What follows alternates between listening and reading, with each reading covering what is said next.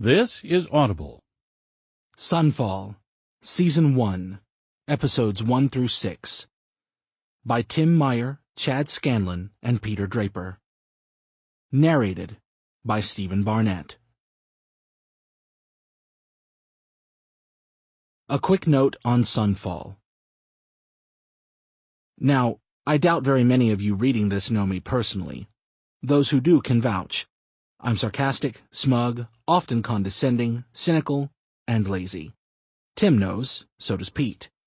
When Tim mentioned writing an author's note, or rather, an author's note, yay grammar, and I politely asked if I could take the helm, his surprise was understandable. When he said I could, my gratitude was immeasurable. Those sentiments come to mind, surprise and gratitude, when I think about Sunfall. The initial surprise came when I asked a friend, an avid reader, to read our rough draft of Episode 1 and give his general opinion. I asked him in person, and when he told me he really liked it, I could see in his eyes that he wasn't kidding. His eyes get all red and teary when he talks about movies or books he loves. Bring up Goodfellas and he'll basically start weeping. He genuinely liked it and couldn't wait for the next episode. I was floored. I mean, look, Tim is a super talented writer, and if you're in a room with Pete, then you're no longer the smartest guy in the room. I knew it was going to be good because they were involved. But it's not easy to put your heart into any art form and ask for criticism. To have someone genuinely enjoy a story I had a hand in creating was shocking.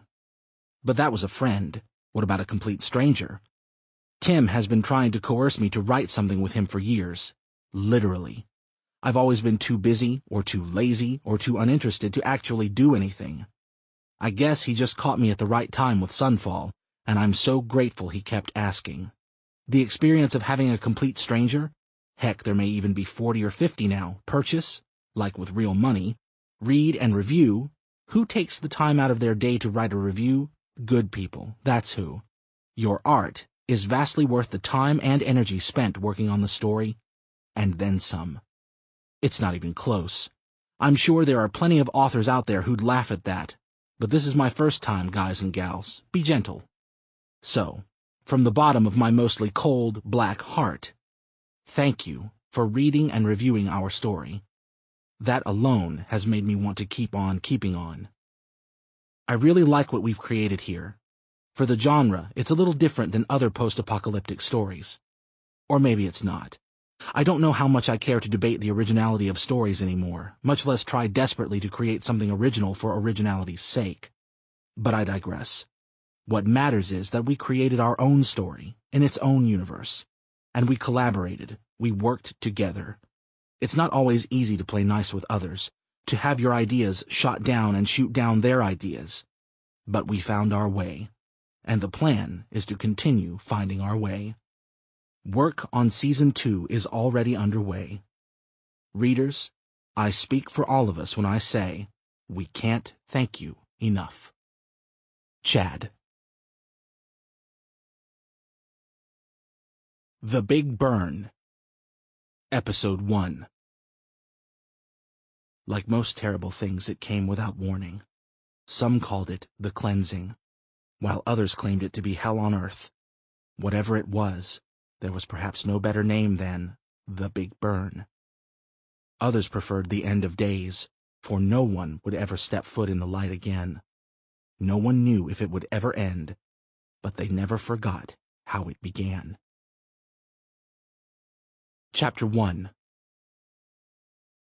Over the whirling sound of the Jeep's AC fan, Samuel Wright glared at his cell phone vibrating in the cup holder next to his coffee.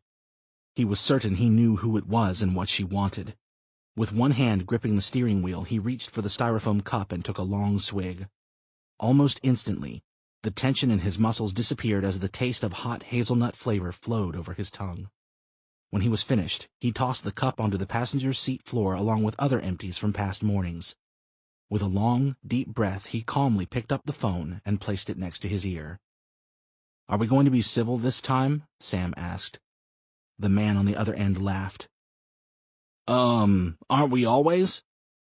"What? Who?" Sam started, staring down at the caller ID. As he did so, the Jeep bounced over a large pothole in the freeway and lurched. With both hands, he quickly straightened the wheel. "Shit!" Sam, you okay? It's Brian. Yeah, I'm fine, he said, pinning the phone against his shoulder. Thought you were Brenda when I picked up. You may wish I was after you hear what I'm about to tell you. Christ. What happened now? Sherry lock herself in the maintenance closet again? Not quite. There was a brief pause as Brian readied himself for the words to come. Chris Atkins got into an argument with a customer this morning. That's not news, Brian. Kid's a prick. We all know that. He punched a guy in the face. Cleaned his clock pretty good. Cutting across 3 lanes of traffic, Sam brought the Jeep to a screeching halt. Are you shitting me? Not this time, I'm afraid. God damn it. Does HR know about it? Yup. Told me I have to send him home for the day. No shit. Sam banged his hand against the steering wheel. What else did they say? Brian huffed into the phone. Said he has to be terminated, and the store manager has to do it, Sam finished. Bingo, Daddy-o. Sighing deeply, Sam slumped in his seat thinking about what he'd say and how he'd say it. Shaking his head, a nervous grin stretched across his face. Having to show one of his employees the front door might be one of the best conversations he'd have in months. Hell, the thought of being screamed at by someone other than Brenda was almost enough to make him want to turn around and get it over with that very moment. But, as quickly as that thought entered his mind, it gave way to the memories of when he had done such things, the arguments he found himself trapped in time and time again. Her vicious words repeated in his ears without any way to silence them. He wondered if Chris could be anywhere near as wretched as she had been over the years. Sam, you there? Tomorrow. We'll do it first thing in the morning. He tossed the phone back onto the passenger seat and cranked up the air conditioning to its highest setting. Chapter 2. Wiping the sweat from his brow, Sam impatiently pressed the doorbell in rapid succession. As he waited for someone to answer, he glanced upward at the cloudless sky. The sun burned brightly, reddening his neck with each passing second. He shook his head as he recalled the weatherman's predictions. For once, the forecast was actually accurate.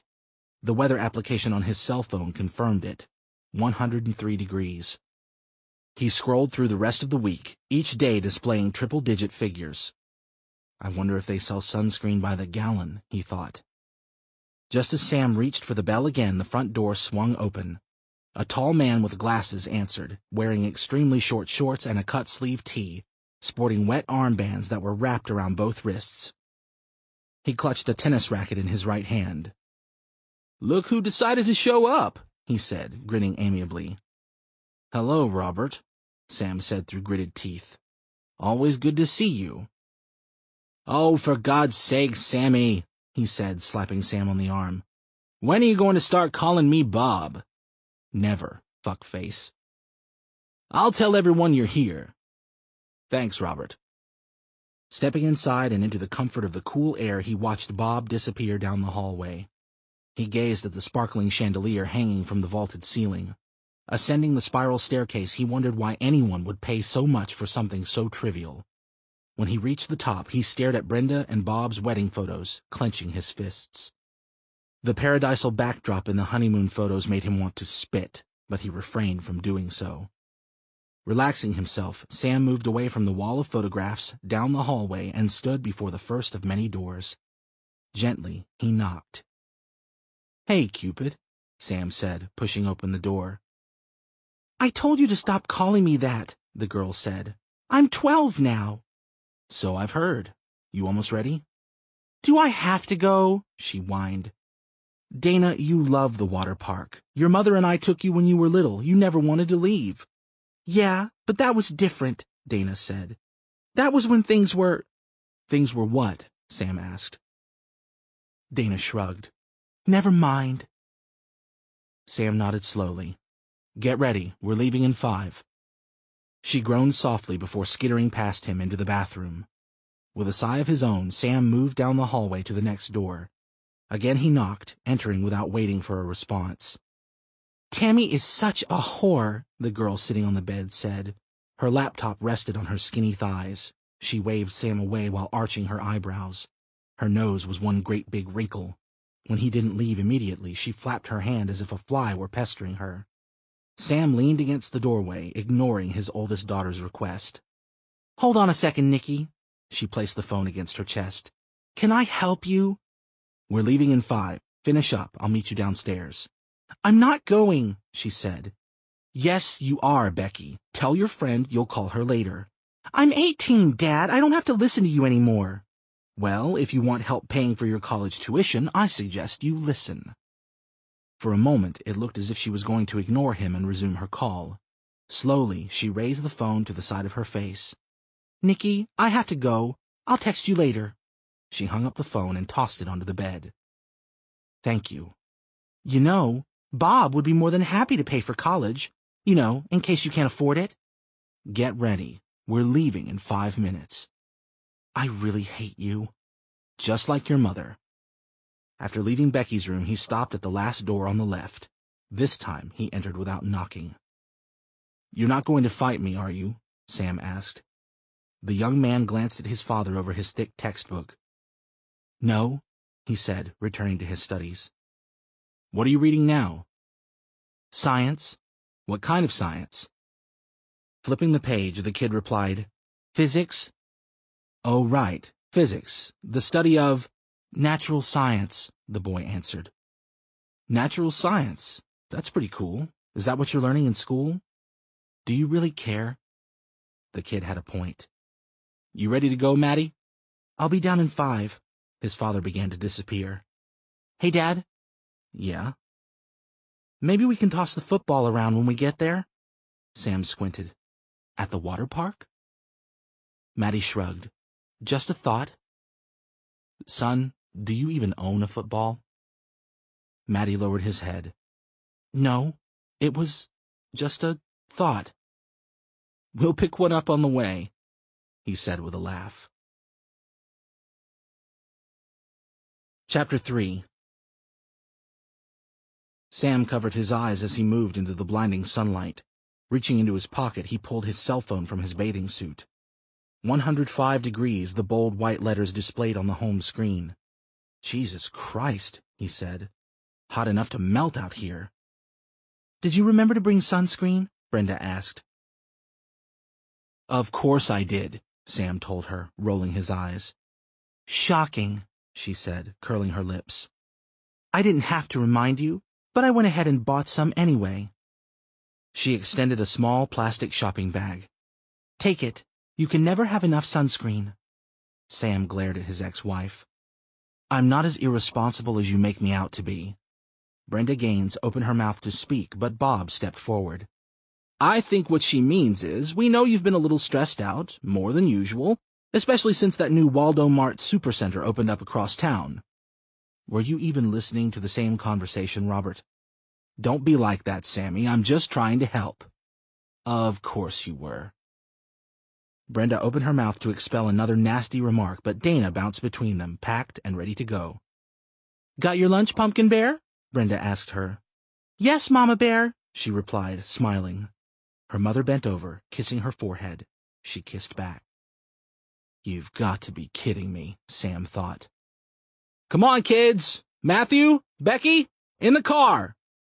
One by one, the kids walked toward their father's Jeep, reluctance heavy in each one of their steps. With undeniable arrogance, Brenda placed her hands on her hips. "They hate you," her grin said to him. "They fucking hate you." Judging from their long faces and annoyed demeanor, Sam considered for a moment that she might be right. Or maybe they had been taught to hate him. He wouldn't put it past her and Bob sitting at the dinner table, speaking ill of him, filling their easily influenced minds with all sorts of lies and exaggerations. Brenda had a way of turning every disagreement they ever had into something seen in a Lifetime movie. God only knows what she told her children behind closed doors. Just as that thought sailed through his mind, a new one populated. It didn't matter what she told them. It didn't matter what shit spewed from her devilish lips, what lies were concocted. None of it mattered because he was their father, and she could never take that away from him. Chapter 4. Pulling into the last shaded parking spot, Sam listened to the girls' collective moan coming from the back seat. He had been able to tune out their bickering for the extent of the drive, but the overwhelming whining finally broke his patience. "What's the problem?" he asked, glaring at them in the rear view. "We prefer the beach," Dana said. "Mom takes us to Barricade Beach in Red River." "That's another 20 minutes out of the way." Sam looked at the water park in front of them. It was filled with corkscrew water slides, a lazy river, a giant wave pool, and plenty of places to keep cool in the extreme heat. Most importantly, there were families enjoying themselves. "What's wrong with the Sandcastle Water Park?" "We haven't been here since we were kids," Becky said. "This is where you take your 5-year-old. She laughed obnoxiously. "Besides, all the Bennies come here." "Stop," Sam said. "What do you think, Maddie?" Maddie glanced up from his textbook, shrugging at the sights of the water park. "We forgot to stop for a football." "Shit." He stared at his son. "Maybe one of the Bennies will let us borrow one." Maddie ignored his father, returning to his physics book, a chapter on the complexities of gravitational pull. Sam turned, facing his children. "Look, I know the three of you would rather be doing anything else than spending time with me, but we're family too, and your mother and Bob need some time for themselves." "So they can fuck?" Becky asked, bursting into laughter. Maddie rolled his eyes. "Ew, Becky," Dana squealed. "God, you're sick." Sam closed his eyes, shaking his head. "Did you have to say that in front of your sister?" Becky, still laughing, shrugged. "It's not like we don't hear them every night. Sounds Carrie in Bob's mansion." "That's enough, Becky." "Grinding on each other?" "I said enough," Sam repeated. Dana pretended to retch. "The slurping sounds of Mom sucking his—" The slap filled the car. Sam didn't even realize what he had done until it was over. Becky gaped at him, mortified, her eyes bugged from their sockets. Maddie pushed his face deep into his book, pretending to have heard and seen nothing. Dana stared at her father, tears taking shape in the corners of her eyes. "You hit me," Becky said, gently patting her swollen cheek. "I'm sorry, Becky," Sam said sincerely. His hand trembled. His stomach felt hollow. "God, I'm sorry. I didn't mean—" He reached for her, attempting to rub the rosy spot on her cheek. She slapped his hand away. "You hit me," she repeated. "You've never hit me." "I want to go home," Dana said, holding back tears. "Yeah, Dad, I don't feel so well," Maddie said, peering over the binding of his book. "Maybe we can go to the water park next weekend." "If there is a next weekend." "Please?" Sam nodded. "Okay," he said, returning to the steering wheel. Someone screamed from inside the park, a loud, shrill cry that was probably heard from blocks away. That didn't sound good, Sam thought, staring at his kids in the rear view, unable to bring himself to start the engine. Chapter 5. A crowd gathered near the ticket booth facing the massive wave pool. Most of the onlookers turned their hands into visors, gawking at the unfolding scene beyond the mob. Several spectators passed concerned whispers between one another. Others hustled by without stopping for a second glance. Still, the screams continued. "What's going on, Dad?" Dana asked. "I don't know," Sam said, his hand on the key, ready to crank the ignition. "Maybe someone fell off the 50-foot drop," Maddie said. Sam's eyes remained on the crowd that continued building by the minute. "I don't think that's the case, Maddie." "We should go home now," Dana said, biting her fingernails. The mood in the car had drastically changed. Sam glanced at Becky in the rearview mirror. The palm print had already faded into a pink blur.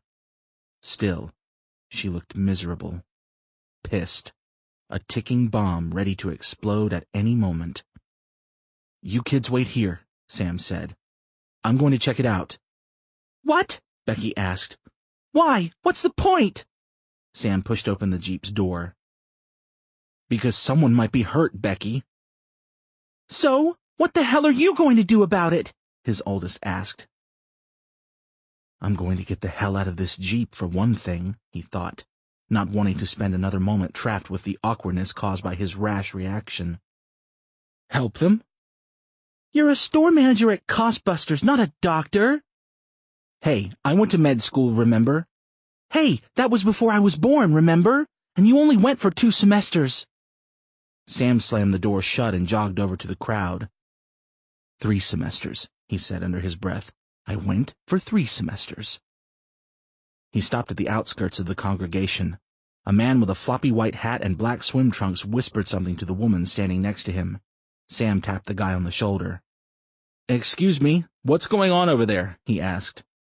The man turned, arching his eyebrows and shrugging his shoulders. Can't really say. We heard screaming coming from the wave pool, and no one will let us get anywhere near the thing. Do you think it's anything serious?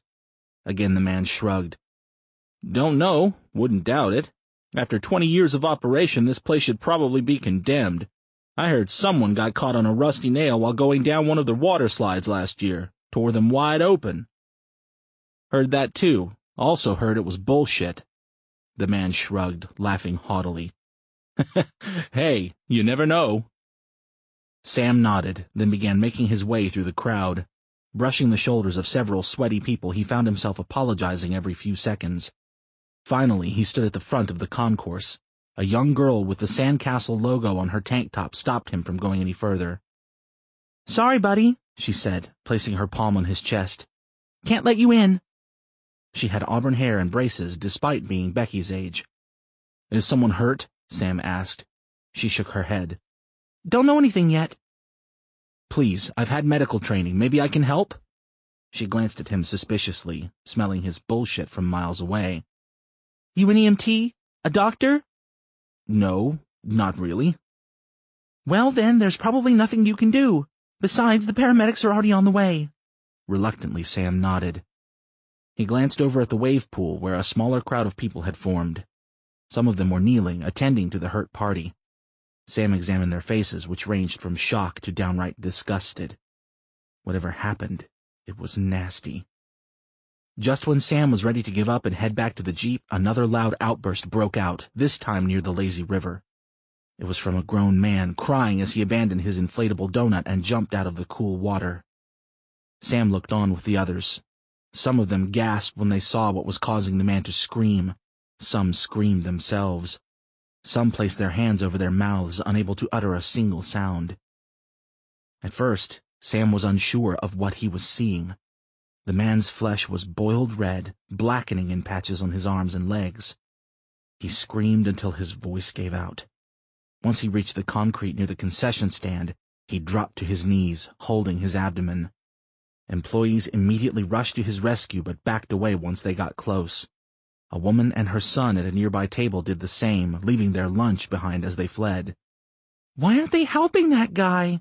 someone in the crowd asked. Sam wondered the same thing. The girl with auburn hair assured the crowd that there were lifeguards on duty and that they were trained to handle any and all situations that may arise. He thought about rushing past the teenager, running over to the man clearly needing medical attention, and seeing if there was anything he could do. There was nothing she could have done to stop him. He pushed forward when more cries came from the other end of the water park, closer to where Sam was standing, near the kiddie pool. Everyone snapped their heads in the direction of the frantic noise.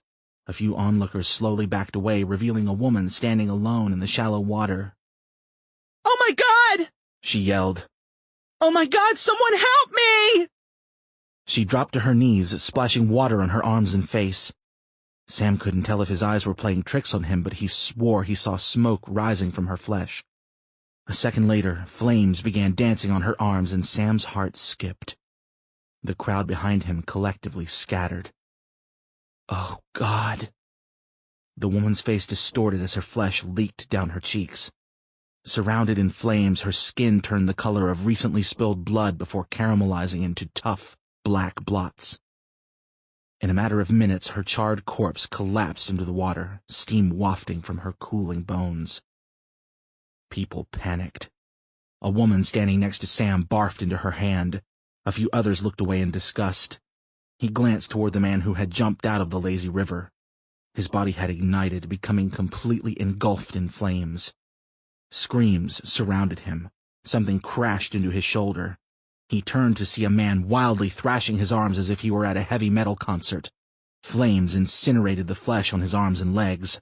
Quickly, he became a giant fireball running in no particular direction. His screams died as the fire swallowed his skin. People started running frantically, colliding into one another, knocking each other to the ground. Some were trampled immediately, and no one stopped to help them. Screams multiplied with each passing second. Sam watched a man burst into flames, his eyes exploding from their sockets, popping like overstuffed pimples. Auburn Hair grabbed Sam by the back of his shirt, dragging him into the ticket booth where a few others hid. "What the fuck is happening?" a young woman asked. She had her nose pierced along with a few visible, colorless tattoos. "Terrorism," uttered the burly, tattooed man next to her. "Has to be. Chemical warfare. No other explanation for this shit." "I don't feel different," Sam said. He watched a woman pushing a stroller explode into flames, like the feathers of a phoenix. "What do you mean?" the man asked. "How come we're not on fire?" The four of them looked around. Everyone outside of the booth was engulfed in flames, or already reduced to ash. I don't know." Sam stuck his hand outside of the booth where shade and sunlight drew a fine line. He felt a hand collapse on his shoulder. "Don't do that, man," Auburn Hair said. He ignored her. His fingers neared the barrier. As soon as his hand left the safety of the shadow, he felt it.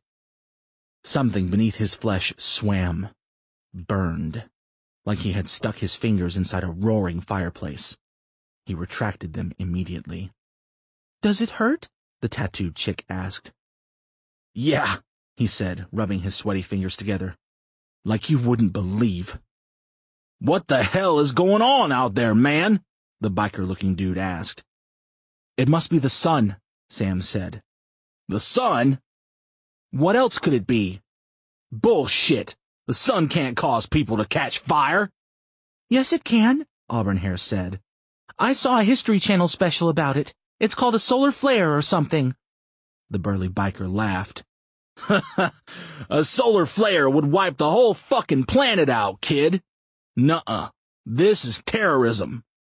"It doesn't make a difference what it is," Sam said. "We can't hide in here forever." "Damn right," the biker said. "I'm making a run for it." "Jerry, no," the tattooed chick said. "You'll end up like everyone else." People fled from the water park into the parking lot. Most of them never reached their cars. "Fuck that! Running is our best option, babe." Jerry's girlfriend didn't argue any longer. She put her hand on his shoulder, her eyes pleading. Jerry shook his head, brushing her hand away. "I can make it," Jerry said. She shook her head. "No, you won't." "God damn it, Jenny, are you coming with me or not?" Jenny started crying. Behind her, a man started climbing into the ticket booth through an open window. Half of his face had burned away, his scalp raw and oozing pus. The man hollered, begging for help. Jenny screamed when she caught a glimpse of the disfigured man. The tender skin on his chest was bleeding badly. The glasses on his face had been melted to the skin around his eyes. His lips twitched and clear fluids poured from the small opening that was once his mouth. An agonizing groan escaped his lips as he fell onto the booth's floor. The man's skin seemed to liquefy on contact. Flesh-colored splatter caked the laminated tile. "I'm getting the fuck out of here!" Jerry screamed, watching the dying man crawl around in his own slop. Steam rose from his decaying body. The man looked like chewed food moments before the swallow. Before Jenny could protest, Jerry hightailed it from the booth. He got halfway into the parking lot before he started screaming. Swatting his arms in the air like he was being attacked by a horde of hungry mosquitoes, he dropped to his knees. Within seconds, flames baked his flesh, forcing the man to sizzle on the blacktop like an egg. He withered to ash right before Jenny's tear-drenched eyes. Mindlessly, she took off after him. Sam grabbed her wrist, dragging her back under the safety of the ticket booth's shadow. "Don't. It's too late," Sam said. We have to get out of here, Auburn-Hair said. Agreed, but if we step 1 foot out there, we're dead. Chaos ensued around them. People ran, screaming frantically, while their flesh sizzled and bubbled before their very eyes. Sam looked to the parking lot, wondering if the kids were safe. He couldn't make out his Jeep in the sea of vehicles. What do we do? Auburn-Hair asked. He looked around, surveying the madness. People fell to their knees, remaining there until the flames torched them completely. The woman who had been pushing her baby was now a blackened clump of flesh and bone. The fire that consumed her continued to rage. The stroller had fallen on its side. A wad of burnt gristle lay inside, resembling no baby Sam had ever seen. Next to the stroller lay 6 beach towels. Sam pointed ahead with his chin. Maybe we can throw those over us. Maybe they'll protect us. Maybe they won't, Jenny whispered, her eyes fixed on Jerry's ashy remains. What other choice do we have? We could stay here until it's over, Jenny faced him. Wait it out. Wait it out? Sam asked. Look, this isn't a passing shower. Without water, we won't last a few days in this heat. Maybe it will only be a few hours, Jenny said, still trying to convince herself. Maybe it's forever, Auburn-Hair suggested. Look, I have 3 kids waiting for me in my Jeep. I don't even know— He stopped, a lump rising in his throat. I don't even know if they're okay. Jenny said nothing. Auburn-Hair's lips trembled. I'm going with you, Auburn-Hair said. Sam nodded. Last chance, he told Jenny. The tattooed woman started crying, sinking to her knees. I'll take that as a no, Sam thought. Even he began doubting whether or not his plan was going to work. Chapter 6. Sam reached for the towels, his hands leaving the shadowy zone of safety, trespassing into the forbidden light. The peculiar sensation of someone lighting a match beneath his skin traveled down his fingers and up his arm. He wasted no time. Quickly, he lunged into the sunlight. Pain entered him. Invisible flames licked his skin. Sam grabbed the towels, retreating into the shadows hastily. He rolled around the ground, trying to vanquish the imaginary fire.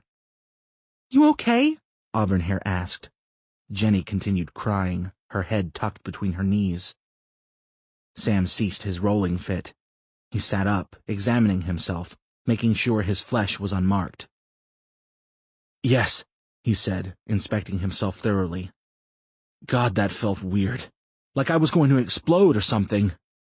Well, thank Christ you didn't. Auburn-Hair's eyes darted back and forth.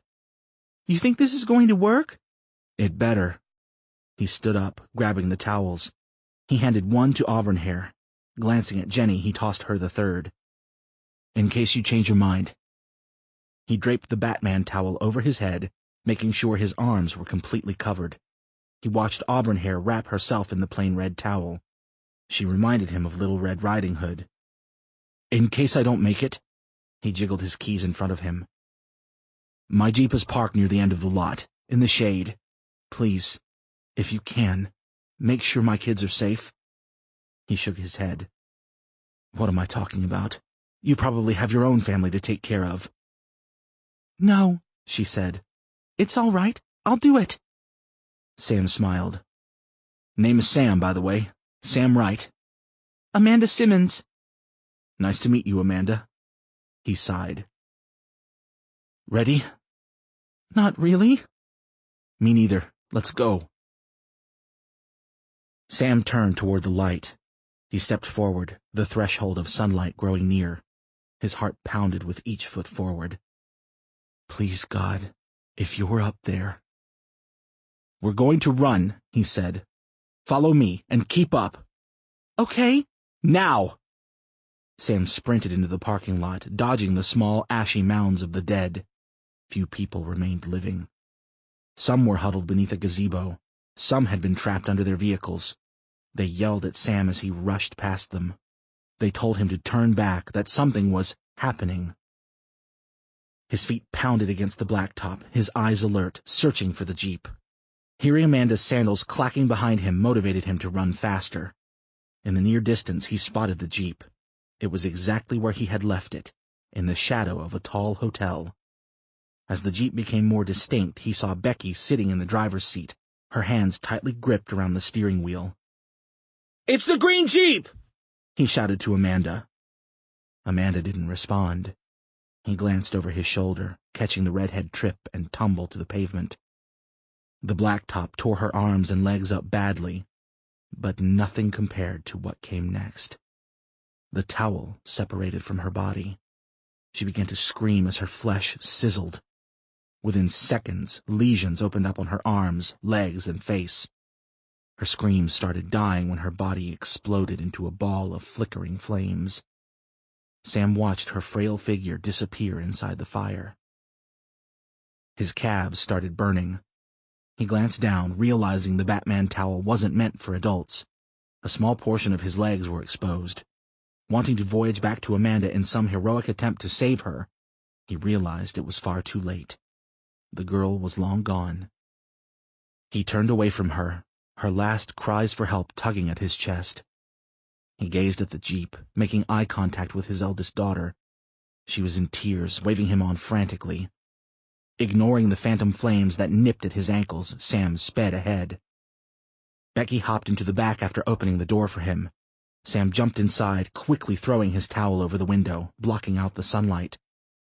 Once he was satisfied that the sun couldn't hurt them, he turned to the kids. The three of them were huddled in the back seat, crying, fear encrusting their faces.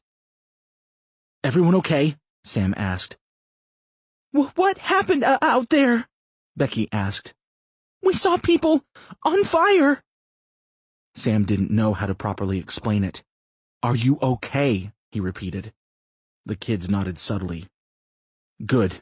We're getting out of here. Stay low, and whatever you do, don't let—" Something crashed against the window. Dana screamed, tears streaming down her face. Sam nearly hopped out of the driver's seat, his ass lifting a good inch off the leather. Quickly, he turned to see Jenny. SpongeBob protected her head. She sobbed uncontrollably. Mouthing the words, "Help me," she tapped the glass. "I can feel it inside me," she whimpered. "Go to the passenger side!" Sam shouted. She scurried to the other side of the Jeep, unscathed. Slamming the door behind her, she hunched into a ball, draping the towel over her, covering every inch of skin. "You're okay now," Sam said, rubbing her shoulder. He turned, looking into the back seat. "We all are," he said, although he hardly knew if that were true. Chapter 7. Gameth, New Jersey, 11:06 a.m. Beatrice Allen was mowing the front lawn, something her out-of-work husband was supposed to do, when she noticed something strange out of the corner of her eye. Little Henry Townsend from across the street was running around his front lawn, slapping himself wildly, as if he had disturbed a wasp's nest. He started crying, rubbing his face vigorously. Beatrice killed the mower, cupped her hands around her mouth, and asked poor Henry if he was okay. The kids shrieked. Beatrice sprinted across the front lawn into the street. She got to the Townsend's property when she noticed something horribly wrong with Henry's face. He was sweating, only it wasn't perspiration running down his cheeks. It was dribbles of flesh, oozing off his body, dripping to the grassy surface below. Rushing to the boy's aid, Beatrice let out a terrified utterance of her own. Before she reached him, Henry combusted spontaneously. Hellfire swallowed the kid, whom Beatrice was actually quite fond of, in a motherly sort of way. As the kid stood on his front lawn like a burning monk, Beatrice felt her neck become unusually hot. Sweat poured down her back, into the crack of her ass. It was heated, scalding. Before she ignited, Beatrice screeched like a hungry gull. Chapter 8. London, England, 4:48 a.m. Martin Brower hopped off the bus just as he did every weekday morning around 5. Today was different, or at least he hoped it would be. Rushing to the center of town, he couldn't control his excitement. He glanced down at his watch. Only 3 minutes late. Not terrible. He quickened his pace. Maybe she won't cut my ball bag after all. He turned a corner, spotting the magnificent fountain where they had held their first kiss. Tucking the flowers beneath his arm, he scanned the area for Anne, expecting to see her leaning against the rail, arms tucked beneath her tiny breasts, her foot twitching with anticipation. Instead, only a few pigeons fluttered around the area. Couples sat at tiny tables, enjoying tea and an early breakfast, or really late dinner, laughing amongst themselves. Soothing music quietly played from inside a coffee shop. Once he reached the fountain, he glanced around anxiously. No sign of Anne. Weird. She's not one to be late. He reached inside his pocket and grabbed the small jewelry box. He opened it, setting his eyes on the sparkling rock inside. It's perfect, just like Anne. He smiled while playing out the day's events in his mind. Things were going to go off without a hitch, so his gut told him. On the other side of the fountain, someone screamed. Martin glanced through the water and saw a group of people rush toward a fallen woman. Anne? He wondered, pocketing the ring. He scurried around the fountain, keeping his eye on the gathering crowd. Not Anne. Please not be Anne. He was relieved when he saw the woman had different color hair than his future wife. Martin watched with morbid fascination as the woman convulsed. She was screaming, clawing at her neck and face. I wonder who her dealer is, Martin thought, internally chuckling. The woman grew more violent as time passed, eventually attacking the people who had come to her aid. Get away from me! She yelled. The people did as she commanded, although some were laughing, thinking maybe it was all an elaborate hoax. Martin chortled to himself, thinking the same thing, then continued to scan the area for Anne. No luck. Come on, baby. Don't stand me up. Not today. Screams suddenly surrounded him. He didn't realize what was happening until it was too late. Everything sped up. People started falling in the streets as if the earth were a carpet yanked from under them. Martin watched them squirm on the ground, rolling as if they had caught fire. He saw no flames.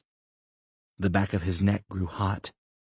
Something crawled beneath his skin. It felt the same as nicotine withdrawals, which was silly because Martin had quit years ago. Martin? A sweet voice asked from behind him. Martin, what's happening to me? He turned and saw his true love, only it barely resembled Anne. Her face was distorted, as if someone had taken a blowtorch to her facial features. One of her eyes hung from its socket. She screamed as her flesh bubbled, warping beneath the blazing morning sun.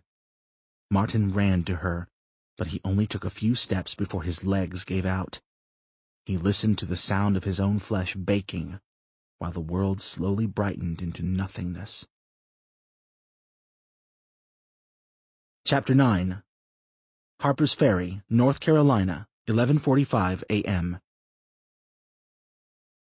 Brandon Towers and his father were finally finished packing. They surveyed the collection of cardboard boxes, plastic storage bins, and black trash bags containing their personal possessions. Bill Towers was doing one final sweep of the house before hauling everything outside and into the moving truck, being very adamant about this process. We'll get it all into the living room first, then we move everything outside. None of this back and forth throughout the house 80 times nonsense, he told Brandon. Brandon was pretty bummed about the whole thing. He liked the house they were living in.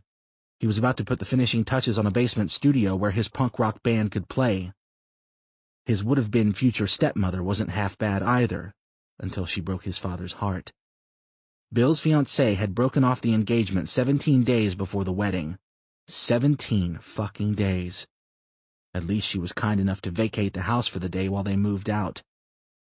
So thoughtful, his father would say sarcastically, followed by an optimistic, albeit forced, "On to bigger and better, eh, buddy?" Brandon tried cheering him up that morning with no success. Determined to turn his mood around, he jokingly offered to help make his father a profile on one of those dating sites.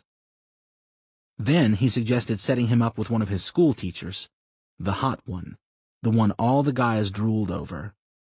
Bill took it all in stride, although remaining depressed. The truck was nearly packed, the workload taking its toll on both of them. They emerged from the house drenched in sweat. You had to pick the hottest day of the year to move, Brandon said, fanning himself with both hands. We're losing the shade, Bill said. Let me make sure the breakables are tied down, and then we'll get going. Brandon saw an opportunity to play a little joke on his old man. Maybe that's what he needed to lift his pops out of his miserable state. He waited until Bill reached the back of the truck before quickly pulling down the gate and latching it shut. Bill felt himself immediately lose his cool, but like everything else, he let it go. You're such a little punk, Brandon. If it wasn't against the law, I'd beat your ass with a shoe until it turned purple. It was like a sauna in there, and after a few minutes the harmless little prank was no longer amusing. All right, buddy. Seriously, it's hotter than hell in here. Let me out. Brandon didn't respond. Bill felt his flesh grow hot, the temperature rising with his anger. He started pounding his fist against the door and screaming for Brandon to open it up. He yelled until he went hoarse, beating his balled fist until it was nearly broken. Outside, Brandon's body lay in a crumpled, kindling black pile. Chapter 10. Hollywood, Florida. Sunrise. Brian and Katie were reunited at last. It was the movie moment in Katie's life, the one she never thought would happen. One of those scenes that only unfolded in Reese Witherspoon films. They'd been together for 7 years. She saw Brian through the worst of his addiction. But there came a time when Brian's problems and Katie's willingness to deal with them were at their respective peaks. Katie had to cut him loose. It had been an ugly scene, packing her things and trying to leave his, well, really their, house. Him on his knees begging her to stay, eventually threatening to kill himself if she didn't. Words were said that they both regretted. Amidst the yelling and crying, Katie was desperately trying to remember everything that belonged to her. She didn't realize it until now, but she had been mentally planning this exodus for a long time. That's what happens when you live with an addict, though. All the broken promises and bold-faced lies give you the motivation to want to escape. And the nights spent waiting at home during mysterious late-night cigarette runs, or watching them nod out on the couch, give you the time to plan it. But she still loved him. Though they were fewer and farther between, she still caught glimpses of the real Brian underneath the fog of the drugs. When she did, her heart sung and sank. After leaving him that day, months went by while she tried to move on. Katie had heard about Brian going to rehab and was happy for him. She was happy for herself, too. She began to accept that maybe this was how it was supposed to be, that they'd both move on and be better for it. Then the letter came. Reading it made her heart melt. She wept tears with every emotion her mind could perceive. The letter explained everything. It answered so many of her questions, confirmed the doubts she had, and even offered a little hope. Brian took responsibility for all the bullshit he had put her through, confessing to all the lies. He explained why he did what he did. More importantly, he didn't ask for anything in return. He said he wanted to give her some closure and clear his conscience, selfish though the latter may have been.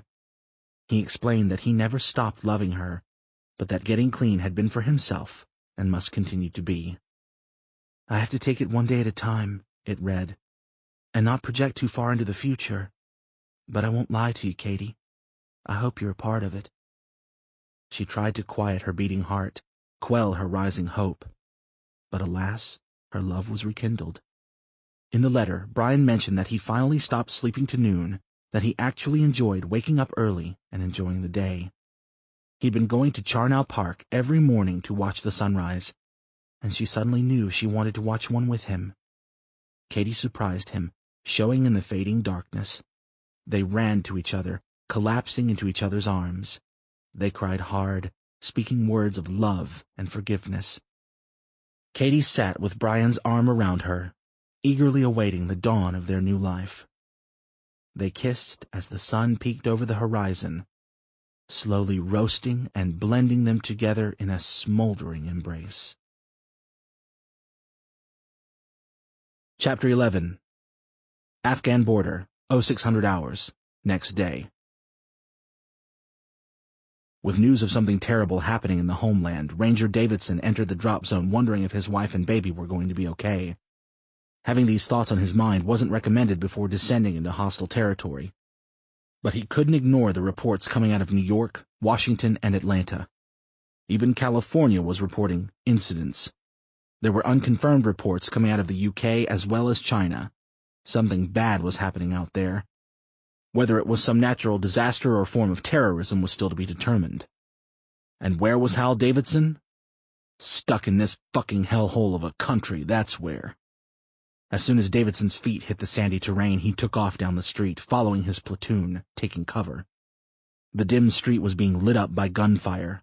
Davidson tucked himself behind a building, waiting for the signal to return the hostiles' welcoming fireworks.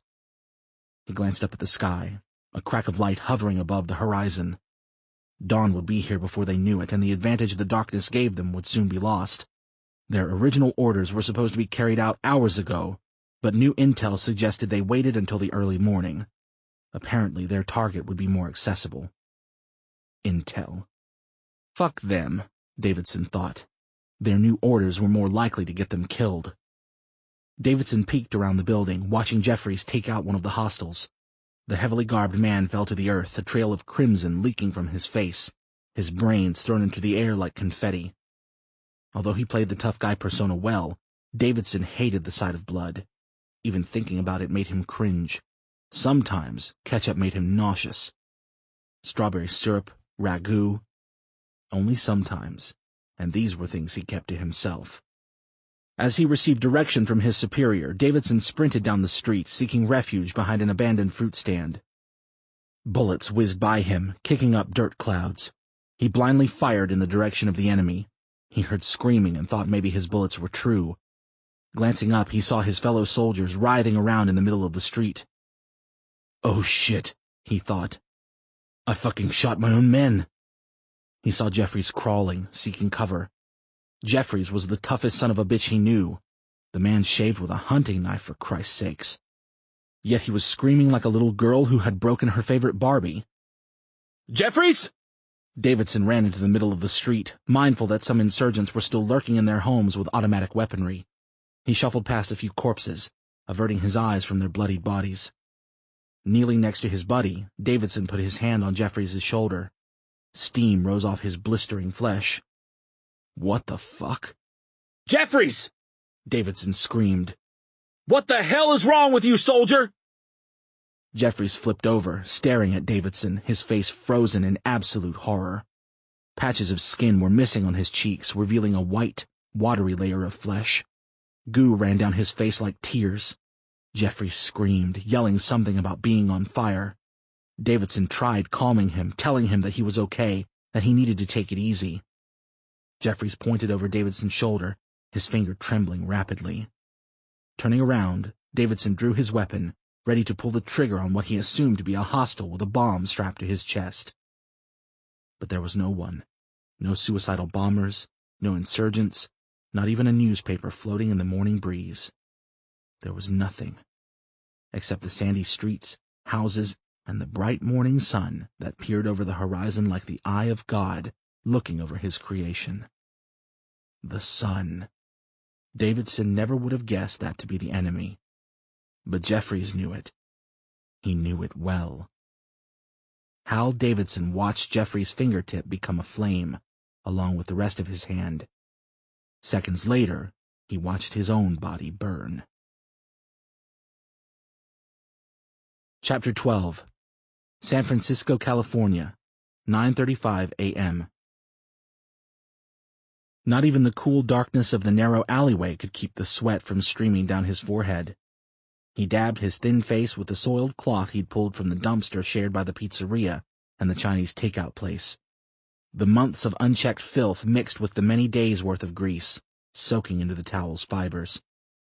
He thought of walking to the churches near Gulf Street, but the extreme heat had brought on a weakness not even the generosity of pastors could overcome. It was too hot to seek out such kindness, even if it meant air conditioning and clean linens. Stuffing the cloth back into his pocket, he gazed at the busy street. Many pedestrians took shelter under storefront awnings, while others continued on underneath the cover of their umbrellas. No one, however, joined him in the limited refuge of the alley's shadows. One by one, he watched people pass by without a second glance. He would have shared the alley's shade had they asked. There was no reason to be selfish, especially on a sweltering day like this one. In these times, a little bit of selflessness goes a long way. He closed his eyes and leaned his head against the brick wall. If only he had thought of that sooner. Then maybe he'd be relying on himself rather than the incidental benevolence of others. At first, he was startled by the unexpected tugging at his pant leg, until he saw the animal at his feet. The German shepherd gnawed his bootlaces, playfully barking at him to join in the fun. Judging by the dog's gentle teething and slender frame, he was too old to be considered a puppy, but still very young. He reached out to pet the dog, who welcomed the attention. "Sorry about that, buddy," said the kid standing on the sidewalk. "No matter what I do, he just won't wear his leash." "Don't worry about it," he said, guiding the dog towards his owner. The kid nodded, taking a firm grip of the dog's collar. "Stop running away on me." They started walking off into the bright, sun-soaked city, the German shepherd panting heavily and the kid joining right along with him. A blanket of heat haze blurred the shop signs across the street, save the blue flashing neon lights hanging in the convenience store window. Letter by letter, and then word by word it flashed, "Ice-cold drinks," over and over again. The kid looked at the store, then at his dog before turning to the stranger in the alley. "Would you mind watching my dog while I run over and grab something to drink?" he asked. "Me?" the man said. "Yeah, I'll only be a couple of minutes." He tried to find the politest way to decline, but something in his mind about "a little selflessness goes a long way" prevented him from saying anything at all. "Look," the kid said, pausing to read the blue stitching on the man's worn and wrinkled shirt. "Thomas, it looks like you could use something to drink too.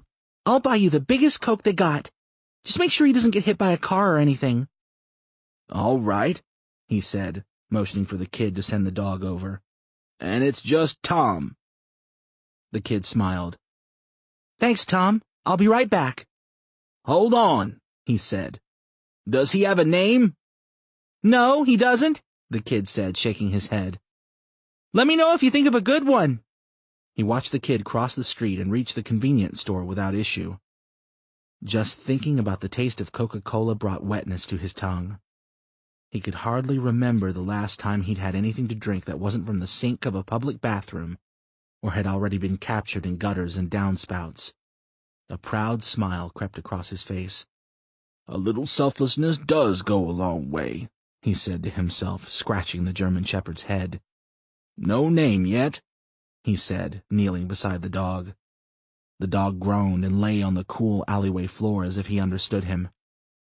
"Don't worry," Tom said. "I'll think of something." The dog perked up when he saw his master walking back towards them with 3 bottles of water in his hands. "What happened to the Coke?" Tom shouted to him. "They ran out," the kid started, but a woman's scream interrupted him. Another scream came from somewhere beyond the vantage point of the alleyway, followed closely by another. The kid turned to find that the people behind him were dying.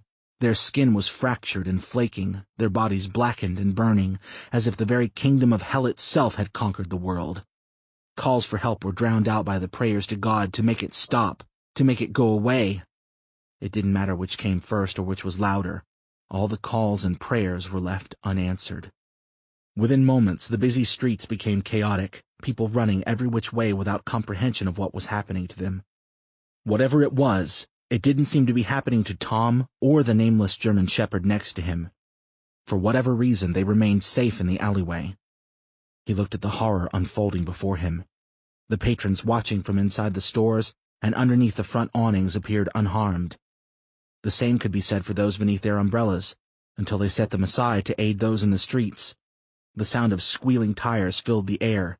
Taxis and sedans collided while other cars crashed through storefronts. Sirens wailed in the distance. There was nowhere to run. There was nowhere to hide, except for one overlooked corridor. "Kid!" he shouted, while holding back the barking German shepherd. "Kid! Come on! Run!" Still clutching the water bottles, the kid ran, avoiding the burning corpses around him. As he neared, Tom could see that he was in bad shape. The kid's arms were burnt casket black, and his face was covered in blood from the blisters that boiled on his cheeks. Tears that fell from his eyes became steam within seconds. He wasn't going to make it.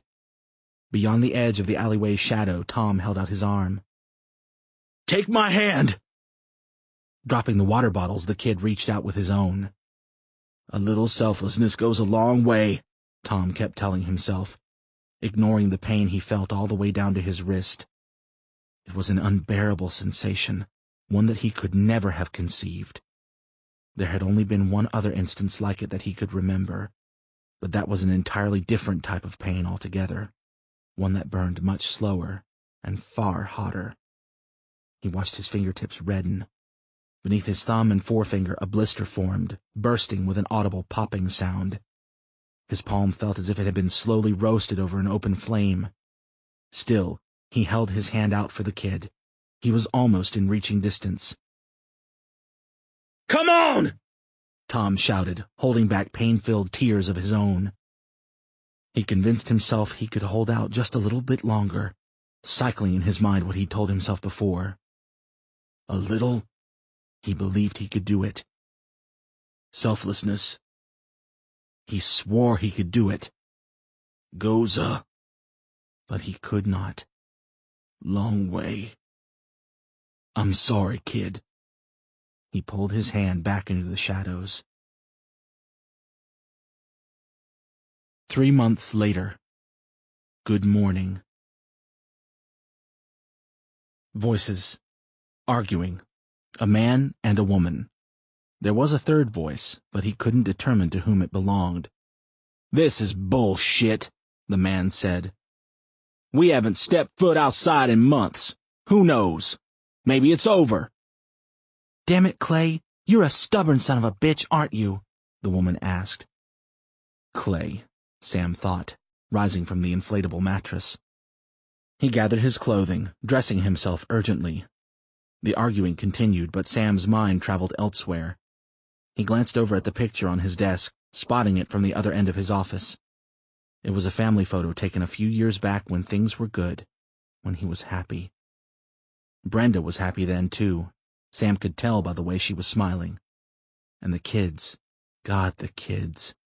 They looked elated to be squeezed between their folks, despite being forced to dress in the ugliest of Christmas sweaters. It was his favorite picture, and every time he glanced at it, it made Sam chuckle. Thoughts of how happy he used to be were interrupted by more arguing. It had escalated to shouting, and Sam thought he better head downstairs before things got out of hand. Like last time. He walked out of his office, shutting the door behind him. Jogging down the stairs, he wondered if it was night or day. In the 3 months since the big burn, the new concept of time still hadn't caught on. Some of the survivors acclimated quickly, mostly those under the age of 30. Older folks, not so much. Sam wondered if he would ever truly get used to sleeping during the day. He pushed open the double doors leading to the sales floor. Heading down the aisle, passing the electronics, he spotted Noah, one of Sam's more trustworthy employees. "It's Clay again," Noah said. "He's getting worse." Sam put up his palm, and Noah nodded. A few seconds later, Sam was standing on the outskirts of a small crowd. In the middle of it was Clay Burrows, ranting about how safe it might be to go outside. Tina Givens stood across from him, her arms folded beneath her breasts. She wasn't much older than Sam. Her lips were curled, her face reddening with each passing second. "God damn it, Clay!" Chandra Lowe snapped. "Can't you just let it go?" "Shut up, dyke!" Clay hissed. The crowd gasped. Chandra's short, spiky hair and mannish figure gave the impression she might be gay, but it was an unspoken truth. No one had the balls to ask her about it, despite her having one of the friendliest faces in the camp. Not knowing made a few women uncomfortable, but they got along without any problems. "No one asked you," Clay added. Whispers traveled amongst the crowd, none of which favored Clay's indignant remarks. "That was uncalled for, Clay," Sam said, emerging from the audience. "Apologize." "Well, look who it is," Clay said, smirking. "The Almighty King has stepped down from his throne. So happy you could grace us with your presence, Your Majesty. Cut the shit, Clay. Sam stepped forward, an arm's length away from the wild-eyed man. He had been astonished when he found out that Clay was actually younger than him. He certainly didn't look it. Sam speculated it had to do with an unfit lifestyle and the carton of cigarettes he inhaled every day. You're starting to freak people out. Don't you think they've been through enough? Clay shook his head. They should be scared. But not because of the sun. Not no more. He licked his lips like a hungry wolf. It's been 3 months since we stepped foot outside. That's not true, Clay. We've been out plenty. Oh, bull fucking shit. Gallivanting around in the dark, looking for medical supplies, hoping to find other survivors. You seriously mean to tell me that's going outside? Clay snorted. No, buddy. That's not going outside. That ain't living. I'm talking about going back to the way things were, Sam. I'm talking about going back to normal. This, Sam said, motioning to Costbuster's interior, is normal now, Clay. It's about time you come to terms with that. Peggy Williams used to be a psychiatrist. If you need to talk to someone, I'm sure she'll listen. Peggy, you around? I don't need a shrink, you fucking asshole. You can't keep doing this, Clay, Sam said, gritting his teeth. There are children here. They are scared. You understand that? There's no reason to be afraid anymore, he repeated. I'm going outside, he said, raising his voice so everyone could hear. Those of you who want to come with are more than welcome. I firmly believe the worst is over, that the sun ain't gonna hurt us no more. What proof do you have? Someone shouted from the audience. Look outside, he said, pointing. The world is still there, ain't it? Trees still stand, the cars in the parking lot haven't caught fire, the street lights haven't melted, the power lines haven't fallen. The world is exactly how it was the day the burn happened. Nothing's changed. Clay was right about one thing. The world hadn't changed. It stood exactly as it had prior to people bursting into flames and having their skin turn to char, reducing them to ash. But Sam didn't buy it. Things still felt wrong. Like the world would never go back to the way things were. The sun had become their enemy, the moon their sanctuary. Despite the darkness, nightfall offered humanity hope. I think y'all better double-check who our leader is, Clay said. I don't remember electing Sammy fucking Wright president of Poopsville. This is his store, Clay, Tina said. He's been kind enough to let your grimy ass stay here. Why don't you show him a little respect? Clay ignored her. Why don't you tell everyone what y'all discovered during your little midnight excursions? The smile spreading across Clay's face made Sam wish the bastard did step foot outside. Come on, he urged. Tell them. They deserve to know. We don't know everything yet, Sam said. Oh, sure we do, Clay said happily. If you ain't gonna tell them, I will. Tell us, Clay, someone shouted. The crowd murmured in agreement. Sam felt his palms grow sweaty. He looked at Tina. She closed her eyes, wishing she was elsewhere. Noah stared at him, shrugging. Brian, former assistant manager, mouthed the words, "You need to shut him up right now." Sam weighed his options. He could rush Clay, sock him in the jaw, hope it broke on the first punch. That would quiet him. But for how long? What would happen once the bones healed? Sam knew men like Clay. They could not be controlled or reasoned with. Clay was like those asshole customers that wanted discounts off everything just because it was Tuesday or they were wearing a pink shirt. Or an employee who wouldn't do a damn thing that was asked of them, no matter how many opportunities they were given. People like that couldn't be coached, couldn't change. Sooner or later, Clay was going to talk. Silencing him now would only draw negative attention to himself. The last thing Sam needed was a fucking revolution. Submitting, Sam lowered his head. A few more people begged for answers. Clay nodded, still grinning. Brian stepped backwards, disappearing into the crowd. Noah masked his face with his hands. "Last chance, Sam," Clay said. Sam ignored him. Clay shrugged. A few nights ago, we made a run into the city. We raided a small convenience store. What we found in the stockroom, well, you may want to brace yourselves for this. Damn it, Clay, just tell us already, a man shouted. People! We found people! Clay told them. Like, alive? Someone asked. He shook his head. No, they were dead. Were they all burnt up? Another asked. No, they were murdered. Some people gasped, others groaned. Whoever done it, Clay started saying before temporarily losing the words that came next. Go on, Clay, a man yelled. You can tell us. Whoever done it, Clay continued, ate them. Collectively, people expressed their immediate concerns. They grumbled amongst themselves, talking loudly over each other. Their necks were all chewed up, Clay shouted. There was lots of blood and everything. But I guess that's all normal now, right? That's the way of the world now, ain't it? Sam stepped forward, grabbing Clay's shoulder. Okay, that's enough. Get your hand off me, Clay barked. Everyone calm down, Sam said. I think it's pretty obvious why not everyone was privy to this information. First off, we don't know all the details. We're not sure if this was an isolated incident or something recurring. We certainly haven't seen any evidence of the latter since. Secondly, I didn't want to start a panic for no reason. He glared at Clay while he spoke. The bastard couldn't even look him in the eye.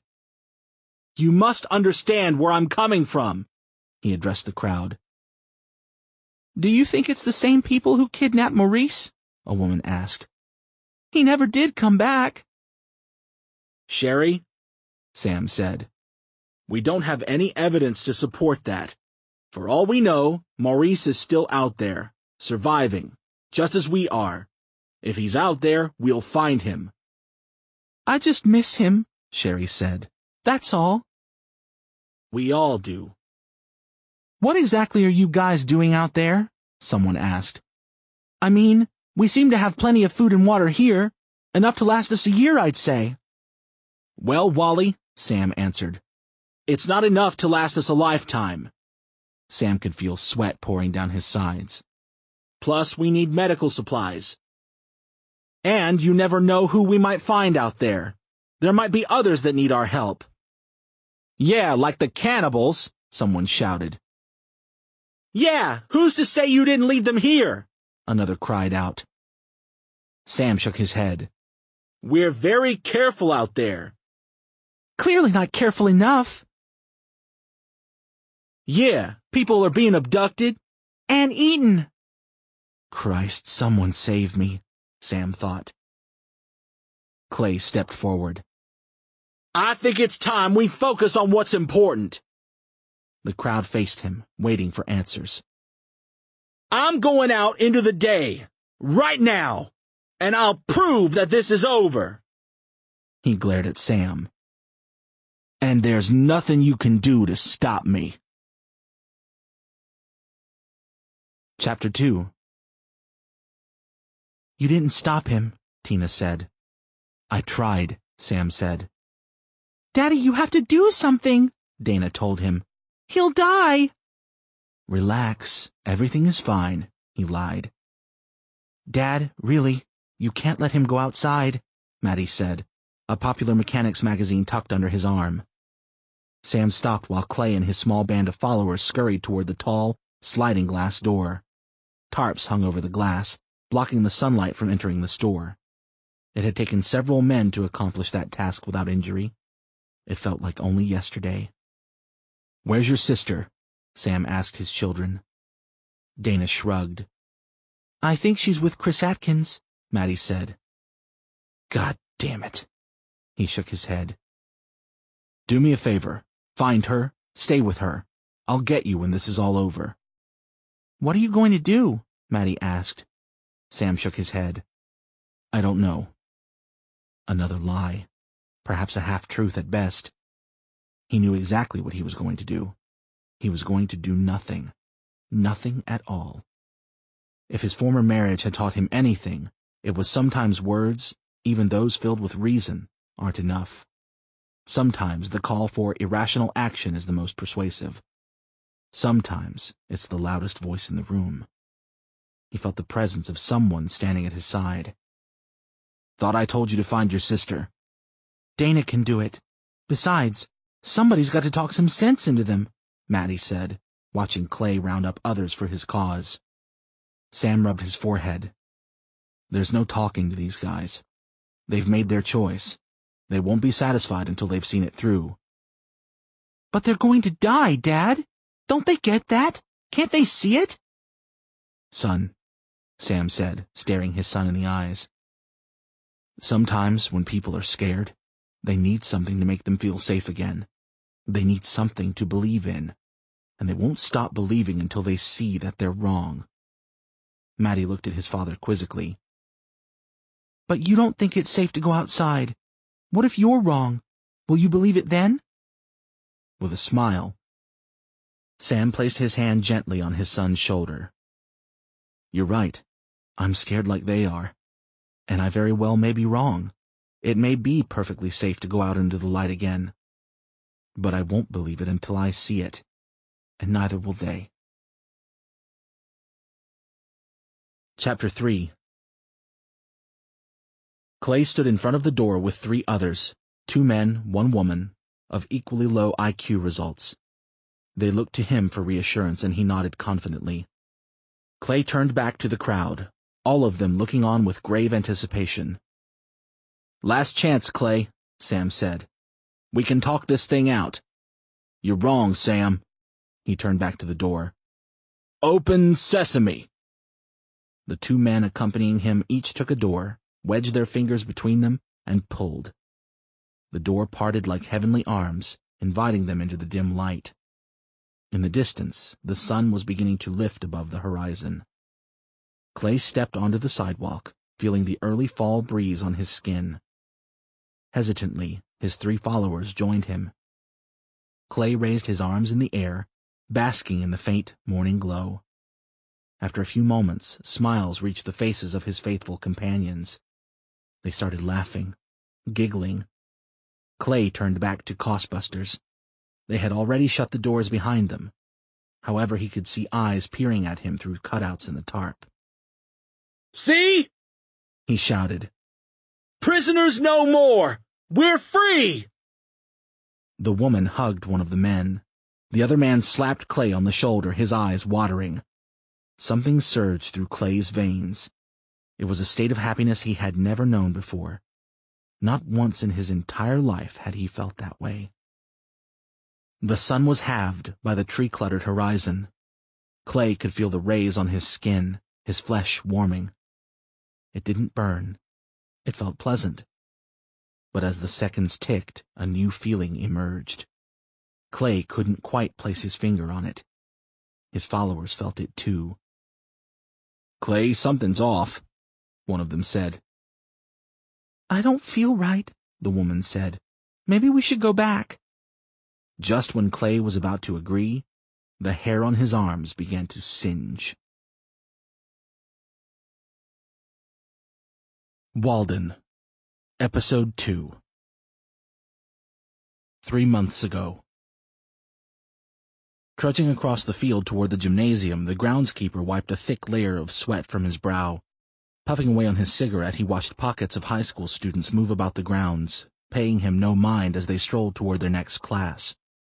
Day in and day out, he observed future doctors and politicians, educators and executives as they began to shape and ready themselves for a life beyond parties and Friday night football games. How many other lives would they affect? How many of their decisions would affect the future of the world, he wondered. Exhaling plumes of white smoke, he recalled his own studies and the peculiar paths they had taken him. "Hot as hell today," a voice said, interrupting his thoughts. "Don't you think?" The groundskeeper turned and saw Principal Reynolds keeping pace with him. The boss man smiled, although it was far from friendly. The groundskeeper knew what was coming, but cared little for the lecture he was about to endure. "Sure is," the groundskeeper said, enjoying the last drag of smoke. You know, we've been through this, the boss said through his teeth, glaring at the cigarette. Faculty is prohibited from smoking on school premises. Sets a bad example for our students. I'm not faculty, he replied, flicking his butt into the nearest trash can. Jesus! Did you even put that thing out? Are you trying to burn the place down? The groundskeeper grinned, watching the thick vein in Principal Reynolds' head pulsate. Relax. The way they make those things now, it's nearly impossible, he said, taking a sip from his water bottle. You should hydrate yourself, Reynolds. Hot as hell out here. That's Principal Reynolds to you, janitor. My apologies. I don't know where you came from or who the hell you think you are, Principal Reynolds said, spitting. But I won't hesitate to kick your ass to the curb. I don't care how highly recommended you come. His eyebrows twitched. Understand? Unquestionably. I've got my eye on you.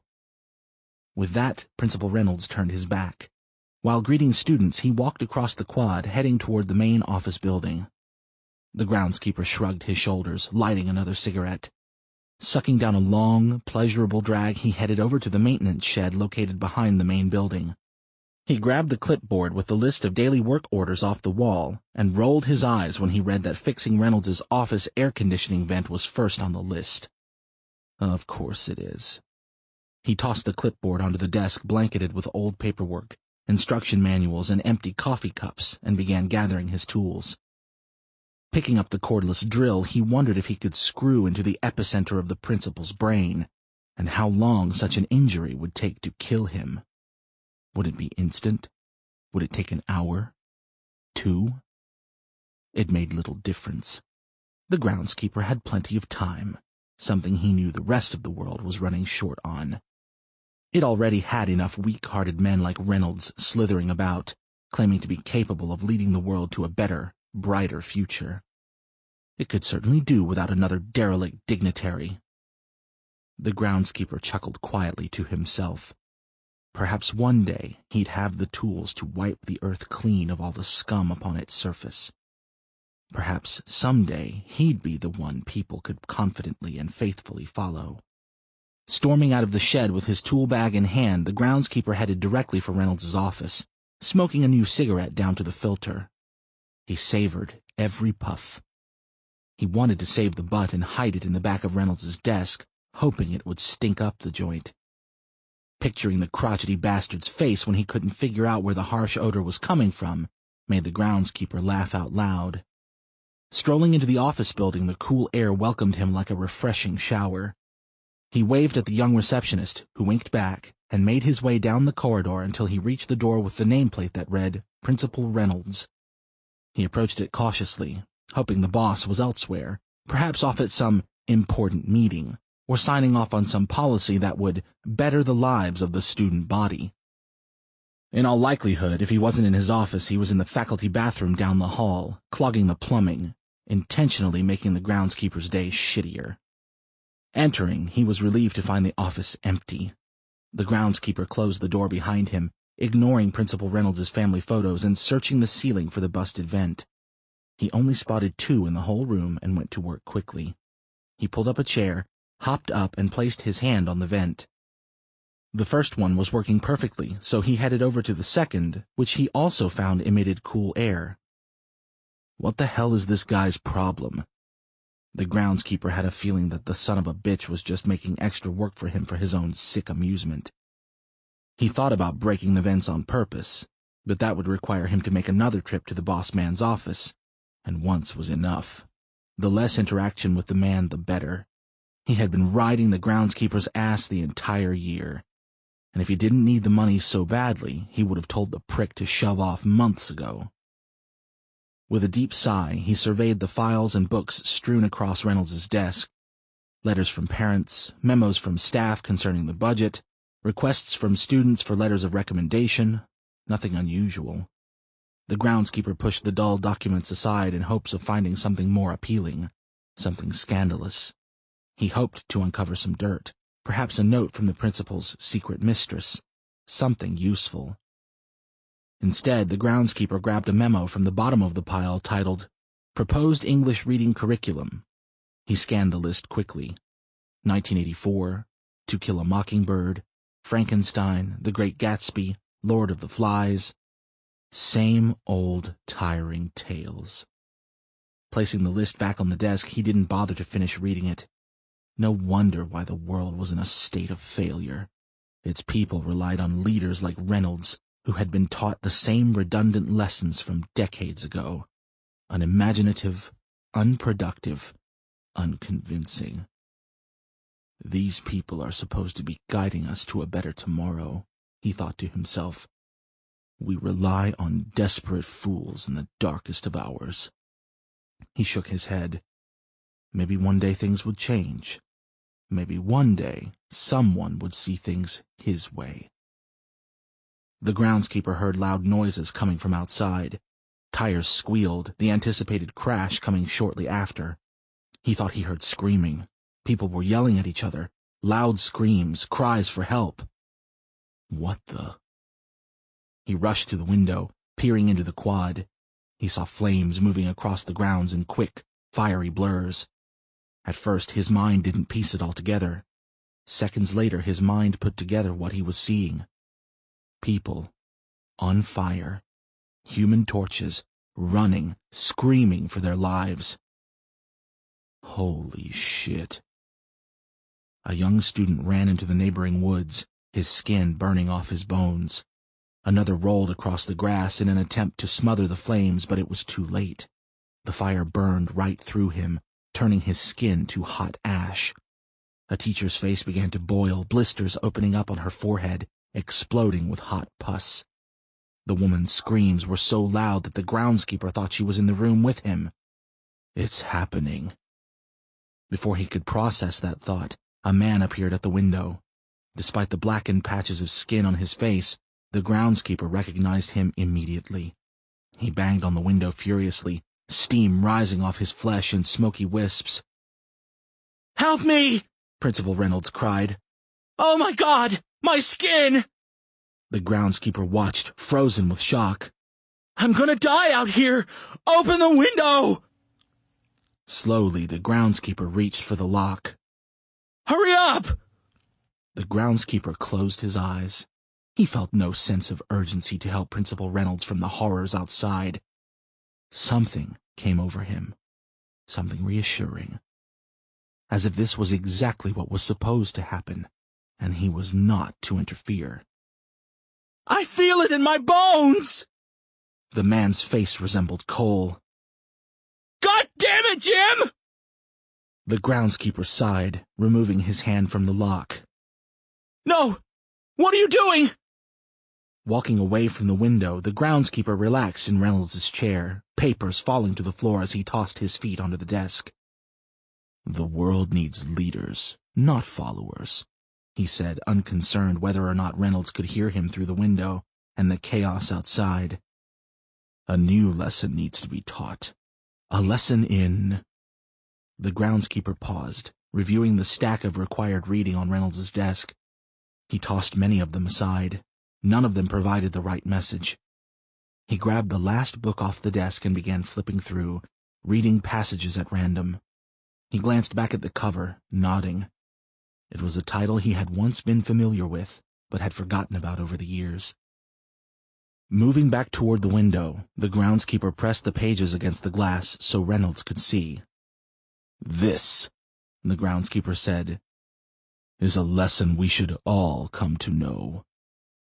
Watching Reynolds open his mouth for the last time, he stepped away from the window. The boss's body burst into flames, his screams heard simultaneously with the crackling fire. Nonchalantly, the groundskeeper opened the mini fridge next to the boss man's desk. A shiny red apple sat on the top shelf. He grabbed it, along with the small, flight-size bottle of gin. The groundskeeper unscrewed the cap, took a small swig. It was the best thing he had ever tasted. Biting into the apple, the groundskeeper settled back into the former principal's leather chair. Quietly, he continued reading the book, his concentration uninterrupted by the horrific sounds resonating from the burning world outside. Today. Chapter 1. His mouth felt great. Warm, soft, not too watery, not too sloppy as other guys had been in the past. Just right. The way his tongue rolled over hers sent shivers down her back, titillating her senses. She opened her eyes, saw him staring, and giggled. "What is it?" he asked. "Nothing," she said, smiling. He went back for seconds, and she met him halfway. This time their lips collided with such force she thought she might have chipped her front teeth. Something grabbed her, and she realized he had gone for her chest. She broke away, looking down. Sure enough, the kid's hands were cupped around her breasts. "I'm not ready yet," she said, quickly removing his hands. The kid rolled his eyes. "Come on, Becky. We've been making out in the broom closet for a month now. I think it's time we take things to the next level." She looked around. Wow, this is a broom closet. Mops, cleaning products, garbage bags, and a wall dedicated to toilet paper surrounded her. She had never stopped to take in the scenery before. Any time she snuck off with Chris Atkins, she had only paid attention to one thing. Those lips. They appeared to be chiseled by God himself, or so Becky Wright thought silently to herself. "I know. Look, it's not like I don't want to," Becky said. "Then what's the problem?" Chris asked. "Come on." He took her hand, placing it near his belt. "Maybe you'll want to once you touch it." Her eyes rolled back. She did feel it, and she did want to. But still, a single thought popped into her mind, making her retract her hand as if she had been seared by a hot pan. "I can't." "Why?" "You know why." Growling, he folded his arms across his chest. "Let me guess, your father." "What if he catches us? He'll kill you." "Please," he said, digging into his pocket for his can of dip. "I can totally handle your pops." Smirking playfully, she arched her eyebrows. "You're a fool." Taking a pinch of chew and placing it inside his mouth, he nodded. "Pretty much. Hey, you going to the campfire later?" Becky shrugged. "I don't know. I'm not really a fan of the whole campfire thing." "Why not?" "Because it's kind of stupid. Those songs and people dancing, and then there's the whole fire thing." "Fire thing?" he asked, wrinkling his forehead. "Yeah, campfire. I don't know about you, but I can't take so much as seeing a log burn." "Come on, don't be so dramatic." "You weren't out there that day." Her eyes drifted toward the floor. "You didn't see what I saw." "I saw some shit go down, lady. All right? I saw plenty." "Not like I did." "Tell me about it." No thanks." "Come on. It'll be good. Like therapy. Better yet, come tonight. Tell the group. Might help with the..." "With the what?" Chris shrugged. "I don't know. It just might help." "I'm not crazy to feel this way." "Whoa, I don't think you're crazy." "No?" she asked. "Then why are you looking at me like that?" "Because I really want to get into your pants right now." She exploded with laughter. Covering her mouth, she rolled around the floor. Chris placed his hand on her bare stomach. His hands migrated without her permission, but this time she didn't stop him. Someone knocked on the closet door. Chris's heart nearly exploded. Becky's shoulders jumped above her head. "Who is it?" she called. "It's me." "God damn it, Maddie! What the hell do you want?" "It's Dad. He wants... Well, he's calling a meeting," her brother said. "It's like a special campfire meeting, and he wants everyone to attend." "Why?" Becky asked. "I guess in light of what happened earlier. You know, with what happened to Clay." Chris looked Becky in the eyes. He forged his best puppy dog face. "Fine. We'll... I'll be right out." "Okay," he said. Becky waited to hear her brother's feet shuffling away from the door. but several seconds passed and she still felt his presence. "Chris, you can come too." Laughing into his hand, Chris suppressed his sudden outburst. "Okay," he said. Becky punched him in the arm. "Great," she whispered, clenching her teeth. They listened to the clapping of Maddie's feet fade. Once it had diminished, they resumed their daily rendezvous. "Good job, asshole! Now the whole community is going to know," Becky said. "Please, like they don't already." "Well, you're probably right about that." She buttoned her pants. "I just wanted to keep it from my father as long as possible." "Come on, Becky, don't be a dum-dum. He's a smart guy, he already knows." "How can you tell?" "Look, the man hated me before this whole thing happened. Since we've been here, I don't think he's spoken 3 words to me. Every time I see him, he gives me this look." "What look?" "This look," Chris said, scrunching his face, making it look like an old, wrinkled shirt. "Something like that." "Oh yeah, that face.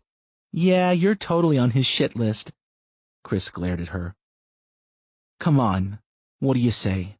Tonight, you, me, a small, harmless campfire. I'll even sing you a song." Rolling her eyes, she moaned. "Ugh. If I hear that guy Noah play the banjo one more time, I'm going to scream. Plus, I don't want to see my father any more than I have to." "Don't go for him, then." Chris spit into an empty water bottle. "Go for Soren." "Soren?" she said, giggling. "Born again, Soren?" "Please, Becky," Chris chuckled. "The guy's not the religious nut everyone makes him out to be. In fact, he's really smart. Has some pretty good ideas about how this place should run." Chris squinted. "You should hear him out." "Oh, I'm sure my father would love that, being told what to do." "It's funny watching him when Soren speaks. His face gets all red and puffy." Maybe I will go." They laughed together. "I don't know. Your father seems erratic lately. I think he's losing control of the situation. It was great in the beginning. People looked to him for guidance. But now, I mean especially after what Clay did today, I don't know, Becky. People are starting to talk." Becky nodded. "What are they saying?" "That your father is losing his mind, that turning Coastbusters into a castle isn't the answer, that we're boxed in. With the attacks going on outside, how are we to protect ourselves from whatever's out there?" "There's nothing out there." "You've heard the rumors." "They're just rumors, Chris." "Well, sometimes rumors can be true. Besides, Anita said that Clay said he saw them with his own 2 eyes. Becky shook her head. "Yeah? Well, Clay is just as nuts as my father, if you ask me. I mean, he did walk out into the sun today." "I'm only telling you this because I like you, Becky. But maybe you should ask your father where he sneaks off to every night. Ask him what they're really doing on these so-called supply runs." Chapter 2. "This isn't working," Brian said, pacing the manager's office. "Everyone's growing restless. What happened to Clay just goes to show we need to tell them everything that's going on outside. Tell them how it is. No sugar-coated bullshit." Chandra rolled her eyes. "There's nothing to tell them that they don't already know. The daylight is still dangerous, enough said." "She's right," Tina added. "If Clay's death didn't make that abundantly clear, I don't know what will." Sighing heavily, Brian folded his arms across his chest. I know, but we can't keep the truth from them forever. Sooner or later, people are going to want answers to their questions. And, judging from the way Clay acted today, I'd say that day is coming real soon." "I hear you, Brian," Chandra said. "I really do, but we're not in the position to hand out answers we're not even sure we have." "These people deserve to know the truth." Chandra pointed at the door. "Then you be the one to tell them." Tina wedged her way between them. Okay. Calm down, guys. Arguing isn't going to do us any good. We need to figure out our next move. Where do we go from here? Any ideas?" With his back to them, Sam stared out the large, double-paned windows, looking down on the entire store. he watched people try to find some sense of normality amongst the aisles of bulk paper towels and produce. Despite the reality of what was happening around them, they exchanged pleasantries and held somewhat casual conversations. But this place wasn't their home, not by any stretch of the imagination. It was a retail warehouse, not a sanctuary or a stronghold. It wasn't meant to be a place of salvation. It wasn't meant for any of this. But observing his fellow survivors settling in, trying to make the best of a bad situation, he realized it was all they had. Like it or not, Costbusters was their home now, their new normal, and they would have to make it last. "We don't know any more than they do," he said, turning to them. "We don't know how this started, and we don't know if it'll ever end. To go out there and fill their heads with assurances that things will get better, that things will one day go back to normal, would be lying to them." "So what do you suggest we do?" Chandra asked. "What we've been doing," Sam replied in a low whisper. "We keep everyone calm and safe until we know exactly what we're dealing with. The last thing we need is to create panic." Shaking his head, Brian took a seat in the swivel chair behind him. "So you're not going to tell them anything? We're not going to tell them about the—" "They already know more than they should." Tina nodded, taking a seat of her own. "Agreed. Thanks to Clay, everyone knows more than they should about these cannibals, or whatever you want to call them. Why we brought that fool with us is beyond me," Chandra scoffed. "Regardless, we're going to need help on supply runs now. We're short-handed." Chandra shrugged her shoulders. "And who exactly do you suggest we take with us?" "There must be someone we can trust," Tina said. "Are there any employees still here?" "There's Chris Atkins," Chandra suggested. "But that kid's likely to fly off the handle at any given moment."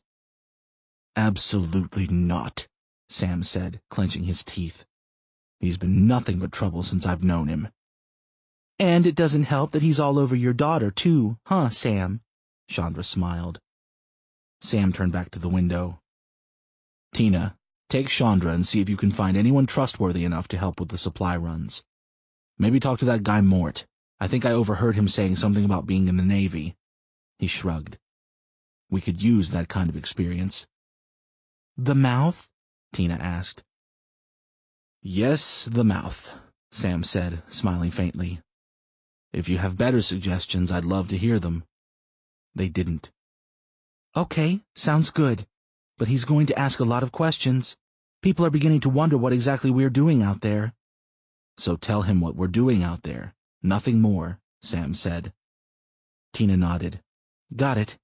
Come on, Chandra. Let's leave Sam to practice his big speech." Brian stood up. "Wait, hold up," he said, raising a hand in the air.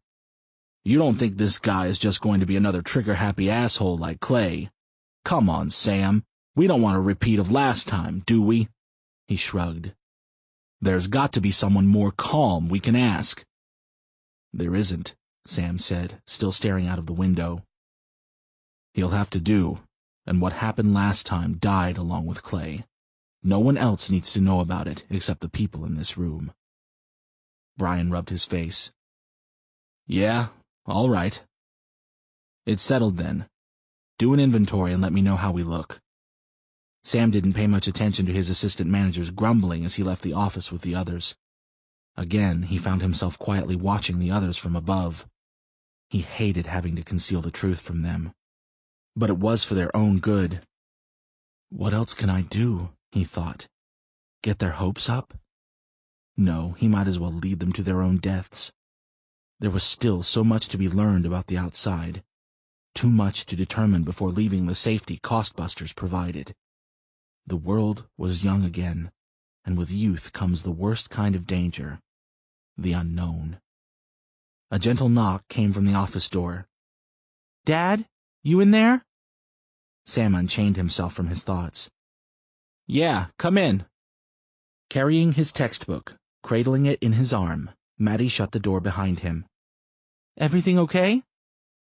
"Yeah, everything is fine. Did you find Becky?" Nodding, Matty took up the seat Brian had previously occupied. "Yeah, I did. She said she's coming tonight." "Really? Well, it'll be good to have her there." Yeah, I think so.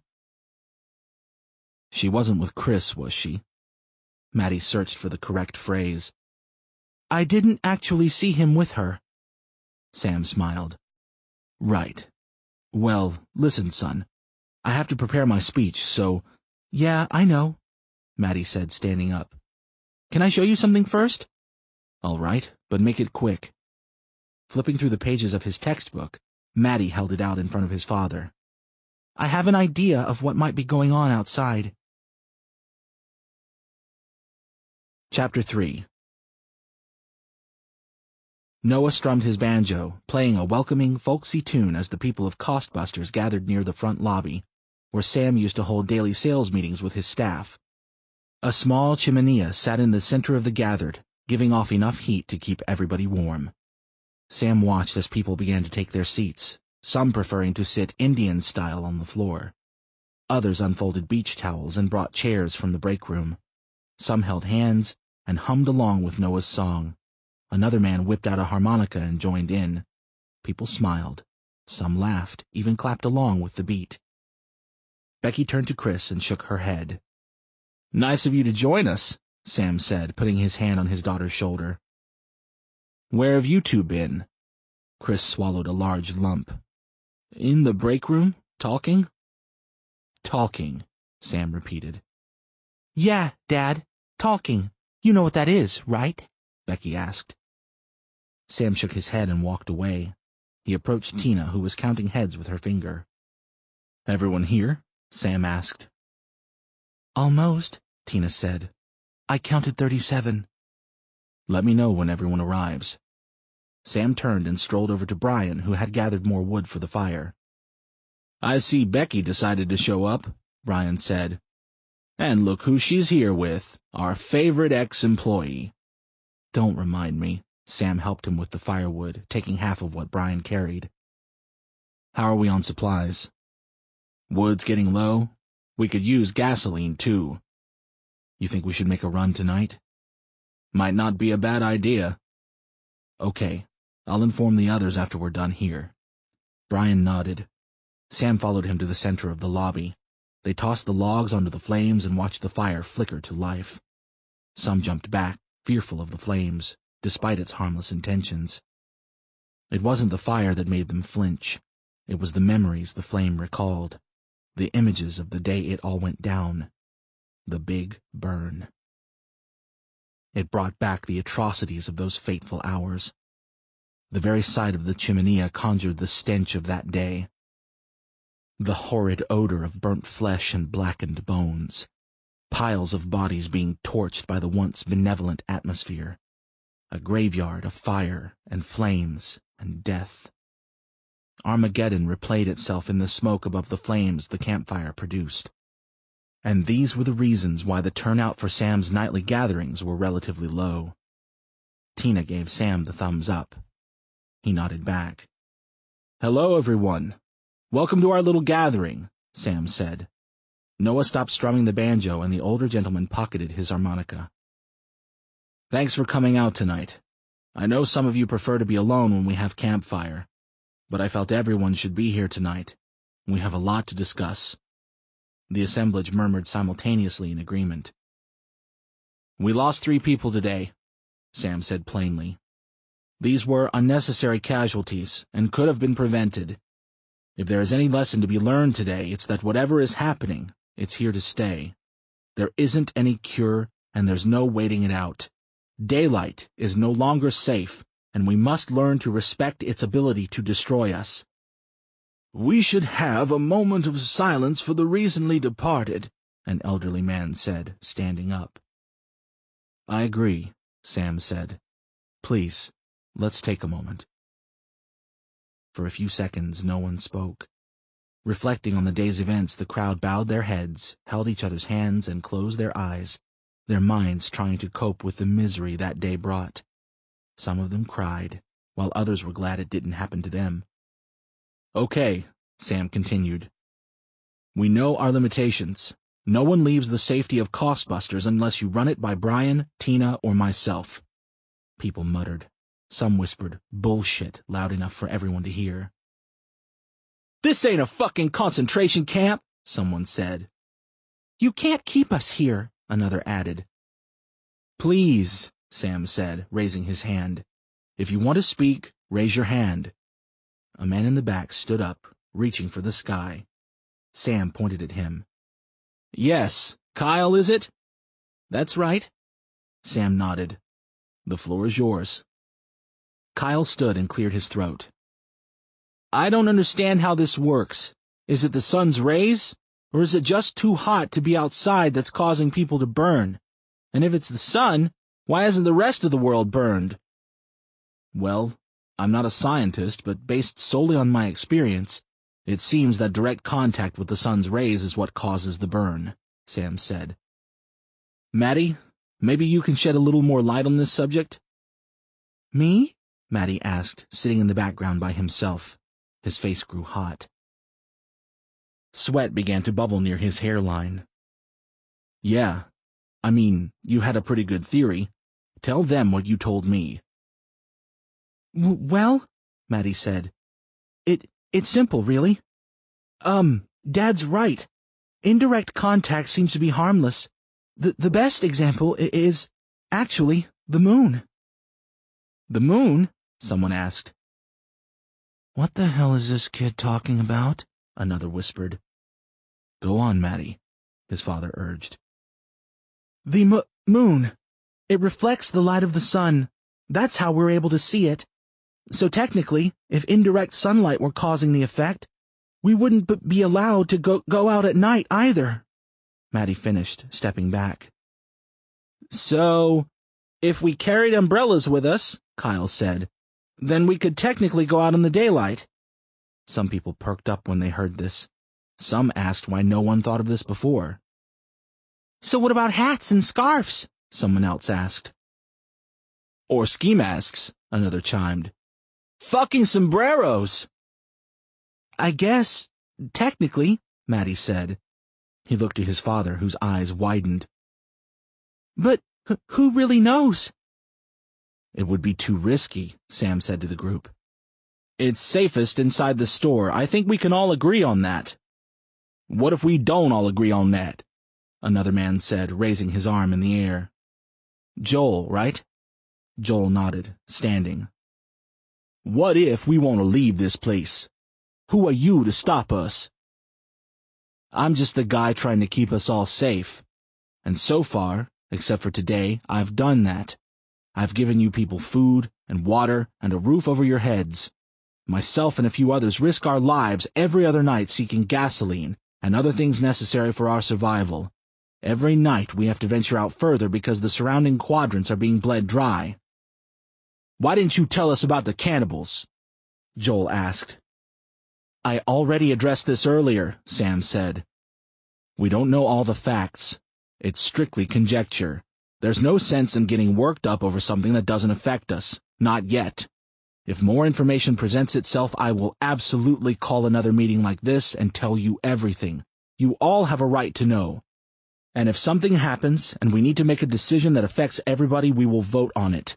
This is a democracy, Sam said. He shook his head. I'm not your king. Just seems like it sometimes, that's all, Joel said, sitting back down, gripping his wife's hand. Some agreed with Joel's comments. Others waved him off. I'm just going to relay the facts.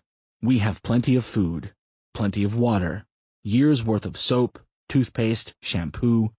We have protection from the sun. We have generators. Gasoline will become an issue eventually, but we can survive without electronic devices and artificial light. The cavemen did it. We're not fucking cavemen! Someone yelled jokingly, and the rest of the group laughed along. Even Sam chuckled to himself. Well, not yet, Sam bit his lip. I firmly believe fortifying this place is our best option. It's worked so far, and we can keep trying to make it work.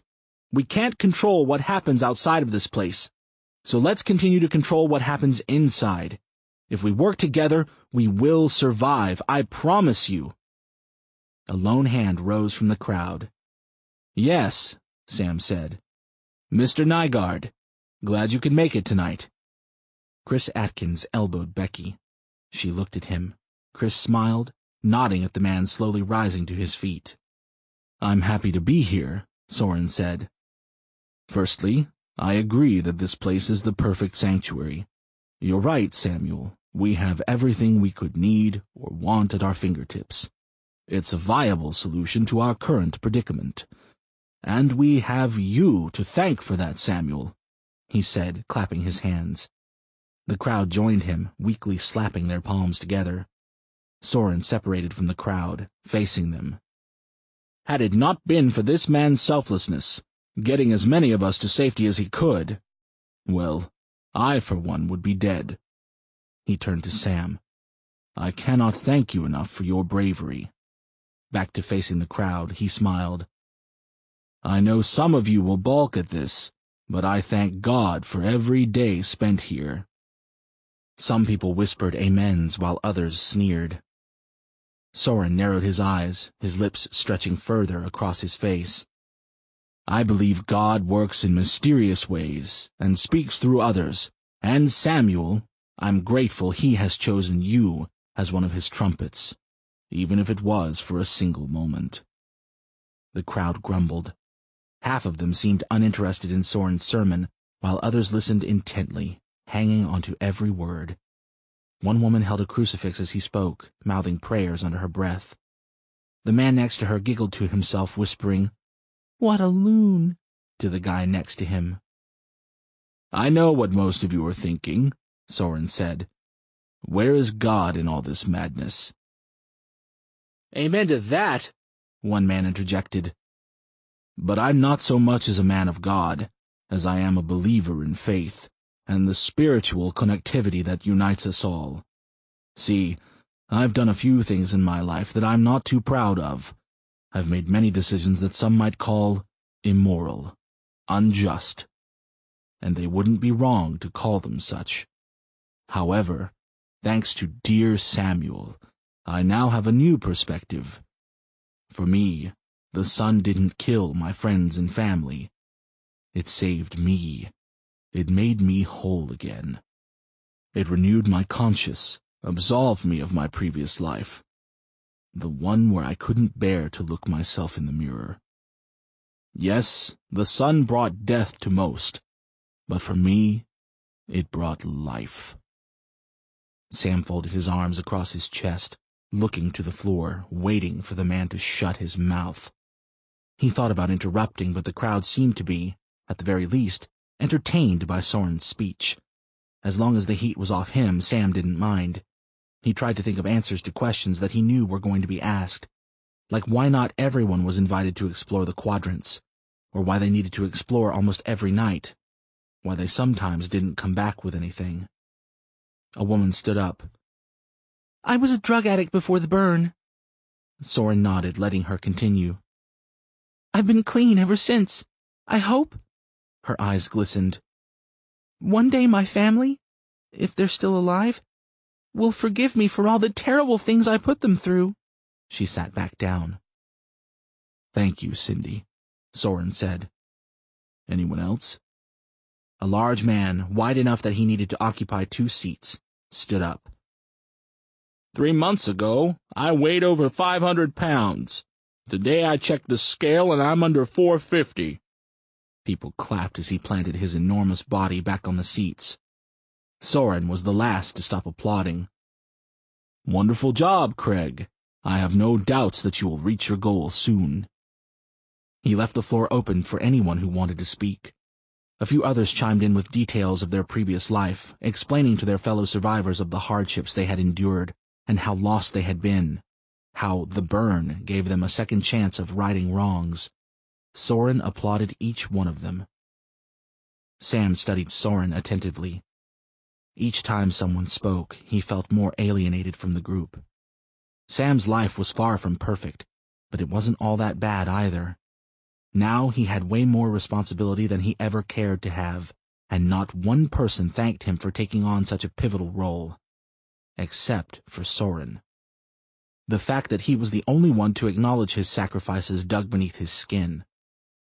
He wasn't exactly sure why he didn't like the man. Hell, they were practically the same age, probably had similar life experiences. Sam saw that they drank the same beer. He heard Led Zeppelin coming from a portable radio Soren had, which was Sam's favorite band. In another life, maybe they were friends. But not here. Not today. Something about Soren Nygaard irked him, and Sam suddenly wished it was he who had walked out into the sun earlier that day. Exhausted, Sam thought about leaving the campfire, heading up to his office and going to sleep. Don't forget about tonight's run, he reminded himself. All right, everyone, Sam said. I think we've had a great night. A lot of bonding going on, and that's very important if we're going to spend the rest of our lives here together. Maybe we don't have to spend the rest of our lives here, Chris Atkins said, his hand jutting into the air. Maybe there's an alternative. Out there. He pointed past Sam at the giant sliding doors located at the store's entrance. Becky elbowed Chris in the ribs, but he didn't budge. She threw her hand over her eyes, muttering the words, "Oh my God," over and over again. Soren winked in Chris's direction, folding his arms across his chest and arching his back, presenting himself with excellent posture. His eyes wandered back to Sam. Kid may have a point, Samuel. I mean, as much as I'm grateful and in agreement that this place is a prime choice for our survival, I'm also excited about what might await us elsewhere. Whispers amongst the crowd caused Sam to shift uncomfortably. This shouldn't be a discussion, Sam said. Not right now. I'm simply saying we should keep our options open. Maybe there's a place out there that is better suited than Coastbusters, Soren said, shrugging. There is much still unknown. We can't deal in unknowns. We have to stick with what works for us, and that's making this place home. Becky was peeking through her fingers as her father spoke. Sam turned to Maddie, who shrugged when his father's gaze found him. Then he glanced at Dana, who seemed bored to death, sitting on the counter where the cash registers sat, never to be used again. Sam realized that this place not only provided them with ideal living conditions, but it brought him closer to his kids. He had gotten to know them better in the past 3 months than he had in their entire lives. We're not leaving this place. It's safe. Soren nodded. If that's your decision, Sam, then we will remain here. I'm only asking you to consider an alternative solution. You sound like you know something, Soren, Chris said, as if he were reading from a script. Why don't you tell us the whole story? Soren grinned amicably. One by one, the crowd agreed with Chris's comments.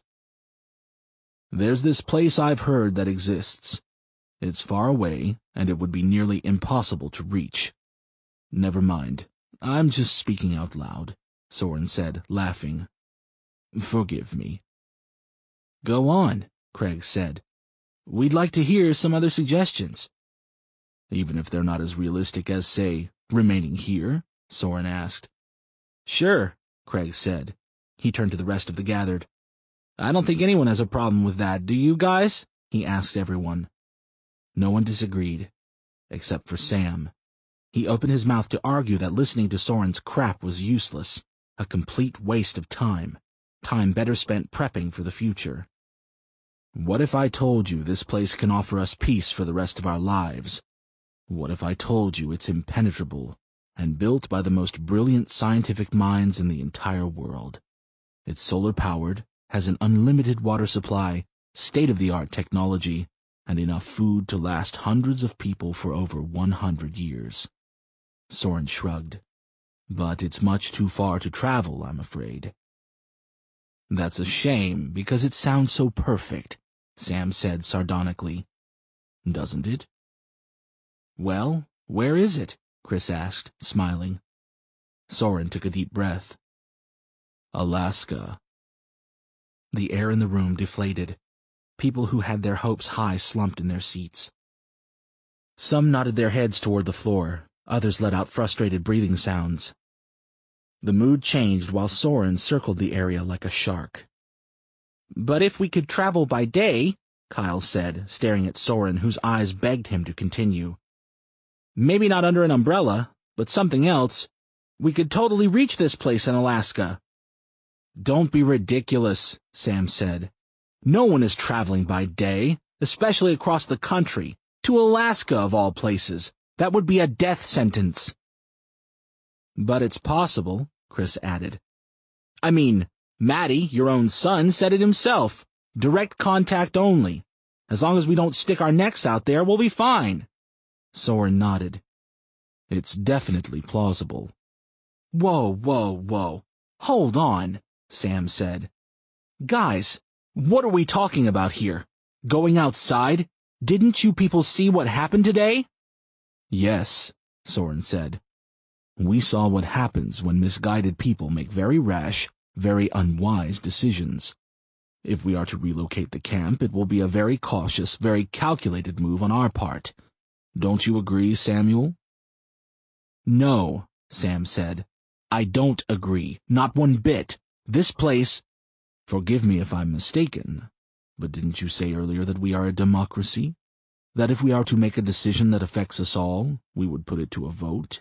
That you're not our king? Sam stewed. He bit down on his tongue, a coppery taste filling his mouth. Yes, he finally answered. Then let's have it. Now? No, not now. We are not prepared to make such a choice. Let's give it some time, talk it out. We'll draw the right conclusion together. I know what's right. Staying here, Sam said. Possibly, but you alone cannot make that choice, Soren said. He faced the crowd. I invite you to think it over. As for myself, I'm fully aware of the risks a journey like this presents, especially given the circumstances of the climate. But trust me, it would be worth it. How do you know for a fact that this place even exists? Chandra asked, stepping to Sam's side. Because, Soren said, I have faith. Something that has yet to let me down. He shrugged nonchalantly. As for the idea of cannibals, well, that doesn't really bode well for our safety. Exactly why we need to bunker down. Inside, Sam told the crowd. We'll see, Samuel. Whatever the people want. Soren glared at Sam coldly as he turned his back on the group, disappearing down the aisle where dozens of racks containing DVDs and CDs stood. A chill ran down Sam's spine, violently shaking his bones. Chapter 4. I know what you're doing, Sam said. He had followed Soren into the hallway where offices had been converted into bedrooms. Oh? Soren asked. And what's that?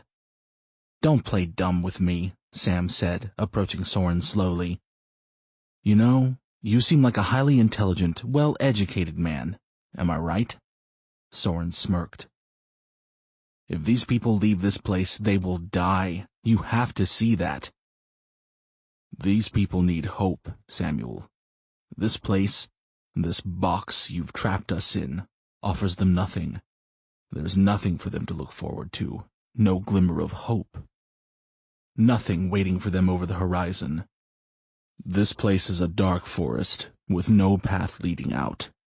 Soren pulled a cigarette from his breast pocket. Without hope, these people will lose their minds. Considering what Clay did today, I'd say sooner rather than later. They need a plan. They need something to look forward to. They need a purpose, or else you're going to have pandemonium on your hands.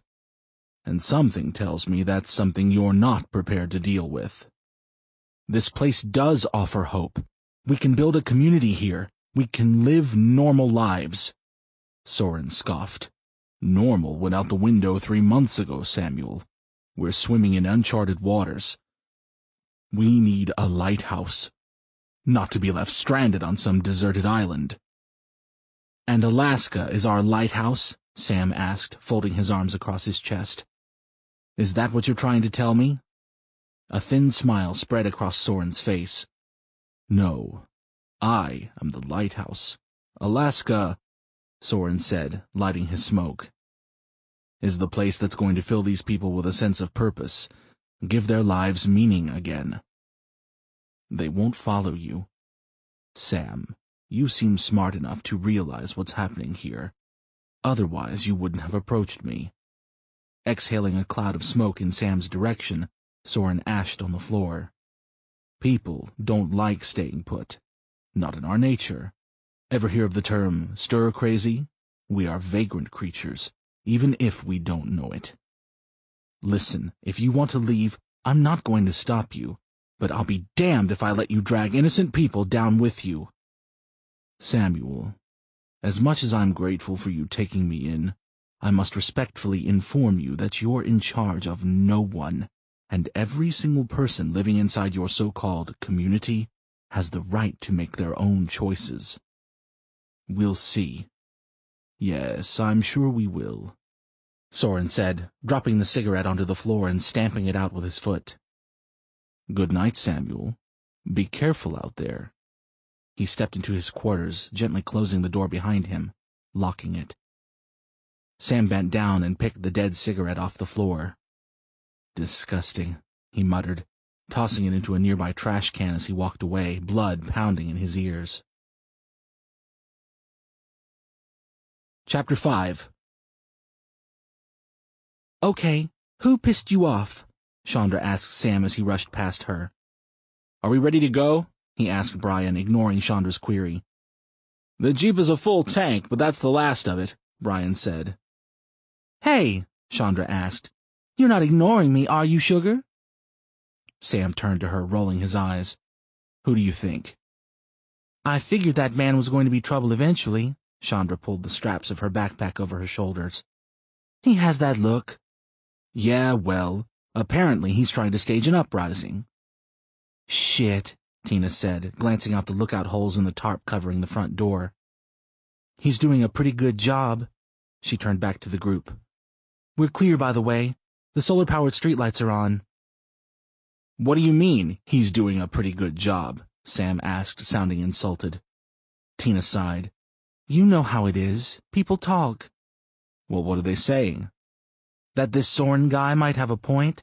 That Costbusters is great for now, but what about the future? Jesus Christ, Sam said, pinching the bridge of his nose. And here I was, thinking everything was peachy.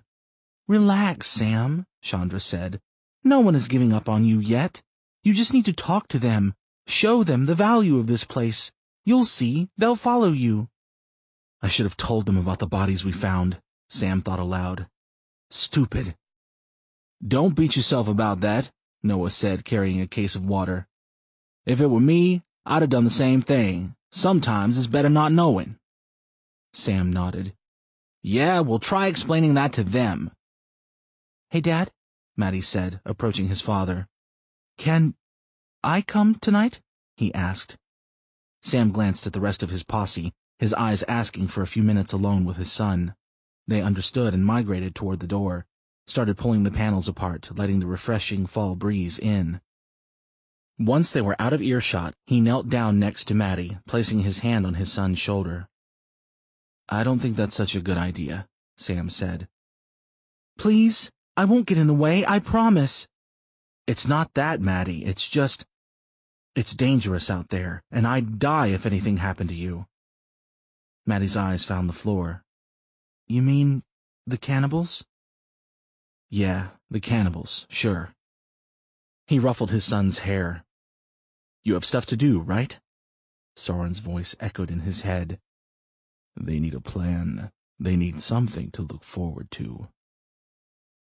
Not really, Maddie said somberly. They need a purpose. Well, keep an eye on your sisters for me. He patted his son's shoulder while rising to his feet. Okay, yeah, sure. Come on, Matthew, don't be like that. I need you to help me out. Be my eyes when I'm not here. Really? Because it sounds like you want me to spy on Becky and babysit Dana. Yeah, well, we all have jobs to do. Please, you're the only one in this place I can trust right now. I need you to look after these people. Do whatever you can to help them. What if they don't want my help? Sam stared at his son, his mouth slightly open. Just sit tight, Sam told him. We'll be back before you know it. Chapter 6. Brian tossed the bag in the back of the Jeep, the sound of metal objects colliding with each other gaining everyone's attention.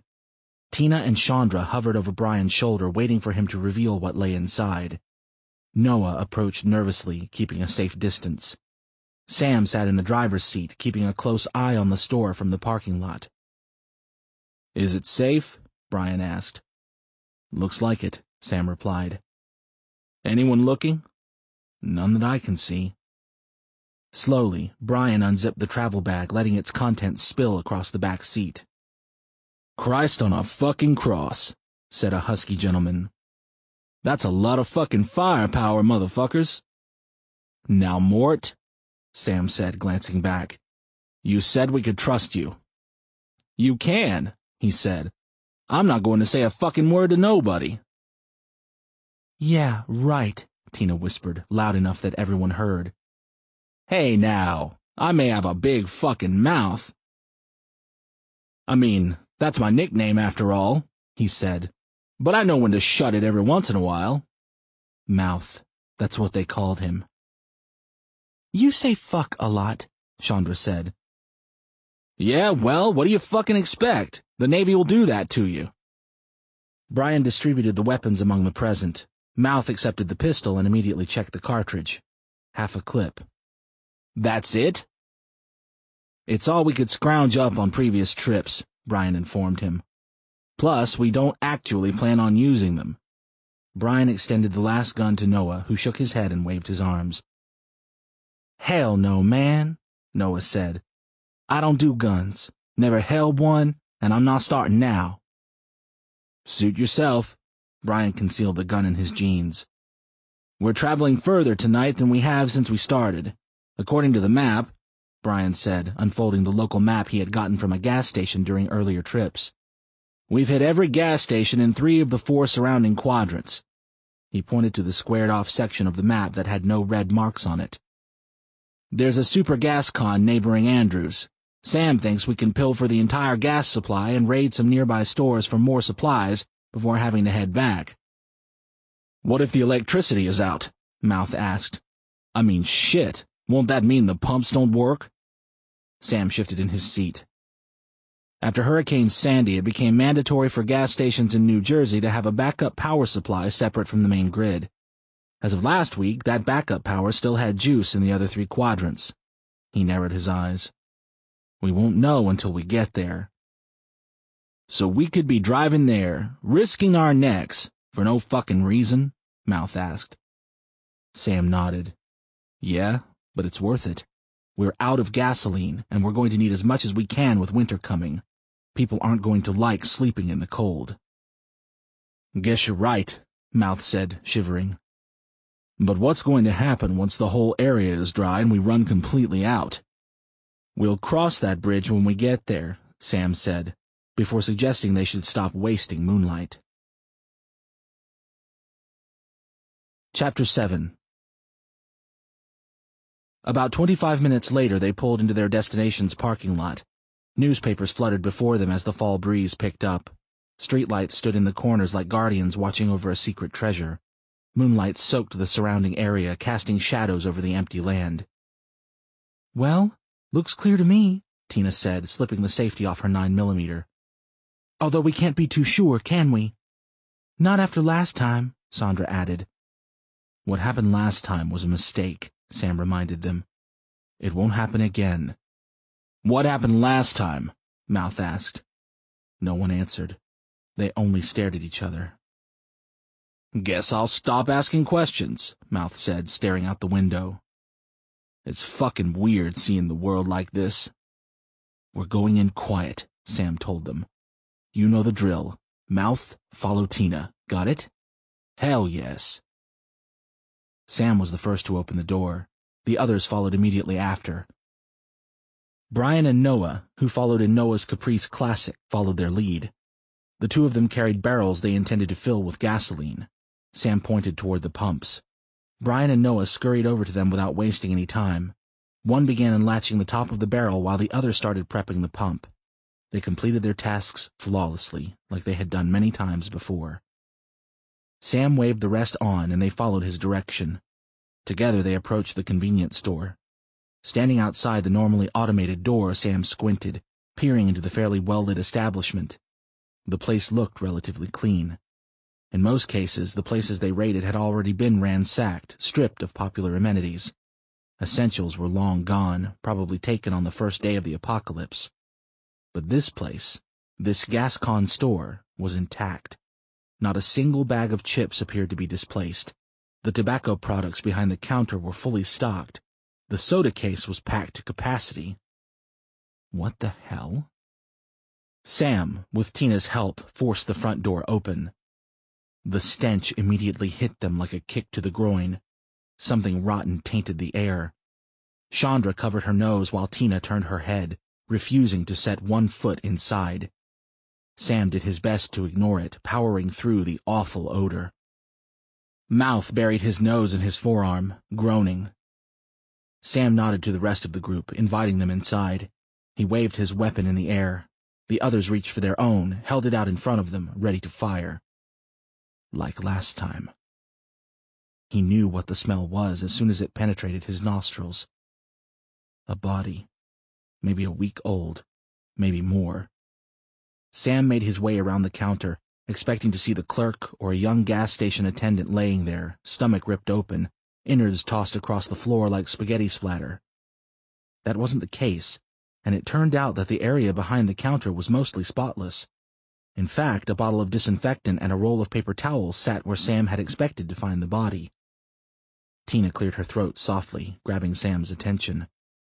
Her eyebrows arched while waiting for an update. Sam shook his head, then pointed to the back of the store.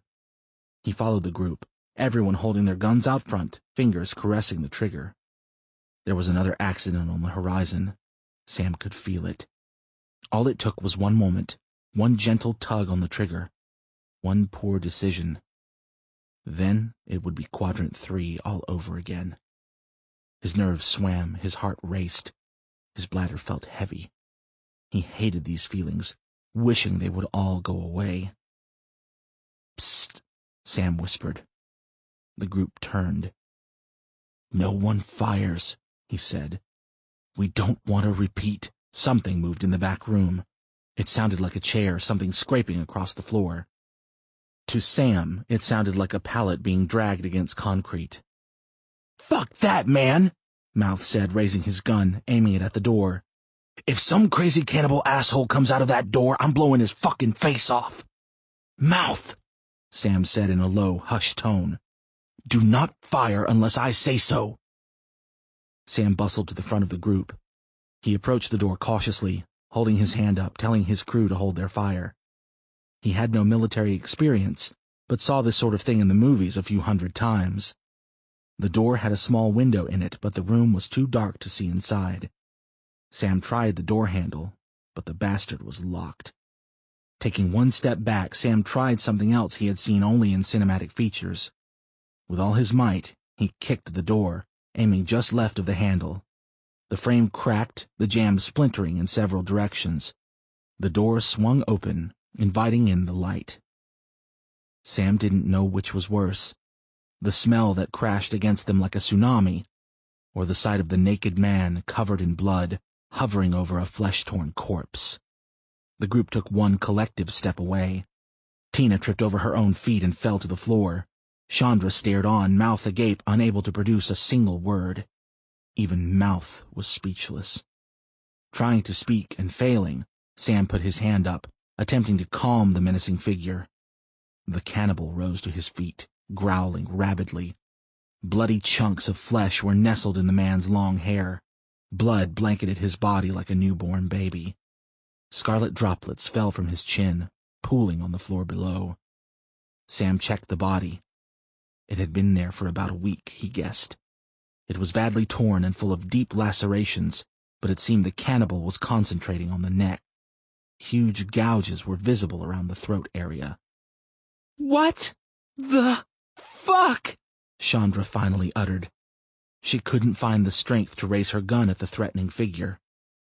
The bloody man walked toward them, crouching, ready to lunge. Gunshots, 2 of them, came in rapid succession. A fragment of the man's skull separated from the rest of his cranium, splashing against the wall. leaving behind flowery crimson stains. Sam turned and saw smoke rising from Mouth's pistol. "Motherfucker," Mouth said.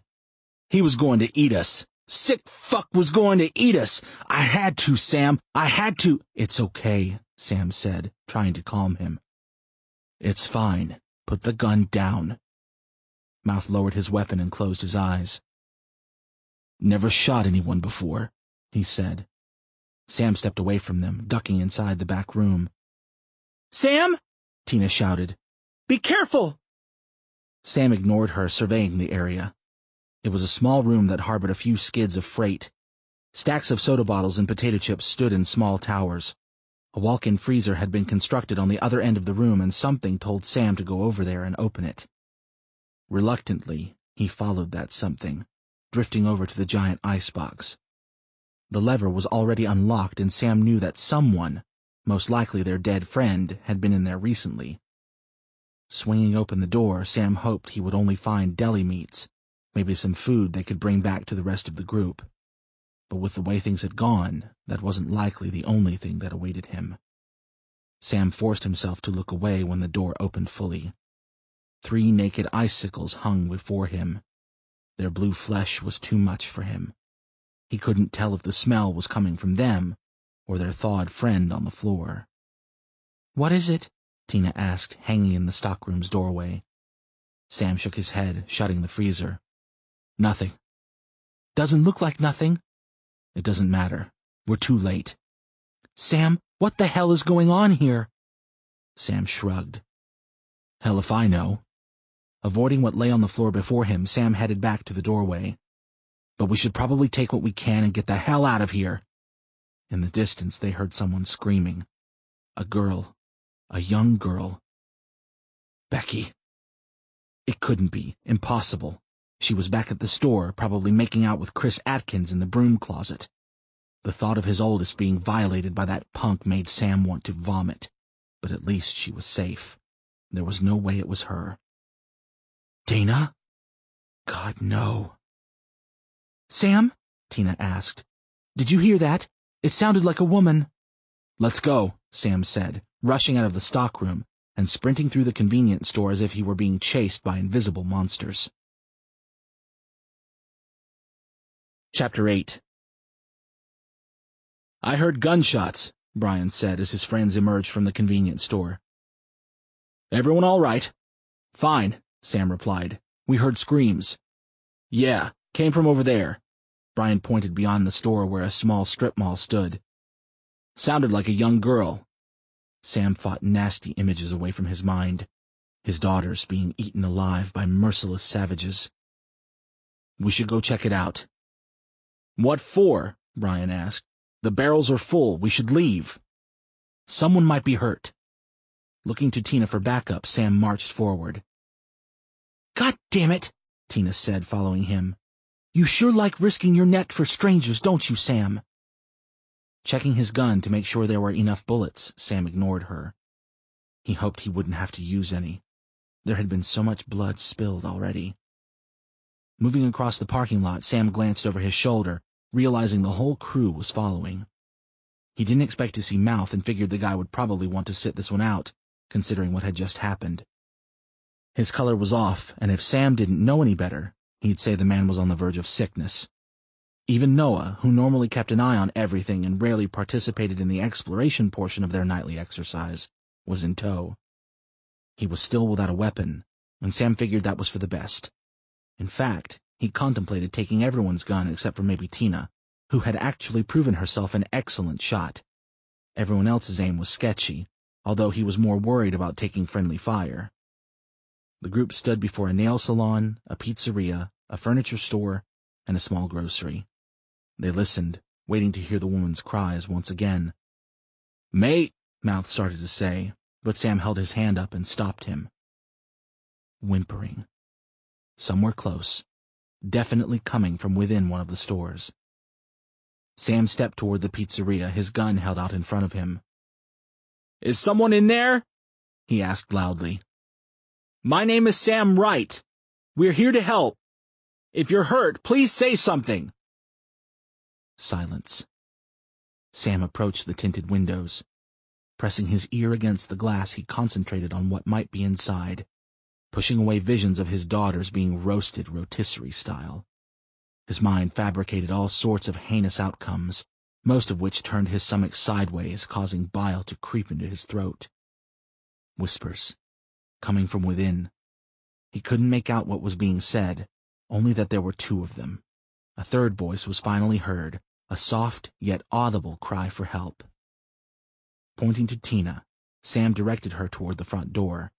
He waved Chandra over with his free hand, the other gripped tightly around his pistol. Quietly, he told Noah and Mouth to grab the cars.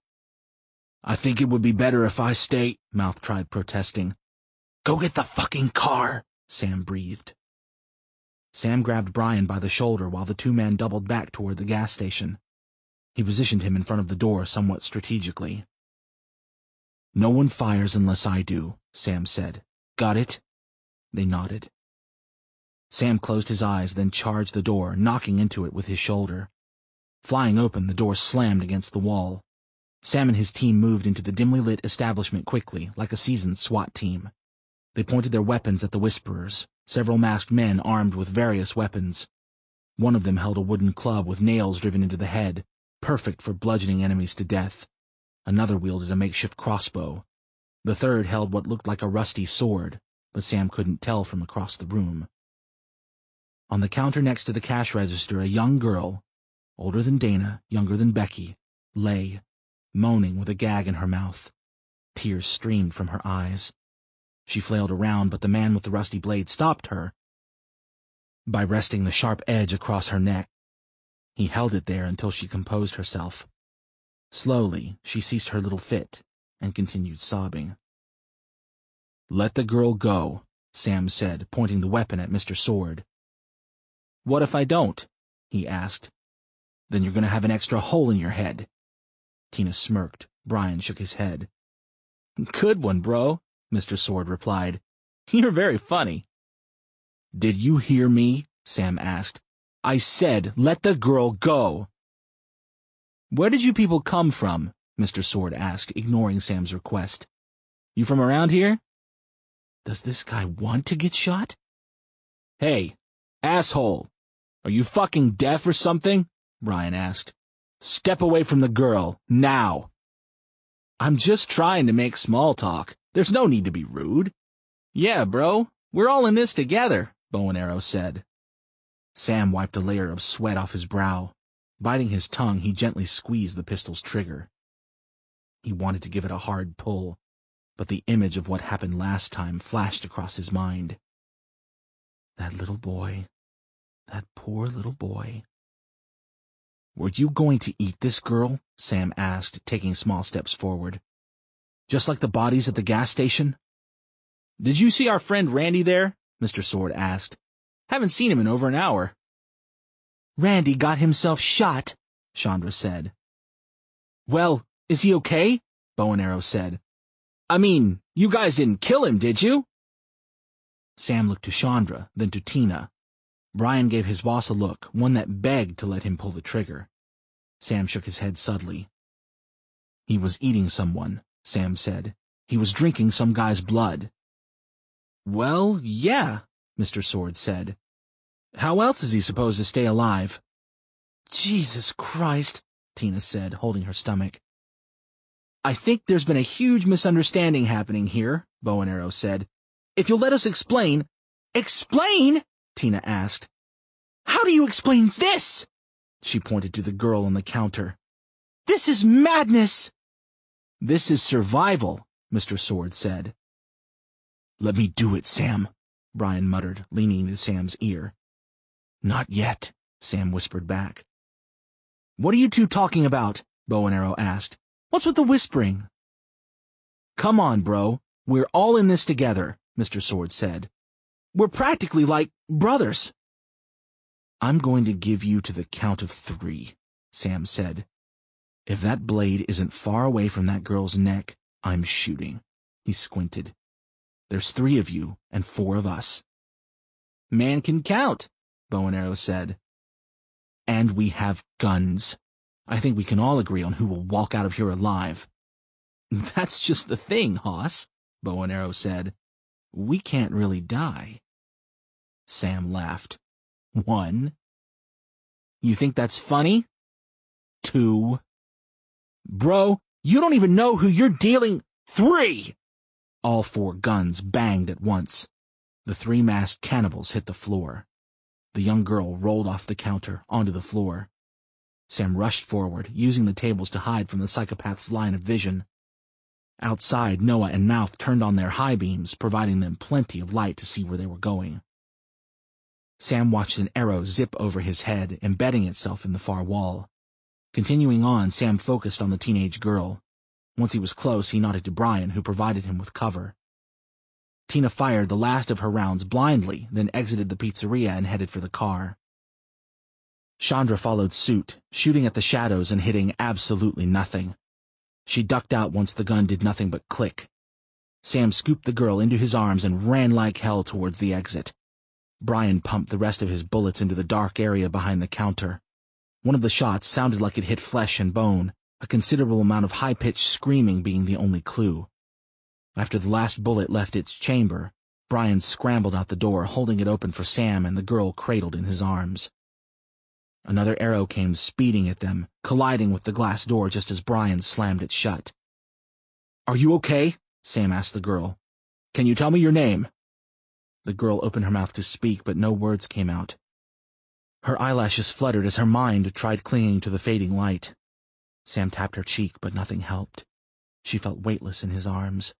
Within seconds, her limbs went limp. "Shit," Sam muttered. From the Jeep, Tina waved him on. Mouth was in the driver's seat, his right foot pumping the gas pedal, causing the engine to roar. He told Sam to hurry the fuck up. When Sam finally reached the Jeep, Tina helped the girl into the back. He glanced over at Brian, who was just about inside the car. "Home?" Brian asked. "Yeah," Sam said. "We're losing the dark—" Something sharp pierced his ankle, smashing into his bone with sheer force. For a second, his entire leg went numb. Then the numbness quickly faded and pain rushed in. He glanced down and saw an arrow jutting out of his leg. He lost his balance and fell to one knee. A second glance showed Sam that the arrow had gone through his calf, sticking out the other side. "Holy shit!" Tina shouted, after Chandra helped the young girl into the empty seat between them. "Sam!" He reached up, taking hold of Tina's hand. Sam looked toward the front door. Shut. Just the way they left it. Another arrow whizzed by his head, so close he felt air gently brush his hair aside. It landed in the Jeep's door. Looking up, he spotted the shooter on the roof, already reloading another arrow. Tina yanked him to his feet. Limping, he made his way around to the other side of the Jeep, opened the door, and hopped inside. Gunshots boomed. Sam's heart leaped. He thought someone was firing on them, but then realized it was only Mouth providing cover fire. Once Sam was settled, he tapped Mouth's shoulder. The large man stomped on the gas pedal, the tires screeching as the car launched forward. They didn't get far before something loud popped and the Jeep rocked. "Fuck!" Mouth shouted. Sam looked down, saw blood spurting out of his ankle. Holy shit. Suddenly the world grew fuzzy. His head felt empty. Knots filled his stomach, squirming through his intestines. He placed his hands over the entrance and exit wounds, but that did nothing to stop the scarlet flow. Blood exploded through his fingers, pooling on the floor mats below. "Oh, Christ!" "Is it bad?" Tina asked him. "Sam?" He barely heard her. Chandra said something, asking Mouth why the Jeep was slowing, but Sam barely heard that too. The world around him began to fade. Sounds muted, vision blurred. The last thing he remembered before waking was Tina telling him that everything was going to be all right. Chapter 9. The fires that had consumed the school grounds petered out. The world was quiet once again, void of agonizing screams. The terror was over. During those tumultuous hours, he had read the book 3 times from start to finish. There was so much wisdom contained within those pages, he couldn't believe he had absorbed it all. This was a lesson worth reading, a lesson worth teaching. He gazed out the window into the star-speckled night.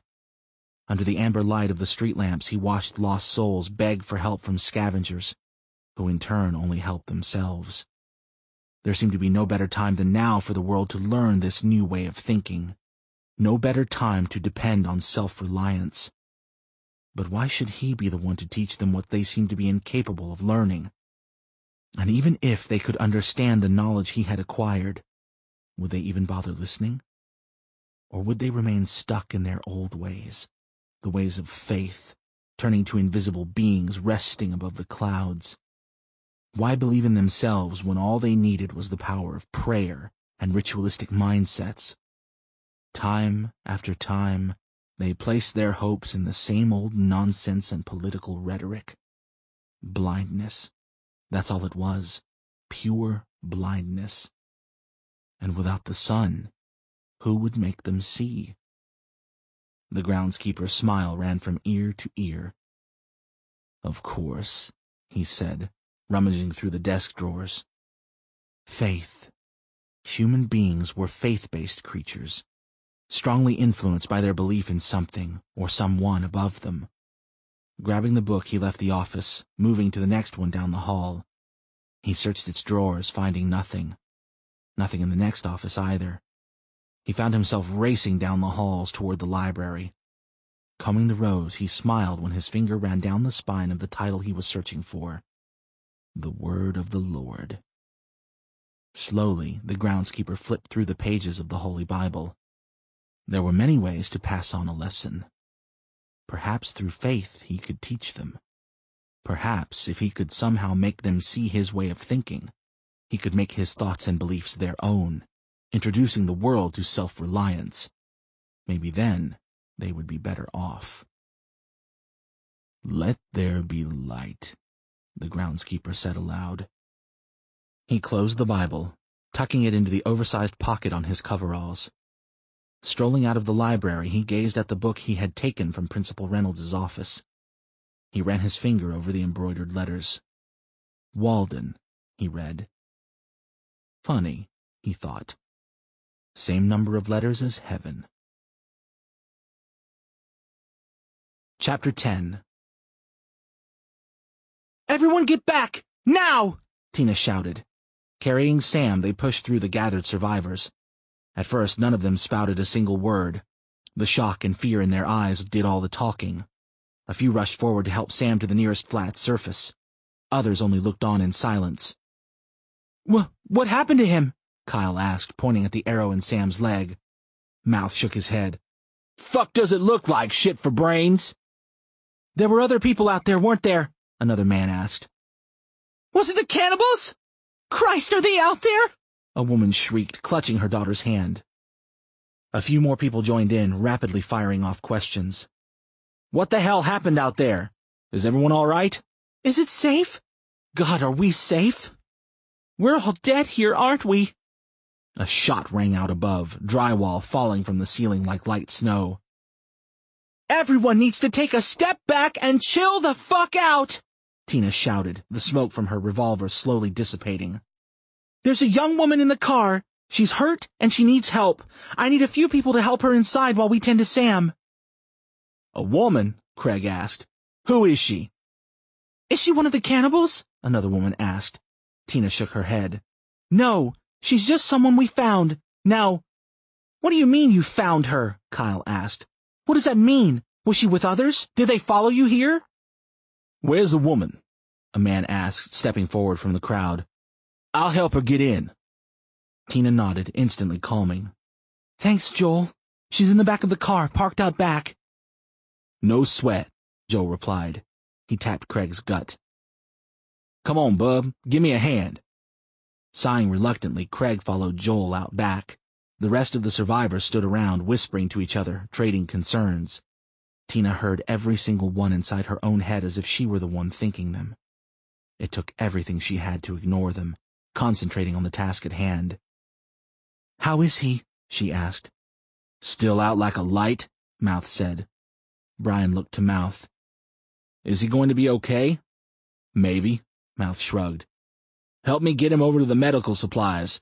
Let's start patching this motherfucker up. Noah shook his head. This never should have happened. We should have got our stuff and left. Easy, Noah, Tina whispered. We don't need anyone else freaking out. He shoved his finger in her face.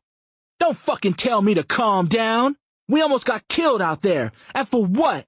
Some woman we don't even know? For all we know, she could be one of those cannibals.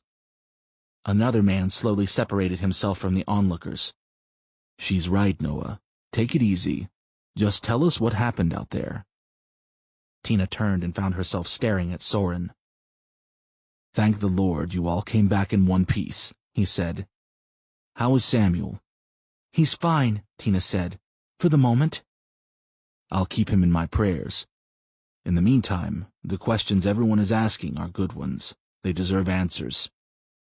Are we still safe here? Someone asked. We should look for somewhere else to go, Chris Atkins shouted. I agree, another shouted. Yeah! Tina's eyebrows crawled up her forehead. You people really want to discuss this now? Sam's seriously hurt and you want to fucking debate this shit? Soren raised his hands. No, of course not, Tina. That's not what I meant. But it's a conversation we need to have soon, I'm afraid. Stepping forward, Tina stood inches from Soren's face.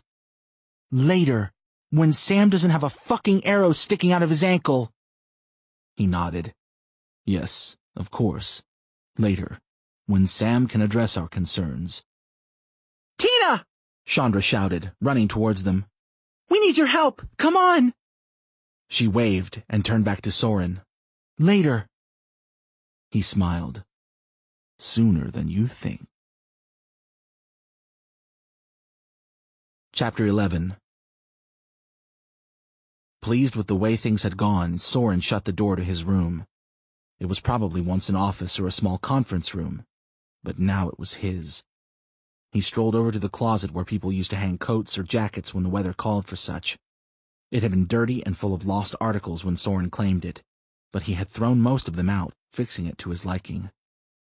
He took his shirt off, hung it on a hanger next to coveralls with the name Jimmy stitched on the left breast.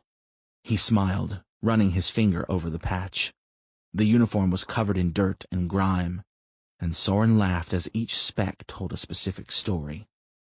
God, he hated that line of work.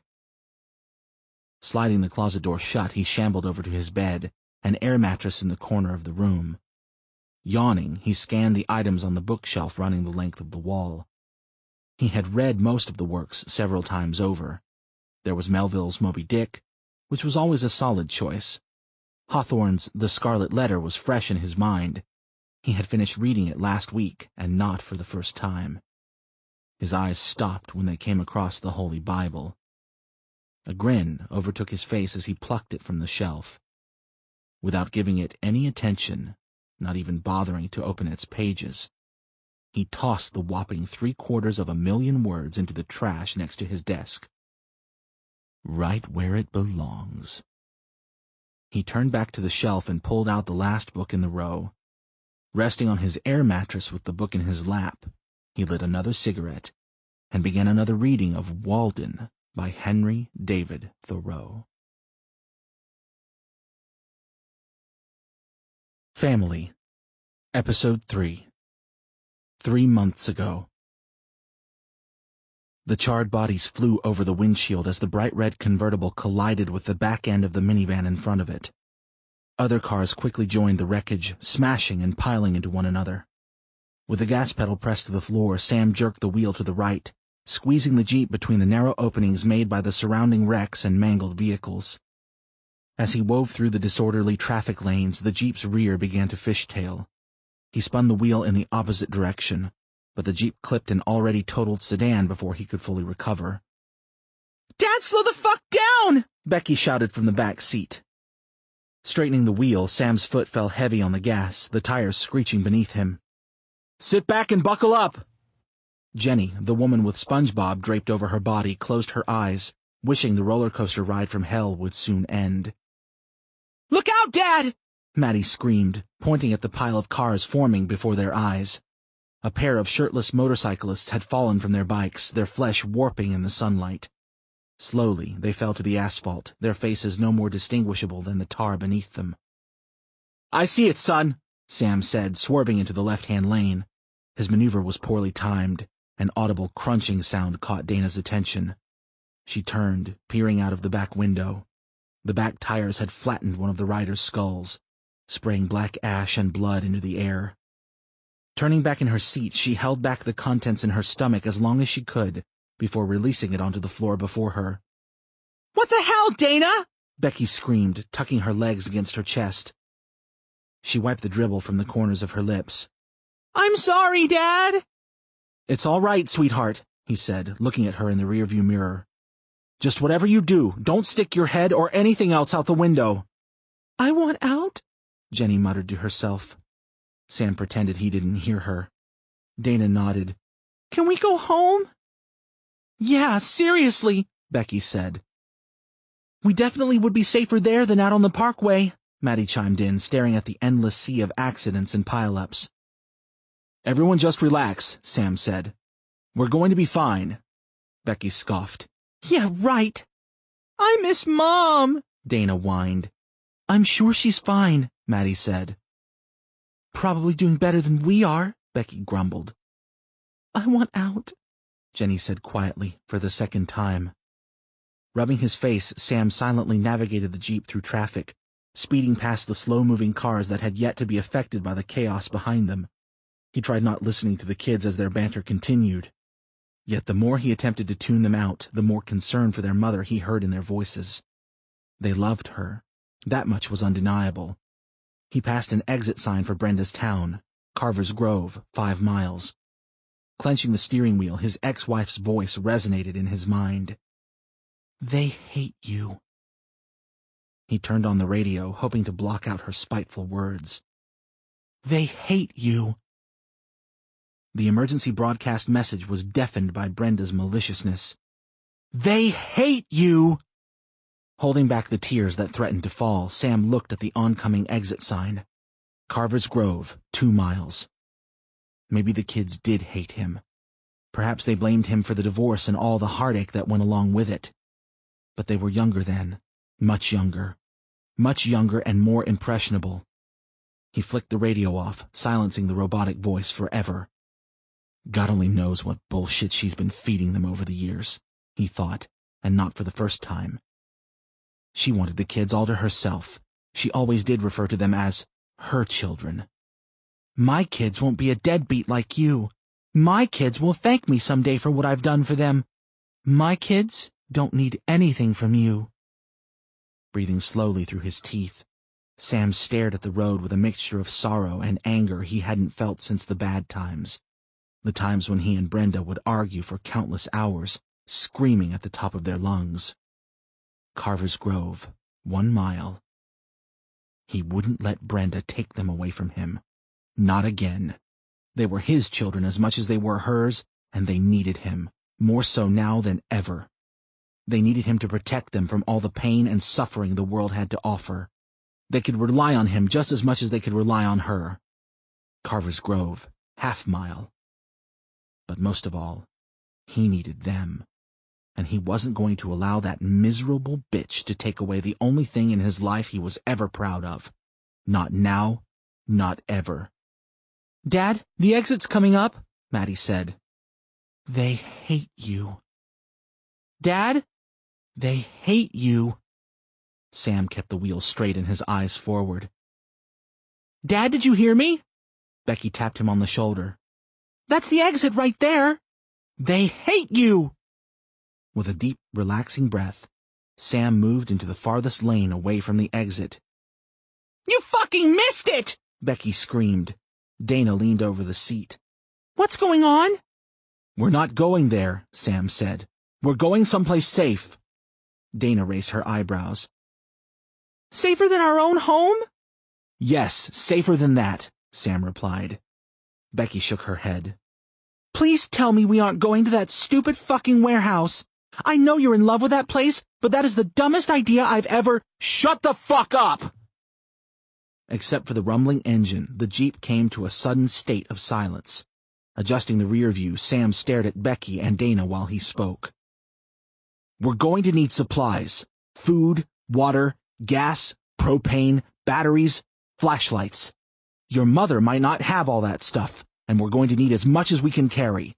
I also have friends there. They can help us. Once we get what we need, we'll leave and find your mother." "And Bob?" Sam's blood pressure spiked. "Yes, Bob too. Now sit back and keep quiet so I can think." "Hey, Dad?" "Maddie, what did I just say?" "There's a cop behind us." Peering into the side mirror, Sam caught an eyeful of red and blue lights flashing behind him. "God damn it!" "Maybe you should pull over," Becky suggested. Sam shook his head. "Not here. Not out in the open.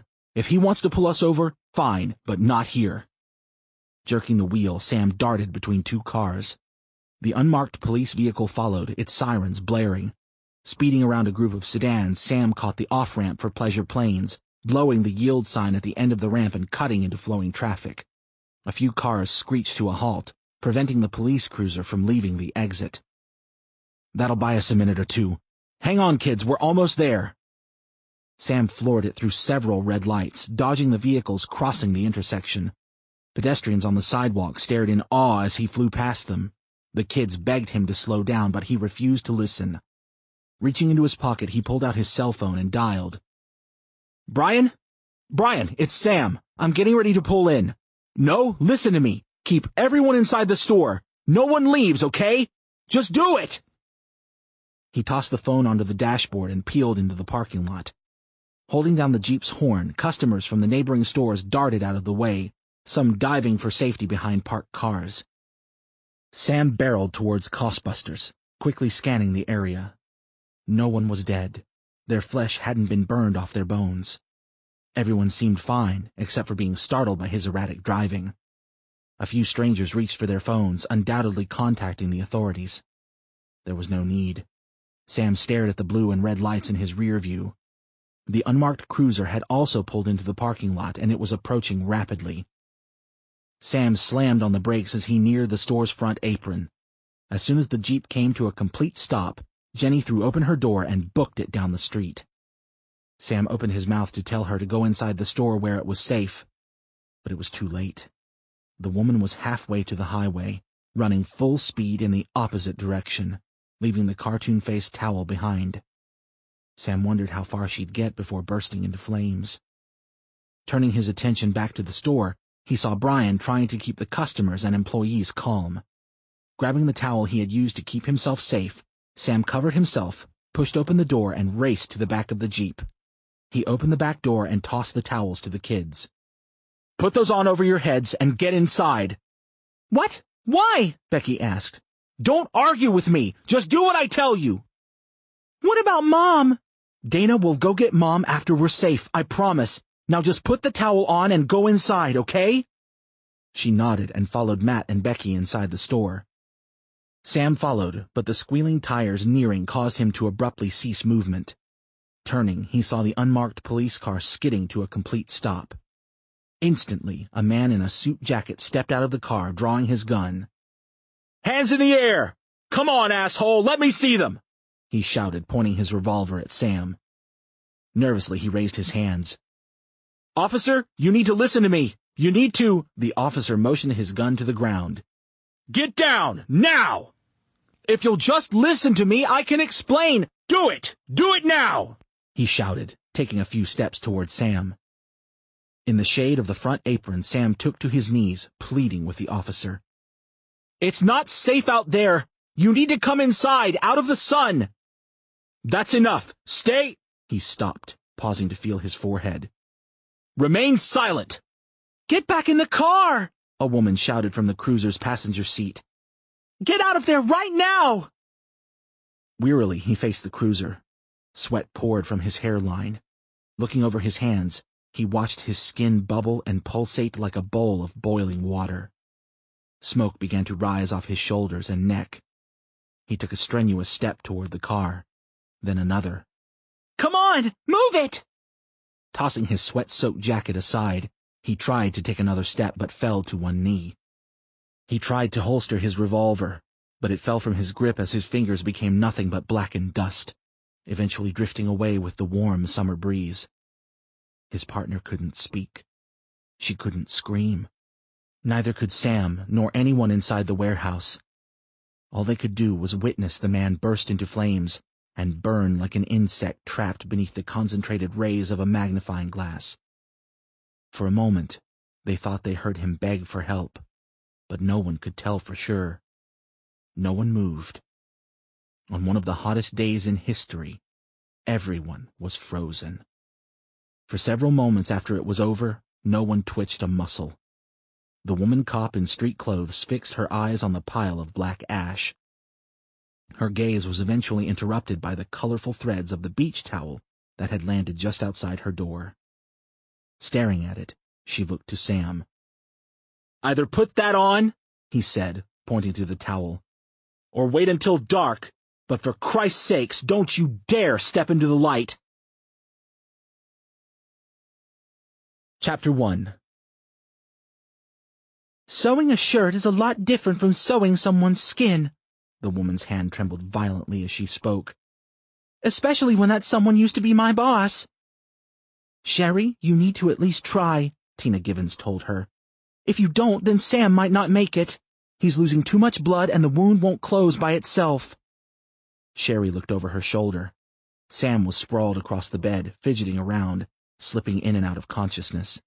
Noah, Brian, and Chandra hovered over him, changing the cool, wet rag on his forehead every few minutes. There's so much blood, and there will be a lot more if you don't do something about it. I can't be the only one here whose mother taught them to sew. Tina leaned in, almost pressing her nose against Sherry's. Listen to me, and listen closely. Sam has sacrificed a lot to keep you safe. The least you can do is try to save his life. In the corner of her eye, she spotted Dana peeking her head into the room from the doorway. She disappeared as soon as Tina set eyes on her. Whispering, Tina added, You want to be the one to tell his kids that their father died because you were too scared to save him? Sherry stared at Sam's injury. The hole in his leg gawked at her like a cyclopean eye. In exchange, I'll help you with something, Tina said. I'll owe you a favor, whatever you want, but you have to do this. You have to help him. Sherry thought about it briefly, looking to the floor for guidance and finding nothing there. Okay, I'll try. Thank you. Listen, Noah said. He's trying to say something. Tina, Sherry, and the others gathered around Sam. He was barely conscious. His eyelids fluttered like butterfly wings, his words sporadic and indiscernible. Mouth leaned over him and listened closely. What's he saying? Brian asked. Beats the balls out of me. Fucker's mumbling some shit. Maybe a name or something. Sam shivered. Chandra replaced the rag on his head, wiping the sweat off his cheek. Sam coughed. Nah. The group quieted themselves and listened. Between coughs, words fell from Sam's lips, some easy to comprehend, others not so much. Dana, Brian asked. You want me to get Dana? Back, Matthew. Chandra continued running her palm over his forehead, combing his hair away from his eyes. His kids, Chandra said to the group. It's all right, Sam. They're just fine. You hang in there and we'll take good care of them. Sam started coughing again. Get some water, Chandra told no one in particular. Noah obliged while Tina took hold of Sam's hands. You're all right, Sam. You're doing just fine. Rest up and you'll be back on your feet in no time. Brenda, he whispered before Chandra placed the cup of water to his lips. He repeated her name over again once he sipped the water. Brenda. Who's Brenda? Tina asked. Fucked if I know, Mouth said. Tina dropped Sam's hand and backed away. Her eyes caught the gaping hole on his leg. The amount of blood that soaked the sheets made her stomach rise. A little fucking squeamish, I take it? Mouth asked. Tina grabbed Mouth's arm and dragged him to the corner of the room. Level with me, she said, ignoring his comment. Is he gonna make it? Fucker's lost a lot of blood. I'd say a transfusion might be needed once the wound is closed. I saw some antibiotics in an office down the hall. Fighting off the infection won't be a problem, he shrugged. But what the fuck do I know? I was a cook in the Navy, not a doctor. Tina bit her lip. Shit. We don't have enough medical supplies or someone with the ability to perform a procedure like that. As far as I know, Sam's the only one with any medical background. Yeah, well, something tells me that motherfucker barely knows CPR. We'd have to know what blood type he is. She thought about it for a moment. Shit, I don't even know what blood type I am. Glancing at Mouth, she asked, Do you? Be positive. Blood. That's probably something I should know, isn't it? So much blood. Mouth shrugged. Guarantee half the motherfuckers in this place don't know their own blood type. Don't beat yourself up about it. Tina shook her head. All right, I'm leaving. Find me when the procedure is over and Sam is awake. We'll figure out what to do then. You're not going to stick around? She walked out of the room without answering. From behind her, she heard Mouth carrying on about something she hadn't intentionally tuned out. Her mind was elsewhere. The sound of the doorbell drowned out everything. The sound of the doorbell. The doorbell. Chapter 2. Rang. The woman waited for what seemed like a very long time. She passed the seconds by surveying the neighborhood, watching the kids kick around the soccer ball in the middle of the pedestrian-friendly street. She smiled. It'd be nice to have kids someday, she thought. Some kids of her own instead of remaining Aunt Tina for the rest of her life. Her nerves caused butterflies to scrape against her stomach. Her trembling finger reached for the doorbell again, but before she pressed it, the door swung open. Hello, the tall, attractive man answered. Is there something I can help you with? She flashed her badge. Sir, I'm here in reference to a complaint that was called in. A 415, domestic disturbance. If you have a moment, I'd like to ask you a few questions. He stared at her, leaning against the doorframe and folding his arms across his chest. Funny, I don't remember calling in a 415. Oh, no? The woman asked, smiling. You don't have a very good memory then, Detective Bernhardt. Bernhardt smiled back, waving her in. Get in here, you. She stepped inside the detective's lovely home, admiring the interior decor. She took her shoes off, placing them next to several other pairs. They don't belong there, a voice spoke in her mind. You don't belong here. She ignored her conscience like she had done frequently in the past, and followed Bernhardt into the kitchen. Mind if I take this off? She asked, hanging her jacket on the back of a chair. Go right ahead. The kids won't be home until later, so don't worry about it. Thanks, she said, taking a seat. Bernhardt opened the fridge. Want some wine? God, that would be fantastic. Bernhardt laughed. I thought you could use a drink. You look tense. Sure you're okay? Tina shrugged. Just not good at this sort of thing. What thing? You know. You. Me. Bernhardt poured her a glass of red wine and slid it across the marble countertop. And a bottle of wine at 1 o'clock in the afternoon? Bernhardt chuckled. Don't tell me this is the first time you played hooky. No, it wasn't. Just drink, Bernhardt suggested. He moved away from the fridge and positioned himself behind her. Slowly, he placed his hands on her shoulders. Rubbing them gently at first, he chuckled under his breath. Geez, you are tense. He ran his knuckles down her spine. You got rocks back here. Lot of stress lately. I can imagine, he said, kissing her neck.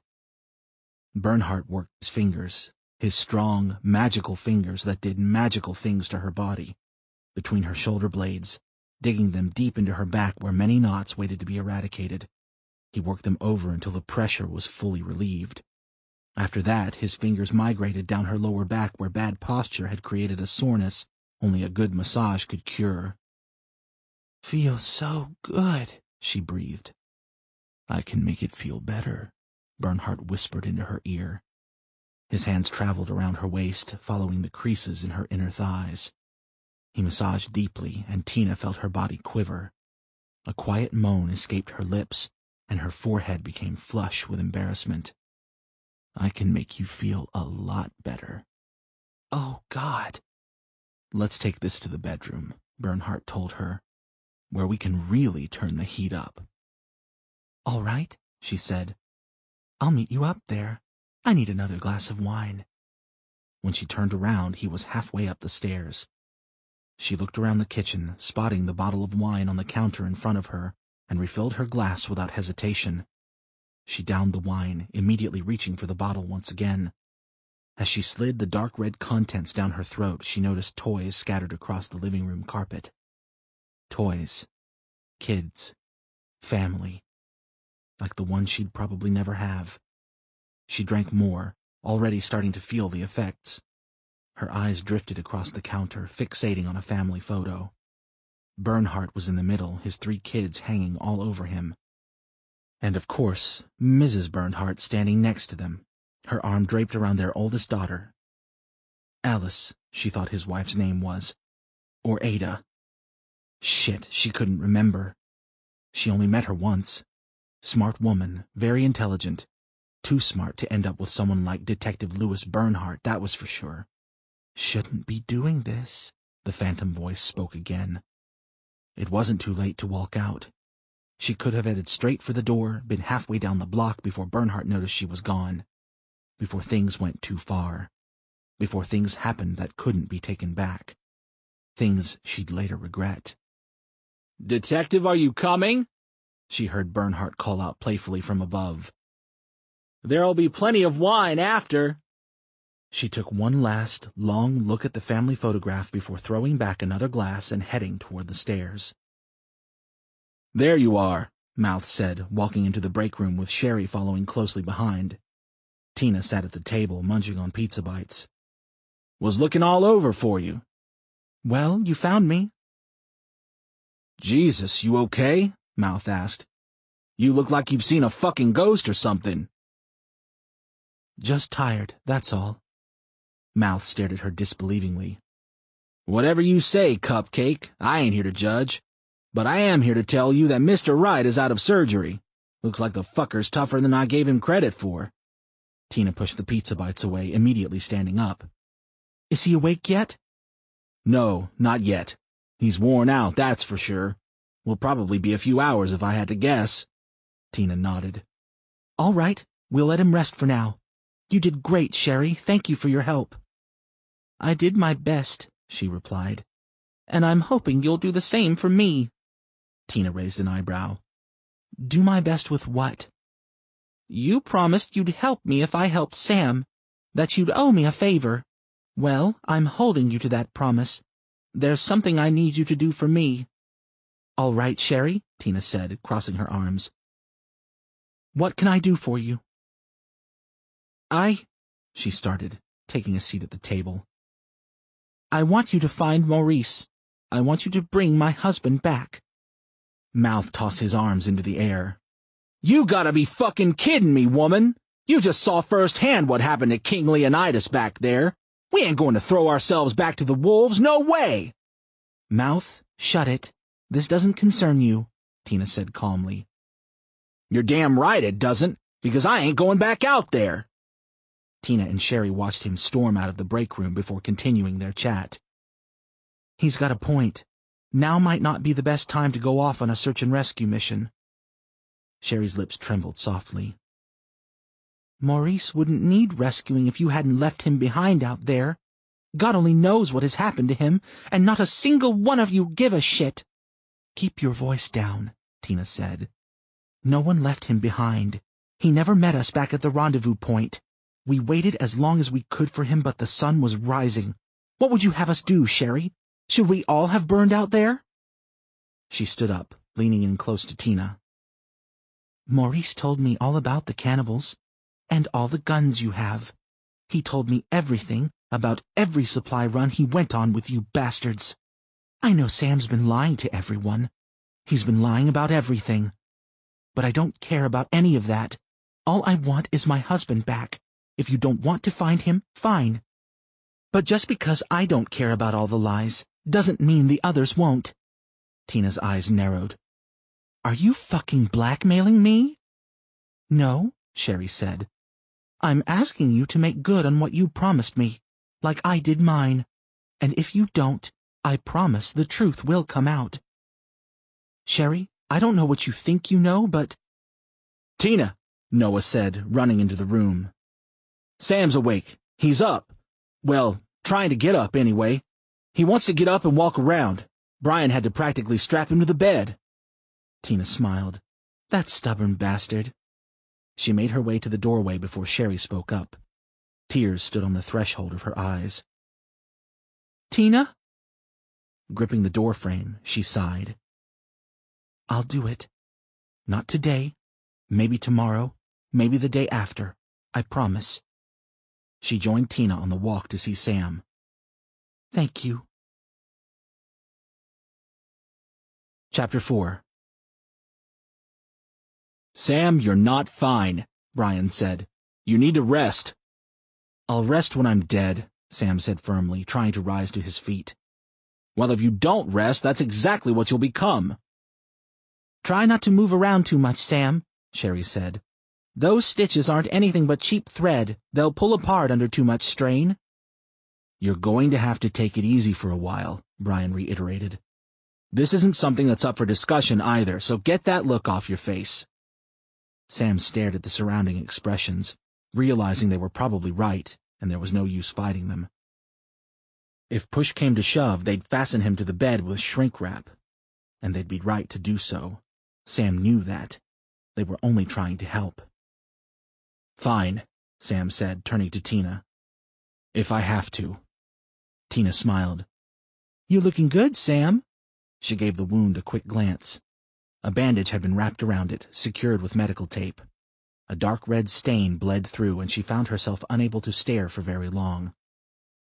How do you feel otherwise? Just peachy. Well, relax. You'll be telling us what to do in no time. I want to see the girl, Sam said. Mouth laughed. Keep your drawers on, Chiefy. There'll be plenty of time for that late. Where is she? How is she doing? Was she hurt badly? She's safe, Sam. Don't worry about that right now, Tina said. We'll take care of it. Just sit tight and get better. Sam shook his head. Is she separated from the rest of the group? Has she spoken to anyone? Glancing around at the other concerned faces in the room, Tina nodded. We have her in one of the maintenance closets. Alone, as of right now. She hasn't spoken a word.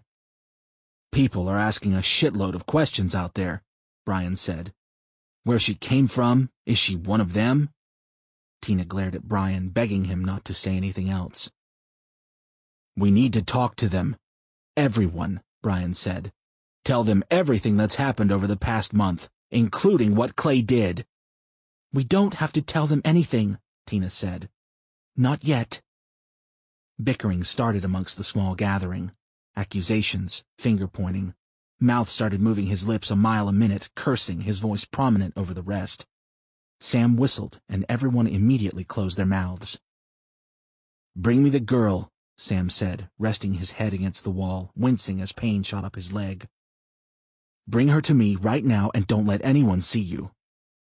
Tina folded her arms across her chest. You sure you're up for this? She probably needs medical attention, and I'm the only one with experience, Tina finished for him. Yes, Sam, we know. You're a regular George Clooney. But you need to fix yourself before you start fixing everyone else. Besides, Mouth said, the girl is fine. She's got a few bumps and bruises, a scratch here and there, but nothing beyond that. Physically, she's okay. Mouth's eyes rolled to the other side of his head. Mentally, however, is a different fucking story. Sam nodded. Bring her to me, he said. I want to talk to her. Find out what she knows about the nut jobs we ran into. Maybe she has some information we could use. Tina sighed heavily, making her disapproval known. All right, Sam. We'll play it your way. Thank you. Tina turned and headed for the doorway. Dad? Sam heard from behind the small crowd. Maddie? Is there anything I can do? He asked. Maddie walked next to his father's bed. I don't know, Maddie. Stay with Dana. Keep her company. What about the girl? What about her? Well, Maddie said, looking around the room nervously. I mean, she's going to need friends, right? Someone to show her around, to make her feel at home? Let me talk to her first, son, before we roll out the welcome wagon. Okay, just saying I can help, that's all. I appreciate it, buddy. But for all we know, she's one of them. You really think so? Brian asked. After what we saw? Sam recalled the blade being placed to the girl's tender throat. No, I don't. But let's not get complacent. Chapter 5. Tina found herself halfway down the hallway when she stopped. The figure before her had his arms folded across his chest, a satisfied grin plastered to his recently shaved face. Our fearless leader is on the mend, I hear. So, you've been eavesdropping, have you? Tina asked. Soren held up 2 fingers. Just a little. What do you want? Soren shrugged, his smile not wavering a single centimeter. Nothing, just a concerned citizen trying to acquire some information on Samuel's condition. If there is anything I can do for him— I don't have time for your shit, Soren, she said, walking past him. Oh, that's right. You're going to retrieve our mysterious guest so Sam can interrogate her. Tina turned to him. Like you wouldn't do the same goddamn thing. He nodded. You're right. I would. In fact, I think I should be the one to talk to her. Maybe I can get the information we need, while Samuel can get the rest he needs. That way we can properly get a handle on things. I'll tell you what you can get a handle on. You've been hanging out with the mouth far too much lately, I see. No need to be crude. I'm only trying to assist in Samuel's efforts, not impede them. Tina wrinkled her forehead. And you think you can help us? Yes, I do. I think I can be of great use, considering the situation. And what is it you can do for us, Soren, that we can't do ourselves? I have the natural ability to tell when one is telling the truth, and when someone is, well, being less than truthful. Really? You're a human bullshit detector. Ever apply that skill to the shit you shovel down these people's throats on a daily basis? Ah, Soren said, approaching her. You're not accepting of others' viewpoints, I see, even when they're in the best interest of all and not simply the few.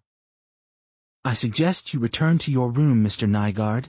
Continue planning your little coup, or whatever it is you do in there. Is that what you think I'm doing? Soren laughed. Plotting a takeover? Turning the good people of Costbusters against Sam? I'm sorry, but you've completely misread my intentions. Oh no? You're not trying to turn these people against Sam? Getting them riled up? Trying to get them to journey across the country? Tina shook her head. What do you call that shit? Soren shrugged innocently. We've become a family here, Tina. Even you must be able to see that. I'm only looking out for what's best for the entire community. I mean no harm to him or anyone else. Tina scoffed. Enough of your bullshit. What do you really want? Soren's eyes slimmed. The same thing you and everyone else wants. Information. Let me speak with the young lady. Once I'm done, we'll know exactly what's going on and how to plan accordingly. Isn't that what Samuel wants? What you want? What everyone here wants? You're playing a dangerous game, Soren. You won't like how it ends. She turned, heading towards the maintenance closet where the girl was being kept.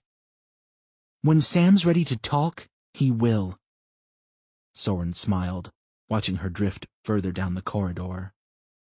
If things continue this way, Miss Givens, the community that Samuel built here will be torn apart, he said. Why can't you see it? Tina flipped him the bird before disappearing around the bend. Chapter 6. Naked, they spooned each other. Detective Tina Givens held on to Bernhardt. tightly wrapping her arms around his muscular chest. She felt dirty, a filth that no amount of soap could cleanse. Committing adultery had never been on her bucket list. It was a fantasy that had only been that, a fantasy, nothing more. Had there been opportunities in the past? Sure. She had worked with plenty of unfaithful men over her 10-year career. Attractive men she did fantasize about. But she never gave in to her impulses. Not once had she the desire to act upon them. Until the moment she met Detective Louis Bernhardt 6 months ago when he transferred from some town in upstate New York. She knew immediately that she had to have him. Many dreams were spent on his body, what it would look like without a suit covering it, in her bed, on top of her, pounding away like a jackhammer. Many times she had awoken wet, and soon after, her dreams became daydreams until it reached a point where that's all she could think about. So much tension had built up over the months that she thought she might implode. She knew he felt it too. She tried not to think about the family photo during sex. It was hard. Alice or Ada's, she still couldn't remember. Eyes flashed in her mind, staring at her, judging her, calling her a slut, a whore, a good-for-nothing home-wrecking bag of shit. Afterwards, after the debauchery was over, she felt ill.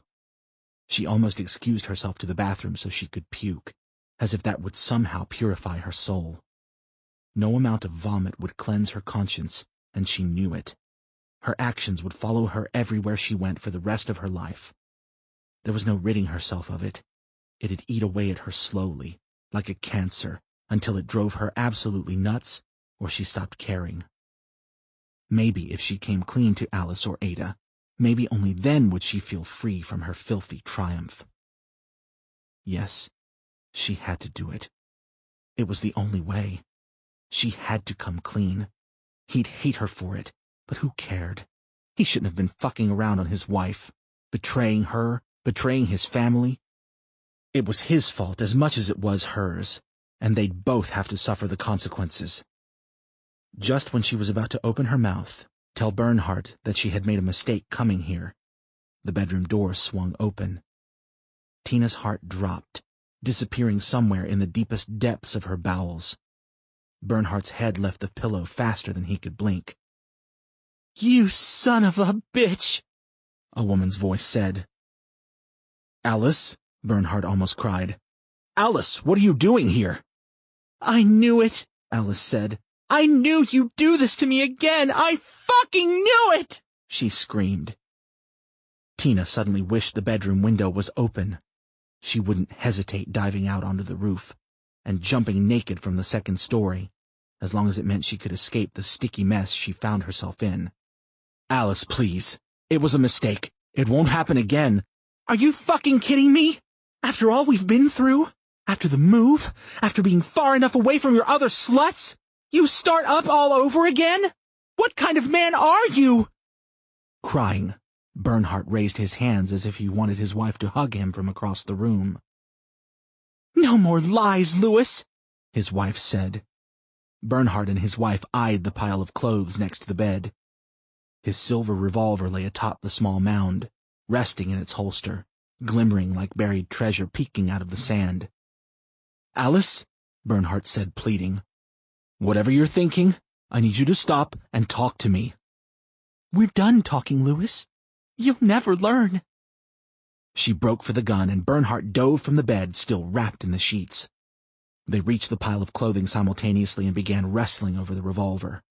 Bernhardt felt the sharp sting of his wife's fingernails digging into his face while trying to pin her to the floor with his legs. As he reached for the gun, she shoved her knee into his groin. Howling in pain, the revolver fell from his hand and bounced into the center of the room.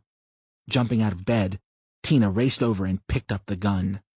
As Bernhardt and his wife continued to fight, she thumbed back the hammer and fired into the bedroom ceiling. "That's enough!" she shouted. Startled, they separated, their eyes focused on the gun Tina held above her head. Bernhardt held out his hand. "Give me the gun, Tina." "Go on, you fucking slut!" Alice screamed. "Fucking give it to him! It won't be long before he's fucking someone else behind your back. Shut up, Alice. We can figure this out. We can fix this. She shook her head wildly. Fuck you, Lewis! Fuck you, you piece of shit! Alice took hold of Tina's wrist, pulling her into the struggle between her and Bernhardt. She tried to free herself, but her pleas were deafened by their shouting and swearing. Soon all three of them were rolling around the carpet, the gun being twisted and turned in all directions. Another shot fired. Tina covered her ears and rolled onto her stomach. She looked up to see a smoking bullet hole in the center of a wedding photo hanging on the wall next to the bathroom. Glass shards littered the floor next to her. As she crawled toward the doorway, away from the fighting, she felt Alice fall onto her back, knocking the wind out of her lungs. "That's enough, Alice! Are you fucking crazy?" Bernhardt yelled. With the revolver in hand, Alice pulled Tina by her hair and pressed the barrel against her temple. Yes, Lewis, I am. I'm crazy for ever thinking you would change, that you would be a better man, the man I married almost 20 years ago. You'll never change, as long as you have sluts like this one hanging all over you. Maybe if I make them go away, she said innocently, then maybe you'll change. She squeezed the trigger gently. Alice, don't! I love you, Lou. The glass shard piercing her throat killed her words. Blood exploded from the gash like water from a busted fire hydrant. Soon the carpet was saturated and speckled with the same dark fluids that covered Tina's hands. Slowly, she released the shard, leaving it in Alice's neck, and took to her feet. She staggered back a few steps, the muscles in her legs feeling almost non-existent. She used the wall to keep herself from falling. Gripping chunks of hair with his fists, Bernhardt cried. Tina, he whispered between sniffling bouts. What did you do? Picking up the gun, she turned the weapon on the bloodied woman. The sound of her choking on her own blood filled the room. Now hold on, Bernhardt started, but his voice was lost over the sound of Tina's angry screams and the roar of gunfire. Chapter 7. You know you can talk to us, Sam said, sitting up on his mattress, his back propped up against the wall. We're not the bad guys here. Sitting on a chair in the middle of the room, the girl avoided eye contact with him. Instead, her eyes were focused on the wall, vacant of thought and wet with tears. Maybe you shouldn't push her, Sam, Chandra said. She'll talk when she feels comfortable. There's no reason she shouldn't feel comfortable, Sam said, turning his attention back to the girl. She was younger than Becky, but older than Dana. If he had to guess, she was probably around Maddie's age. Let's start with something simple. What's your name? The girl's eyes left the wall, finding Sam's. She opened her mouth, but no words were expelled. My name is Sam Wright. That's Chandra. Tina was the woman who brought you here. Sam nodded to across the room. That's Brian in the corner, and Mort next to him. You can call me Mouth. Everyone else fucking does. The girl's lips flinched. Sam turned and motioned for his daughter to come forward. I know you're scared. It's all right. We're all a little scared, he said. I'd like you to meet someone else. This is my daughter, Dana. Holding up her hand, Dana smiled. Hi there. You don't have to worry anymore. We're all friends here. That's right, Sam said, placing his hand on Dana's shoulder. We're like family here. In fact, I have a son, Matthew, and another daughter, Becky. They're both here, and I look after them just as much as I would you. We all would. We all look out for one another. We protect each other. You can tell us anything you want to, and nothing bad will happen to you. I swear on my life. She nodded. My name's Lila, she said at last. Well, that's a good fucking start, Mouth mumbled. Lila, Sam repeated. Beautiful name. Sam offered the girl his hand. Slowly, she met him halfway, lifting off her chair, grabbing his sweaty palm. Can you tell me what happened before we found you? Her eyes darted back and forth rapidly. I got separated from my family. I was walking down the side of the road, after the sun went down, of course. She paused, swallowing a lump. Go ahead, Chandra said. It's okay. These guys drove by, said they could help me find my family. Had you seen them before? Sam asked. She shook her head. Since the end happened, I haven't seen anyone else except my family. Those people abducted you? She nodded. At first they seemed decent. Then they went crazy. They took me to get food because I said I was hungry. They went to the convenience store where they had bodies stored. I heard them say they planned on eating them. We saw what they were doing. It's okay. You can skip past that part. What happened next? They took me into the pizza parlor.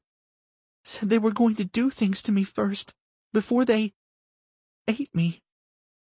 Tears poured from her eyes. Her head collapsed into her hands. Chandra went to her, placing her hand on her shoulder, rubbing in a comforting, motherly manner. Shh, Chandra whispered. It's okay. You're safe now. They're savages, she cried. They were going to rape me! The mood in the room changed. Everyone shifted uncomfortably as the girl cried on. They wore empathetic masks, but no one knew how to talk to her, how to console her, how to make it better. No words came to mind, no advice, nothing. Just silence. I can't imagine how you must feel, Sam finally said. But if there's anything we can do to help, please, let us know. She stared at them, her glossy eyes still leaking tears down her cheeks. You can help me find them? My family? Sam suddenly felt every eye in the room on him. Slowly, he nodded. We can do that. With a frown, Dana started to speak, but she held back upon seeing a smile run across Lila's face. Thank you, mister. That means the world to me, she said, wiping the tears dangling from her eyelashes. My pleasure, Lila. He pointed to the cuts and bruises on her legs. You're pretty lucky. Those scratches could have been a lot deeper. Are you a doctor, mister? She asked, squinting. You look like a doctor. Sam laughed. Some of the others chuckled softly. In a previous life, Sam forced himself to smile. Lila, I need you to do something for me. Think of it as a favor for saving your life and helping find your parents. What is it? I need you to pretend you have amnesia. If anyone asks you questions, you have to act like you don't remember. Can you do that? She nodded. Yeah, sure. Anything you want. Thank you. Thank you very much. Well, Lila, we have food, water, shelter, and good people here, Sam told the teenager. You don't have to worry about the crazy people out there. They're not people, Lila said timidly. They're monsters. He nodded. There aren't any monsters here, at least. Maybe later, when you're feeling more comfortable, you can get to know everyone. As for now, Sam spotted Maddie standing in the doorway. Maddie, why don't you show Lila around? Sam turned to her. You can get a sense of what goes on here. Brian stepped forward. What if people mob her with questions? Keeping his eyes on the girl, he said, Stick to the amnesia story and they'll leave you alone, I promise. Lila shrugged. Okay. There's no need to be afraid, honey, Chandra said. Everyone here is really friendly. She nodded. I'm just tired, that's all. Well, maybe you'd be better off taking the tour tomorrow night then, Sam said. Lila agreed, smiling. Maddie? Yes, Dad? Take Lila around the offices just so she knows where the washroom is. Sam nodded to Tina. You mind if she bunks with you? Not at all, she replied. Good. It's settled then. He turned back to the girl. Go with Maddie. We'll talk more tomorrow. Thank you, Mr. Wright. Sam smiled. Call me Sam. Chapter 8. I think you'll really enjoy it here, Maddie said to Lila as they rounded the bend together, nearly plowing into the two figures before them. "Whoa!" one of the men said. "Watch where you're going there, All-Star." "Sorry, Chris," Maddie said. "Didn't see you two there." "You must be Lila," the other man said. "How—" Soren extended his hand to the girl. "Word travels quickly in these parts, my little lady."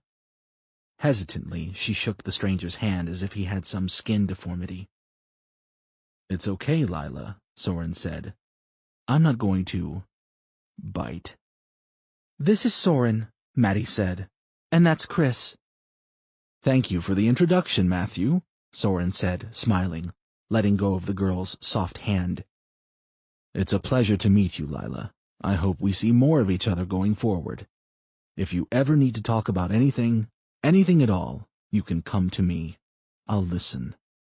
Lila smiled back, not speaking a single word. "Oh, well, we gotta go. Lila's tired. Long day," Matt said. "Ready?" he asked her. She nodded. Soren and Chris watched them shuffle down the hallway and disappear around the corner. "Smell that?" Soren asked, sniffing the air. "Tacos?" "No, you moron." He gleamed down the hallway, half expecting someone or something to appear. Her scent. She smelled, I don't know, pretty normal to me. "A wolf can always sniff out another wolf," Soren said, sticking his nose in the air, breathing deeply. "I don't know what you're talking about, dude, but—" "Oh, for Christ's sakes, Christopher, the girl is a fucking rat. She's no more an innocent, helpless whelp than you are." Cracking his knuckles, a sinister grin stretched across Soren's face. "She has blood on her hands. I can smell that, too." "All right, Toucan Sam, I get the point." Soren grabbed Chris by the throat, hoisting him up against the wall. The kid's feet dangled a foot off the ground. He kicked them helplessly. Fear overtook his nerves. He felt his bowels loosen, but his body was able to hold the contents of which it contained. "Listen to me carefully," Soren growled. "Not everything is a fucking joke. You want to die? Because that's exactly what's going to happen if you don't do exactly what I say from here on out. We're not safe here, not one bit, and whatever the girl is, whatever her true intentions are, I can assure you they're nothing good. So sack up, Christopher. It's time to get fucking serious. Do you understand?" Feeling his flesh grow warm, Chris nodded. Soren released his throat, letting the kid drop to his knees. "Get up," Soren said, his lips curling, "and get to work. And for once in your pathetic life, start acting like an adult." Chapter 9. "Guy's kinda creepy, huh?" Lila said. "You have no idea," Maddie replied. "Him and my dad don't really get along." "I can see why. Major creepster." She looked around the hallway, investigating every square inch of wall. "Nice place you guys have here." "Thanks." Maddie looked around, searching his brain for all the right words to say. Words and sentences his school books never prepared him for. "So, what did you do before, the burn happened?" "The burn? Is that what you people call it?" she asked, grinning. "Yeah, I mean, is there a better name for it?" She shook her head. "No, I guess the burn is fitting enough." She ran her fingers along the wall as she walked. "I was just a normal kid, I guess. Nothing special about me." "Really?" Her eyebrows narrowed. "Yeah, why?" "I don't know. You look like... I don't know, maybe you were a..." "Were a what?" "Popular in school or something? A cheerleader or captain of the girls' volleyball team?" She laughed. "Cheerleader? Now that's funny." "So what is your story then?" She shrugged. "My story is boring, Maddie. You can call me Matt. Only my parents call me Maddie. Matt, she corrected. Matt, I was a pretty big loser before this burn of yours happened. I didn't have a lot of friends. My parents pretty much hated me. Matty fixed his glasses, pushing them back up his nose. I thought you said you missed your parents. I did, she said quickly. I do. It's just... She paused, staring at the ceiling. You ever feel like you've disappointed them? Like everything you do isn't good enough? Only all the time.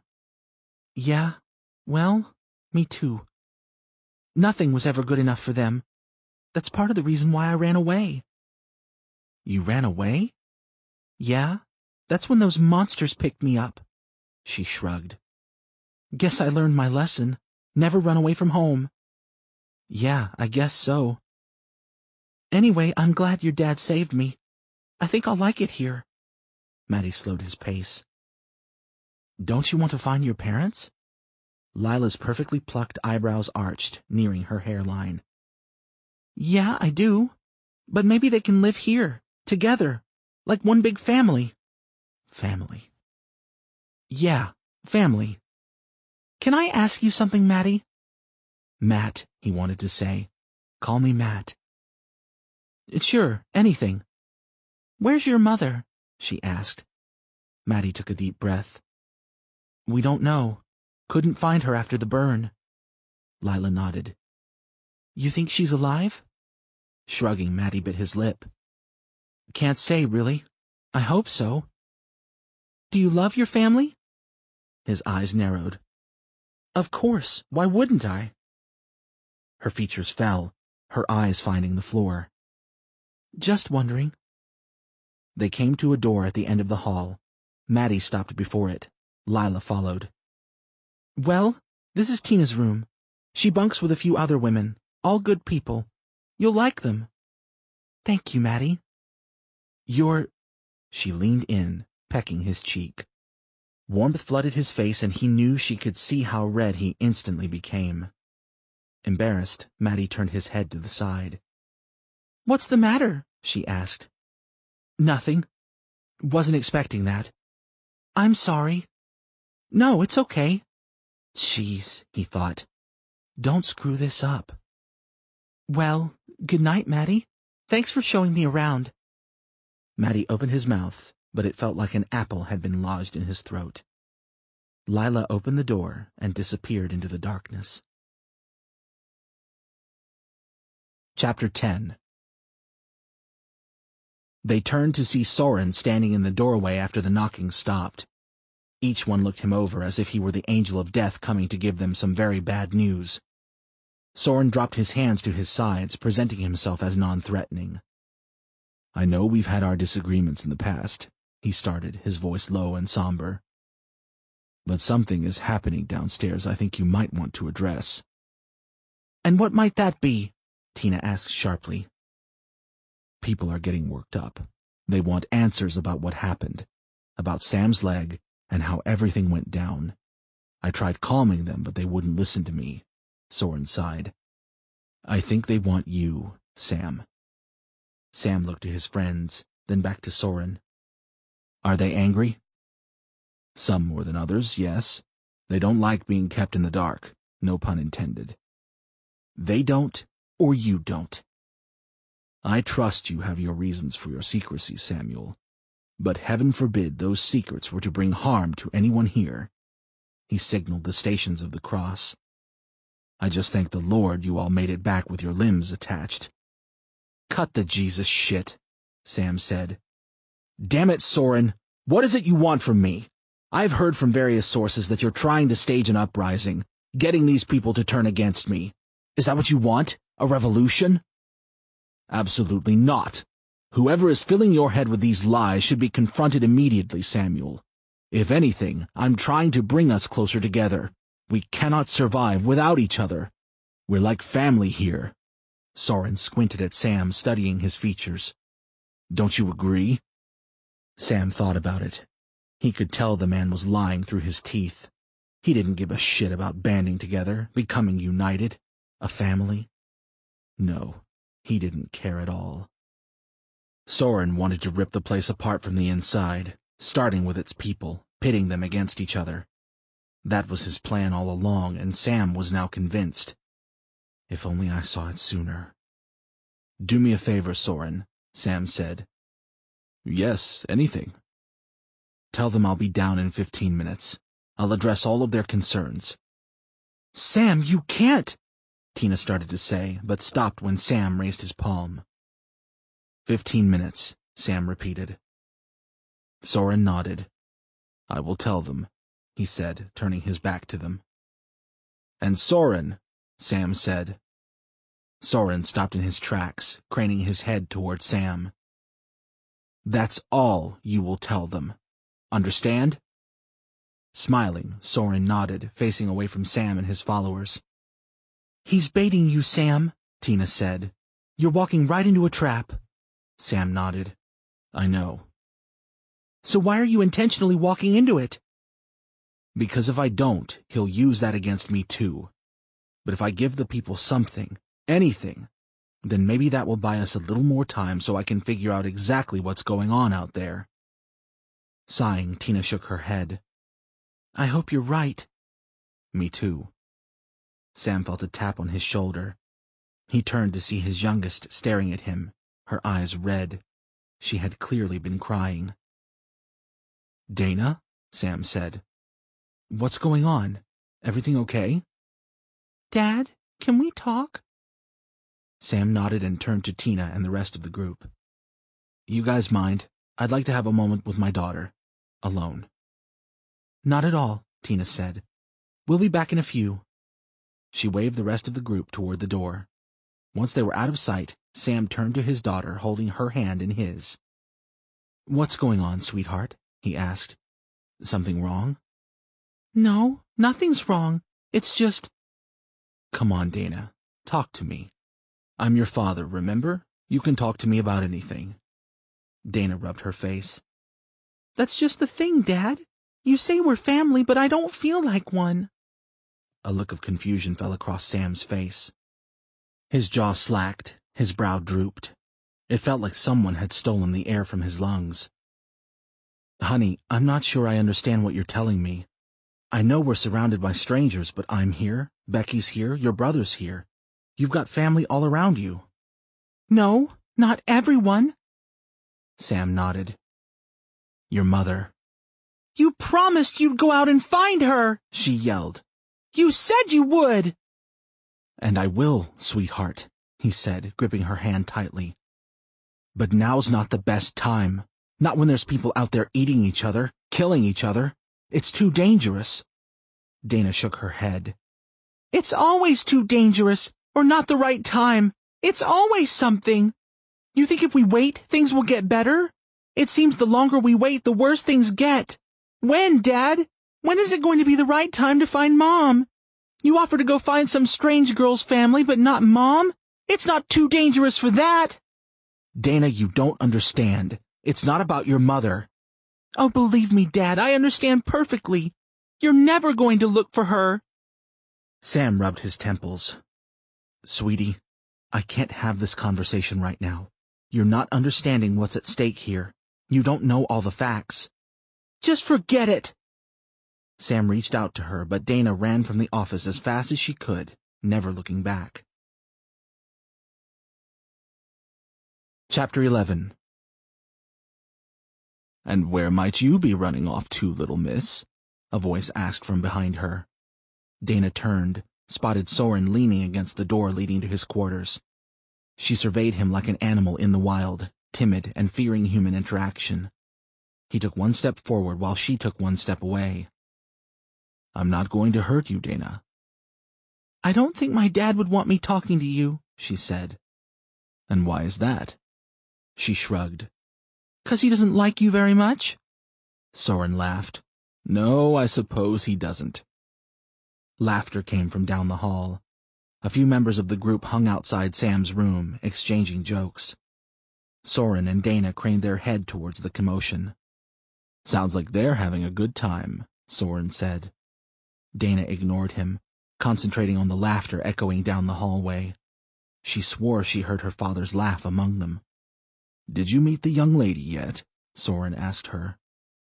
Snapping out of it, Dana turned her attention to the tall man. She got the sense that she couldn't trust him, something about his smile, but couldn't bring herself to be rude. After all, no one else paid her much attention lately, certainly not her father. Their conversation earlier had been the most they'd talked since the burn happened. He was always too busy going on adventures and doing things for other people, strangers. He treated them more like family than her. Becky spoke very little to her. She was too busy making out with Chris in the broom closets. And as for Maddie, well, he was probably too busy sticking his nose in a book, or other things that bored Dana easily. Soren, as strange as he was the first person who appeared interested in what she had to say in a very long time. "Yes," she replied. Soren's eyes narrowed. "Something fishy about her, don't you think?" Dana's shoulders twitched. "I guess. It's hard to tell." Soren studied the girl. "What's the matter, Dana?" he asked. "Is there something bothering you?" She ignored his gaze. "I don't know." "You can tell me. Maybe I can help." She finally faced him. He looked more trustworthy this time around. Maybe he wasn't as bad as her father made him out to be. Maybe he wasn't the devil in disguise after all. "Dad promised to look for the girl's parents." "That sounds like a very admirable thing to do," Soren said, his lips forming a thin smile. "Why does that make you mad?" "Who said I'm mad?" Soren grinned. "I just heard you yelling, that's all." Searching her thoughts, Dana exhaled. "It's just, I thought we'd find Mom by now. I mean, he promised. The first week we got here, Dad promised to look for her and Bob." "But he hasn't, has he?" Dana shook her head at the floor. "I understand. It must be hard to be separated from her. You love your mother, don't you? A lot?" Dana's eyes filled with tears. "You miss her? Wish she was here with you?" Slowly, her head moved up and down. Soren dropped to one knee. "It's okay. She's still out there." "I know." "She misses you, too," Soren offered a comforting smile. "You know that, right?" "Yes." "You'll see her again. Soon. I promise." "Really?" Winking, Soren said, "Really." Dana smiled, wiping away tears from the corners of her eyes. Chapter 12. "Well, she's clearly pissed," Tina said, taking a seat next to Sam. He smiled faintly. "What gave that away?" "Oh, I don't know. Young teenage girl unhappy with her father's decisions. Have you seen a Lifetime movie in the last decade?" Staring at the floor, Sam said, "No need to. My life is a Lifetime movie." Tina laughed. "I'm sure it's not that bad." "You're right. It's worse. It's worse because it's reality. And because she has every right to be mad at me." "Well, I wouldn't go that far, Sam. You've done a lot for your family. Hell, you've done a lot for everyone." Sam shook his head. "I can't blame Dana for hating me. Or any of the kids, for that matter. I've made promises that I didn't keep, that I had no intention of keeping." "You don't mean that." Tina took his hands into her own. "You're doing the best you can, Sam. That's all you can do as a father. Now isn't the right time to search for your wife." "Ex-wife," Sam corrected.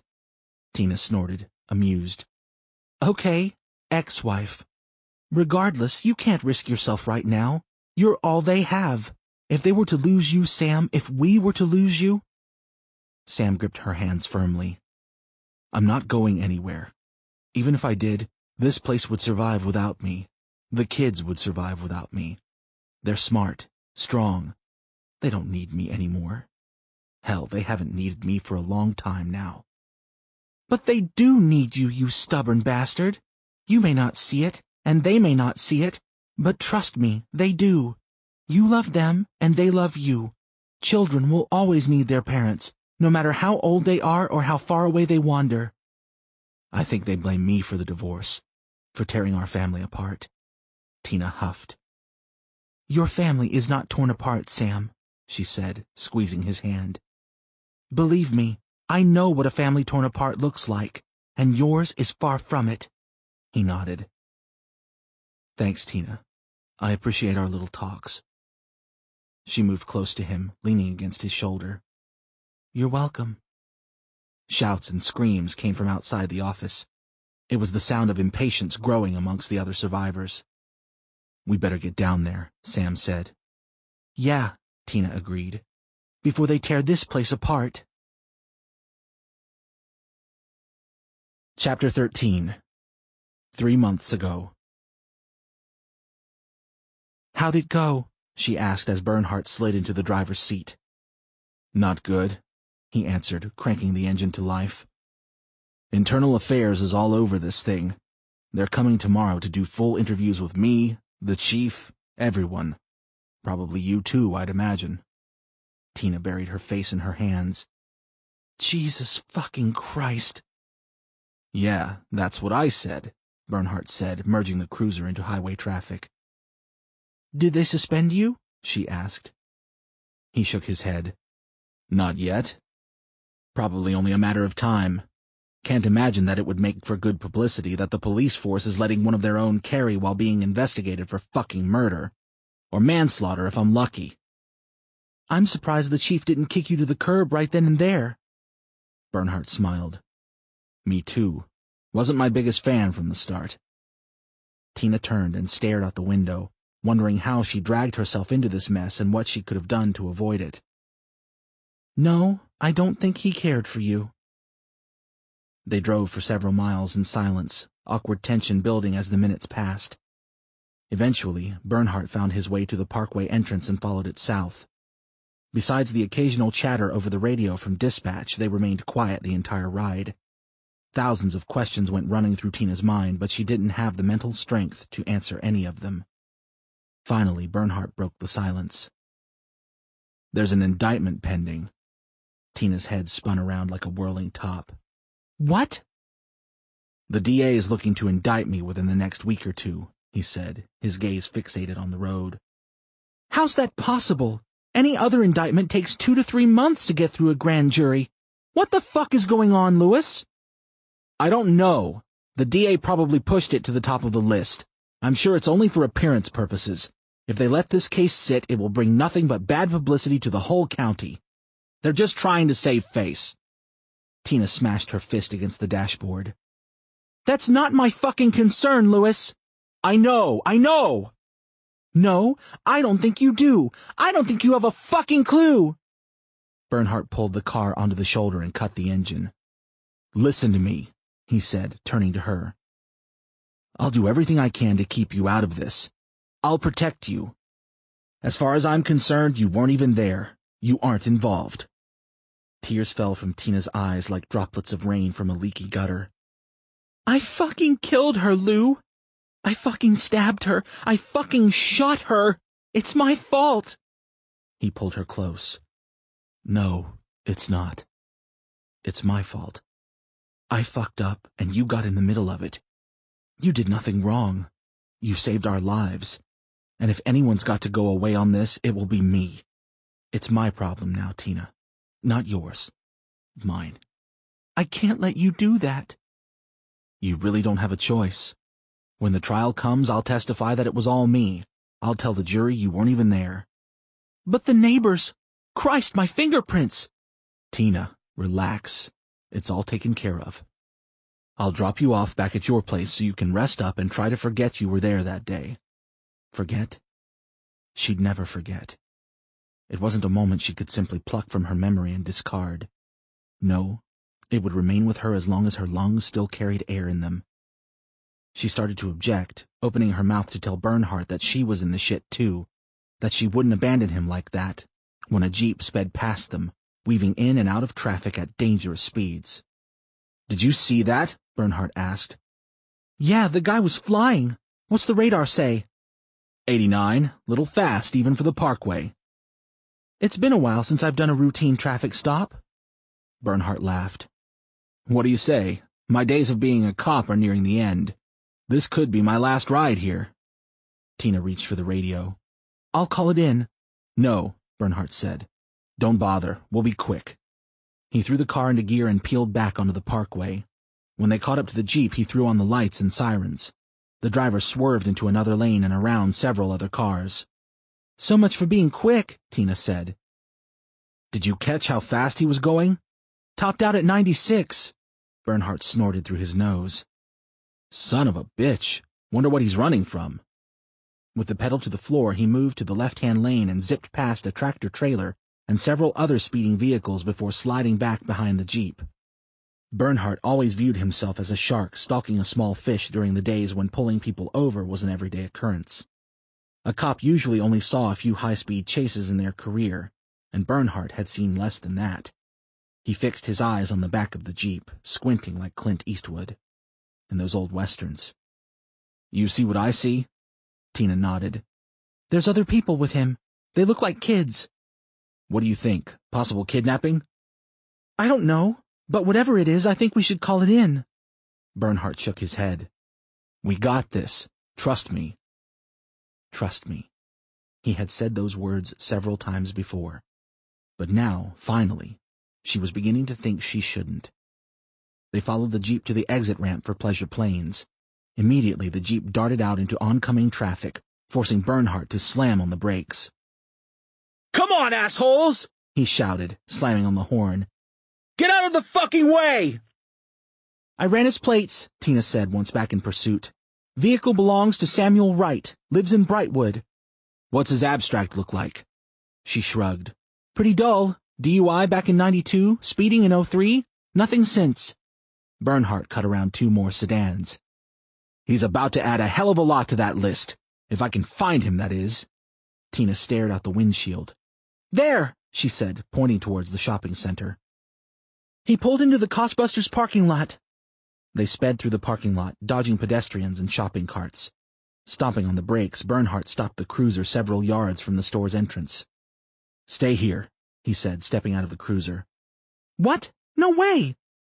"Stay here," he shouted. "You'll know if I need you."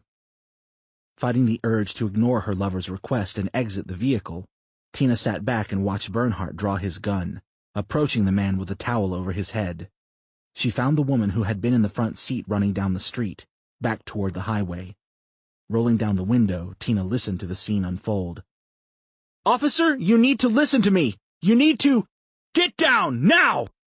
If you'll just listen to me, I can explain. Do it. Do it now. It's not safe out there. You need to come inside, out of the sun." Bernhardt looked weak, as if the heat had sucked the life right out of him. Tina eyed the digital thermometer on the dashboard. 109, it read. A fucking scorcher. She couldn't remember a time that it had ever been that hot in New Jersey. Sweat dripped from Bernhardt's hairline. Each one of his steps were heavy and labored, like he had shoes made out of cinder block. Tina cranked the air conditioning to its highest setting. "All units, please be advised, this is an emergency broadcast." Startled, Tina turned the volume knob to the right. "All officers are instructed to return to their vehicles and report back to police headquarters. Avoid direct contact with sunlight. Repeat, avoid direct contact with sunlight. Return to headquarters immediately." The message played over and over again. For a moment, Tina just stared out of the window, watching Bernhardt's condition worsen as the seconds ticked. She couldn't understand what was happening. Sure, it was hot, one of the hottest she had ever experienced, but so hot they were ordered to stay out of the sun? What the hell is going on? Things didn't add up, but the longer she watched Bernhardt, the quicker her questions were answered. "Get back to the car!" she shouted to him, but by then it was much too late. Chapter 14. As soon as Tina wheeled Sam into the foyer, they converged on them, asking questions, pointing fingers, wanting to know exactly what the hell was going on and why someone put an arrow through his leg. "What happened? Who the hell is that girl? Is she one of those cannibals we keep hearing about? Are they even human? What are we dealing with here?" Each question came like a bullet, too quickly for Sam to react. "Told you this would be fun," Tina said, leaning into his ear while bringing the wheelchair to a halt. "Let me handle it," Sam said, raising his arms to quiet the crowd. I'll answer everyone's questions and tell everyone exactly what happened, but I need everyone to settle down." Murmurs found their way around the crowd before falling silent. Once everyone was quiet, Sam, with the help of Tina and Brian, stood on his feet. Chandra voiced her concerns quietly, asking Sam to remain in the chair, saying it wasn't necessary to stand while addressing the crowd, but Sam ignored her. Mouth whispered loudly that he was a stubborn son of a bitch, but Sam ignored him too. Sherry pointed to her leg, reminding Sam of how delicate the stitches were. Sam smiled at her, mouthing the words, "Thank you." In the back, Soren stood with his arms folded across his chest. Next to him, Chris Atkins leaned against the wall in a similar pose. Becky was missing in action, and Sam figured she had turned in early. Good thing, because that was the last thing Sam wanted to see. His oldest daughter standing next to Soren's sock puppet. On the other side of the tall man whose mere visage angered Sam beyond reasonable measure was Kyle, another byproduct of too much marijuana and violent video games. Kyle and Chris had been chirpy at the last town hall, and Sam hoped that Soren planned on keeping his two pups on their leashes. Sam scanned the crowd, wondering how many other ears Soren had whispered in behind his back. How many others were willing to follow him out into the sun? How many people were willing to die for his irrational cause? How many people had he manipulated, spouted lies to? The better question was, how many more he needed to unleash his little plan, whatever it was, and render Costbusters uninhabitable. Sam reminded himself that he was being paranoid. It could have been the drugs that Chandra had given him that made him think that way. His mind felt like an old television set, fuzzy and unclear. He needed someone to smack him, to break the cobwebs clinging to his thoughts. Shaking his head, he ignored the paranoid notions that invaded his mind. Instead, he focused on the rest of the crowd and their eager faces. They were hungry for answers, and although Sam wasn't in the mood, he decided he would feed them. "A lot of you are wondering why we need to venture out into the surrounding towns," Sam said. "Truth is, especially in last night's case, we need supplies. We were running out of gasoline, and we're going to need as much as we can to keep the generators running. It's going to be important, especially if we're due for a harsh winter like everyone's been predicting." The crowd's faces ranged from disbelieving to fairly receptive. Some nodded, agreeing that all of this made perfectly good sense, that keeping from freezing come winter was important. Others shook their heads somewhat angrily, sensing their leader was hiding something, or covering up the truth. They were the same people who thought 9/11 being an inside job was possible, and that there was proof that alligators or other reptilian beasts roamed the sewers beneath the streets of New Jersey. Sam continued, ignoring those people's sour expressions.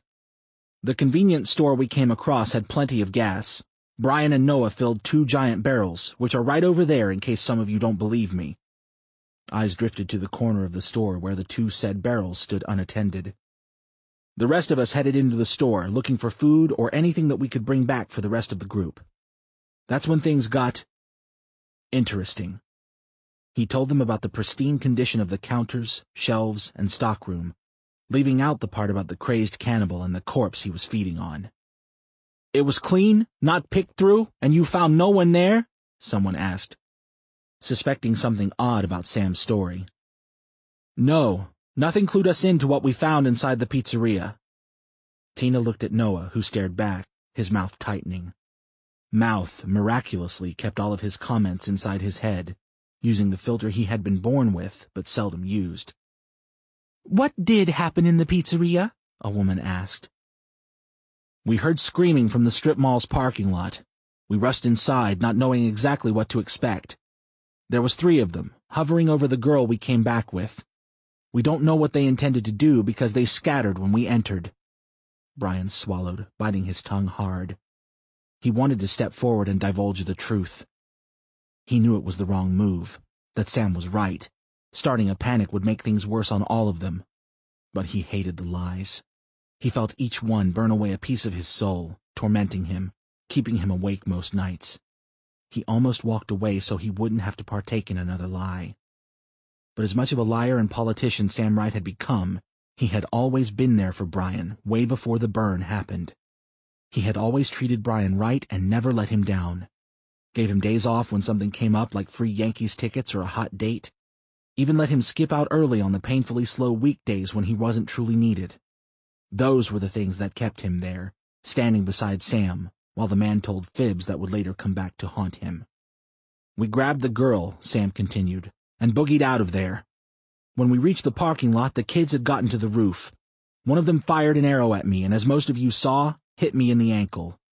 Luckily for me, whoever shot me had terrible aim. Anyone with real skill would have killed me from that distance." "So they're kids?" someone asked. Sam shrugged. "Nothing but a couple of rowdy teenagers. No one that poses any real threat. These rumors of an army of cannibals are just plain crazy. We have no evidence to support that wild accusation. As far as the body we discovered when Clay was with us, well, that seems to have been an isolated incident. I believe we have nothing to worry about." A young man pardoned himself from the crowd and raised his hand. Peter, Sam thought his name was. Before Sam could call on him, the kid opened his mouth. "So let me get this straight. You're outside the convenience store, about to head home, when you hear the screams of a helpless girl coming from across the street. You guys decide you're going to be the fucking regulators and go save the day?" "Not exactly how I put it," Sam said, addressing Soren as if he were the one verifying the facts. No, I just want to iron out the details. So you bust into the pizza parlor, virtually weaponless, without anything to show that you mean business, and these cannibal fucks scatter like a bunch of roaches? Did they all have bow and arrows, or were some of them armed with other weapons? Bats? Knives? What?" Sam gritted his teeth. "I don't know. It was dark. Couldn't see.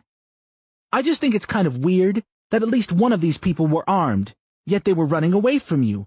Is that what we are led to believe?" "Yup, that's what happened." "Then where did Tina get that gun from?" Peter asked. "The one she fired when you guys came running in here."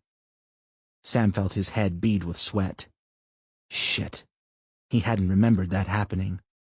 At that point he was out of it, slipping in and out of consciousness. He couldn't remember every single detail, and honestly he was surprised someone from the crowd was grilling him as hard as this Peter character was. He glanced over to Soren, watching the bastard's smile split his face in half. "I used to be a cop," Tina said, stepping forward. "I carried my weapon unbeknownst to the rest of the group." She turned to Sam. "Sorry, Sam. I should have informed you that I was carrying." Sam nodded. "It's okay. Thank you." "So wait," Peter said, his forehead wrinkling. "You had a gun this whole time and didn't think to use it when someone was firing arrows at you?" "I'm no murderer," Tina said, the image of Alice Bernhardt's slashed throat immediately entering her mind. "Just because I carry a gun doesn't mean I should use it every chance I get." "This whole story is suspect," Peter said, throwing his hands in the air. "All I hear are lies on top of lies. Stop covering for each other and tell the truth." A few other members of the congregation stood, their eyebrows slanted, and their bullshit detectors ringing in their ears. "Noah?" One woman holding her daughter's hand spoke up. "Is this what actually happened?" Noah shook his head. "It was dark, Yvonne. It was hard to see exactly what was going on." "But it was light enough to see the girl on the counter and rescue her?" Peter asked, throwing his arms across his chest like a bouncer. Sam nodded, perspiration building on his upper lip. "Mouth?" Peter asked. "Why don't I believe a single word this guy is saying? And why don't you tell us what really happened?" Sam glanced over at Mouth, feeling the pigment in his skin lose its color. It was a miracle he had kept quiet that long, and now that he was asked to speak, Sam could feel the scale tipping its way to Soren's side. There are no sides, Sam reminded himself. Everyone's in this together. Then why doesn't it feel that way? Sam lied to protect the group. Mouth had to see it that way. He had to see that Sam wanted to downplay everything, make it seem like the danger outside was nothing they couldn't handle. Nothing that threatened the safety Coastbusters provided. If these people outside, kids as Sam presented them, were no threat, then they would all sleep a lot better. They could feel safe again. Safe from the world and safe from the misguided souls no longer living under the law of the old world. He thought about Lila and how she would corroborate his story. She knew the truth better than anyone. Would she play along? Would the amnesia story stick? Sam thought it would, but for how long? The truth was a stubborn prick sometimes, and sooner or later it always came out. Sam hoped that by the time that happened, they would understand why he did what he did, that it was the only way to protect them. "Well?" Peter asked. "Is that what went down, Mouth?" "You bet your fucking ass that's how it went down. Did you hear Sam stutter, Slim Dick?" "I didn't think so," Mouth replied, stepping back, hiding behind Sam and the rest of the group. The crowd started exchanging comments amongst themselves. Sam didn't know exactly what was being tossed around, but the tone wasn't promising. They looked at him differently, their trust beginning to wear, eroding like wet sand. Sam was losing control, and he knew it. He could feel it slipping out of his grasp as if it were some palpable, living thing. He watched Soren make his way down the closest aisle, Chris and Kyle following him obediently. Sam's eyes fell on Peter, who remained standing, arms folded across his chest defiantly. He made sure Sam caught his proud smile before making his exit. Slowly, more people stood, smiling at Sam like they knew something that he didn't. One by one, they exited down the same aisle Soren had. Tina saw exactly what Sam witnessed, and she collapsed a comforting hand on his shoulder. "Things are going to change, aren't they?" Tina asked. Sam couldn't answer. "Sam?" He watched Becky, his own daughter, his own flesh and blood, deviate her eyes from her father and walk down the same aisle Soren had. His heart nearly exploded. "Do you want me to get her?" Tina asked. Sam shook his head. "Did I do something wrong, Tina? What did I do to fail these people?" Brian stepped forward. "Maybe you should have been honest with them." Sam turned to him, suddenly realizing he may have been right all along. "Trust is a fragile thing, you know," Brian continued. "Once you break it, it's doubly difficult to gain it back." "Yeah," Sam said. "He's gonna win, isn't he?" "Sam, this isn't a game," Tina said. "These people aren't pieces you can move across a board. They're people." "To him, that's all they are." "So what are you going to do? Stoop to his level?" Tina asked. "No offense, boss, but I think we've done enough damage," Brian said. "Best thing we can hope for is that they come around and realize that you were only trying to protect them." "That's all I was doing, Brian. That's all I was ever trying to do." Brian shrugged. "Hopefully they'll realize that before it's too late." "What about my family?" he asked aloud, although it was something meant to stay within his head. "What about them?" Tina asked. "I'm a terrible father, aren't I?" Tina and Brian exchanged glances. "No, Sam, you're not," Tina said. "You just bit off more than you could chew. You need to pull back a little." "I can't do that. These people, they'll leave. Lives are at stake here." "Their choices aren't yours to make, Sam." "Sam, you're driving yourself into the ground," Brian informed him. "When's the last time you slept? Like really slept, for a full 8 hours? Days? Weeks? Months?" He didn't know. Time seemed to have melted together. "You need a break," Tina said. "Concentrate on what's important. Get healthy and get yourself together, man." Tina thought about the photograph on Bernhardt's counter. "And for God's sakes, take care of your family, because that's what's most important now. Understand?" Sam stared into the middle of nowhere, drifting off between past memories. "It doesn't have to be a long break. A few days, maybe a week.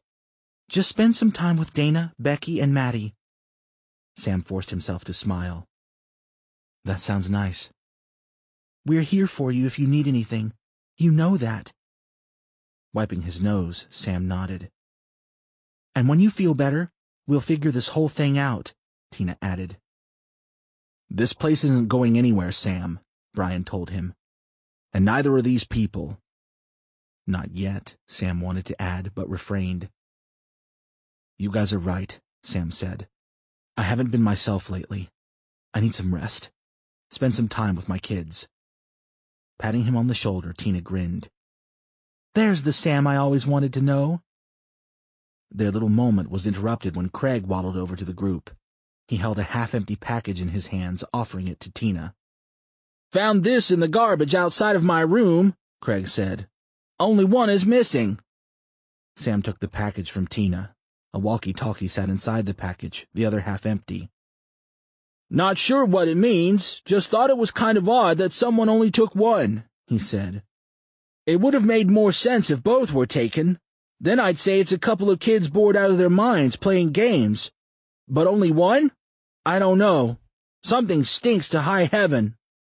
Sam examined the packaging, then passed it to Brian. "Thanks, Craig. You did the right thing," Sam told him. Craig nodded, wished everyone a good night, then walked back the same way he came. Sam felt sick. He felt his own forehead, wiping away the sweat from his brow, thinking he might puke. "You know what this fucking means, don't you?" Mouth asked. "No," Sam said, "but I have a pretty good idea." Chapter 15. Hours later, dusk settled. The obsidian sky, starless and polluted with small clusters of clouds, stretched above the vagrant wanderer. He pulled his hood over his head to block the breeze from blowing dirt and other unwanted specks into his eyes. Settling down in the bushes, he removed the binoculars from inside his sweatshirt. Focusing the lenses, the store became clearer with each turn of the dial. He saw people moving about behind the giant wall of glass, removing rugs that had been used to block out the sun. He licked his teeth, which had been whittled into daggers. Static erupted from his hip. "Come in, 129, a voice said. "Over." The hooded figure grabbed the walkie-talkie, removing it from his belt. "Go ahead." There was a pause, and a few seconds later the voice was back. "I'm in." "Are you alone?" "Yes." "What's the situation?" A pause, shuffling in the background. Static. "This is," the voice said, "going to be easier than we expected." "Meat?" "Oh yes, plenty of meat." "Meat," the hooded figure thought, grinning devilishly, running his tongue between his carnivorous fangs.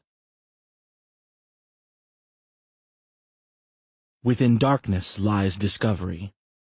Episode 4. The needle penetrated his vein, and the red liquid vanished inside the man's arm. His eyes rolled back, disappearing behind saggy lids. They returned, seconds later, his pupils small and black like olives. The smile came next, smearing across his face. Weightless, his body hovered over the ground like an apparition. He felt like a soul that had departed from its flesh-encased vessel. An outer-body experience. That's what this was. Loud industrial rock music blared in his ears, but like all the other sounds amongst his surroundings, they drowned in the height of his high. His heart slowed to the point where it nearly stopped beating. Checking his pulse to make sure the drug did not take him past the point of no return, sweat rolled down his face in beads. He was still alive. Barely. As the poison ebbed through him, he decided he wouldn't care if it killed him. Death was inevitable. What better way to die? "It hits you hard and fast," the man on the other side of the room spoke confidently. His bald head reflected the blue light from behind the bar. "The best merchandise I've ever produced. Just wait until the fun part comes." The high man slumped in his chair, unable to move his mouth. He glanced at the needle as it retracted from his vein. It fell to the floor and remained there, the man too lazy to retrieve it. "Fun part? You'll see." As the bald man promised, it hit him. Hard. And fast. Like a bolt of lightning striking the horizon. His heart swam in his chest. His eyes widened like they meant to swallow his skull. An army of ants crawled over his legs, up and down his arms. Muscles twitching violently, the man thought he was dying for real. Then the adrenaline rush washed over him, and he felt like he had witnessed his own birth, invigorated by visions of the new world through new eyes. "And there it is," the bald man laughed. The man jumped up from this position on the chair. He paced back and forth rapidly, trying to rid himself of the excess energy the drug had given him. This is unbelievable, he shouted. I just needed time to perfect it. You're a genius, Rollins. So I've been told, he said, chuckling, wiping a thin layer of sweat off his scalp. This new blood is the best damn thing I've ever sampled. The man bent down, picking the syringe off the floor. He held it in the air, allowing the light from the bar to filter through it. Red bubbles clung to the glass tube. The man felt the sudden urge to smash it against the ground, just so he could lick the remaining droplets. I need more. It can be done, but I need some time. How much time? Rollins shrugged. Couple weeks, maybe more. The man shook his head. No, that won't do at all. Malik, please. Be reasonable. I'm a one-man crew here. You have 3 days. Rollins looked at Malik like he had sucker-punched him below the belt. Malik, what you're asking me isn't feasible. Malik glared at him, his blood-filled eyes burning in the darkness. I tell you what is and isn't feasible. Got it? Rollins swallowed what felt like a golf ball. Yes, of course. Yes, of course. What? Rollins' eyes found the floor. Yes, of course. Master. That's my good little cook. The door to the small room swung open. Malik's head craned toward the figure limping into the bar area. He rubbed his eyes, making sure what he saw was real, not allowing the drug to dictate his perception. The drug had wrapped him in an odd fog his mind was not capable of lifting. At least, not yet. The figure paced behind the bar, screaming over the loud music thundering through the wall speakers. Marcus? Malik asked the figure, fighting off the invisible creatures that licked his brain. Is that you? Something crashed. Sparks flew, dancing in the air like pixies. From the center of the room, Malik watched Marcus slash the disc player into tiny pieces with his long, rusty blade. The music died, and with it, most of Malik's high. Something you care to share? Malik asked, irritated. Rollins remained in the corner, slinking back into the shadows. What does it look like? Marcus snapped, yanking his shirt down, exposing his bare shoulder. Christ, what happened? Rollins asked, unable to grab himself a clean look. What happened? What happened? I don't know, Rollins. What the fuck does it look like happened? Malik attempted to piece together what Marcus was trying to tell them. He couldn't see what Marcus showed him through the drug's blur. Come closer, my brother, Malik instructed. Let me see. Hesitantly, Marcus stepped forward, allowing Malik a closer look. The man remained standing, an authoritative pose that caused Marcus's knees to quake. Malik stroked his raven-black hair, his tongue rolled between his sharply whittled teeth, designed for shredding layers of human flesh. Yes, Malik said. That's it. Come closer. He waved him on. Let me see you. I'm sorry, Master, Marcus said, his voice wavering. My outburst was unnecessary. It doesn't hurt all that much. Warwick helped pluck the bullet out. Quiet! Once Marcus entered his reach, Malik grabbed him, running his finger along the outskirts of his servant's wound. The man didn't flinch, didn't dare to. Not a muscle twitched. Malik removed his finger, examining the drop of blood running down his hand. Before it reached his wrist, he placed his mouth on the scarlet dribble, allowing it to rest on his tongue, savoring the coppery taste. You taste fine to me. Thank you, Master. Malik's backhand collided with Marcus's cheek. I said quiet. Did I not? Marcus touched the sting, staring into his master's eyes. Rage fueled them. His pupils expanded, his jaw tightened. Marcus flinched, waiting for another violent display of power. but it didn't come. At least, not right away. Malik swallowed the droplet, continuing to lick his finger while glaring at his servant. "Did you retrieve the bodies from the store?" Malik asked. Marcus stared at him, his bones quivering beneath his flesh. "I asked you a question, Marcus. Did you, or did you not, retrieve the bodies from the store?" Slowly, Marcus shook his head. Malik's face didn't change. He stared at his servant, then to the shadows where Rollins remained, looking paler with each passing second. "You failed me?" "There were complications." "Explain." "We ran into them." "Them?" "The people from Costbusters." "Oh?" "They had weapons. Guns." "Yes, I can see that." He helped himself to another sample of Marcus's congealing blood. "Did you kill any of them?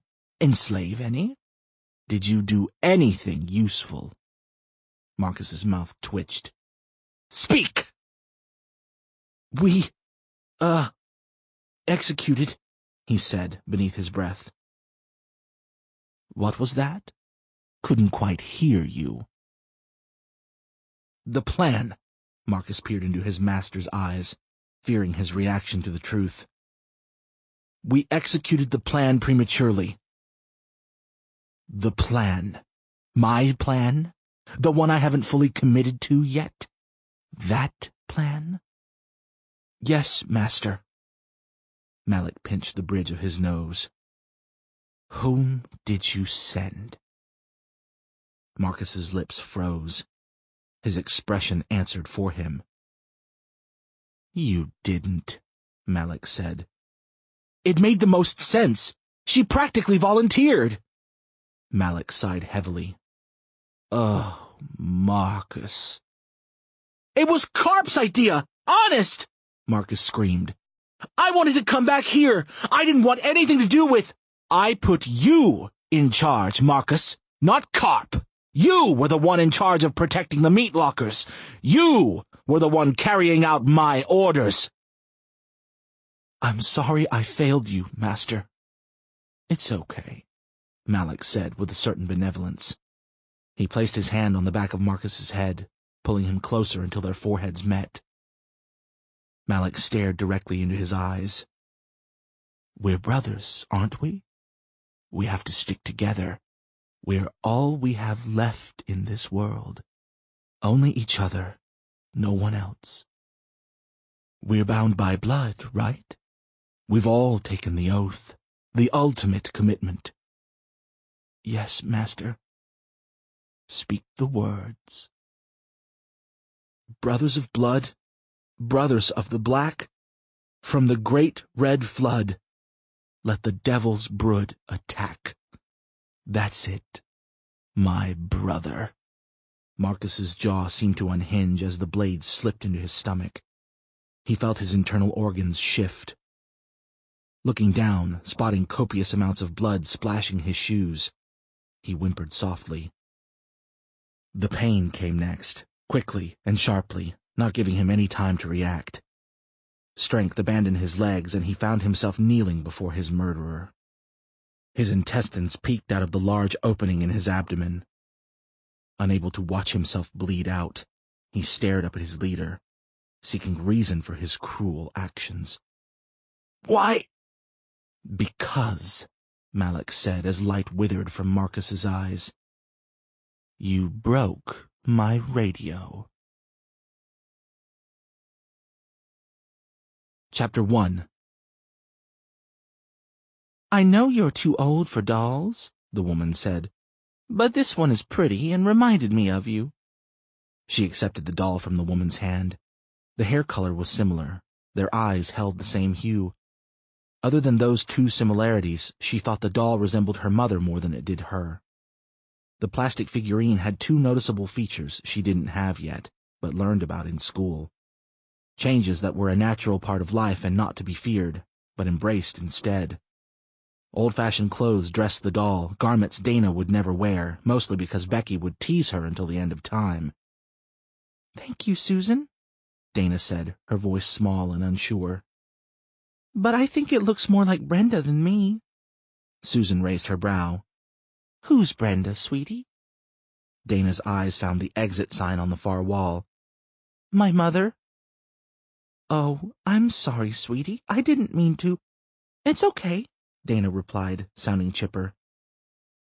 Did your mother? You know. Susan nodded at the exit sign. Dana shrugged. Don't know. Wasn't with her when everything happened. I was with Dad, Sam. Susan laughed. Yes, I know who your father is. I think she's still alive. Susan placed her hand on Dana's shoulder, rubbing gently. What makes you say that? I don't know. Might sound stupid, but I can... Susan frowned. There's no such thing as stupid, sweetie. Dana glanced up at her, wetness clinging to her eyelashes. I can feel her. It's like we have a connection. I can sense she's in trouble, but she's alive. I know she is. That's great, sweetie. No, it's not. My dad refuses to go looking for her. He says he doesn't have time. What a load of shit. Susan shook her head. Don't curse, sweetie. Girls your age shouldn't use curse words. Makes you sound trashy. Placing the doll down on the table, Dana shrugged. They're just words. I've said worse. Still, just because they're words doesn't mean you should use them. Well, you're not my mother, are you? Susan jerked her head like she'd been slapped. I'm sorry, sweetie. I didn't mean to. Don't you have kids of your own to look after? Actually, my son died. You know what? I don't care. I already have a mother, and it's not you. She pushed Susan's arm away from her. What's going on here? Sam asked, hanging in the break room doorway. Sam, Susan said, startled. Your leg looks better. Just about healed, I see. I asked you a question. What are you doing in here with my daughter? There's no need to be snippy with me, Sam. I'm not your enemy. Dana, come over here. Dana stood up and ambled across the room to her father's side. Sam bent down, whispering something into her ear. Dana's vision drifted toward the woman when her father finished. Still staring at Susan, she whispered something into Sam's ear. Her father nodded, standing back up. Directing his thumb toward the hallway, he dismissed Dana. She huffed, then left the room, the sound of her footsteps echoing down the hall. You people think you can turn my family against me? Sam asked. Please, Sam, it wasn't like that. Bullshit. I know what you're up to. I know what Soren's trying to do. Gathering people, turning this whole place against me. For what? Some pilgrimage across the country? Some place in Alaska that may not even exist? You've got it all wrong, Sam. Trust me, Susan said, smiling amiably. No, you've got it all wrong if you think that using my family and turning them against me is a good idea to get what you want. I will protect them, whatever the cost. I will die for them, understand? Susan smirked. Sam, please. We both know you're a terrible father. Let's face it, it's just not your game. Like the way baseball wasn't Michael Jordan's. You're better at leading people, aren't you? Why don't you try sticking to that? Sam's skin boiled. Stay the fuck away from my family, he grunted, turning and disappearing into the hallway. The expression on Susan's face faded. The doll on the table stared up at her. She grabbed the plastic figure and headed toward the exit, tossing the doll in the garbage before traveling back to Soren's quarters. Chapter 2. The woman sat Indian-style on the bed, her forearms resting on her knees. Her eyes stayed shut, her fingers curled into open fists. She meditated like she had every night for the past year. Brian entered the room quietly, careful not to disturb her. Olivia hated when he interrupted her nightly routine. Brian skulked his way around the room toward the dresser. He opened the top drawer, searching for his pajamas. The one with the Ninja Turtles printed on them. No, that wasn't right. Brian looked in the mirror and saw a 35-year-old man staring back at him. His pajamas weren't Ninja Turtles, hadn't been since he was 10. They were gray and red now, plaid-patterned. He reached in and withdrew his jammies. Sure enough, 4 pizza-loving humanoid turtles faced him, 2 of which gave him the thumbs up. He looked back to the mirror. A 10-year-old boy stared back at him, his head tilted slightly to the side, wondering the same thing Brian wondered. What the hell is going on here? Brian turned back to the bed. The woman was there, her blonde mop hanging over her face, looking more like Cousin It than Olivia. No, wait. That wasn't right either. Olivia had long dark hair, not blonde. He tried to recall a woman he had slept with who had blonde hair, but couldn't produce a single name. He hated blondes, always had. In fact, he usually only bothered with brunettes and redheads, even when he was younger and less picky. "You've been a bad little boy," the blonde figure informed him. The deep voice inflicted Brian's skin with tiny, hard bumps. A chill swirled down his spine. Dry patches riddled his throat. The figure brushed the blonde hair away, revealing facial features belonging to no woman Brian ever met. The 5 o'clock shadow twitched along with the figure's mouth. "Bad little boy," he repeated. The figure's eyes were cold and dark, holding murderous thoughts and foul intentions. "Needs to be punished. Needs a spanking. Don't you? Bad little boy." Brian wanted to run, but invisible barriers boxed him in. He couldn't move. The lower half of his body felt sunk beneath a lake of sludge. His limbs moved, but barely. "Bad little baby boy." The figure on the bed rose, unbuttoning his robe. It touched its nipples while licking its lips like a ferocious predator already tasting a savory kill. The figure grinned through its blonde strands of phony hair. "Bad little boy needs a spanky spanky." The room changed. The bedroom walls faded. His dresser transformed into a concrete wall stained with rusty streaks. Musty odors conquered the air. The faint sound of wind howling against the shutters filled his ears. No, it wasn't the wind. It was children. A whole row of children. Brian turned to the cell next to him. A little boy huddled in the corner, crying, pissing himself. The figure outside the cell opened his robe and erupted with menacing laughter. "Bad little boys. All of you. Bad little boys that need spanky spanky." The blonde figure turned to Brian.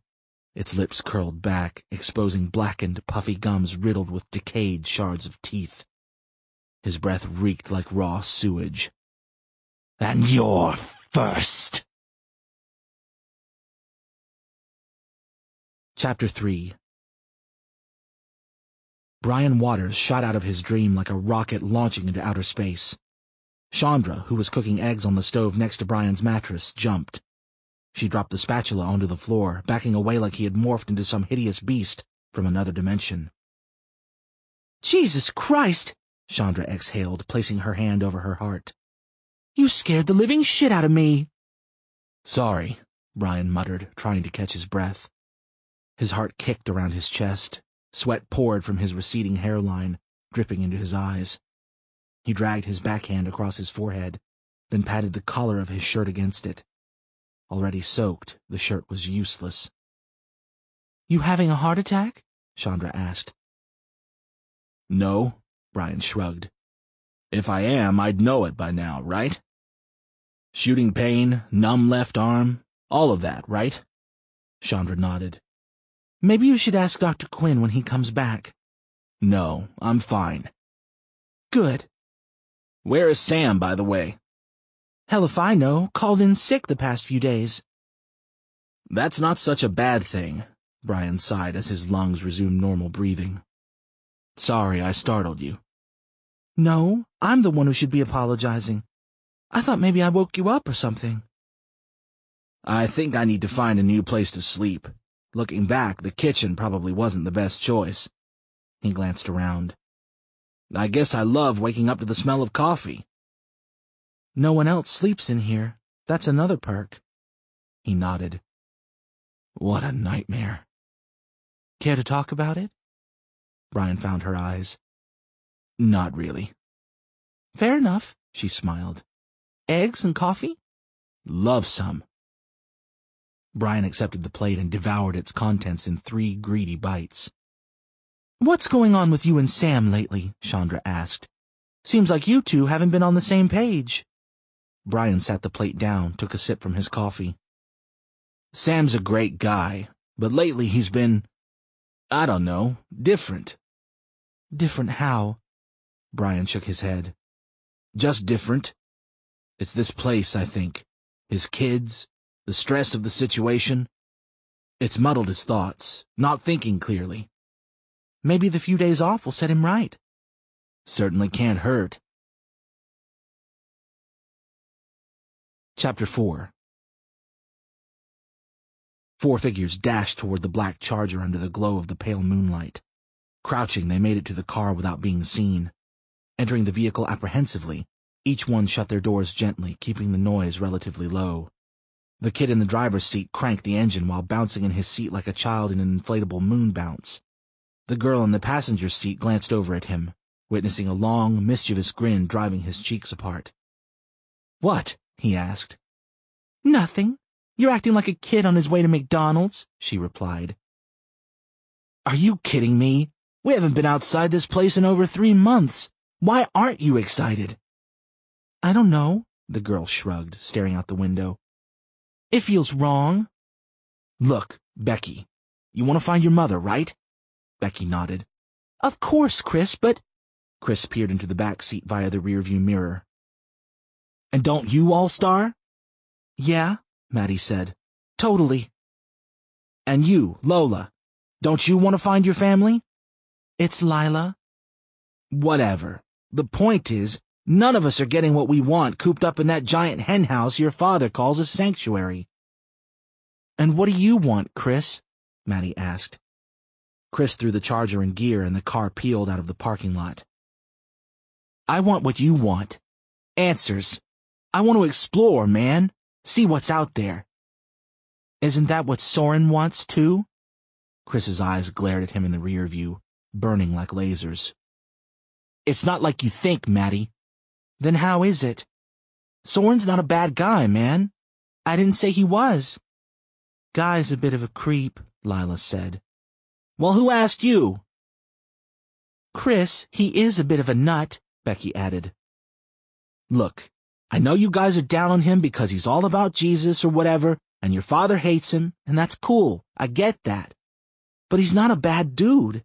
He's looking out for the safety of everyone. You have to understand that he wouldn't put other people's lives at risk for no reason. The place in Alaska exists. He firmly believes that, since this is the end, we should head there. It has everything we need to survive. Come on, tell me that's not a solid plan." Silence filled the car while Chris pulled onto the Garden State Parkway. "It's a solid plan," Becky said, summoning her best robotic voice. "Come on, Beck. I know you have this personal attachment to your father despite saying you hate him all the time." "I don't have any personal attachment to the man," Becky said, shriveling the skin on her forehead. "He's my father, that's it. Doesn't mean I have to follow him off the edge of a cliff." "Amen, sister," Lila said, smirking in the darkness. "He's not so bad, Becky," Maddie said. "Give the guy a chance." "I gave him a chance, Matthew. I gave him plenty of chances. We all did. Especially Mom. How many times is he going to miss one of your science fairs, or forget about showing up to those academic award ceremonies you're always invited to? Huh? If I'm not mistaken, didn't he miss picking you up for your driver's permit class? He had to work late. He always has to work late. Always. If he really cared about us, if we were really important, he would have made time for us. He'd put us first before his fucking cost-busters." "I don't think it works like that," Maddie said. "He's the fucking store manager, Maddie. He can do whatever he wants." He wasn't always the store manager. How do you think he got to where he is? Don't defend him. Dad chose not to be there for us. He put his career before his family, and now look at us. We're just another dysfunctional family statistic. Maddie opened his mouth to speak, but Lila put her hand on his knee. He turned. She shook her head. Yeah, I guess you're right, Maddie replied. Silently, Becky slouched in her seat. She gazed out the window, lost in thoughts about how different life would have been if Samuel Wright had been a better father. Yeesh, Chris Atkins said. Who let the elephant in the room, huh? He pressed on the gas pedal, pushing it to the floor. The Charger accelerated down the empty highway. He dodged abandoned cars, swerving back and forth while the needle on the dashboard hovered around 80 miles per hour. If it weren't for faraway reveries, Becky would have scolded him, told him to slow down. The Charger weaved in and out of the apocalyptic junkyard. Maddie watched the cars fade behind them. The same ones he witnessed on the day of the burn. We almost there? Chris asked. Yes, Becky said dreamily. Take the next exit. Chris veered down the exit ramp, trying to win the race against dawn. Chapter 5. The empty walkie-talkie package rested on the table in front of her. Tina closed her eyes, pinching the bridge of her nose. None of this makes sense. She tried recalling who came to Costbusters after the burn. There were a few. Some she couldn't remember, some she could. The names rattled around her head like elusive butterflies. Chandra? Chandra had come a few days later, but she had been a good ally and a good friend. There was no way she had infiltrated them from that early on. What about Craig and his wife? Tina couldn't remember if they were shoppers that day or if they stumbled in afterward. The mouth? She didn't remember seeing him that day. In fact, she didn't remember seeing him until weeks after. Hadn't she? Shit, she couldn't remember. Chris, Peter, Kyle? She couldn't remember who from Soren's gang was there on that first day and who wasn't. We need a fucking census. Just when Tina wanted to scream, Sam strolled through the doorway, heading straight for the Keurig. He popped a K-cup into the machine and turned to her. She opened her eyes and saw him standing there, on his own 2 feet, without the support of crutches. Look at you, Mr. Walking Tall. I feel 200% better, Sam said with a grin as wide as his face. See what a couple days off can do for you? Tina winked. You're no spring chicken, you know. Do you some good to remember that. I'll try my best. Tina laughed. No, you won't. Sam chuckled beneath his breath. For a few seconds they gazed into each other's eyes. Sam tried to figure her out, trolling her eyes for secrets. She gave none away, and after figuring out what he was doing, Tina found something else worthy of her attention. So, any ideas? Tina asked, picking the lone walkie-talkie up off the table. No, but I don't like it. Any leads? None. We searched all the rooms, Sam. No one is keeping a walkie-talkie under their inflatable mattress. Damn it. It's only a matter of time before the whole camp finds out, Tina told him. And you know what that'll mean. More ammunition for the preacher. I don't like him either, Sam, but you have to control yourself. What do you mean? Sam asked, furrowing his brow. You know what I mean. I see the way you look at him, the way your jaw tightens when he opens his mouth, the way your fist clenches when he speaks. I think you're overreacting, he said, snickering. No, Sam, I don't think I am. There's a lot of rage pent up inside you. I can tell. And how can you tell? That goofy smirk reappeared. Because I was once like you, angry at things beyond my control, pissed off all the time. Don't do it to yourself, Sam. Don't let the anger win. Thanks for the life lesson. I'm serious. Don't make the same mistakes I did. Sam opened his mouth, but someone interrupted his current thought, clearing their throat in the doorway. Am I interrupting anything good? Brian asked. No, Sam said immediately. We were just discussing the mystery surrounding the walkie-talkie. Uh-huh. So, any ideas? No, Tina said. And what the hell happened to you? Brian shrugged. Nothing. Why do you ask? You look like someone shit in your coffee, Tina said. Thanks. Brian made his way to the fridge. He snatched a loaf of bread and some deli meat off the top shelf. But no one shit in my coffee. I didn't sleep very well last night, if you must know. Bad dreams? Brian turned, glancing at her suspiciously. No? Why? You have any? Tina winced. No. Her eyes darted towards Sam, who was already looking back at her. Sure you're okay, Brian? Yeah, nothing to worry about. I'll be fine. If there's anything you want to say, Bri, Sam said, you can tell us. Brian shrugged. It's nothing to be concerned about, guys. I just didn't sleep well. Who has slept well? Tina asked. I don't think I've slept through the night since this whole thing started. This was different from tossing and turning, he said, not really meaning to speak aloud. He felt their eyes fall on him, although he concentrated on decorating the 2 slices of bread with mayonnaise. Bizarre. Brian, what is going on with you? Sam asked. Brian turned to them, stuffing the sandwich into his mouth.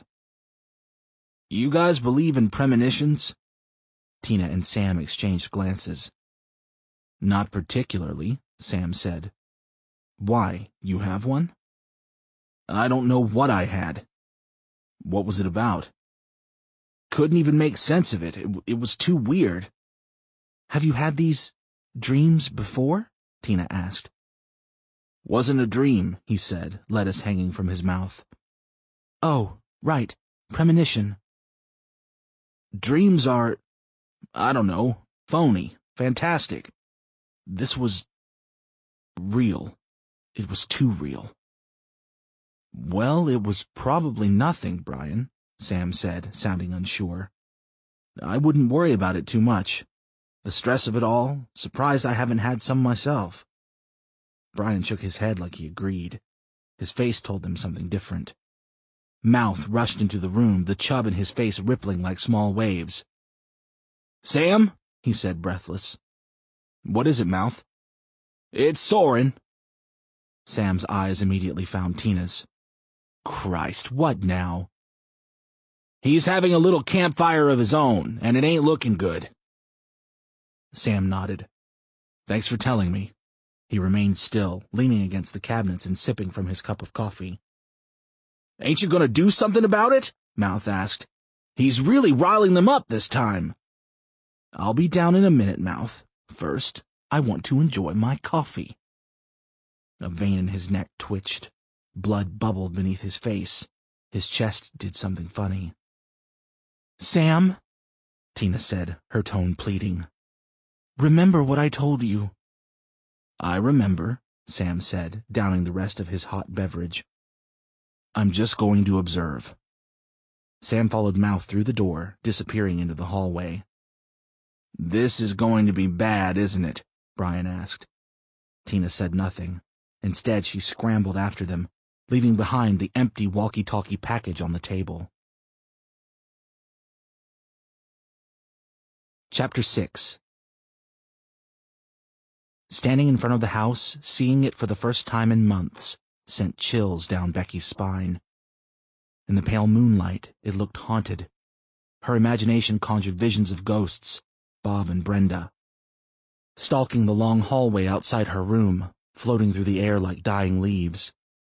She quickly dismissed these notions and turned to Chris, who stood beside her, eager to enter.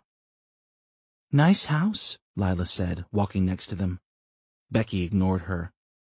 You okay? Chris asked. I'll let you know when we're out of here, Becky replied, unable to avert her gaze from Bob's mansion. Do you think they're in there? Maddie asked, reaching for his sister's hand. She gave it a gentle squeeze.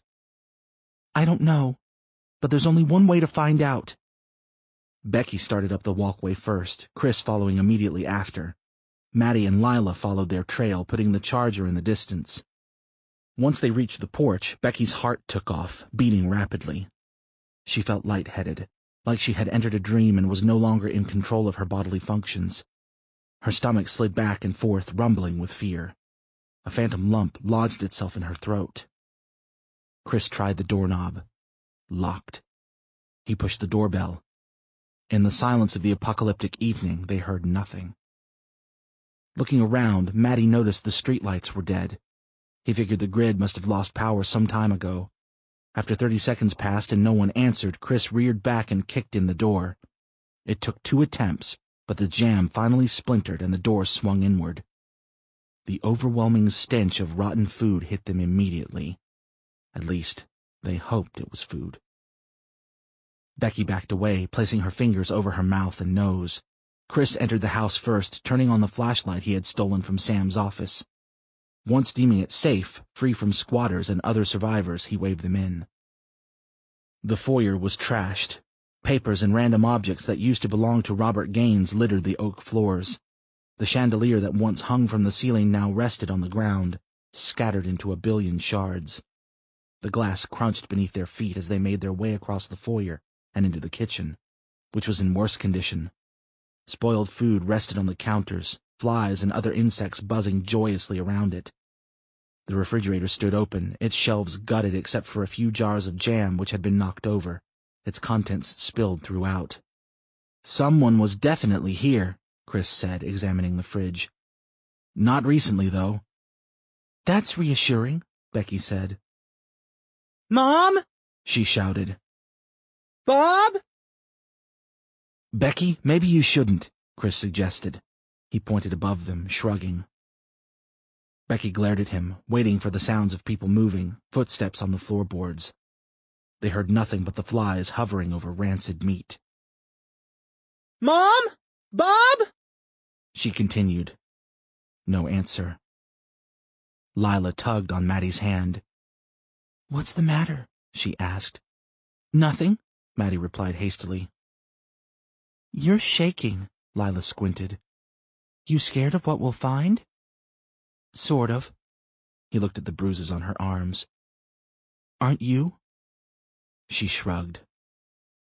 "Those monsters that attacked me weren't anywhere near these parts." Her eyes widened. "I mean, I don't think they were." "How do you know?" She avoided his stare. "I don't. Just trying to stay optimistic. I'm really not scared of that. I'm worried about Mom." He glanced around the room, his eyes finding the window above the sink. "If they died during the burn, they'd probably be near the tennis courts out back. I know they were going to play with the Robinsons after Dad picked us up." "Should we check?" Lila asked. "You two go," Chris said. "Becky and I will search the house." "You think that's a good idea, Chris?" Becky asked. "Splitting up?" "Maddie can handle it, can't you, All-Star?" Maddie's throat constricted. "Sure," he said, barely choking out the word. "Good. Come on, babe, let's head upstairs." Chapter 7. "The moon is pretty," Lila said. They walked down a small dirt path leading to the tennis court. Long, untamed branches brushed against their faces. It was hard to see in front of them, even though the glow of the moon was strong. Maddie glanced up, peering into the bright satellite's fullness. "Sure is," Maddie grinned, remembering what he had told his father about the moon and the sun and their relation. "You know," he stopped himself, figuring that divulging geeky factoids wasn't going to earn him a trip out of the friend zone. "What is it?" "Nothing. It's dumb." "Stop," she said. "Don't do that. You were going to say something, so say it." Maddie shrugged. "Here we go, super nerd alert." "You know why the moon is super bright sometimes?" Lila shrugged. "No, wasn't big on science in school." "Well, it depends on the position of the sun. See, whichever way the moon faces," something moved in the bushes to Maddie's right. He jumped back, his stomach sinking beneath his knees. His legs warmed, and for a second he thought he wet himself. Please, God, no. Lila's head darted toward the noise, but she didn't appear scared. Inquisitive, maybe, but not a hint of fear came over her. She glared at the moving bush, cocking her head sideways. Her eyebrows arched, her forehead moving in waves. "What is it?" Maddie asked, doing his best not to sound like a little girl. Lila hushed him. She moved toward the rustling twigs, reaching out cautiously. Something chirped within the underbrush. Before Lila placed her hand on the bush, a raccoon jumped onto the path, scurried away, and disappeared into the darkness. "Damn critters," Lila said. "Haven't seen too many since the burn." "Sorry I was jumpy," Lila shrugged. "How come you were so calm?" Maddie asked. "It could have been one of them, you know." "Guess things don't scare me as much like they used to." "Why? Have you seen a lot of stuff? Like, scary stuff?" Lila nodded, smirking. "You could say that." "But I thought you were with your parents after the burn." Lila glared at him. "I was. But, I still saw stuff." She turned away from him, heading down the path. "Haven't you?" "A little, I guess." He followed her to the tennis court, hesitant to ask more questions. Far from an expert on matters pertaining to the mysteries of women, Maddie sensed she harbored secrets. He liked her. Any kid his age would. It would have been difficult not to. She was cute and petite, not an ounce of fat clinging to her body. Her smile filled him with a warmth he could not describe in words. Inviting lips, deep eyes. Eyes Maddie wished he could stare into for hours. "Where were you?" she asked, leaning against the tennis court's cage. "Where was I?" "You were daydreaming. About what?" "Nothing." "Wasn't me, was it?" That damned lump in his throat again. She grinned, her artful dimples coming to life. "Just kidding. You ready to check it out?" Lila unclipped the locking mechanism on the cage's gate. She pushed open the chain-link gate and stepped inside. Maddie followed, each foot feeling like an anchor. The cage wasn't big and didn't take long to search. Lila spotted it first. She put one hand over her mouth and moaned, backing away. Maddie shambled forward in a daze, drunk on fear. 2 scorched corpses lay in the center of the court, blackened with char. Most of their features had crumbled to ash and been carried away by earthly currents. Maddie stumbled, the weight of reality crashing into him like an asteroid. He dropped to his knees, tears already pooling in the corners of his eyes. From inside the house, his sister screamed. Chapter 8. A spider, a big black hairy one, darted across the door in front of her. She didn't know she screamed until she turned and saw Chris staring at her, his lips fixed with a punchy smile. "What the hell?" Chris asked. "Spider," she whispered. "Big one." Chris followed her finger to the wall. He watched the 8-legged creature scurry into the shadows, becoming lost in the void. "A spider. That's what you're screaming about?" She snarled. "It was a big spider!" Chris laughed, patting her on the ass softly. "Whatever you say, babe." "And stop calling me babe!" "No," he replied. "I like it." He approached the dreaded door, examining Becky carefully. She didn't want to be the first to enter. Quivering, she stepped away, watching Chris's hand reach for the knob. He turned it slowly, and her heart kicked. "Wait," she said. "What is it?" "What if they're—" "What?" Becky shrugged. "You know." "Becky, if they died, they'd be outside, not in here." "What if someone broke in and murdered them?" Chris considered the possibility briefly. "I'll go first." He pushed open the door, rushed into the room expecting a fight. His hands balled into fists as he crouched, moving about the shadows stealthily like an untrained ninja. He checked the closets, under the bed, even poked his head through the open windows, searching the roof. Once he deemed the room clear, finding no traces of Becky's mother and stepfather, he waved her in. "See? Everything's fine." "Everything's not fine. If it was fine," Becky said, "she'd be here. So would Bob. And then we'd know." "Maybe they left, went somewhere safe." "Like a Costbusters?" Hey, it seemed like a good idea at the time. I'm joking. Relax. Her eyes suddenly grew bigger. There's one thing. What thing? Chris asked. Becky sauntered over to the corner of the room, kneeling down.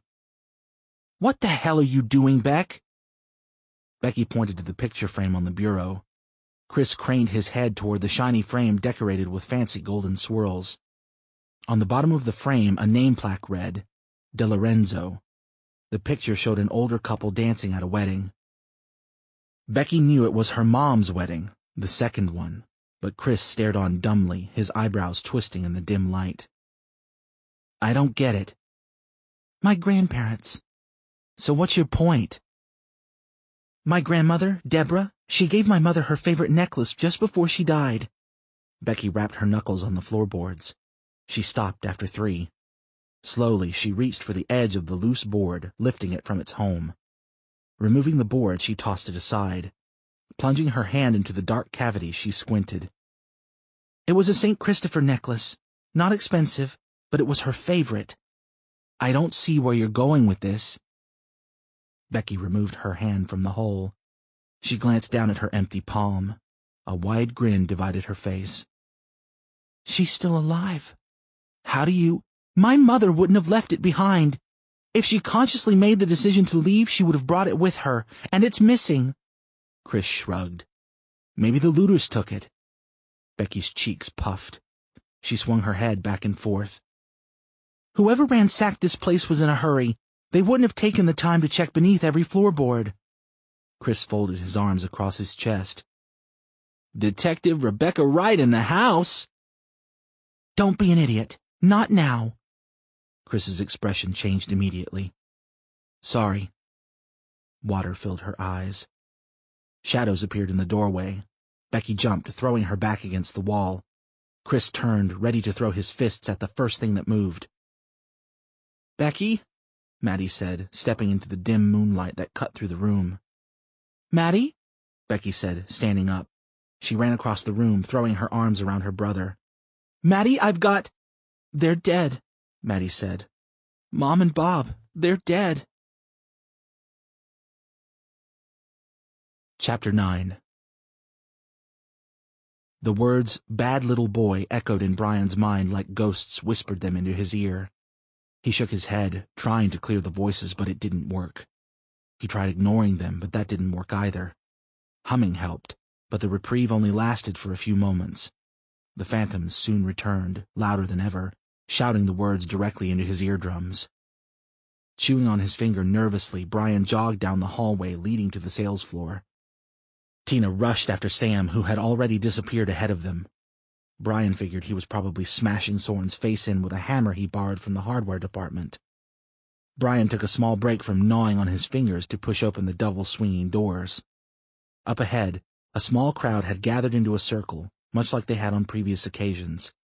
A kindling fire rested in the center of them, crackling and popping, bringing warmth to the gathered.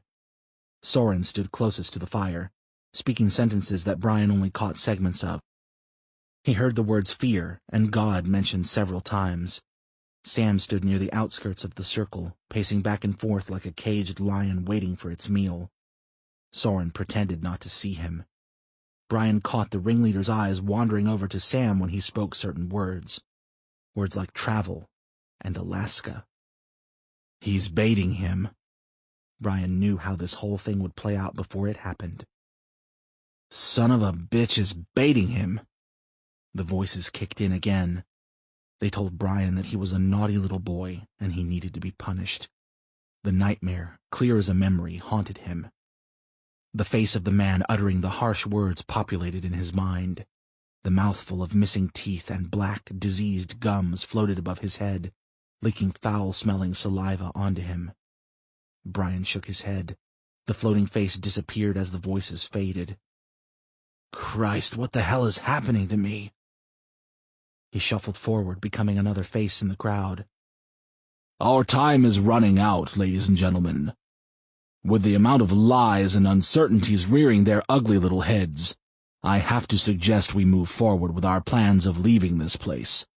Make no mistake, my friends, we have been compromised. Gasps funneled their way around the crowd. More attended the gathering, stepping forth from the aisles, huddling around the circle. "Compromised how?" someone from the gathered asked. "I'm glad you asked that, Warren," Soren said. He turned to Sam, who held his lower lip between his teeth. "Samuel, perhaps, since you're well-informed, why don't you tell us?" Sam glanced around the crowd, surveying the faces of the concerned. "I don't know what you're talking about."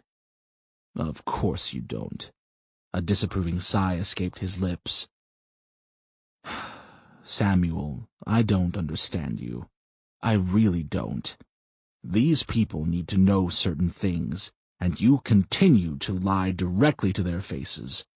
How are you supposed to lead us when we cannot trust a single word that falls from your mouth, Every sentence you utter is as erroneous as the one before it. Speak up, man! Tell these people how you've endangered us all!" "Oh, fuck," Brian thought. He walked toward Sam, studying the expression on his face. Rage boiled beneath his skin. He opened his mouth, hoping to say something that would stop Sam from doing what Brian played out in his mind. Rushing forward, quickening his pace, Brian pushed through the crowd, hoping Sam's reaction to Soren's words would be slow. "They found a walkie-talkie package," Soren shouted. "Someone with harmful intentions has been communicating with outsiders, and Samuel knew all about it, didn't you?" Sam sprung forward. "You knew about it and kept it from us. We could have been murdered in our sleep. At this very moment, bloodthirsty miscreants could be marching on our domain, ready to gut us like fish." Feeling weightless, Sam drifted to where Soren stood, screaming at the top of his lungs. Soren didn't flinch, didn't even try to dodge Sam's fist, which crashed into his jaw, turning his face sideways. His balance departed from him, and he flopped onto the ground. Blood spat from his mouth, a dash of scarlet drool splashing onto the linoleum floor. Sam towered over him, his shadow menacing. His face burned with contemptuous ire. "Don't you ever try to manipulate my family again, or I swear to God I'll kill you, you son of a bitch!" Sam grunted, kicking Soren in the ribs. Air whooshed from his lungs. Soren flipped onto his back, writhing around the floor like a pig in the mud. Before Sam could lay into him once more, Tina and Brian corralled him. They wrapped their arms around him, pulling him away from the crowd who looked at their leader like, "What the hell happened to you?" Brian whispered something into his ear. Sam ignored him. Instead, he yelled, "Stay away from my family, you motherfucker!" The crowd gasped, unable to believe how far he had fallen. 3 months ago, they would have followed Sam off the edge of a cliff. Now they weren't so sure if following him to the other end of the room was a good idea. Soren wiped the blood away with his knuckles, revealing a sly smile. Everyone turned to him once Sam's shouting could no longer be heard, contained inside the back stockroom. "Ladies and gentlemen," Soren said, glimmering, "I think it's time we pack our bags." Chapter 10. The charred bodies lay before them, frozen in their final pose. They were holding each other, true lovers until the final second of their lives. Their blackened statue brought tears to Becky and Maddie's eyes. Even Lila, who stood quietly near the court's gate, looked on somberly. "Holy Uncle Owen and Aunt Beru," Chris muttered beneath his breath. "What did you say?" Maddie asked. "Nothing, All-Star," he replied. "I'm sorry for your loss." Maddie shrank, lowering his head. He sniffled softly, removed his glasses, and wiped away the tears stinging his eyes. "Wait," Becky said, approaching the crispy corpses. She expelled tears of her own while crouching next to the blackened bodies. Apprehensively, she reached for one of the lumps. "What the hell are you doing, Becky?" Chris asked. She removed something he couldn't see. Holding it in her hands, the three of them waited with anticipation. Lila had stepped forth, standing behind Maddie. She placed a hand on his shoulder. He turned to her. She offered a faint smile, one that failed to soothe him. "It's not Bob," Becky said. What do you mean? Maddie asked nervously. Whoever this person was wore glasses. She held the spectacles up in the air. A dried residue covered it, reflecting moonlight. Bob didn't wear glasses. Refused to, remember? He only wore contacts. Mr. Robinson? Maddie trailed off, hope restoring his features. And I don't think Mr. R would be holding Mom like that, even if they were about to die. Chris clapped. Great job, Detective. Shut up, Becky snapped, then turned to Maddie. You know what this means? Mom is still alive? Becky nodded. She's out there somewhere. You think she's safe? Becky shrugged.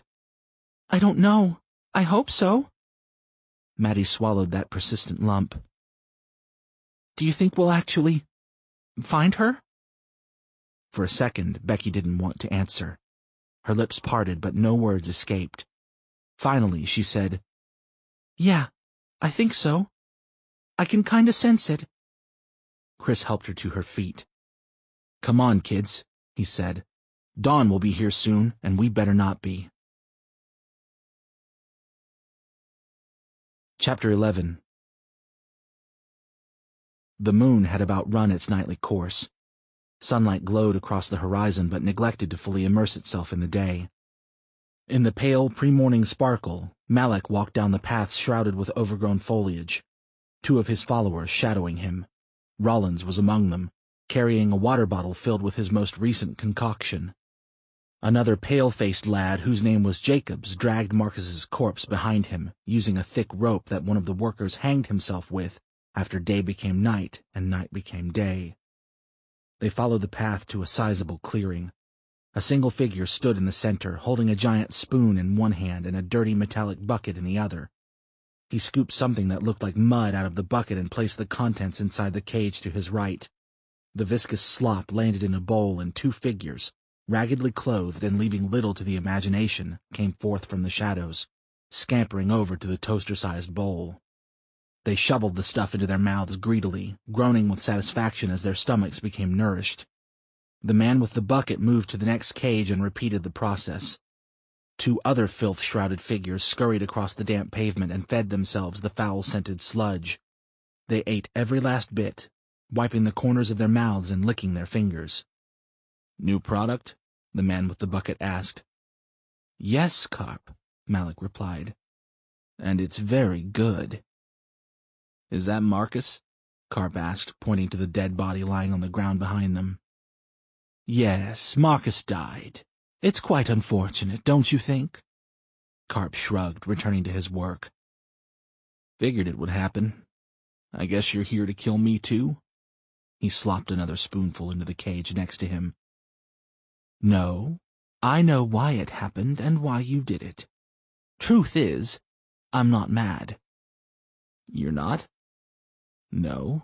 Curly told me everything. You had no choice.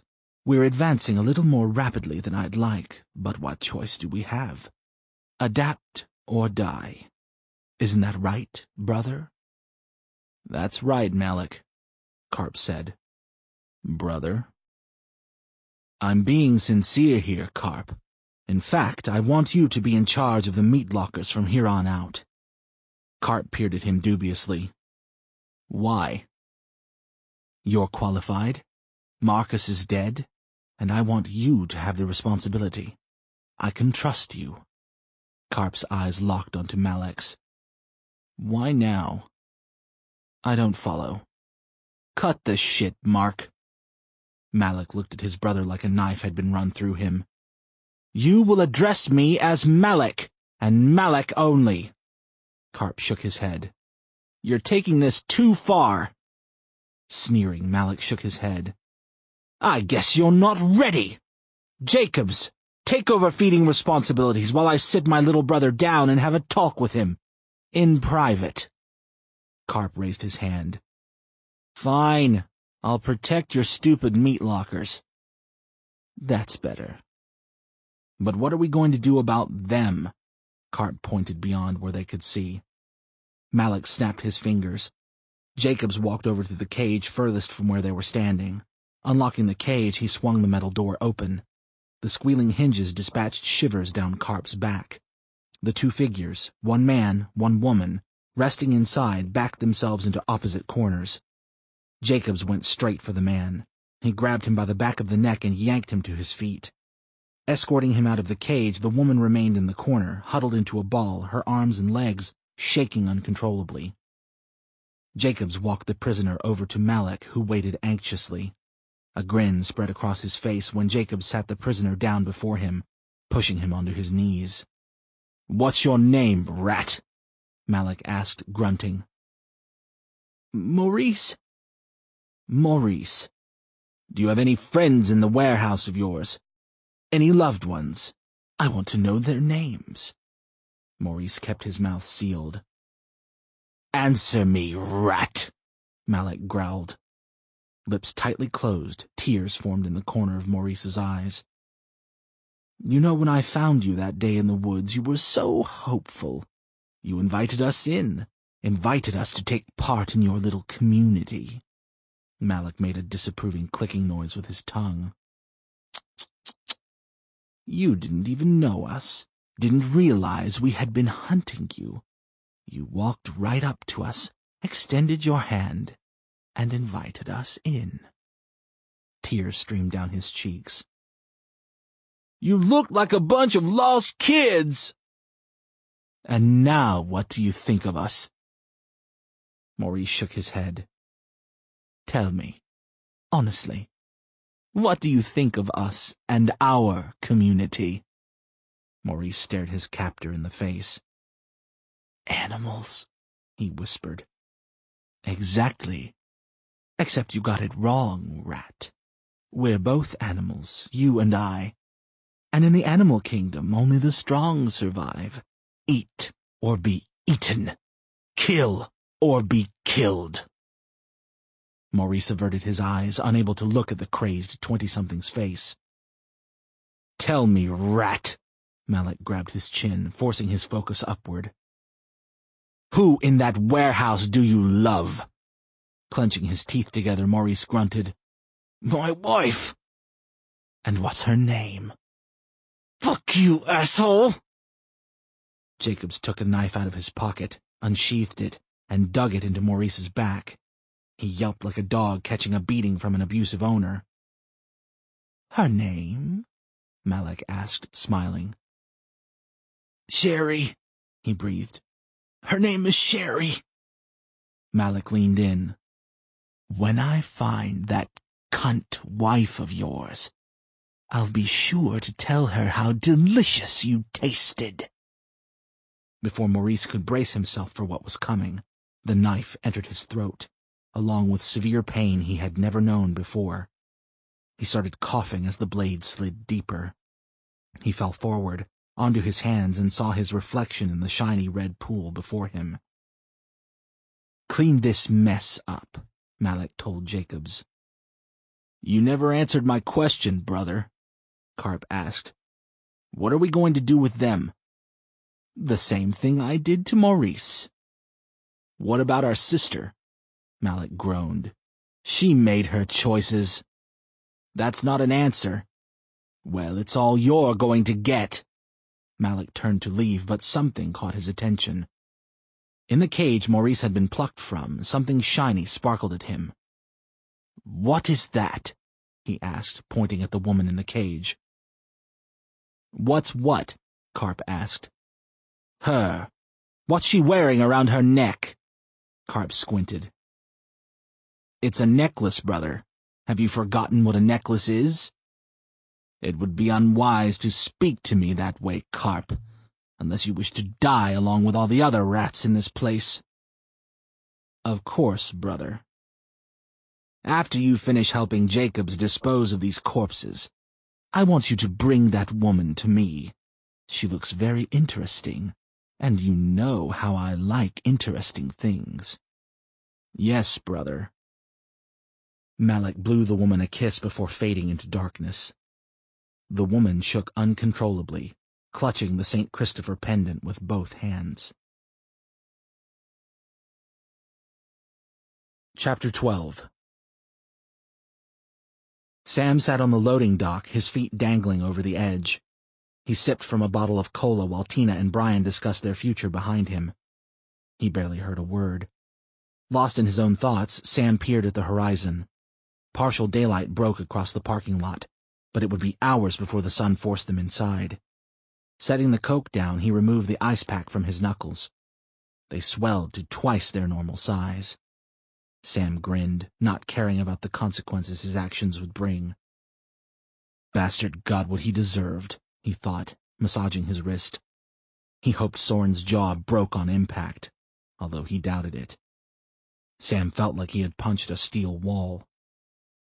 The parking lot drew Sam's attention. A car zoomed across the pavement, barreling toward the store at top speed. He recognized the vehicle immediately. It was the black Charger with the red racing stripe down the hood, the one that had always been parked in the preferred customer spots, despite the driver being told numerous times that he must park in the employee lot around back, no matter how inconvenient that might be. No. Sam spotted his eldest daughter immediately. Her eyes found him, too. He didn't know why, but Sam saw Brenda's eyes glistening back at him, not Becky's. In the back seat, Maddie waved to his father. Chris parked the car a few feet away from the truck bay. Maddie exited the vehicle first, running toward his father. Becky followed her brother closely. "What the hell are you two doing?" Sam asked. "Dad, you'll never believe where we were," Maddie said. Sam noticed a thick book tucked underneath his arm. The word science was clearly listed on the cover. Sam shook his head. "No, but you're going to tell me, right now." Lila approached hesitantly, stopping a few feet from Maddie. Chris immediately pulled away once everyone stepped inside. He drove around the corner and Sam watched him park in a handicapped spot near the entrance. "We went home," Maddie shouted. "And guess what?" Sam gritted his teeth. The shooting pain in his wrist temporarily subsided. A new pain entered him, targeting the bone between his eyes. "What?" he grumbled. "Mom's alive!" Sam's heart thudded. "She is?" "Yes." "Where is she?" he asked, confused, glancing around, thinking maybe he missed something. "Well, we didn't find her, but Becky thinks she's out there somewhere. Dad, we have to set up a search party." The words fell out of his mouth so quickly that Sam had trouble keeping up. "Slow down, son," Sam said. "Becky, what the hell is going on?" "It's true, Dad," Becky said, sniffling. "Mom, she's out there somewhere. Grandma Dee's necklace was gone." Sam remembered the necklace well, recalling the place she kept it hidden in the old house, the top shelf of her closet. She had cut a hole in the drywall and stuffed it behind there. That way, in the event of a robbery, something Sam told her was utterly ridiculous, no one would find it. Sam laughed. The necklace was worth maybe $100, tops, but the attachment Brenda had to the crummy piece baffled Sam, had throughout their entire marriage. Sam nodded. "Becky, we'll find her, I promise." "Okay," Becky said. Sam waited for her argument, complaining that time was a factor, that each moment not spent looking for her brought them closer to never finding her. But no such tiff came. Instead, Becky shuffled over to the truck bay and offered Sam her hand. He reached down and pulled her up onto the loading dock. Maddie and Lila followed Becky, and Sam helped the two of them up with relative ease, using his good hand. "You're not mad?" Becky asked her father. "About you four sneaking off? Yeah. But I'm too tired to fight with you, Becky. You're a grown woman," he said. "You make your own choices from here on out." Sam nodded at Maddie. "But you, I expected more from." "Sorry, Dad." He clutched his book tightly. "It was my fault, Mr. Wright," Lila said. "I told him it was a good idea. Don't blame Maddie, blame me." Sam nodded. "Lila, why don't you head to your room? I'd like a few moments alone with my family." Lila turned, winking at Maddie before she pushed through the plastic doors that led back to the sales floor. The second she left, Dana entered. Her face lit up when she saw her siblings. "Where were you two?" she asked. "You left me all alone." Sorry, kiddo, Becky said. But good news, we know Mom's alive. Sam put his hands up. We don't know everything yet. Sam's swollen red hand caught Becky's eye. What the hell did you do to your hand? Before Sam could answer, Dana piped up. Dad punched Soren in the face. Becky's mouth dropped. You didn't. I don't know what came over me. Tina shook her head. I warned you, Sam. I know you did, and I didn't listen. Sam turned to his two most trustworthy friends. Why don't you two see if you can solve the case of the missing walkie-talkie while I finish up here? I'll be fine. Tina rolled her eyes. Brian followed her out of the loading area without looking back, without telling Sam how much he fucked them. Something Sam already knew. Some very bad things are going to happen over the next few days, Sam told his children. I need you to stay strong, and no matter what, I need you to stay on my side. Becky strolled over to her father, placing her palm on his shoulder. Of course, Dad. We're your children. We'll always be on your side.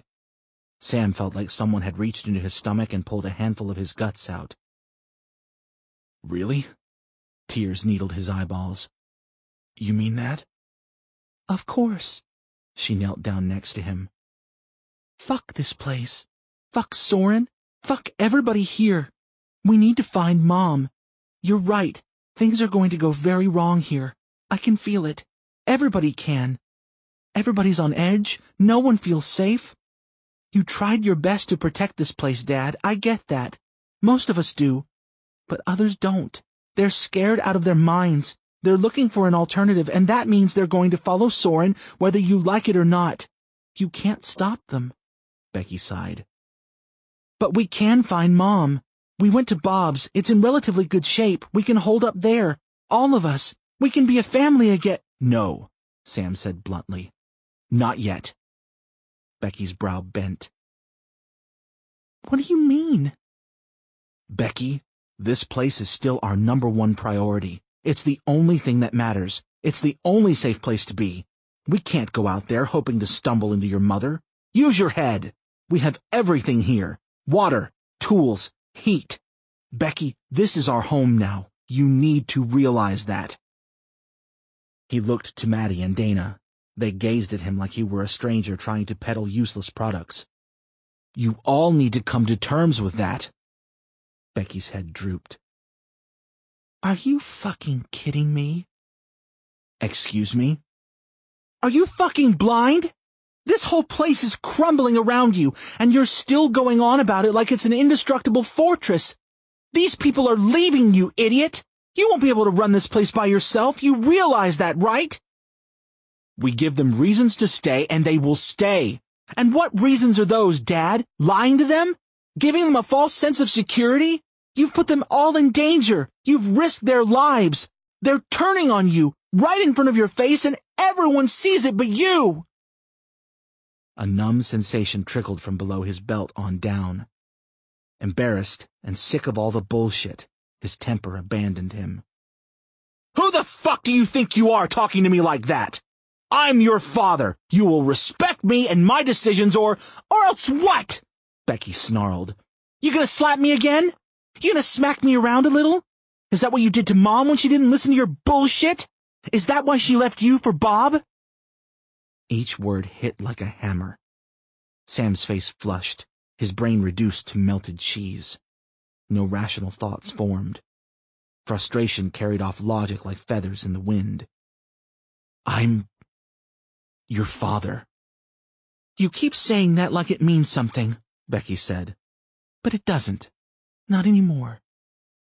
She stormed away, past her siblings, kicking open the plastic doors. They slammed against some metal racking, making a loud noise which caused Maddie to jump. Dana silently slunk away, refusing to offer her father any kind words to make up for her sister's harshness. Maddie stepped to his father's side, placing an awkward hand on his father's shoulder. He squeezed, searching his brain for the right words. He was as good at comforting fathers as he was talking to girls. I still love you, Dad. Sam didn't respond. He stared at the horizon, wondering if watching the sun rise would be better than living. Chapter 13. Lila opened the door to her room and found it vacant. Sighing deeply, she thanked the gods Tina was off doing whatever Tina did before sunup. She closed the door behind her, threw her back against it, and slid to the floor. She closed her eyes, thinking about the past few days and the 3 months leading up to them. When she opened them, the cramped room remained before her, although she wished it hadn't. Wished she had magically found herself somewhere far, far away from Costbusters and the tasks at hand. She picked herself off the floor and moved to the mattress in the corner. There was no debate.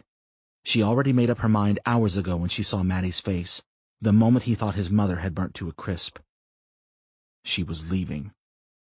Throwing a few articles of clothing into a plastic shopping bag, Lila tensed. She sensed shadows crawling on the walls behind her. Before she could turn, a hand clasped over her mouth. She tried screaming, but her assailant choked her with his other hand.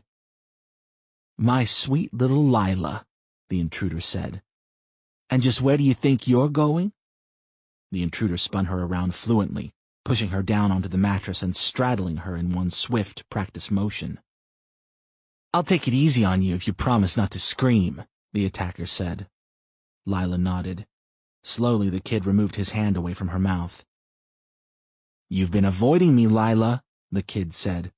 "I thought we were friends." "Peter," she spoke softly, "what are you doing?" "My job. What are you doing?" "Nothing. I was—" "Looks like you were packing your things." He leaned in, pressing his nose against her soft, tender flesh. Inhaling, Peter smiled. "I don't remember that being part of Malik's plan." "Fuck Malik!" "Oh, that's not very nice," Peter winced. "I'm surprised they sent you, being that you were one more fuck-up away from joining the meat lockers." "I convinced Carp to send me in." "Well, I always knew Carp was an idiot." Peter touched the side of her face lightly. "It's weird to think that you and Carp are from Malik's gene pool." "Fuck you, asshole!" "Your parents must have been so proud." "If you don't get that hard-on off me right now, I'll fucking cut it off. No bullshit." Peter ground the lower half of his body against Lila's. She squirmed, fighting him off. "Come on, I hear you like it rough." She slapped him, the sound of her palm colliding with his face, echoing throughout the room. "You bitch!" "You fucked this whole thing up," Lila said. "They found your walkie-talkie, asshole. You dumped it in the hallway, in someone's trash can. How fucking careless can you be?" "These people are idiots. And best of all, they're scared out of their minds. Except for that Soren motherfucker. He's quite formidable. I actually kinda like him." "Yeah, I saw you eye-banging him. Cute." "Watch your tongue, girl, or I'll fuck you, with or without your goddamn permission. Malik won't mind much, will he?" "Get off me!" Peter narrowed his eyes. "There's something different about you, Lila." "Nothing's different about me." "You haven't eaten in a few days. I mean, meat." "No," she said. "Have you?" "No," he practically growled. "I've been eating rats for the past 2 months. Not very tasty.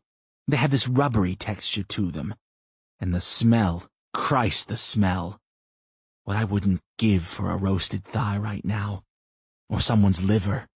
God, I can still taste human blood on my tongue." "Rats? That's disgusting." "You're telling me. Even cooked, they're gross." "You need to let me go, Peter." "Why would I do such a thing? You plan on running away with that little boy toy of yours? Maddie?" He put his hands together and used them as a pillow. "Oh, Maddie, make love to me, please."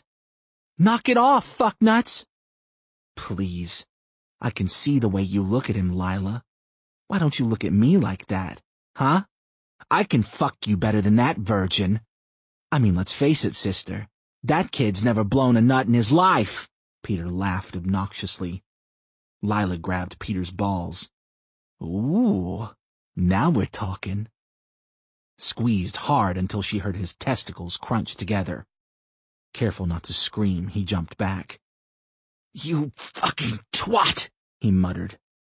Lila reached under her mattress, producing a large kitchen knife she had stolen from the break room. "What are you going to do, Lila? Stab me? Please! That's the worst thing you could do!" She plunged the knife into his throat. Hot blood squirted from the deep hole, running down his hands like water.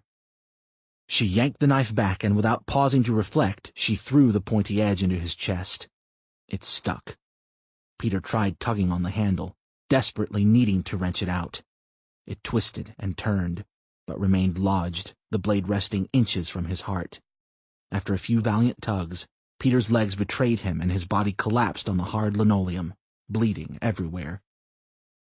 "You bitch!" he said, blood spurting out of his mouth. Abandoning the bag of clothes, Lila left the room without looking back. Chapter 14. Maddie's eyes weighed him down. He contemplated heading straight for bed, but decided saying good night to Lila and thanking her for earlier was the better move. Not to mention elevate him out of the friend zone. Or so he hoped. He knew Chris Atkins would approve. Even if he was a major douchebag, Atkins had game. Chris Atkins wouldn't, however, approve of bringing along his advanced earth science book to the party. But he couldn't help it. It was a little piece of the past, and damn it, he liked it. Made him feel normal again. Strolling down the corridor, he passed Chandra, who waved and rubbed his cheek, wishing him good night. She also asked where his father was, and Maddie said he didn't know, that the last time he saw Sam was about 20 minutes ago in the loading bay. Chandra smiled, thanked him, then told him to be careful. "People are on edge right now," she added. "Yes, ma'am. You look closely after your sisters. They're going to need their brother, now more than ever." After Maddie told her he'd do his best, he continued toward Lila's room, hoping she would be there. 2 minutes later, he found himself standing outside her door. He raised his knuckles to the wood and stopped himself. What if she's naked in there? The thought aroused him. He imagined a scenario where she invited him in and unbuckled his pants while nibbling softly on his neck. In the vision, Lila threw him down on her mattress, mounted him, and rode him until he finished. He didn't know what finishing felt like, so his imagination worked hard to conjure the sensation. "I don't think I can do this." Reality's needle popped his fantasy. He tucked his erection away the best he could, pulling his shirt below his belt. It didn't conceal his harmless weapon completely, so he used his textbook to get the job done. Knocking 3 times, Maddie closed his eyes, wishing dreams came true once in a while. When she didn't answer, he knocked again. "Lila?" he asked, the lump wedging its way into his esophagus again. "You in there?" He knocked twice more, then looked at the floor. Little red droplets of what could only be blood speckled the floor. The trail ran the length of the hallway and disappeared under the door. "Lila, are you hurt?" Maddie's stomach bubbled like he ate something too spicy. He tried the knob, finding it unlocked. "Lila, I'm coming in. If you're not decent, I recommend you put some clothes on." "Recommend you put some clothes on? Who talks like that?" Maddie scolded himself as he pushed open the door. The body on the floor lay still. A pool of blood puddled around him, nearly stretching the entire length of the office. Crimson splatter decorated the walls and the bed sheets. The knife Maddie had used to slice himself pumpkin pie on more than one occasion remained lodged in the kid's neck. Peter. That was his name. Peter had been a quiet kid who stuck mostly to himself until a few days ago. He had been chatty during the last meeting when his father told them what happened at the gas station. Right around the same time Lila came to them. Maddie spotted a few articles of clothing on her bed, messily arranged next to a plastic bag. Maddie pieced the puzzle together quickly. She killed him, he thought. She killed him and... He suddenly realized that the droplets outside weren't leading in. They were leading out. Oh, shit!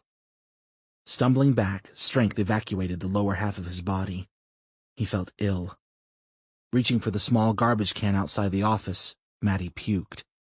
Dinner heaved itself onto the floor, splashing his knees. The microwavable Salisbury steak was still easily recognizable. Using the wall as a friend, Matty stood himself up. His head spun like a carousel ride operated by a lunatic. The hallway twisted and turned, the floor shaking violently beneath him. The blood stuck in his mind. It wasn't so much the blood itself, it was the amount of it. Sure, he had scraped a few knees and elbows in the past. He fell off his skateboard a few years back, tore himself up pretty badly, he remembered. His knees looked like shredded wheat when he finally worked up the courage to look at what he'd done. There was blood then, a lot of it, but nothing compared to what covered Lila's floor. She did that. She killed him. Maybe she was protecting herself. Maybe he tried to rape her. Then why is she running, huh? Ask yourself that. He did ask himself exactly that, unable to find any answer that fit. The droplets led him to the back emergency exit. The door, ajar, was used mostly by smokers and those who enjoyed a little fresh air once the sun went down. A bloody handprint marked the door, telling Matty he was heading in the right direction. "It's almost sunup. What are you doing?" a voice asked, one that very well could have belonged to his father. He needed to know why she did it. Needed to. It didn't add up. Didn't make sense. None. The murder, how she ended up there, the story about her parents, which he actually believed until the butchered body made him question everything that happened over the past 72 hours. He even wondered if Lila was her real name. He pushed open the door. In the distance, Matty spotted her, running, down the highway, toward dawn. Matty sprinted after her. Something propelled his legs. It wasn't fear.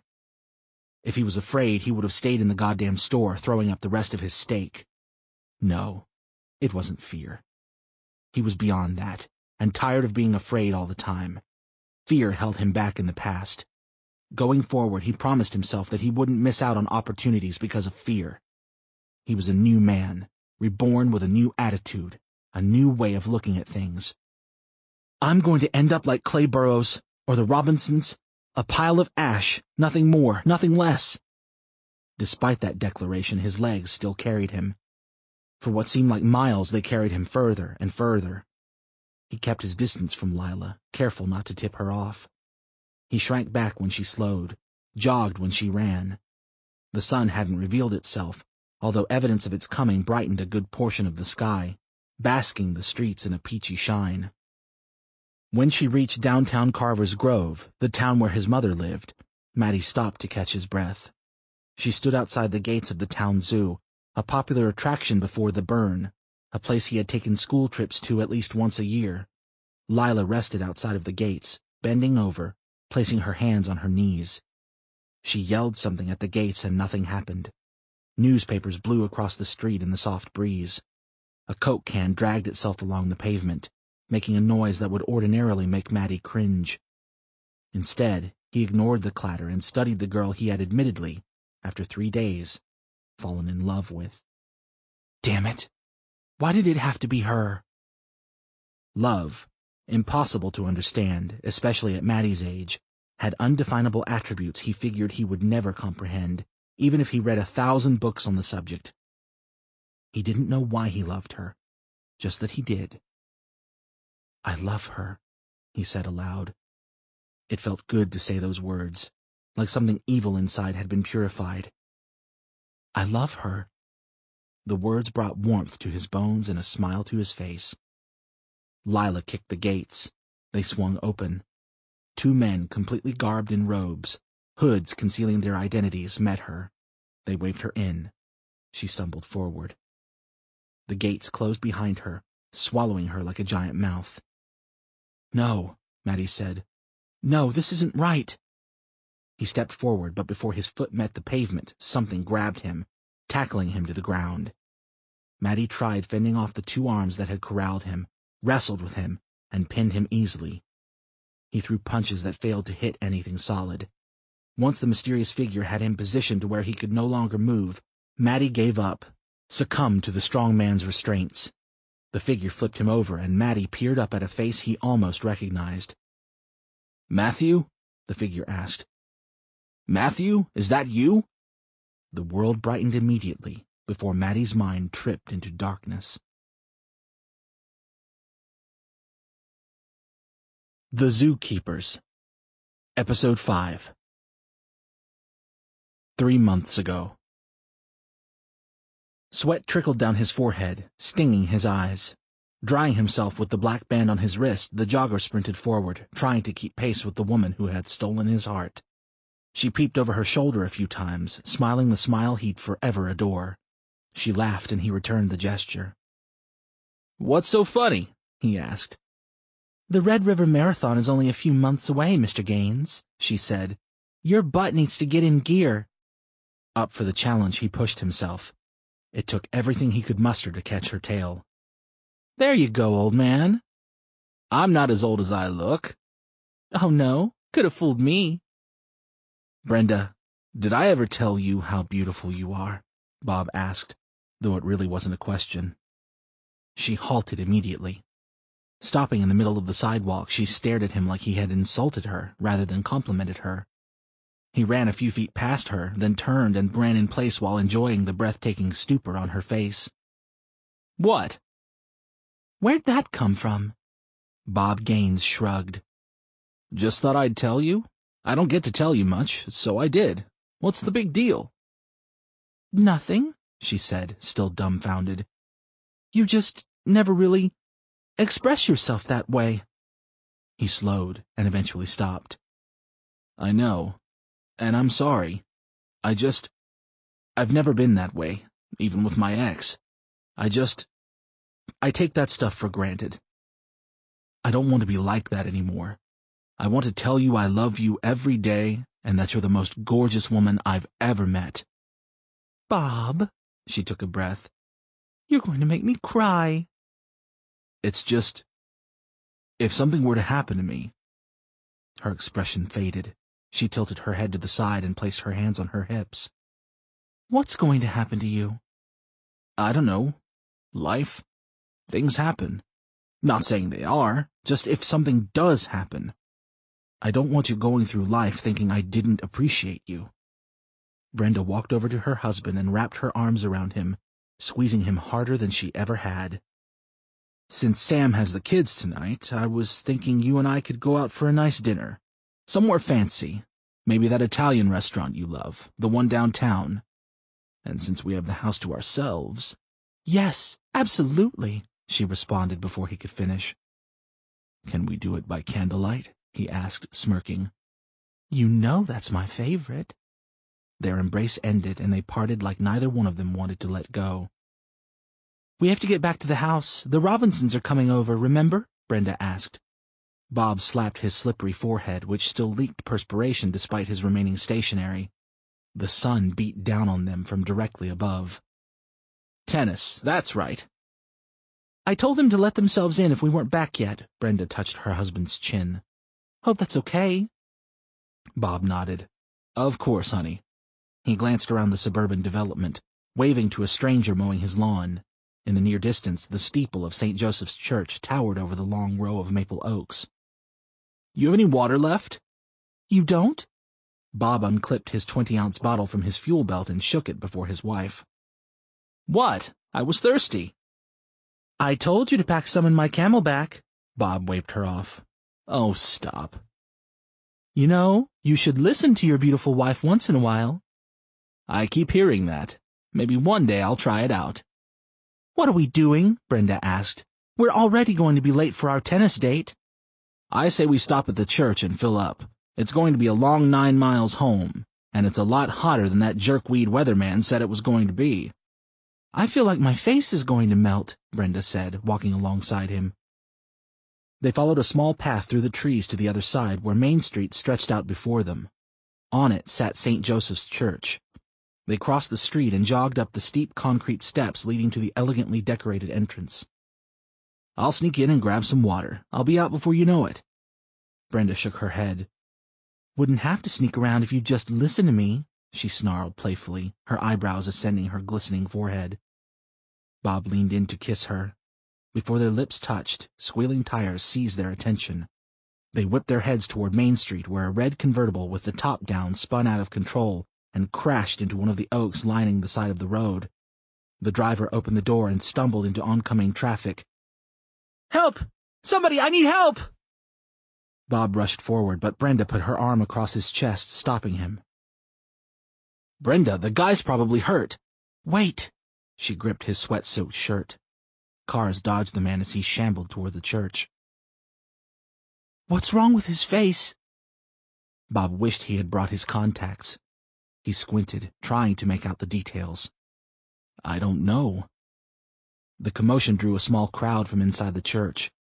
As the congregation moved outside onto the stoop, the man burst into flames, a torturous scream erupting from his vocal cords.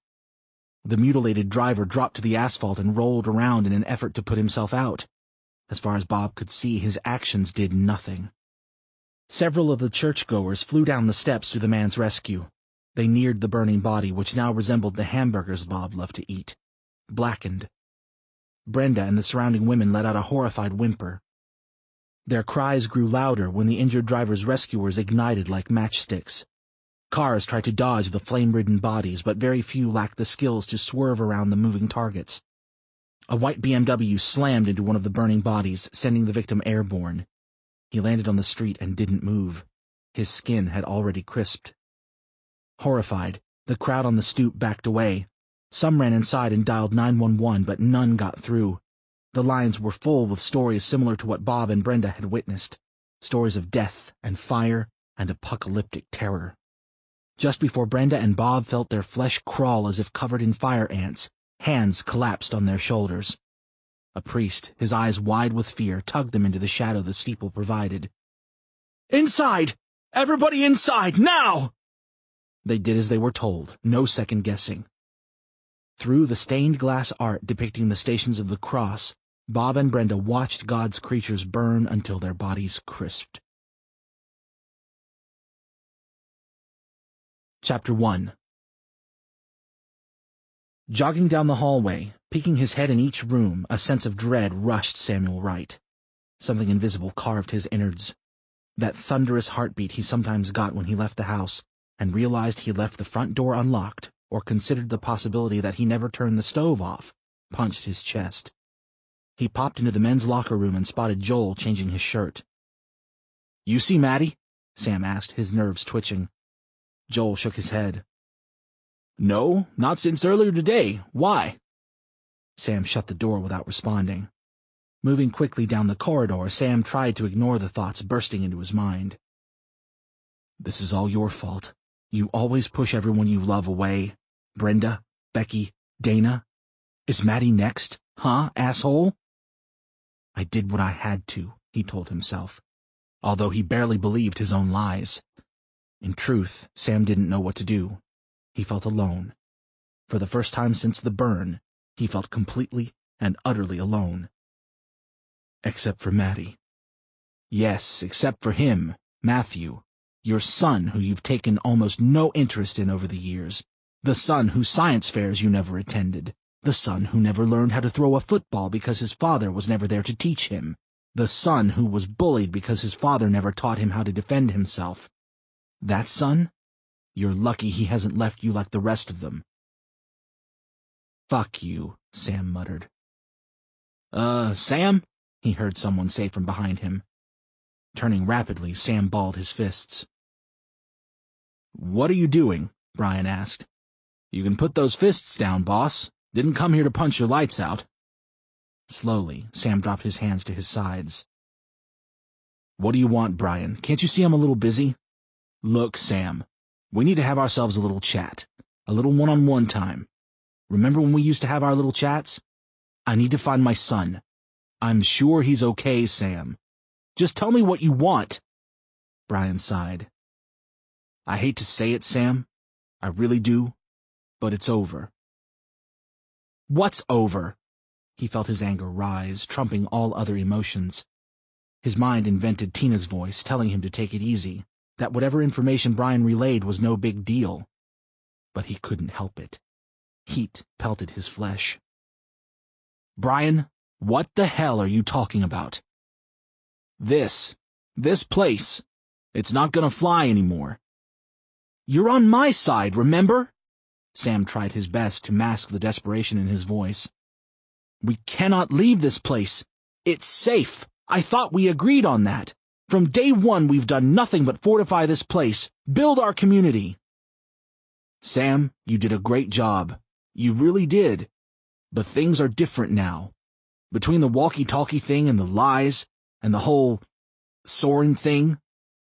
Soren thing? Sam shook his head while biting down on his lip. I can't believe you. Please, Sam. You can't really think this place is the answer. Brian laughed through his nose. I mean, short term, sure. Long term? Come on. Use that brilliant head of yours. Eventually, we'll run out of supplies. You said it yourself. The quadrants are getting dry. How long before it runs out? We will cross that bridge when we get there. No, Sam, we need to be proactive. Bullshit! We leave this place, we die. Simple as that. I think you're wrong. We can travel by night. Too dangerous. Not if we're in a group. Too dangerous. Sam, you're being close-minded. It's too fucking dangerous! I won't allow my kids to risk their lives because the Jesus freak thinks we need to go on a fucking pilgrimage across the country! Sam placed his hand on Brian's shoulder. Don't you see what that man is doing to us? Brian pushed his hand away. Don't touch me. You make me sick. You know that? Stepping away, Sam folded his arms across his chest. Okay, here we go. Come on, I deserve it, don't I? After how I treated you over the years, I treated you like a brother. This isn't about that, Sam. You've lost your fucking mind. Your own kids don't even trust you. Sam stepped forward. Stop talking about my kids, or I swear a blur collided with Sam's face, knocking him back against the wall. That's for dragging me down with you. You fucking hit me? Sam asked, touching the small bloody trickle on his lip. You ungrateful asshole. Stay back, Sam. You won't like... Sam threw his shoulder into Brian's stomach, driving him against the wall. The drywall broke on impact. Behind them, feet clanked against the floor, and before Sam could dismount his former friend, hands gripped his shoulder and peeled him away. Scrambling to his feet, Brian shot him a cold look. You're fucking losing it, man! Brian screamed. I hate you! I hate what you've become! Sam surveyed Brian's rescuers. Soren's usual suspects, Chris Atkins, Susan, a few other familiar faces who haunted Sam's dreams. He realized this wasn't a fight he'd win. Not today. I've protected you people, Sam said, grimacing. I've given you food and shelter. I've kept you alive. Join us, Sam, Susan said, offering a weak smile. Join us, or... Sam glanced at her suspiciously. Who the hell was she to give him an ultimatum? Or what? Or be cast aside. Be alone for the rest of your life, however short it might be.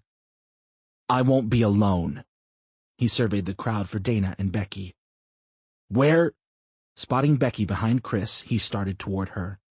Two men who could easily lay a beating on Sam stepped into his path. His eyes followed Becky as she disappeared amongst the surrounding faces. You are alone, Sam, Susan said. No one is following you anymore, not even your own kin. Backing away, Sam wondered how different things would be if he could turn back the hands of time. Chapter 2. What the hell? Tina said, removing a plastic object from the victim's mouth.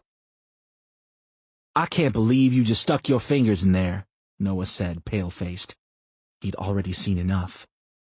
And then there was the stench tainting the air, stirring his stomach. He closed his eyes, wishing himself into another area of Costbusters. When he opened them, Tina was still scoping out the victim's mouth. He sighed. Can I leave? Craig shook his head. Not yet, buddy. We promised we'd take care of the body, and that's what we're gonna do. Noah nodded and looked elsewhere. What is it? Sherry asked. A mouth guard, Tina replied. She pulled back Peter's lips with her fingers. Damn! What the hell are those? Craig asked, pointing at the dead kid's mouth. Those would be Peter's teeth. They don't look like any teeth I've ever seen. That's because they've been modified. Modified? Tina let go and quickly walked over to the other end of the room. She turned the faucet on and placed her hands in the sink. Yes, they've been filed to look like that. Who the hell would want their teeth to look like that? Craig asked. Cannibals, Noah muttered. Holy shit, guys! He was one of them! Tina, drying her hands, whipped around. Shut up, Noah! We have to tell Soren, Sherry said. He must know. If you do that, everyone will panic. There will be a riot. And Sam will be lynched, she thought. You're just protecting Sam, Sherry said. I'm protecting all of us. You tell everyone that Peter, who has been with us for months, was one of them this whole time, you'll start pandemonium. People will get hurt. It's better they don't know. Sherry didn't agree, but she didn't push the subject. Tina wrapped the black garbage bag over the body while Sherry finished mopping up the blood on the ground. There would be more to clean. The blood had not yet congealed and continued leaking from the points of impact. Sherry decided she'd stick around, mop in hand. I think I'm going to be sick, Noah said, wrinkling his nose. I don't think I can do this. Craig patted him on the shoulder. Just don't think about it, buddy. That's all. Pretend it's a sack of potatoes or something. Noah examined his quandary and turned his eyes away from the red droplets leaking from the bag. Potatoes don't bleed. Craig saw the droplets and laughed. Yeah, I guess you're right about that one. Come on, kid, help me with this thing. When it's over, I'll buy you a pizza. Noah smiled and grabbed the dead man's legs. Craig took the head and they lugged Peter's body out the door. What do you suppose they'll do with it? Sherry asked, grabbing the mop and going to work again. Tina shrugged, examining the sheets and running her fingers along the outlines two bodies had made. The imprint was deep enough to confirm her suspicions. One of them had been on top of the other, pressing down. She was being straddled, Tina thought aloud. What? Sherry asked. Peter was on top of her, pinning her down. Who? Lila.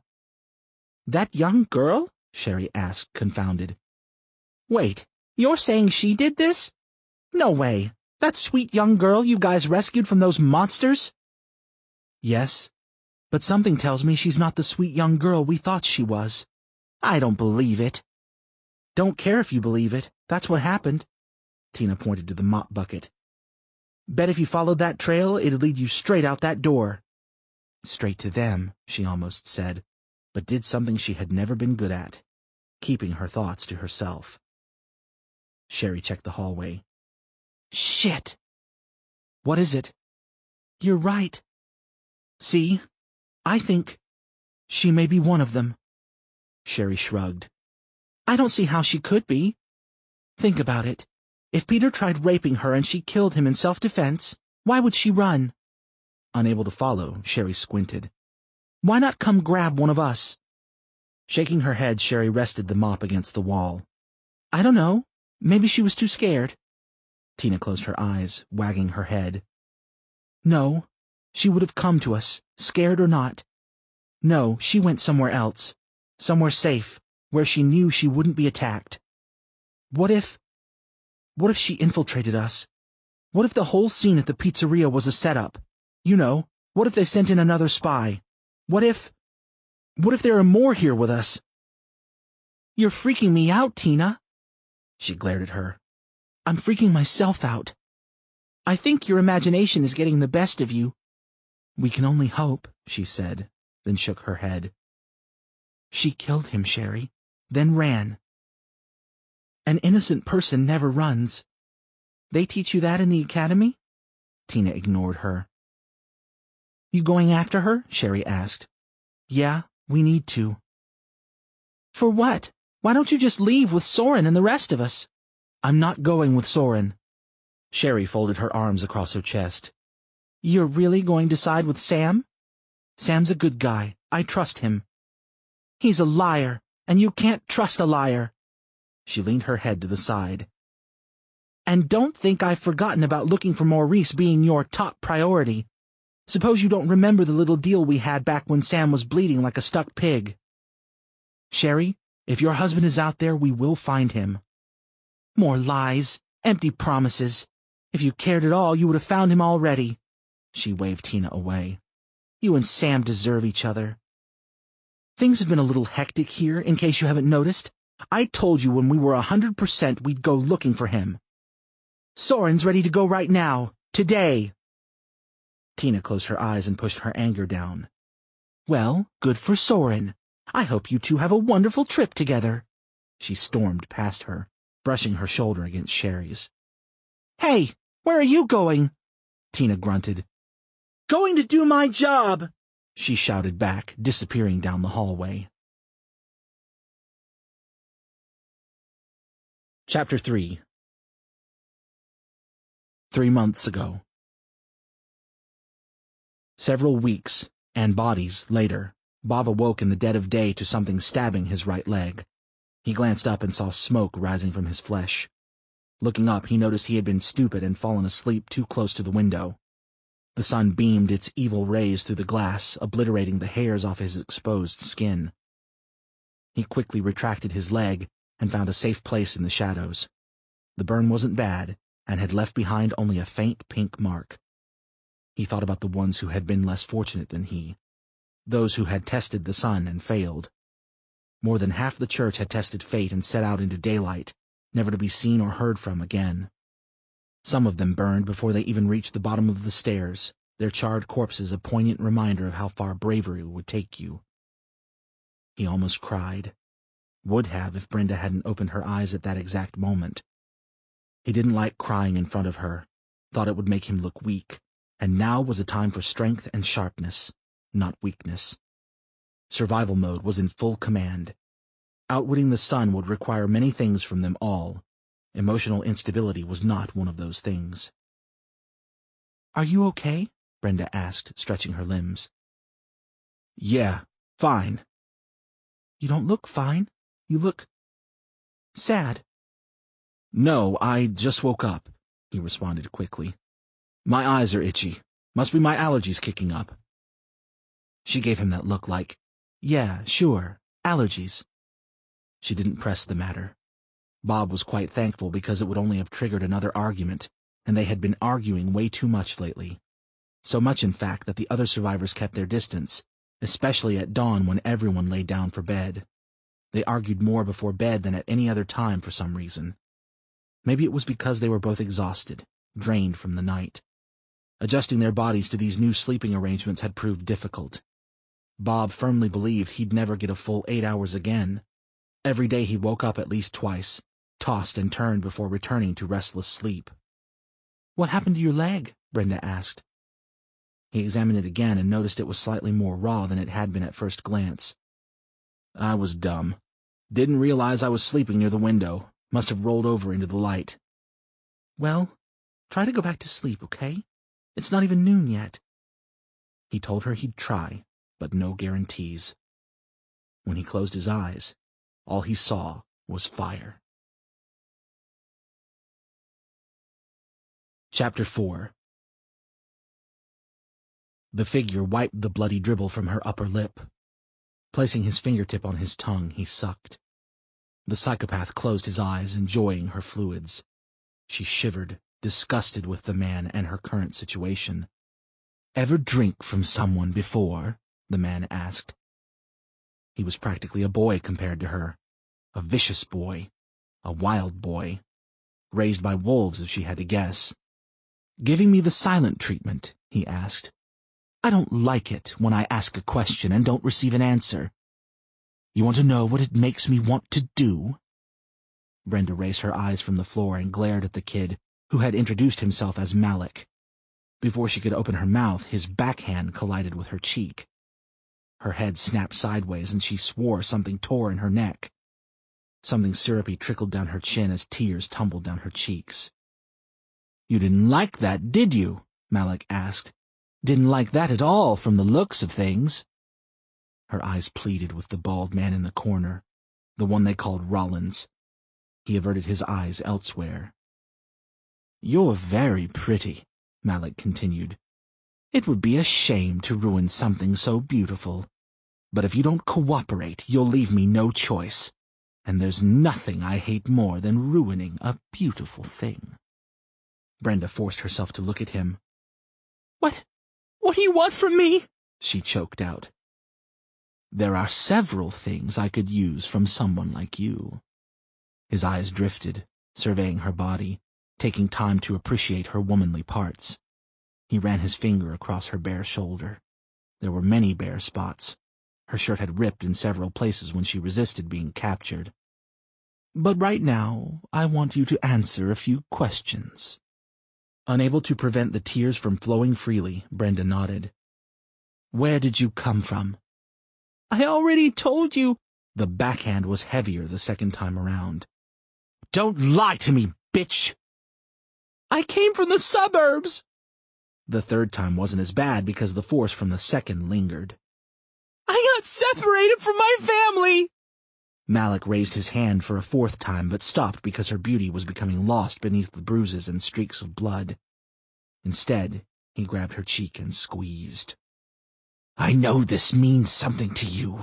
I can tell by the way you held it, Malik said, clenching his teeth together, dangling the trinket in front of her. He looked rabid, like a true animal.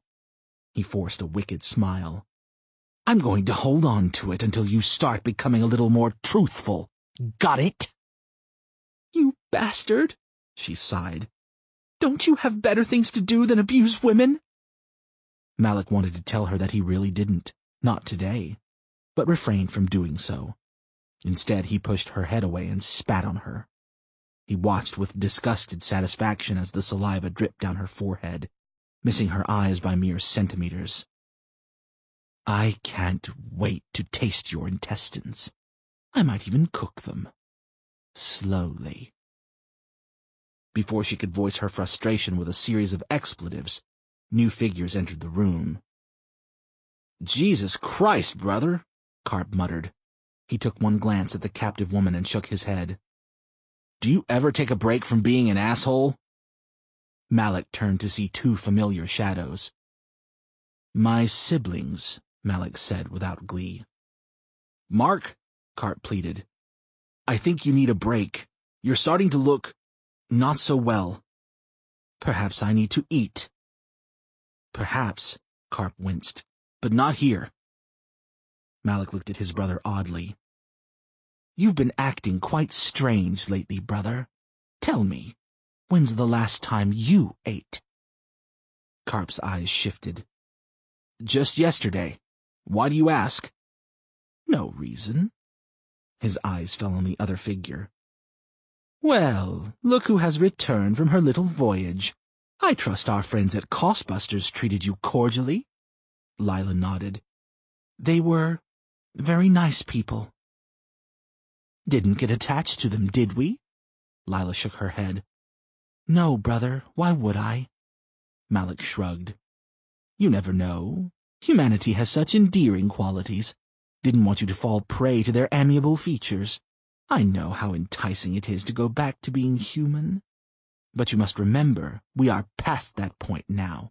It's our time to reign. It's our time to— Mark, please, can you cut it out? I've had about enough. Carp spoke, staring his brother directly in the eyes, a challenging gaze Malik did not seem to appreciate. I think we need some time to think about things. You're changing, Malik shouted. You are sympathizing with them. I expected it from her, Carp, but not from you. Knock it off. Are you going to betray us, brother? Mark, I'm warning you. Something conked Carp on the back of the head, and the kid's body went limp, collapsing on the floor. Malik smiled as two figures wearing robes rolled the unconscious body over. Lila backed away to let her brother's hoodlums tend to Carp. They dragged him from the room, Rollins following, and Lila found herself alone with her brother and his plaything. Who's the woman? She asked. Just my new toy. You like? Lila shrugged. Not one for toys. It's beneath me. Ignoring her barb, Malik raised his brow. Well?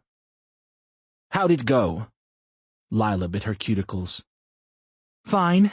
It's as we thought it was. Exactly how our prisoner described it. They have a lot of supplies, food, water, generators. Necessities? Things we'll need to survive, I'm guessing. I mean, we won't be able to live off humans forever, right, brother? You have too much of carp in you, Lila smiled. Just being realistic here. Let's talk about the invasion. Brenda's ears perked up, suddenly interested. Place will be cakewalk. I mean, they have us outnumbered, but only a handful of them pose any threat. Some woman who used to be a cop is probably the most dangerous one there. Some ex-Navy asshole, but he's more of a danger to himself than he is to us. Other than that, no one there is really trained. They have firearms. A few, but there's a bit of a revolution going on inside. Their previous leader is becoming an outcast. There's this new guy. His name is Soren. Seems pretty smart. Knows how to throw a coup, that's for sure. Think he poses a threat? Malik asked. Lila shrugged. Hard to say. I think he's more of a talker than a doer. Very well. You did good, little sister. Mama and Papa would be very proud of you. I somehow doubt that. Mark. Malik sneered. You know how that name makes me feel. That was my human name. And as you know, we are much more than that now. Yeah, I remember, Lila said, turning her back. When our brother awakes from his little nap, we need to have a little family powwow. Agreed? Lila didn't answer. Little bitch, Malik muttered beneath his breath. Rollins! Guards! Please take Miss Gaines back to her cell. I'm done looking at her pathetic visage. The two robed shapes entered with haste. Master, one said, sounding out of breath. What is it? Malik snapped. We found intruders. 2 of them. Malik's skin whitened. Where are they? Near the cages. I want to see them at once, Malik smiled, flashing his dangerously pointy mouth. I'm starving. Chapter 5. 2 weeks ago. Father Morton rested on the first pew, barely able to move. The sun had done a number on him, and the church's last 2 survivors could barely stand the sight of him. Boils and pockets of pus that had burst riddled his skin. Leprous lesions covered his appendages. The skin on his hands had melted down to the bone. Somehow, neither Bob nor Brenda knew how, the priest remained alive. Weeks before his brave journey outside, the others had fled, unable to cope with the cabin fever spreading throughout the church. They left during the night and never returned. The priest refused to leave the safety God provided, informing everyone that the Almighty would watch over him, giving him the protection that nothing else could supply. Those weeks passed, and the good father changed his tune. Until the moment he walked into the day, he believed God would grant him access into the wondrous sunlight, that because he was devout, the new nature would not affect him as it had others. Both Bob and Brenda warned the preacher that he should learn from the others and not walk outside while the sun burned brightly. God takes care of his own, Father Morton replied, before opening the doors and letting in the light. He traveled 5 feet before his flesh started cooking, smoking, and crackling like fatty meats on the grill. Bob raced outside to grab him and drag him inside where the sun could no longer reach him. Of course, it was too late. The damage had been done. Any exposed skin had bubbled and blistered and started to liquefy. The preacher hadn't spoken much since that day. A few times he asked for water. It was hard to understand him through the hoarse wheezing sounds of his lungs. Sometimes the only way they knew the man was still alive was by watching his chest rise and fall. Bob thought he'd die that very same day. Brenda was more optimistic. The two almost started betting on who would be right, but then thought that to be cruel and sadistic. Before the preacher's chest rose for the last time, he whispered to them.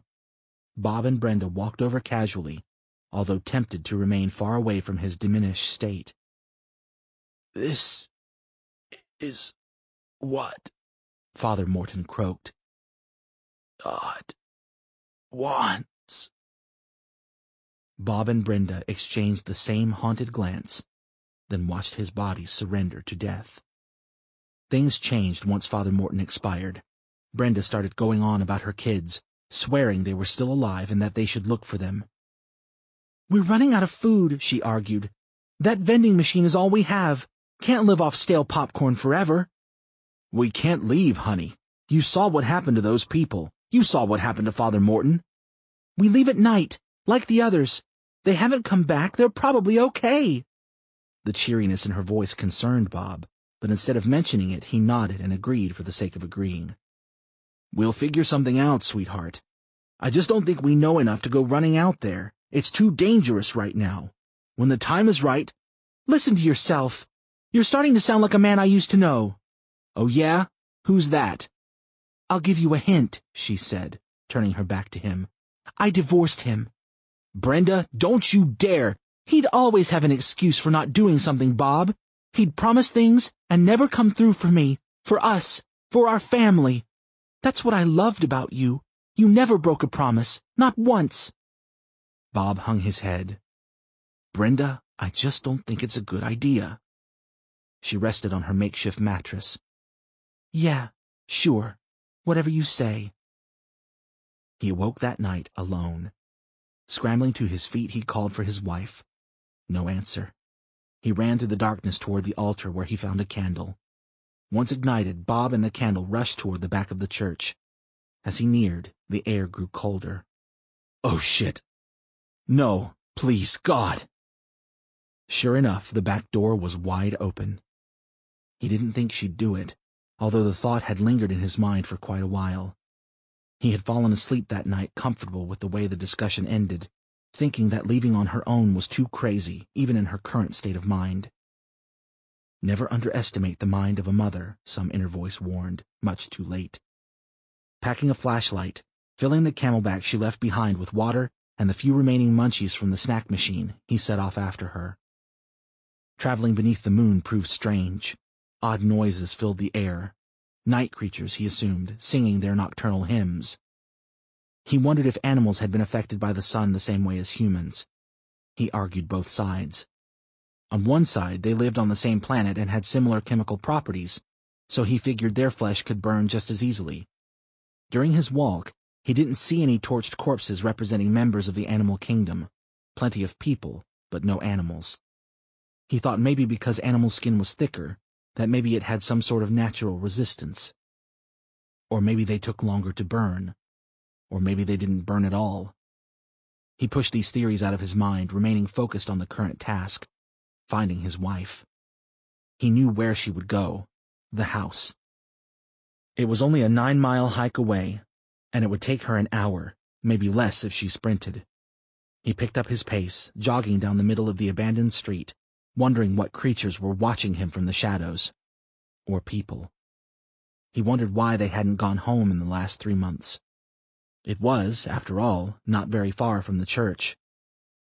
Because you were scared shitless, that's why. Good point, he told himself. The world had changed overnight, and he wasn't about to dip his toes in uncharted waters.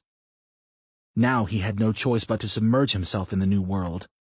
Love propelled him. Fear fought to slow him down. After a few miles, he came across a broken-down car in the middle of the road. Upon closer inspection, he saw it had been gutted. Poking his head through the open window, he quickly retreated after an old, sour milk smell made him want to vomit. He looked around. No one in sight. The night had grown surprisingly quiet. Even the crickets had stopped chirping. He looked further down the road, spotted the Carver's Grove Zoo, and the debate about the survival rate of the animals came to him again. Curiosity bested him, and he decided to head towards the park and have himself a quick glance from the outside. It was on the way home, anyway. In all likelihood, Brenda hadn't reached home yet. If she's heading home, where else would she go? Her asshole ex-husband's? She needs to find her kids, remember? She'd go home first, get the car. He was sure of it. Halfway down the street, Bob could finally make out the letters in the archway above the zoo's entrance. That's when the voices started. He looked around, unable to pinpoint their location. Scared, he took off, killing the flashlight in his right hand. Ducking behind a parked vehicle that had also been broken into, he watched. 2 figures wearing black hoodies that made them blend in with the darkness strolled past him. The only noticeable difference between the two was the color of their shoes. Yo, Malik is tripping, Blue Shoe said. You seen how many people he's keeping in those cages? It's food, dumbass, Green Shoes replied. We'll eat them eventually, you'll see. Yo, can I admit something to you? Blue asked. What? Green Shoes stopped and rested his back on the car Bob hid behind. I don't like the taste of meat. Green Shoes shook his head. You dumbass. I'm serious, yo. I ain't buying into all this cannibalism bullshit. It's not right. It tastes exactly the same as the old meat. Nuh-uh. People taste, I don't know, man, fucking weird. I can't do it anymore. I'm gonna kill one of them deer thingies tonight and cook me one of them. Eat some real meat for once. Deer thingies? You mean the fucking antelope? First off, Crocodile Dundee, there's hardly any meat on those bones. Secondly, Malik will fucking kill you when he finds out you don't like meat. Who the fuck is Malik to decide what I like and don't like, huh? Who the hell put him in charge anyway? Oh, Damien, you weren't there the first week after the burn, were you? No, but I've heard the stories. You haven't seen what Malik is capable of. Damien shrugged. Green Shoes laughed. No, but I've heard. Heard what? That he killed the zookeepers that were running this place? Slaughtered them like lambs? Yeah, that's what I heard. They didn't listen to him. They opposed him, called him crazy. Well, he is fucking crazy, ain't he? Yeah, but he's also smart. He ain't fucking smart. He's a fucking junkie who likes to eat people. What's so smart about that? That sounds fucking crazy to me. Since when do we have to live like animals? Why can't we go back to the way things were? Green Shoes stood up straight. I'm sure Malik won't like to hear what you had to say about him. Damien raised his hands. Nah. We was just talking, that's all. I didn't mean anything by it. Just talking, huh? Yeah. Near the zoo's entrance, a woman screamed, her voice desperate and shrill. Green Shoes and Damien snapped their heads toward the commotion. Two other hooded figures called to them. Come help us with this bitch! One of them yelled. The other followed up with, We got ourselves another meat bag! She pretty, too! Come on, Green Shoes said, slapping his partner's shoulder. Let's go help our brothers out. And don't utter a word of your new diet to anyone, understand? You'll end up like that asshole from Costbusters. Bob's foot slipped and scraped across the gravel. What the hell was that? Green Shoes asked. He looked around the car. Bob sprang to his feet, waving his hands in the air, pleading. Well, look what we have here, you sneaky son of a bitch. Please, Bob said. That's my wife you got there, he almost cried, pointing towards the gate. Let her go and we'll leave you alone. We won't tell anyone about this. Green Shoes and Damien looked at each other. No one left to tell, Pops, Green Shoes said, smiling sadistically. No more police, no more law. There's a new law now, and it's quite simple. Only the strong survive. You strong enough, Pops? Please, let her go. We'll be on our way. From the distance, Brenda called Bob's name. The hoodlums holding her arms yelled to their friends, telling them to take the man hostage, that Malik wanted as many meat bags as possible. It was almost feeding time. You heard them, Green Shoes said. The boss needs meat. Green Shoes lunged for Bob. He lashed out and kicked the kid square in the crotch. The kid's eyes bulged from their sockets and he slowly crumbled to his knees, holding his genitals like fragile items he didn't want to drop. Thick veins appeared on his forehead as he screamed through his teeth. Damien ran forward. Without thinking, Bob bent over and scooped up a rock the size of a baseball off the street. As Damien neared, Bob hurled the rock at his head. Unable to dodge the point-blank attack, Damien took the rock on his nose. The sound of it breaking echoed down the street, loud enough for his buddies near the entrance to hear. Blood exploded from his nostrils and the kid dropped to the sidewalk. His hands were unable to keep the red rivulets from leaking through his fingers. Bob took one look at Brenda. Her eyes begged for help. Her shirt ripped in several places as the two men contained her in their arms. Outnumbered, Bob knew going back for her now was stupid. Who knew how many more were inside the zoo? With one whistle, 4 could be 10, 10 could be 20, And where would being heroic get him? He had watched how far heroic antics had gotten Father Morton. About 5 feet, not a step more. He turned and ran as fast as his legs would take him. He ran until he could no longer see the zoo and its keepers through the darkness. Chapter 6.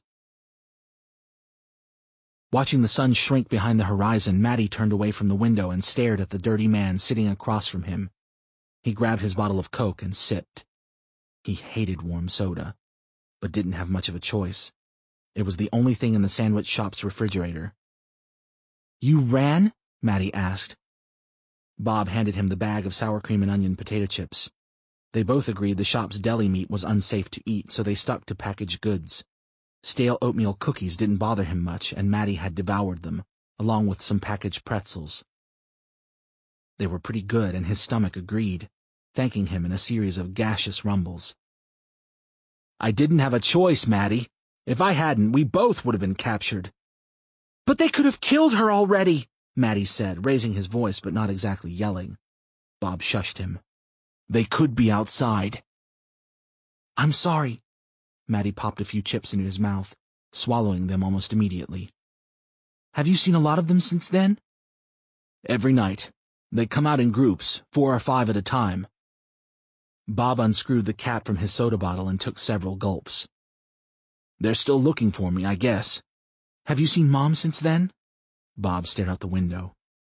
"Yes." "You have?" "Matty, keep your voice down." "Sorry," he whispered. "Where did you see her?" "Around the back of the zoo. They're keeping her in the cages where they used to keep the animals." "Did the animals burn up?" Bob shook his head. "I don't know, son." "We have to get Mom out of there." Bob nodded. "Yes, we do." He opened his mouth to speak, but stopped. All this time he had been talking. He hadn't let Matty tell his story. "Matty, what were you doing out here? Where are your sisters? Where's your father?" "They're safe. They're back at Costbusters." "At Sam's store?" Matty nodded, drinking the last of his nasty soda. "Yeah, why?" Bob swallowed. "As soon as we get your mother to safety, we're going back to your dad's store and getting everybody out." "Why? They're safe there. Honest. There's plenty of water, plenty of food." "Matty, trust me." Bob looked at him sternly. "They're not safe there. Not at all." "How?" "Don't worry about that right this second. We need to concentrate on springing your mother loose." "And how are we going to do that?" Bob grinned. "I know a back way in." Matty came up with a grin of his own. "Cool. When do we leave?" Bob scrambled to his feet. "Right now." Chapter 7. Sam watched the last sliver of sunlight disappear behind the trees, then quickly pushed the giant glass doors apart. The fall breeze rushed him at once, and it felt good to smell the outdoors once again. Before he could push the doors open wide enough to slip through, a hand reached out and grabbed his shoulder. Spinning like a top, he raised his fist, ready to punch the first sour grin he faced. "Whoa, Sam, it's me," Tina said, backing away. "A little edgy, aren't we?" "What the hell do you want from me?" Sam snapped. "Come to tell me what a shit job I've done, too? Come to tell me that I've led us into a death trap? That I'm responsible for the deaths of Clay and his dumbass friends, huh?" "Sam, stop. I'm merely—" "No, you stop! I'm sick of everyone turning against me. I trusted you just as much as you trusted me. I never meant for anyone to get hurt. And if you think that, then you and Soren can go fuck each other." Tina's open palm collided with his cheek, leaving behind a pink palm print. Sam's memory was instantly transported back to the day of the burn when he had hit Becky. His chest tightened every time he recalled the memory. "Would you shut the fuck up and listen?" Tina growled. "I found some interesting stuff you might want to know about before you go riding off into the sunset." "Oh, yeah?" Sam asked, unimpressed. "Yeah, so take a break from being an asshole for 5 minutes because I might know where your son ran off to." Sam dropped the act. "I'm listening." She handed Sam the clear plastic object. "What's this?" Sam asked, taking it from her. "It was in Peter's mouth." "What the hell?" It's one of those invisible braces, mouthguard thingies.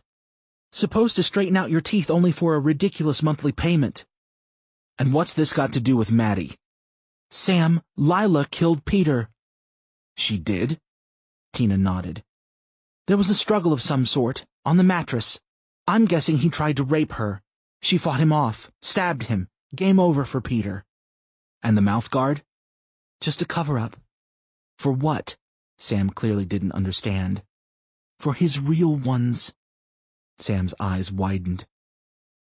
He was a fucking cannibal? Tina closed her eyes, nodded. I think Lila is one of them too. Now how do you know that? Because she ran. We followed a bloody trail to the smoker's door. She left. Sam understood how Maddie tied into this. Holy shit. Sam, Maddie may have followed her back. Back where? Tina shrugged. Wherever their camp is. Sam stormed past her, not bothering to close the front door. A few people took notice to his rash action, but no one tried to calm him. No one tried to stop him. No one tried to talk to him. No one seemed to care. Sam, I'm coming with you! Tina shouted after him. Fine! He yelled, marching on. Chapter 8. He spotted Chris Atkins first, leaning against a stackable washer-dryer display. The kid stuffed a wad of chew into his mouth, wearing a smile that crept and crawled beneath Sam's flesh. God, he wished he could hit him. Just once. He was already in hot water with the rest of the group since his little scuffle with Soren. And then there had been the tussle with Brian. What was just one more name on that list? Just one punch. Right to the chin. Knock him right the fuck out. Dad? He found himself standing before Chris and Becky. They weren't exactly holding hands, but they were close enough to look like conjoined twins. Yeah? Sam asked, shaking the image of a bloodied Chris Atkins from his mind. You're staring at us, and you're kind of freaking me out, Becky said. Sam looked at Chris. He chewed slowly, then tucked the clump of shredded tobacco between his gum and lower lip. I was just looking for you guys, that's all. Well? Becky asked impatiently. Where's your sister? Over here, Dana said, stepping out from behind a row of refrigerators. In her hand she held the doll that Susan had given her. Susan, Sam thought. That buggy-eyed bitch. The very sight of the doll made him want to put his fist through the wall. Can we talk? Sam asked his kids. Privately. Chris didn't budge, not that Sam had expected him to. He was testing him, baiting him into making another dumbass decision. Anything you want to say, you can say in front of Chris, Becky said confidently. Sam sighed. Don't let it get to you. I think I know where Maddie is. Oh? It looks like Lila killed Peter. He tried to attack her in her room. She defended herself. Sam produced the mouthguard. But he was wearing this. Holy shit, Chris said. What's that mean? Becky asked. It means, a man's voice came from down the aisle. Soren stepped into view and Sam clenched his jaw. For a second, he thought things were actually going to go smoothly. That our friend Peter isn't who we thought he was. Yes, Sam said. Peter was one of them. Damn, Chris said. I always thought that kid was off, a real weirdo. Well, that would have been great to let us know, Chris, Sam said. Maybe we could have done something about it. Chris opened his mouth to speak, but Soren put his hand on his shoulder. Let's not play the blame game, Samuel. After all, there's plenty to go around. Agreed? Listen, I didn't come here to pick another fight. I came to talk to my daughters, to tell them I'm going after my son. See, after Lila gutted Peter, she left. Tina seems to think she was one of them. She is one of them, Samuel. Yeah, well, whatever. So anyway, I'm going after Maddie. We think he followed Lila back to her camp. Might I suggest that's a very bad idea? You may not. Soren smiled. Samuel, your contempt for me has been noted, but I must insist that you think twice about going out there. What am I supposed to do? Follow you people across the country? Sam snorted. Yeah, okay, I'll take my chances. He waved to his daughters. Come on, you two, let's go. Chandra will look after you two while we're gone. We're not going anywhere, Becky said. We're staying here, with them.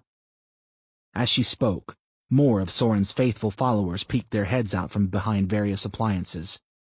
We're going with them. The hell you are, Sam snapped. You two are my responsibility. Soren put his hand up to stop him.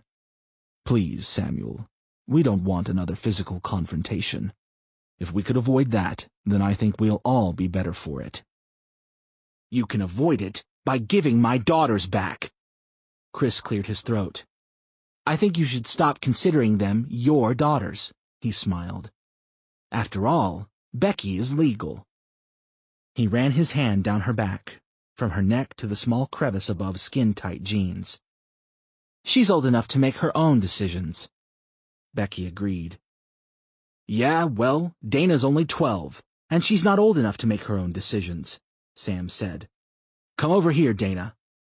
But I want to stay with Becky. Now! Soren smiled.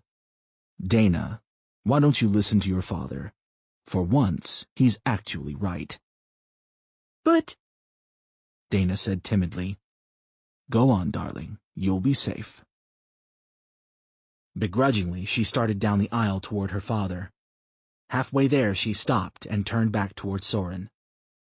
You'll find her, right? My mother? She asked. I'll do my very best. He winked at her. Sam fought the jealous rage that burned deep within the center of his brain. Once Dana was by his side, he placed his hand on her back and ushered her away from Soren's line of sight. He stopped once the two of them were alone. Getting down on one knee, he put on the best fatherly face he could forge. I want you to listen to me, and listen carefully. But, Dad... No buts, Dana. This is important. Where I'm going is very dangerous. I might not come back. Dana didn't understand, but nodded like she did. If I don't come back, I want you to go with your sister. She'll keep you safe. I hope, Sam wanted to say. But you told me... I just wanted to talk to you alone. I wanted to say, I'm sorry. For everything. I should have looked for your mother. I'm sorry I didn't. I was so wrapped up in everything, it just wasn't important to me. It was important to me. To us. Sam nodded. I know. I was selfish. If I make it back... You'll make it back? If... I want to be a better father. I want to pay more attention to you guys. I want us to be a better family. Tears rolled down her soft cheeks. Dad? Would you like that? Yeah, Dana sobbed. Dad, be careful out there, and come back to us. Sam hugged his daughter and patted her back gently. I'll try. Dana dropped the doll on the floor and hugged her father back. Chapter 9. And just where the hell do you think you're going? Sam asked the jolly man, throwing a fully stocked camping bag over his shoulder. Fuck's it look like, genius? Mouth replied. Fixin' to join your little search party, partner, he bellowed in the worst possible Texan drawl he could produce. You know, Sam, I had an idea to get people to join your side again. Smirking, Sam asked, Oh yeah? What's that? A fucking political rally. Think about it. You shake hands, kiss babies. It'll be fucking gold. Hey, I was an artist before I joined the Navy. I can make these posters with your face on it, and underneath, Uncle Sam wants you. Get it? Yeah, I get it, Mouth. Hysterical. Sam sighed. You're not coming with us. Fuck you mean I ain't coming with you? I mean you're not coming with us. What other meaning can that have? Now look, Sam, I think we can both agree that I've been pretty fucking trustworthy. Not to mention I saved both your asses from that naked flesh-eater last week. I think I've earned a place in your little crew, which, in case you haven't noticed, fucknuts, is lacking 90% of its members. I have noticed, Sam said. And you're right, Mouth. You've been trustworthy. More so than I would have guessed. I second that, Tina said. You've been a big help, Mouth. Damn fucking right. But that's exactly why I need you to stay behind. I need someone I can fully trust here, looking after my daughters. Whoa, Mouth said, putting his hands up. In case you haven't noticed, Sammy, I ain't exactly the fatherly figure type. I'm not asking you to be, Sam's eyes pleaded. Just asking you to look out for them. Make sure that they aren't used. Used? The people here are very angry with me. They might take it out on them. I don't think they'll hurt them physically, but I don't know. I just don't want anything bad to happen to them, especially because of me. Mouth nodded, removing the strap from his shoulder. He dropped the bag on the floor. Okay, Sam. Only because you asked so fucking nicely. Thank you, Mouth. Really appreciate it. Yeah. Well, you two sweethearts better run along now. Don't have much time before daylight rears its ugly fucking mug again. Sam nodded. Tina motioned toward the door. I'll do the gentlemanly thing and walk you two out, Mouth said, following them toward the door. Before Sam and Tina crossed the threshold, Sam turned around and extended Mouth his hand. I really appreciate it. I really do. Mouth winked. I know the others can't see it, but you're a good man, Sammy Wright. Sam smiled. Mouth closed the door and watched the night absorb the two of them.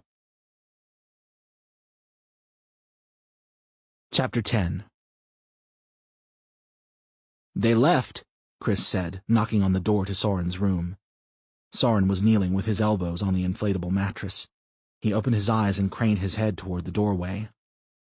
Can't you see I'm praying? Soren asked. Sorry, man. Didn't think it was a big deal. Door was open. Voicing his frustration through his teeth, Soren launched himself to his feet. He turned slowly toward the door and folded his arms across his chest. As he examined his obedient lamb, he smirked. You don't think very much, do you? Listen, dickhead, I've been pretty loyal to you. Loyal to me, or disloyal to Sam? Soren tapped his chin with his pointer. I wonder. Look, I came by to tell you that Sam and Tina flew the coop, okay? They're on their way to East Bumblefuck, and if they find those cannibals, they're probably not coming back. And would you have a problem if they didn't return? Soren asked. Chris didn't know why, but everything that came out of Soren's mouth sounded like a riddle he was incapable of solving. Hell no, I wouldn't have a problem with it. I mean, that Tina chick is okay. Could sure use her, you know, if what you think is happening actually happens. But Sam? Couldn't give a fuck if he hung himself in the maintenance closet. His daughter. You love her? Chris smirked, half embarrassed, half incredulous. Love is a strong word there, Chiefy. Infatuated? Sure, I guess. She likes you. Who could blame her? Chris asked, spitting brown gunk into an empty water bottle. Your confidence is overwhelmingly nauseating. Thanks, I think. A few seconds passed in silence. Down the hall, people talked in troubled tones.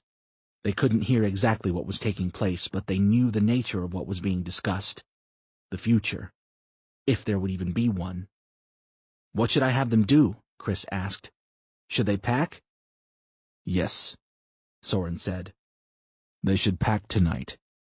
Great. I'll spread the word. Tell them to pack quickly and lightly. Take only what they'll need to survive. Not a single thing they can live without. Got it. He rotated, facing the hallway. But not you, Chris.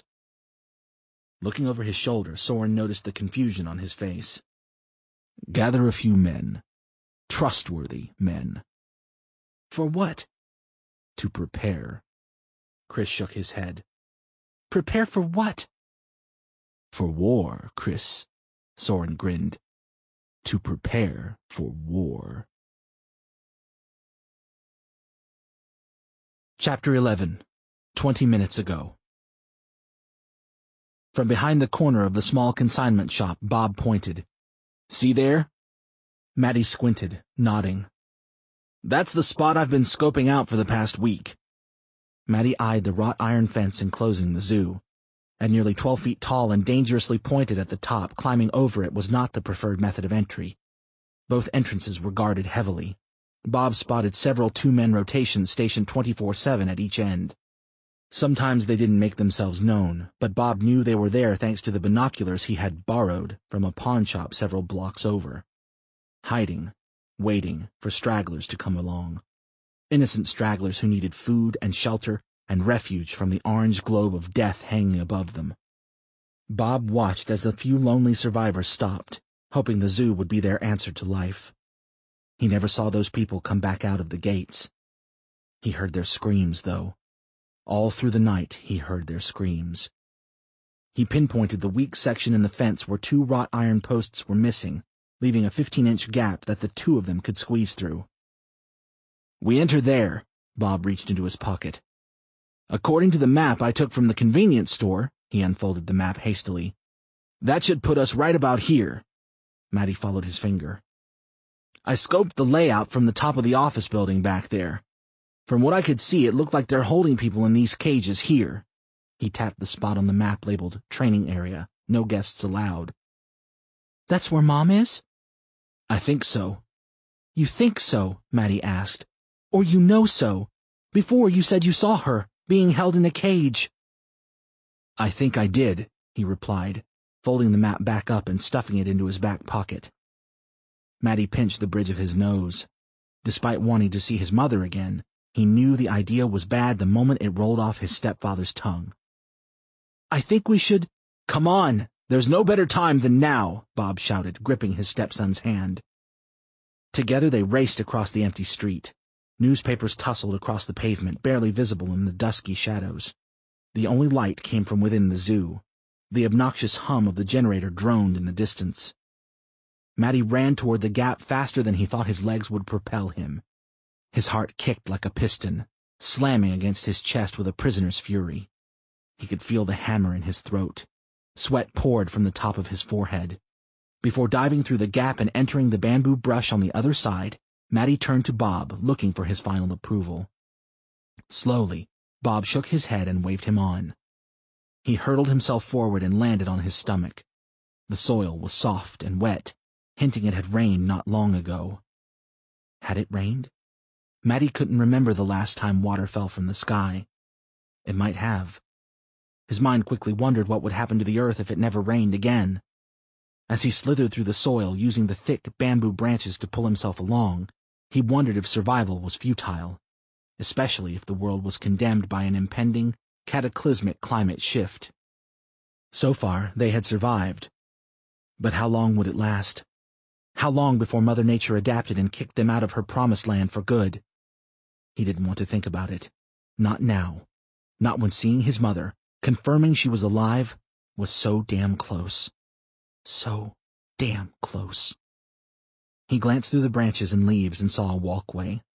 A few more feet, and he could reach out and touch concrete. Voices. Somewhere close. Footsteps with clarity. Matty stopped, not daring to move an inch. Behind him, he heard Bob rustling the branches as he crawled like a World War II soldier seeking out the safety of a trench.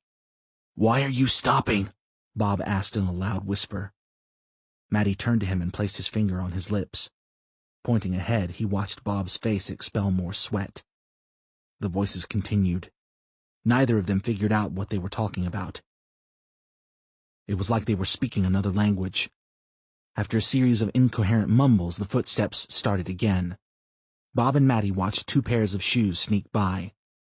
They heard one of the guards say, "If they're here, we'll find them." Matty felt his stomach sink, his nerves stirred. "They're looking for us." He turned back to Bob, seeking direction and pleading with his eyes to turn around.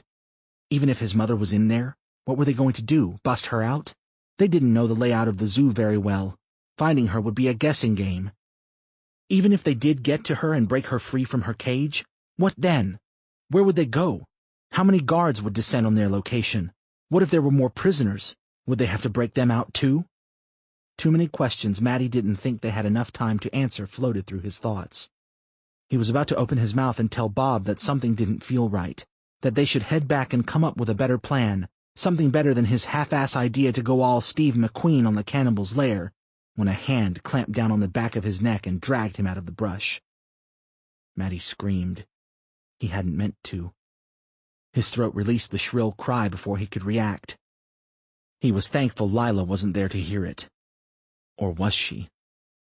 His knees scraped against the pavement as the hulking figure yanked him along.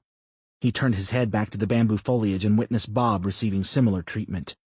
It took 2 men to retrieve his long frame. Bob kicked, screamed, and cursed at the 2 heavily garbed men. Defeated, Maddie sighed. "Hey there, All-Star," a girl's voice said from behind him. "Long time no see." He turned and saw Lila standing before him. Smiling, she folded her arms across her chest. "Welcome to my home." He felt his bowels loosen. Chapter 12. He couldn't remember a specific instant in his 15, almost 16 years of existence when he felt more embarrassed. Sitting in the chair, his hands bound behind him, and waiting for the cannibal's illustrious master, Maddie tried not to beat himself up too badly. He couldn't help it. How fucking moronic could you be? He asked himself. How could you not see it? Her! She was one of them the whole time, and you followed her. Because of what?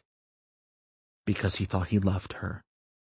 Hell, a part of him lobbied that he still did. Love. Such a stupid fucking thing.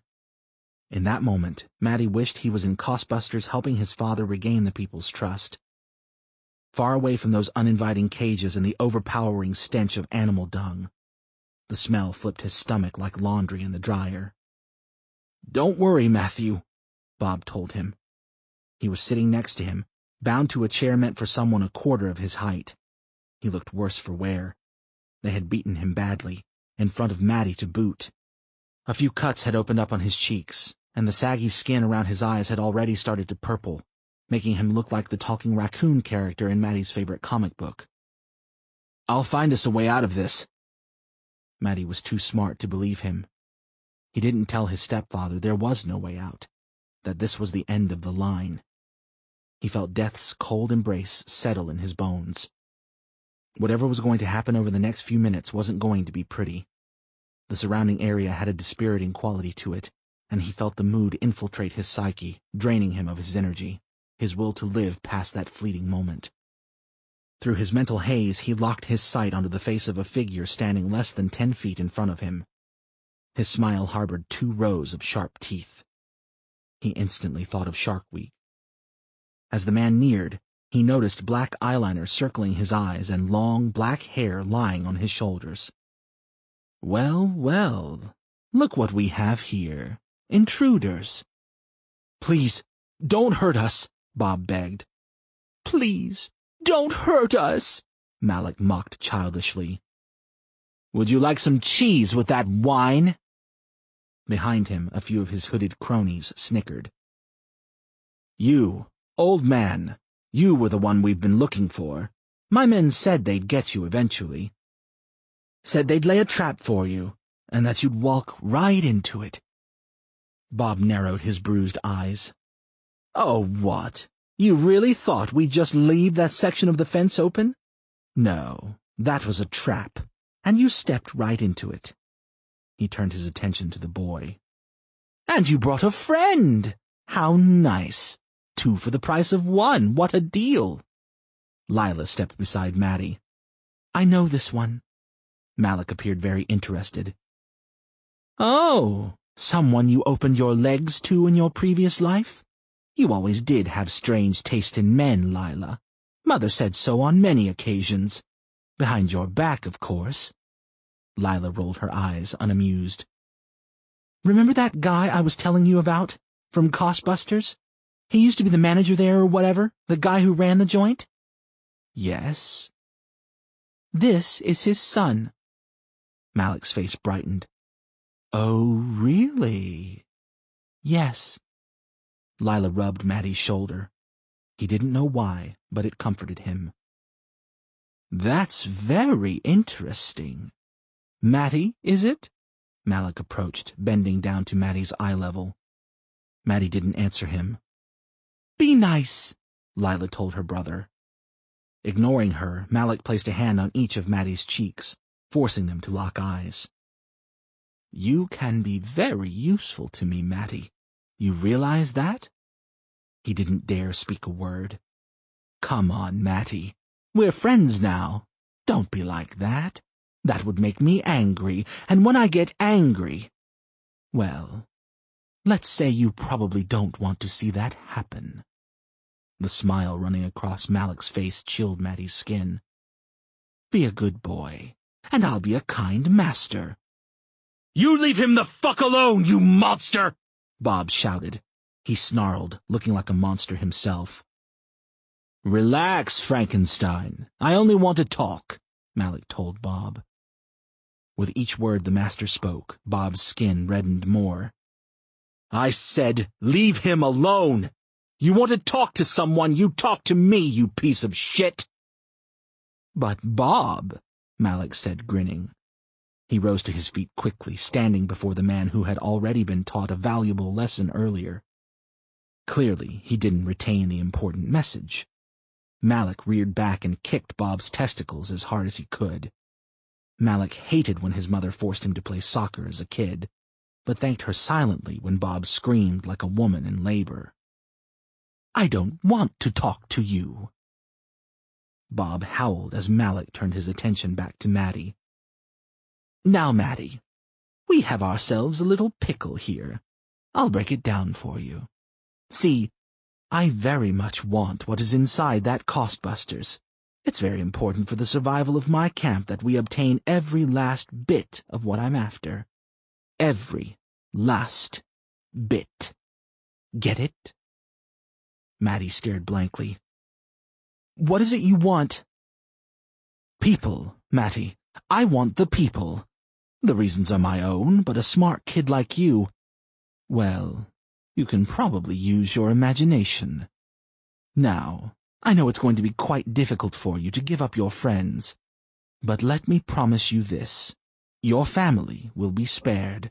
My men and I won't lay a finger on them." Maddie shook his head. "Not sure what you want me to do." Malik rubbed his knee. "Don't be scared. Take comfort in knowing that this is not your fault. You couldn't do anything to prevent it, just like mankind couldn't prevent the end of days, right?" Maddie nodded. "I want you to guide us, Maddie. I want you to open the doors of Costbusters and let us in," Malik smirked. "After all, we cannot enter a place we haven't been invited to, right?" His cronies chuckled beneath their hoods. Maddie glanced at Lila. She wasn't laughing. In fact, she didn't seem amused at all. Malik's actions seemed to put her off completely. Maddie adored her for this. "You think you're vampires?" Maddie asked, almost laughing. Malik reacted as if Maddie had spit at him. "Think? No, Maddie, I don't think. I know it. You know how I know? Because the darkness is our friend, and the sun is our enemy. We are creatures of the night. We require the blood of the living to survive. That's where I need your help. There's enough meat inside Costbusters to help us move on to the next town, where we'll find another Costbusters, and the next, until we move across the country and feed until there is no more meat left." "Then what?" Then our lives will be complete." Maddie stared at him. "You don't look like vampires." "Excuse me." "Vampires. You don't look like them." Malik laughed. He turned to his pals, then to Lila. "Cute kid." Facing Maddie, he held his smile as wide as he could stretch it. "See these? These are perfect for meat. Perfect for draining the body." "Oh," Maddie said, pretending what Malik said was interesting. "Were you born that way?" he asked. Malik's smile faded. "Were your parents vampires?" The kid's tone dug beneath Malik's pale flesh. Lila shook her head subtly, warning Maddie not to take this any further. "A few years back, archaeologists discovered a vampire graveyard in Poland. Their incisors were long as daggers. It was determined that the subjects, who were beheaded by the by, were born that way. Isn't that amazing?" Malik glared at the kid, his lips twitching uncontrollably. "You think you're funny, kid? You think it's cute to poke fun at someone's beliefs?" he snarled. "Didn't your parents teach you any manners?" Maddie's blood froze. He knew by the grave look on Lila's face that he had taken his jest too far. Malik reached out and grabbed Maddie by the throat. He squeezed, and Maddie's eyes bulged. Lila gasped. "I guess I'll be the one to teach you the lesson!" Malik squeezed. Bob yelled, telling Malik to get his goddamn hands off him. "Take it out on me!" Bob yelled. "Leave him alone!" Malik snarled. Lila came up behind him, gripping her hands on her brother's shoulders. Without looking, Malik popped her in the face with his elbow, sending her sprawling to the ground, blood running from a small cut on her cheek. "You want to fuck with me, kid?" Malik screamed, letting go of Maddie's throat. He pulled a knife from his pocket, placed it on Maddie's cheek, and cut downward. A scarlet dribble ran down his face. Maddie screamed, sounding much like a girl himself. "You had to make me do it, didn't you?" Lila scrambled to her feet and lunged at her brother before he went back for seconds. She threw her arms around his throat, putting him in a sleeper hold. He tossed her off with a quick maneuver he had learned from the many fights he participated in as a youth. His sister's body tumbled to the floor once again. He glared at her, warning her not to attack him again. His guards looked on, not knowing what to do. Rollins cowered in the corner like a baby, holding a bottle of his recent recipe in his hand. Licking the blood running down the knife, Malik turned back to the kid. He grabbed a clump of his dangling curls and pulled his head back, suspending the knife dangerously close to the kid's eyeball. "Yup," Malik observed. "It's funny what a small cut will do to someone. How many lessons it can teach." Malik returned to his happy self. "What a handsome man you would have grown to be. Handsome men get all the pretty ladies." Malik glanced over his shoulder. "Isn't that right, Lila?" From the floor, Lila remained silent.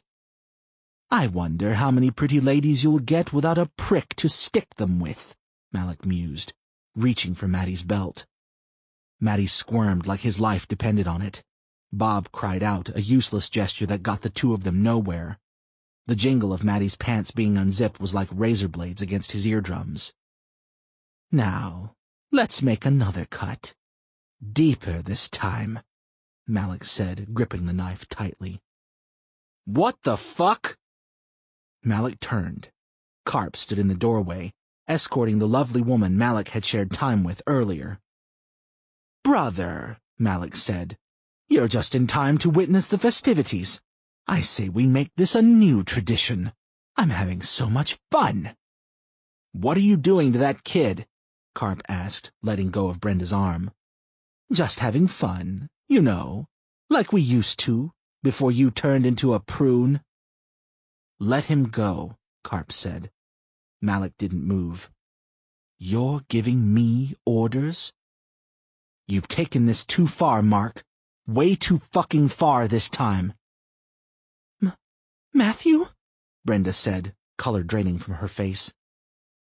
"Matthew, is that you?" She gazed at the barely recognizable man to her son's right. "Bob? Oh my God, Bob! Holy shit, what did they do to you?" Laying eyes upon his wife, Bob could only cry. No words came forth, no matter how hard his lips tried. His tears said everything. "Well, well," Malik said, his smile stretching further than it ever had. "Boys, it looks like we hit the jackpot." Brenda tried to rush forward, but Carp grabbed her. "Gag her," Malik commanded. "Throw her back in her cage." Turning back to Maddie, Malik said, "Now I have your mummy. Want to fuck with me now?" Crying, Maddie shook his head. "Tell me what I need to know. And right fucking now." Maddie told him everything. Exodus, Part 1. Episode 6. 3 months ago. The evening before the sun reverted the world, the Carpenters were sitting down for a nice dinner, an occasion so rare that most of them couldn't pinpoint the last time it happened. The dining room was bigger than some houses and harbored many family photos, all of them ornately framed and hung on floral wallpapered walls, standing over 20 feet tall. A server circled the table and filled the 5 empty glasses with water, then placed 2 more glasses down and poured Merlot for the parents. "So, children," Mrs. Carpenter said with that happy housewife charm, "how was your day?" "It was complete shit," the oldest said. "Utter horse shit." Mrs. Carpenter frowned and squinted as she scanned his poor clothing choices and the accessories stapled to his face. She had never cared for piercings on men, especially the kind that dangled. Those human ornaments sickened her. "I thought we discussed this, Mark. You need to stay positive," he sneered. "Yes, brother," the man sitting across from Mark agreed. "Weren't 2 trips to the nut house enough?" "Carp!" Mrs. Carpenter scolded. Even she called her son by the nickname his friends had given him. "That's not nice. What have we told you about supporting your brother?" Carp shook his head. "I'm sorry, Ma." "I believe in you, big brother," Lila said. She placed her palm on his hand and squeezed gently. "I know you'll get through this." "That makes one of us," Carp said, using his sleeve to erase the remains of an appetizer from his expanding grin. Mrs. Carpenter inhaled a mouthful of wine and set her glass down slowly as she shot her son that motherly glance he knew he deserved. "Do you need to excuse yourself, Carp? We're trying to have a nice family dinner for once." "I think what your mother is trying to say, son," Mr. Carpenter said, winking, "is keep your mouth shut if you don't have anything nice to say." "Yes, Father," Carp sighed. "It's just, I feel like I'm the only one who sees it." "Sees what?" Carp eyed his brother, looking beyond his stony facade. As Mark glared, the nerves in his face twitched and his flesh reddened like sunburn. "That my brother is not well, not in the least." "Well, that's not for you to judge, dear," Mrs. Carpenter said. "We pay thousands of dollars a week for the best doctors and nurses on the East Coast to make those decisions." She forced a smile Carp knew was fabricated. "Now," she practically snarled, "can we talk about something else?" "Mark, dear, how was your first day of work at that delightful zoo in Carver's Grove?" "I shoveled shit all day. It was fantastic." "Well, I'm sure it was good to be reacquainted with society again. Dr. Martin said that a normal job would do you some good, that it would help you appreciate humanity again." "No one appreciates humanity more than I, Mother," Mark said. His grin bared the teeth responsible for many of Mrs. Carpenter's nightmares. She glanced around and then focused on a photo in the corner of the room. The picture had been taken almost 10 years ago, when things were good and the children were normal and healthy. When they didn't fight every day, mouth off, or sink their teeth into people's throats, she thought. She felt ill, and wine threatened to surge up in her throat. "What's the matter, Mother?" Mark asked. "Don't you want to look at your beautiful baby boy?" An evil grimace emerged on his face. "Am I ugly, Mother? Does the sight of me make you nauseous?" Mrs. Carpenter refused to answer and avoided looking in her oldest's direction. She focused on the love and warmth in the photo instead. "I think that's enough, Mark," Mr. Carpenter said. "You don't want to upset your mother again, do you?" What he meant was, you don't want your mother to try to kill herself again, do you? If he had asked that, Mark would have replied with, "Yes, Father, I think I do." "I'm sorry, Papa. The doctors are always asking about my feelings, and I figured Mother might want to share hers. Sometimes it helps. Isn't that right, Mother? Do your doctors ask about feelings?" Mrs. Carpenter looked like she wanted to reply, but no words came, and tears leaked from her tightly clenched eyes. Mr. Carpenter squeezed her hand and whispered words of encouragement into her ear. He told her to be strong, and not to let the little shit get to you. But she couldn't help it. Mark reached deep inside her, grabbed her heart, and ripped it out. He knew all the right chords to strike, which buttons to push. Always had, especially since he had changed into whatever devil he had become. An absolute abomination. The ensuing awkwardness ended when the servers brought dinner. Serving dishes, each covered with stainless steel lids, were placed on the table before them. It was more food than they could ever eat. "Let's say grace," Mr. Carpenter suggested, keeping the pep in his voice. He raised his wife's hand and asked his children to join them. Lila and Carp joined hands in prayer. Mark, however, stated, "My doctors tell me to embrace my beliefs." "I somehow doubt that, Mark. Now put your hands together and make your mother happy." He reluctantly obeyed. "Yes, Father. Whatever you say, sir." They said grace and dug into their 5-star meal in welcome silence. While everyone else ate their vanilla custard dessert, Mark swirled his around his plate with his fork and brooded about the meat being overcooked. He preferred it bloody rare, still mooing, some might say. The steak knife he had secretly stolen from the table poked his leg from inside his pocket. Once playing with the dessert no longer amused him, he reached inside his pocket and cut his finger on the serrated edge, then placed his finger inside his mouth. He sucked hard, draining a substantial amount of juice from it before it clotted. "You okay, son?" his father asked. "Fine. Just fine." Carp looked to his father, knowing his brother wasn't fine. Not at all. His father knew it, too. Carp could tell from the way the old man stared at the little bastard. His mother hadn't spoken a single word since Mark had invaded her thoughts. Mark had been good at that, ever since Carp could remember. Teachers, parents, coaches, Mark always found a way to crawl into their brains and twist them up. His father always told him he could be great at something, have a long, fruitful career if he kicked his drug habit and ended his manic behavior. He told Mark to surround himself with the right people, take his prescribed medications, and dissociate himself from the fantasy world he believed to be real. Fat chance, Carp thought, then turned to his precious little sister, Lila. Oh, Lila. She had always felt closer to Mark than Carp. He feared she would head down the same dark path Mark had trekked. Maybe not as delusional, maybe not as clinically insane, but the seeds had been planted. It would take only one event, one little push over the brink, and Carp could see Lila checking into the closest asylum and sharing a cell with her older brother. "May I excuse myself?" Mark asked. Every eye in the room was drawn to him. Even the servers, practically family themselves, stared him down. "Why?" Mr. Carpenter asked. "You have better things to do than spend some quality time with your family?" "I'm bored," he said plainly. "Besides, I have a job to go to in the morning, something you haven't had to do in a very long time, Father." Mr. Carpenter nodded. "Well, son, if you weren't such a fuck-up, maybe you could have worked for the family company before I sold it. Yeah, I bet you'd be making quite a bit of money for yourself right now, had you not started hanging around those hoodlums and shooting dope into your arm." His smile faded. "You little fuckhead. You could have started your own family by now, instead of sitting here and ruining ours."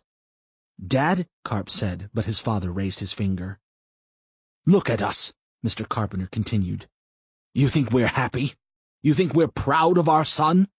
You think that when we go to dinner with the Robinsons we're fucking happy to talk about our family? You think we're proud?" Mark's gaze bored into his father's. He couldn't stop his lips from quivering, his muscles from shuddering. The steak knife in his pocket spoke to him, begging for a job. "You're an embarrassment. I almost wish you had killed yourself, you pathetic little fuck." Mrs. Carpenter cried out, like someone had plunged a stake into her heart. Tears fell, like they had on many occasions. She buried her head in her hands. "Get out of here!" Mr. Carpenter snarled. "Go shoot up! Go talk to the voices in your head! Listen to them! Do whatever they tell you to do! I don't care anymore. I'm done. Done with you and the bullshit you've put us through." Mark rose from his seat as the voices his father spoke of chatted up his ear. "Kill them. Kill them both. In their sleep." Mark Carpenter had every intention of listening to his father's advice. Chapter 1. 6 hours ago. Malik leaned over the map and placed his finger on the target. There, he spoke softly to his 2 cronies. That's where we're going to enter. Holland, you and Barlow are going to infiltrate around here. According to our sources, this should provide you entry. Undetected entry. Are you sure the kid knows what he's talking about? Holland asked. I mean, what if the little bastard is lying to us? What if it's a trap? He isn't. Little Matty Wright was in no position to spout lies. Malik chuckled proudly. You know how good I am at getting what I want. Holland nodded. So when we leavin'? As soon as the sun kisses the day goodbye. I'll assemble the troops. Yes, see that you do. Malik grabbed his shoulder and squeezed. I don't want any fuck-ups, not like when Marcus was in charge of things. Holland smiled. You can count on me, master. With that, Holland darted towards the exit. Carp entered as he exited and bumped into his shoulder. Watch where you're going, shithead! Holland snarled and headed out the door. That guy's an asshole, Carp said to his brother. Malik shrugged. But I trust him, more than I can say for you right now. Fuck you, Mark. Malik slammed his fists against the table. What have I told you about calling me that? Carp couldn't stop the grin from running across his face. Relax, brother. I think Rollins's juice is getting to your head. His eyes settled on the map. When are we leaving? We? You are not going anywhere. Why the hell not? Because I need you here watching our prisoners. Carp folded his arms across his chest. Why don't you just let them go? You have what you need. Let them go. Let them go! Malik's lips twisted like he had ingested something foul. Have you lost your fucking mind? Since when do we let meat walk out the front door? Carp thought about it. Never. Then why the fuck would we start now? I want you to think about things for a moment. Put this in perspective. Malik waved him off. You're starting to sound like our parents, and you know how that turned out for them. Yes, you slit their throats in their sleep. How could I forget waking up, discovering I'll no longer tan, and then finding my parents' butchered bodies on the bedroom floor? They were holding me back. They weren't the best parents, I'll agree, but no one deserves to die like that. You sympathetic fool. I always knew this day would come. What day? The day you officially turned your back on me, on our family. Carp stifled a laugh. It's not I who turned my back on our family. You've been sinking deeper and deeper into this fantasy of yours, Mark. Stop calling me that! His voice thundered. Eyes wide with rage, the flesh in his face seemed to bubble. You will not speak to me like one of them! One of who? Doctors, parents, an authority of any kind. You are no authority. You are my slave, and you will do what I say or suffer the consequences. Or you'll kill me in my sleep too? I'm seriously considering it. You're no leader. You're just a strung-out psychopath. He shook his head. Mom and Dad should have left you in that institution. Benevolence was their weakness. I'll be sure not to make the same mistake with you. What's going on? A small voice asked from the open doorway. What are you two arguing about? Lila, Malik said. Glad you could join us. I was just telling our brother how courageous he is, Carp said. What a wonderful young man he's grown into. Lila ignored him and turned to Malik. I'm coming with you. Absolutely not. I need at least one person I can trust here. You trusted me not so long ago, Carp said. That was before I discovered where your heart truly lies. Did you know our brother actually wants me to release the prisoners? He asked Lila. Perfectly good meat. Gone. I think he's re-examining his human side. You can't harm them, Lila said. Excuse me? Matty and his family. They're not to be touched, remember? What's happening with you two? You promised him, Lila recalled. And I want to go with you to make sure you don't hurt Sam, Dana, and Becky. Malik gazed into her eyes, suddenly realizing the nature of her visit. Oh, dear darkness. You have a thing for him, don't you? That's why you tried to stop me from neutering him. His complexion changed as bile seeped into his throat. I think I might be sick. Lila denied nothing. Carp stepped in front of her. Think about what you're doing, Carp said. You had your fun. The fantasy is over, Mark. Let's get back to reality. We can leave tonight. Your small army of hoodlums won't even miss you. It'll be just the three of us. We'll travel the country. We'll live off the land. We'll explore. Go places. See things. It'll be nice. Baker! Rollins! Malik shouted. Almost immediately, two men appeared in the doorway. Rollins and his sweaty forehead entered first. The sound of his lungs wheezing filled the room. Baker, a tall, muscular man with the words Semper Fi tattooed on his forearm, followed closely behind. His curly locks flowed past his shoulders, down his back. What's the deal, Master? Baker asked. Take these two out of my sight. Watch them while we're gone. Make sure they don't do anything stupid. Yes, Master. Baker grabbed Carp's arm, glaring at him warily. Let's go, shitbag. Don't make me do anything I might regret. Rollins placed his hand on Lila's back and ushered her through the door. Once they had left, Malik sat in his chair and relaxed. He closed his eyes and prayed to the darkness, begging it to save his siblings' souls. Chapter 2. Now. This sucks, Dana muttered under her breath. She sat in the corner of the greenhouse, her head leaning against the plastic enclosure. She watched Becky nibble her fingernails, undoubtedly thinking about Chris and fearing for his safety. How long do we have to sit here doing nothing? She asked her sister. Beck? What? Becky asked, breaking free from her reverie. What is it? How long do we have to stay here? I'm getting antsy. Becky shook her head. Until it's safe to come out, I guess. Does Soren really think we're going to be attacked? Becky pulled her bottle of water from her backpack. Sipping slowly, she shrugged. I don't know. That's what Chris said. He seems to think Lila was one of the cannibals and that she left to get her friends. I guess he's being cautious.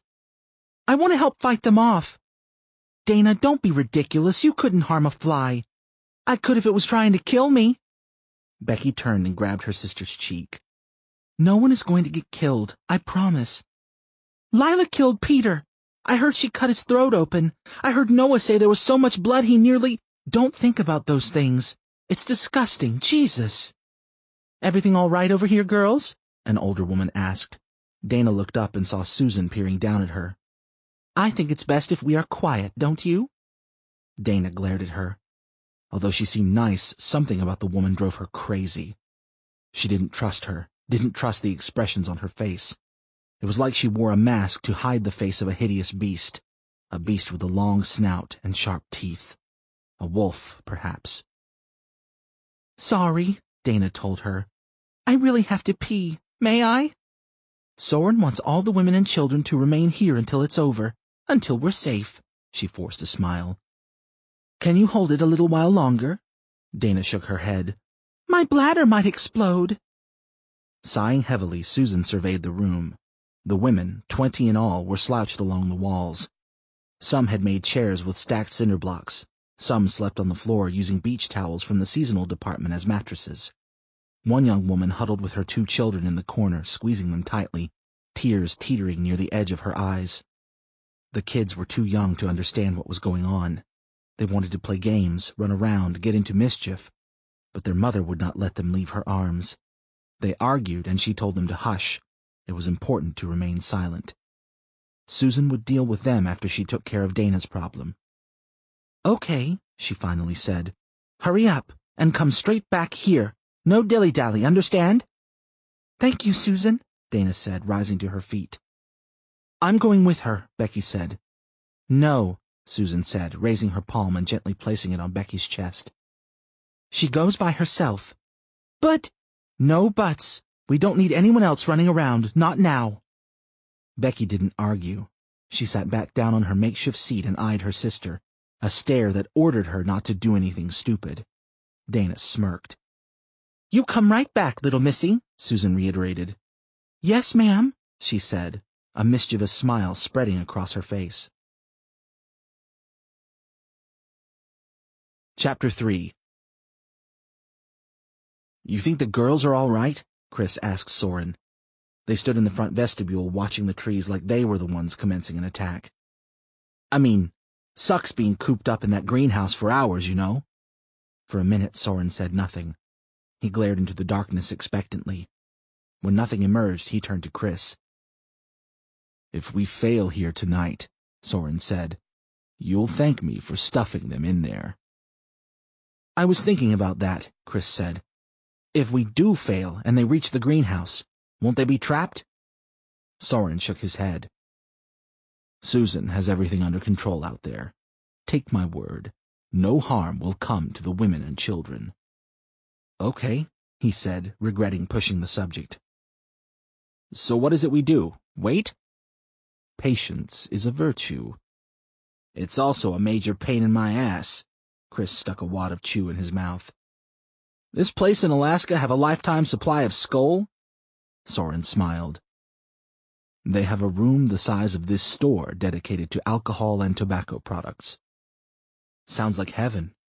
Soren looked at him dubiously. What did you say? Chris narrowed his eyes. A whole store with nothing but liquor and tobacco? I said that sounds like heaven. Nodding, Soren said, It is, just like heaven, a paradise beyond your wildest dreams.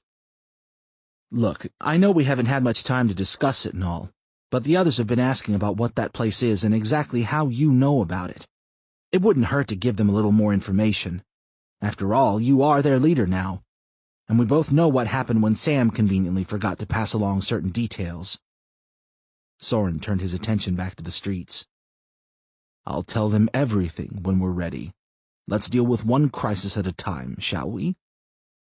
Word, Chris said. Well, I'll tell you what, El Capitan. I'm heading to the roof to see if I can scope these fuckers out before they cross Route 7. I'll call you on the walkie— No need, Soren interjected. Chris's forehead scrunched. Why? Because, Soren said, looking away from the giant glass wall. They are already here. Chapter 4. He plucked the page from the tree and skimmed it. It was an excerpt from an advanced high school physics book, and the material sailed over Sam's head. He crumpled the paper in his palm and nodded to his companion. The letter? Tina asked. V. C-A-R-V. Carve? It has to be Carver's Grove. That's less than a mile from here, she added. You think he knew he was heading there? He's a smart kid, Sam said. Probably. Sure didn't get his smarts from you. Hey, no argument there. They continued jogging through the forest for another 10 minutes, dodging branches and other hazards. A few times, Sam brushed against thorny vines that left behind thin red lines on his arms, but he didn't pay them any mind. Focused on finding his son, he followed Tina and her flashlight through the dark forest. Frogs croaked in the distance. Insects spoke to each other, groaning from the trees. You think we have to worry about bears? Sam asked. He struggled to keep pace with her. Bears? She nearly laughed. I wouldn't worry about bears. Dogs, however? Dogs? I like dogs. Tina slowed so he could catch up. Back on the force, they used to send us to Apocalypse Camp. Apocalypse Camp? He asked, genuinely surprised. That's what they called it. It was a class. They talked about different apocalyptic scenarios, to prepare us in the event something actually happened, how to deal with chaos and disorder. It was for riot control. I don't remember most of it because we all thought it was a goddamn joke. But I do remember them talking about dogs in the wild. What about them? When society breaks down and dogs no longer have human interaction, they rely on their primal instincts. Supposedly they travel in packs and will do anything to survive. Anything. Which includes eating us if given the opportunity. Christ. Hadn't thought of that. Well, let's hope we don't run into any. They pushed on until they found another page tacked to the trunk of a tall oak. Matty had used sap as adhesive. He had also circled a letter on each of the pages. Clues, they figured, that revealed his whereabouts. "E," Sam said, tossing the paper into the fall breeze. 20 minutes later they reached the end of the forest. Stepping onto the sidewalk, Sam and Tina brushed off the spiderweb sensation that had crawled across their skin. Sam inspected his small wounds and found no concerns. He did worry about the amount of pressure he had put on his ankle. A dull throb pulsed where the arrow had gone through. He toughed it out, but was leery of pushing himself further. He winced as he placed a hand on the tender flesh. "You okay?" Tina asked. "Fucking ankle," Sam muttered. "I'll be all right." "You need a break?" "No time. We might be too late already." He didn't want to think about the trap Matty had potentially walked into. They could have him. "You won't do your son any good if you can't walk." "I'm fine, honest. Just a little sore." "Don't push yourself. It'll only make things worse. If you need a rest, just say so." Sam waved her away and she followed him across the street, toward downtown Carver's Grove where a few stores remained, looking like they had been open for business until the day of the burn. It had been a while since Sam had been there. It had changed a lot over the years. Antique shops had been replaced by radio shacks and cell phone vendors. The cigar shop was now an e-cig supplier. The mom-and-pop toy store featuring all handmade gifts had been converted into a GameStop. They strolled down the sidewalk toward the center of town. They passed a convenience store, its stock mostly depleted. Sam stopped immediately when he saw what had been taped to the front door. He nearly ripped the sheet of paper in half as he tore it from the glass. Staring at the page, gliding over the words and searching for the clues, a single tear leaked from his right eye. He located the first circle, the Z in the word zillion. The second circled letter was an O in the word absolute. The third, the O in zero.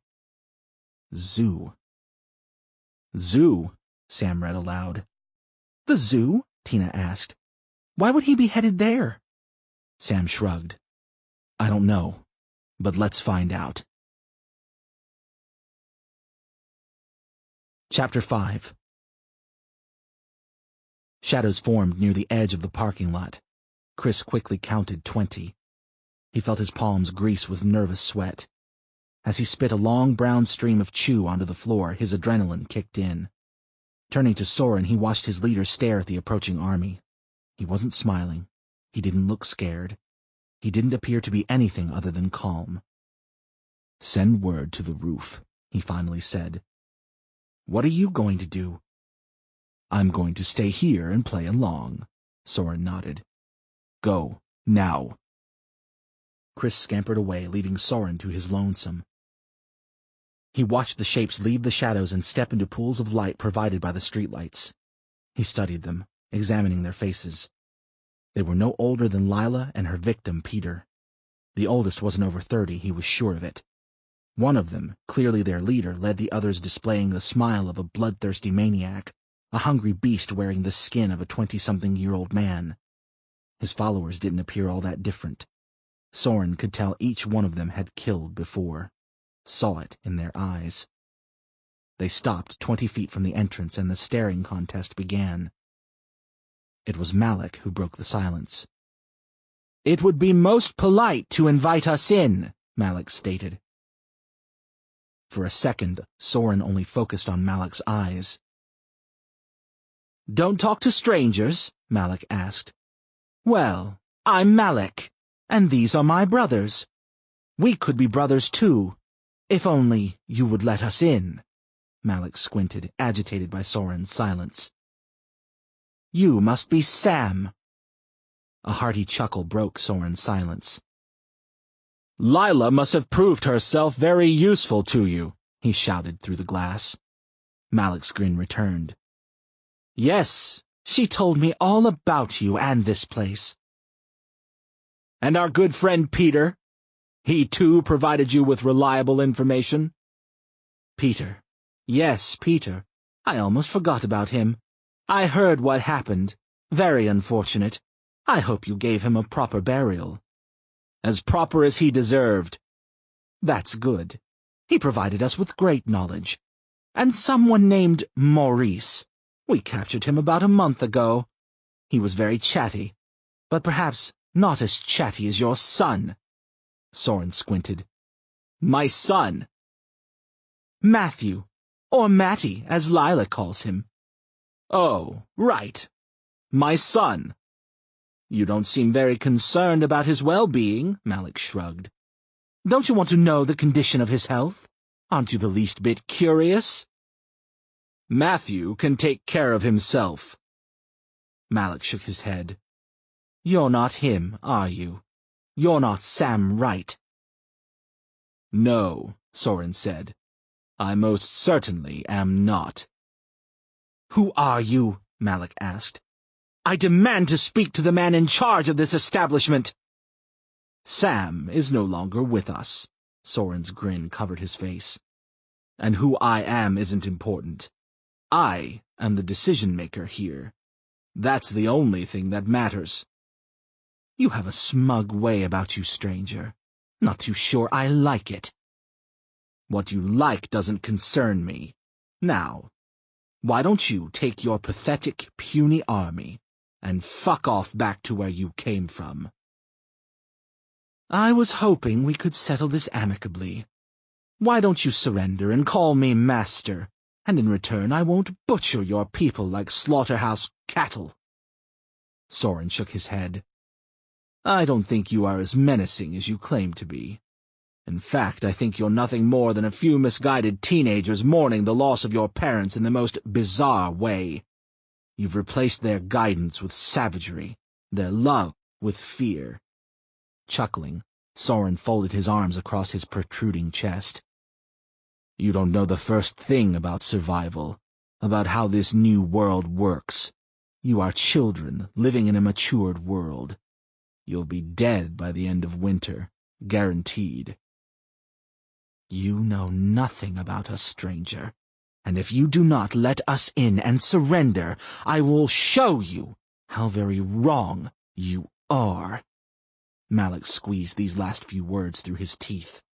His fingers clenched his aluminum baseball bat, his knuckles whitening. He threw it over his shoulder for intimidation purposes, but the motion struck no fear into his adversary. Soren scoffed. Your weapons are archaic. You know we have guns. Remember what happened at the pizzeria? I wasn't there, but I heard the rumors.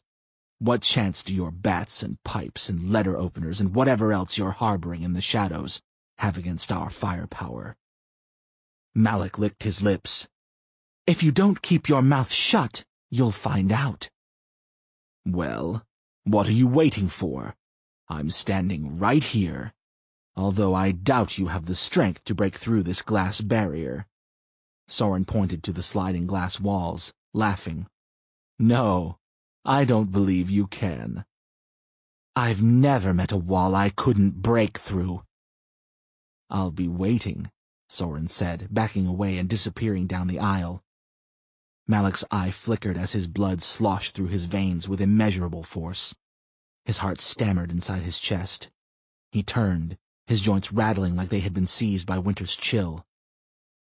Several of his fathers backed away when they saw his face. Let's tear this motherfucker down, he said, his voice shaky and full of ire. Chapter 6. Passing under the zoo's gates, Sam gazed beyond the ticket booth. The place looked abandoned. Flyers, maps, popcorn, and other concession stand items littered the walkway. Lights burned brightly in the welcome center ahead. Tina nodded, pointing at the building with her gun. You think Maddie's in there? She asked. It's a place to start. He pointed at her weapon. Be careful with that thing. Don't forget what Clay did. She ignored him and continued forward. Moments later, they found themselves crouching before the entrance, peeking through the frosted glass doors. See anything? Sam asked. Nothing. She checked her clip. But the lights are on. so someone must be home. I'll go first. Don't be ridiculous. She stood and pushed open the door, immediately scanning the area for flesh-hungry maniacs. Whipping her firearm back and forth, she surveyed each corner of the room. The gun never wavered. Sam followed her, also glancing around the room, hoping to see Maddie's unharmed face. Not a single soul had taken refuge in the Welcome Center. Sam walked past a snakeskin display, taking little notice of the scientific factoids posted next to it. There were other exhibits: a stuffed bear with his mouth agape in a ferocious roar, a giant board with pictures of the different bird species in the Tri-County area, a small dinosaur section identifying the species that populated Carver's Grove 65 million years ago. Sam paid no attention to these displays and looked to Tina for direction instead. Lowering her weapon, she stared him between the eyes. Wipe that look off your face. It's only one building. Let's check behind the doors, Sam shrugged. Maybe he's tied up in a closet or something. Tina nodded. There were only 2 doors in the room. She backed away and strolled over to the closest one. Sam turned and placed his hand on the doorknob behind him. Tina poked her head into the small closet, glanced around and found nothing important. A couple of brooms, a mop, some cleaning products, and a long roll-up garden hose. No prisoners, and no Maddie. "What the hell?" she heard Sam ask from the other side of the room. She turned, moving her gun into position. "What is it?" she asked, speeding toward him. "Look at this." She broke into a jog and stopped beside him to peek her head into the room. What looked like a mad scientist's secret laboratory stood in front of her. Confused, she entered the room. Sam followed her, and they walked around a table fully of glass bowls with tubes running from them. Unknown scarlet liquids sat in the bottoms of the bowls. Used funnels, bottles, empty cans of paint thinner lay strewn across the table. The chemical fumes were overpowering, and after a minute in the room, Sam had to cover his face with the sleeve of his shirt. "Have you ever seen anything like this before?" Sam asked. "Oh yeah," Tina said, picking up one of the glass beakers and examining the red liquid clinging to its bottom. "Sam, this is a fucking meth lab." Just as the words left her mouth, they heard footsteps in the doorway. "What? Who are you?" a man asked. "How'd you get past the gates?" Tina spun around quickly, dropping the beaker on the table and drawing her weapon. "Put your hands where I can see them." The bald man's hands reached for the ceiling. "Don't kill me!" Tina approached him cautiously. "You alone?" she asked, peeking around him. The man whimpered. "I asked," Tina said quietly, "if you are alone." Yes. Well, no. There are others." "Where?" "They're down by the cages, with the hostages." Sam stepped forward. "Is my son there?" The bald man shook his head. "I don't know who your son is. I don't know who you people are." "What's your name?" Tina asked. "Rollins. Malek calls me Rollins." Tina and Sam exchanged looks. "Well, Rollins, hate to crash the party, but you need to take us to your hostages right now. Got it?" Tina turned the man around, jamming the gun between his shoulder blades. "And no funny business. If you try to run, I'll put a bullet in your spinal cord. You'll never walk again." Rollins nodded and agreed to take them. Chapter 7. "Hold on 1 more second," Chris said. He stood behind the 6 of them, holding his hand in the air. "Not yet." "What in the blue fuck are we waiting for?" Mouth asked. "Fuckers are smashing the doors to shards." "I said hold on, Mouth." "He's right, Chris," Chandra said. "If we wait any longer, they'll bust through. That safety glass is strong, but it's not that strong." Chris shook his head and pinched the bridge of his nose. "Soren gave me very explicit instructions."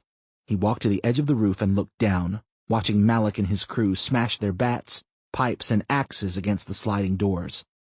The impact-resistant glass held, but it wouldn't last forever. "He wants them to enter. It's all part of the plan." Whoa, Brian said, stepping forward. "What do you mean he wants them to come in? I thought the plan was to scare them off." "Look, Broseph, I just do what the man tells me to do, aight? Soren isn't some fucking slouch. The guy has this shit under control, so back off and do what I'm telling you.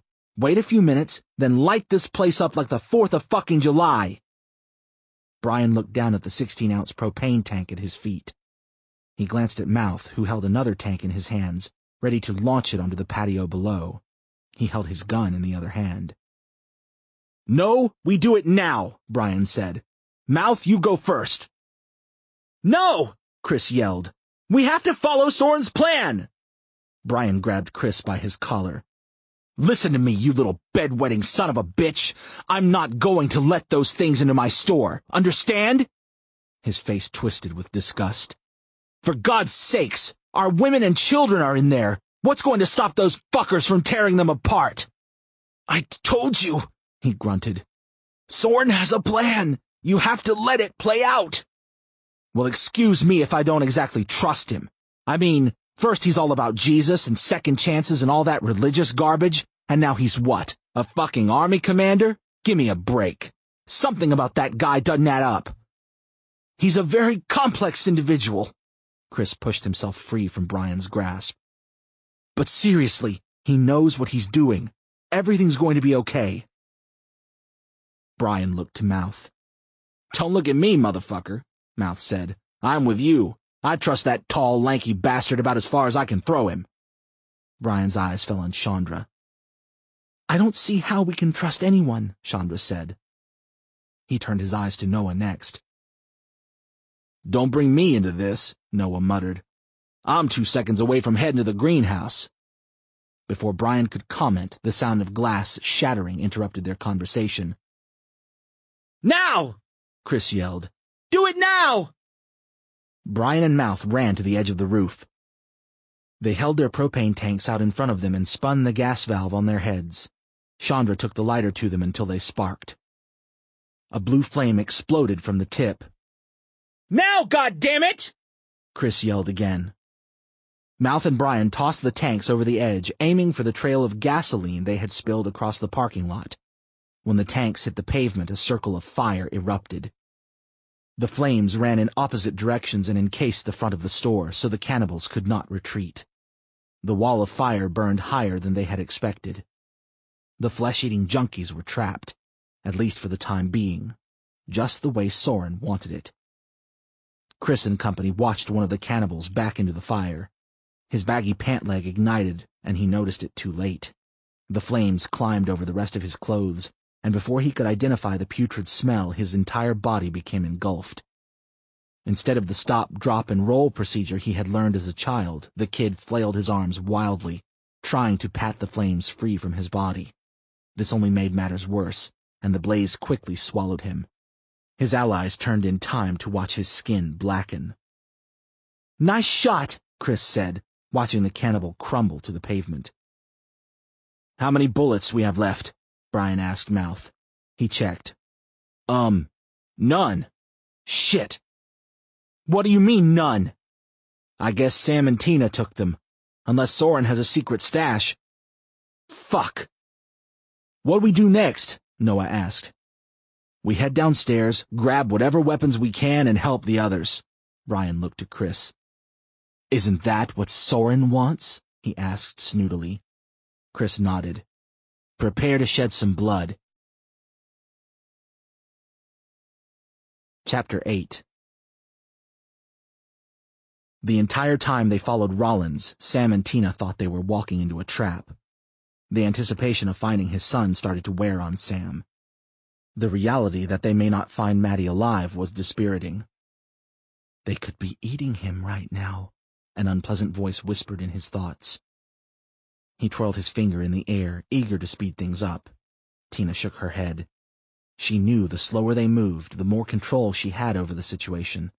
This would give her the upper hand if any surprises came their way, like if a gory cannibal jumped out from behind them.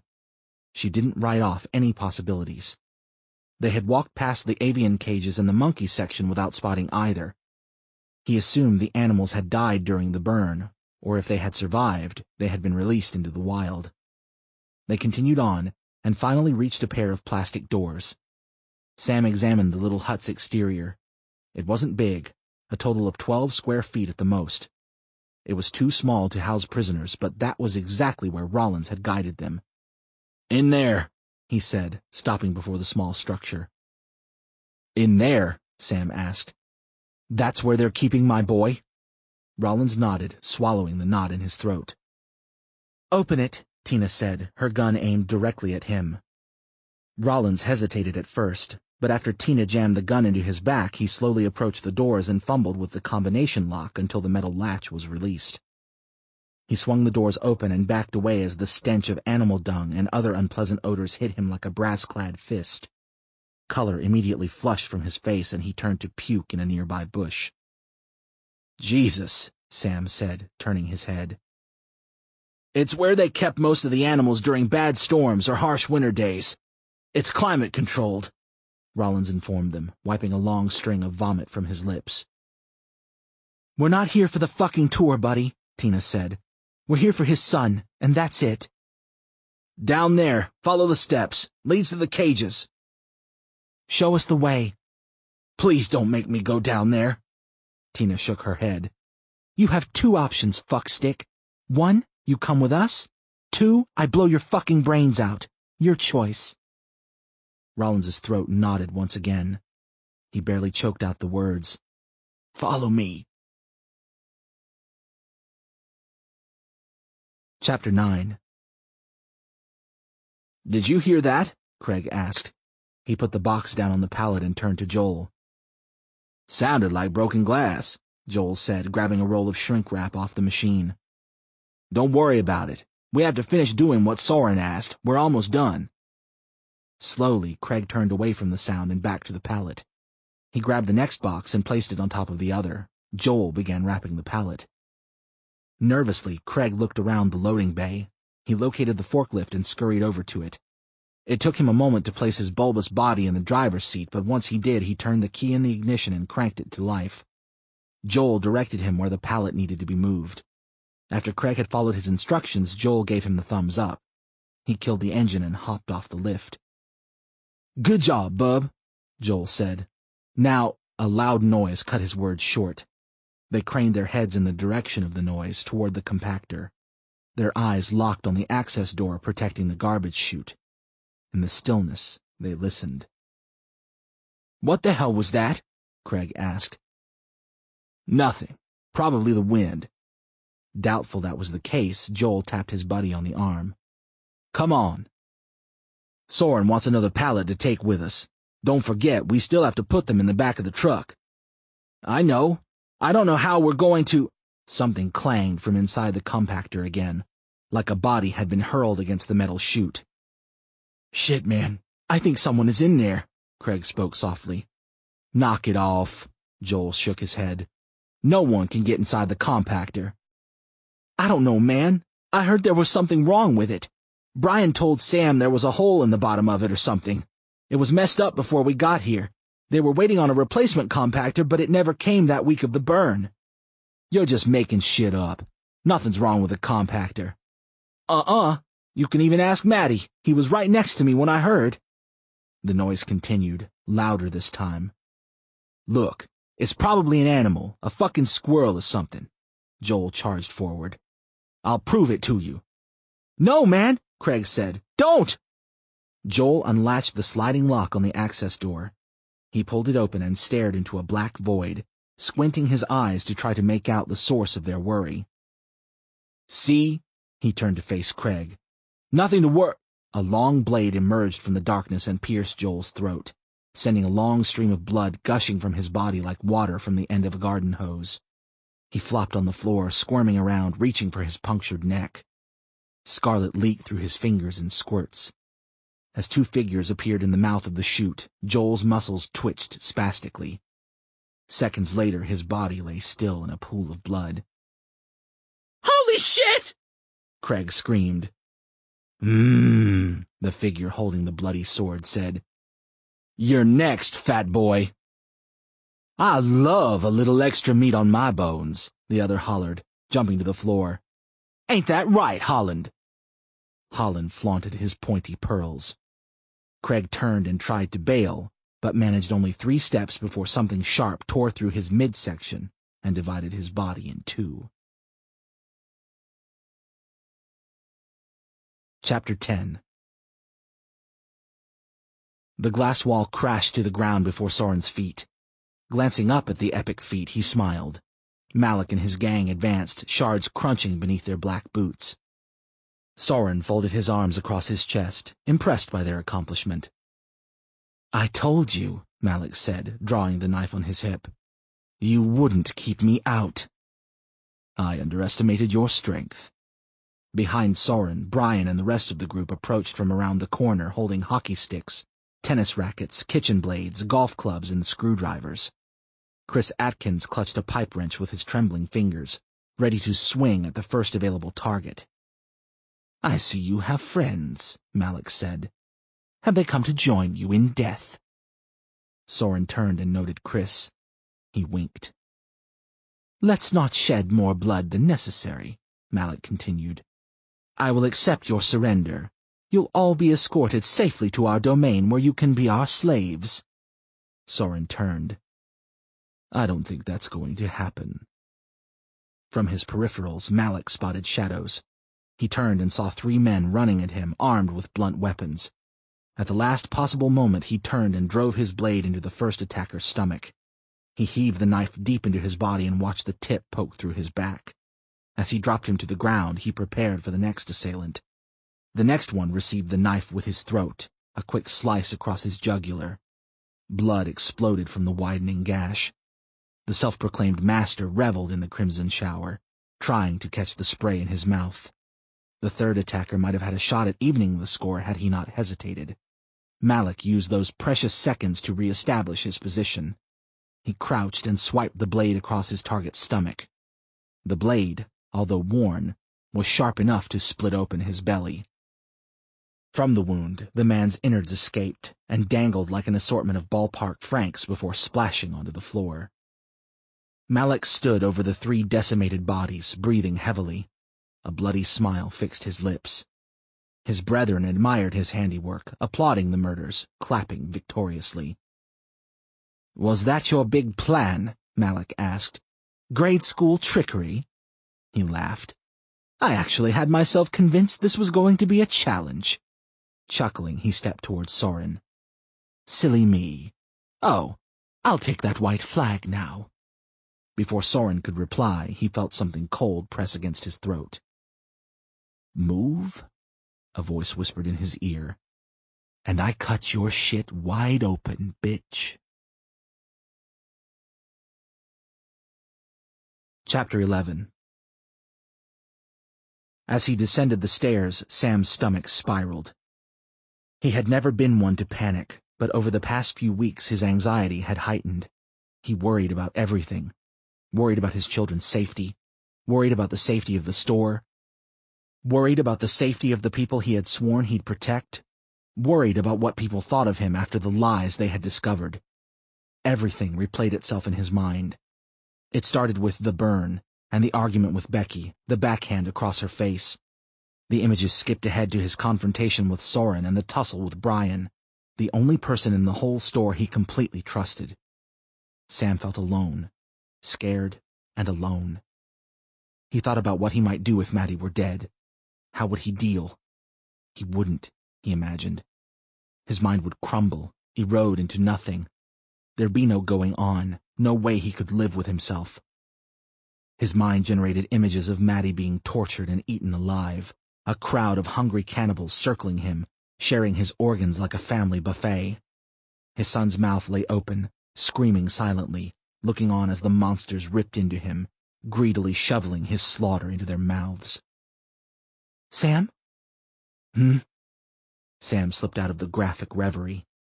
He found himself at the bottom of the stairs. Ahead lay a louvered saloon-style door. Tina had the gun pressed against Rollins's neck. The cook's body quivered. Sam could tell he wasn't like the rest of them. Surely not like the kids from the pizzeria. They had been savages, afraid of nothing. Rollins was terrified. "What is it?" "Look." Sam peered over the doors. A small clearing lay ahead, several cages forming a circle.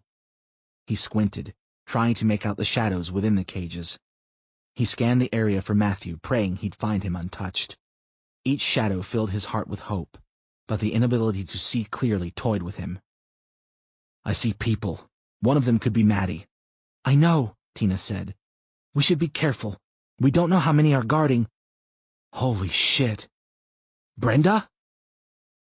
In the cage closest to them, Sam spotted his ex-wife. Without thinking, he pushed through the doors.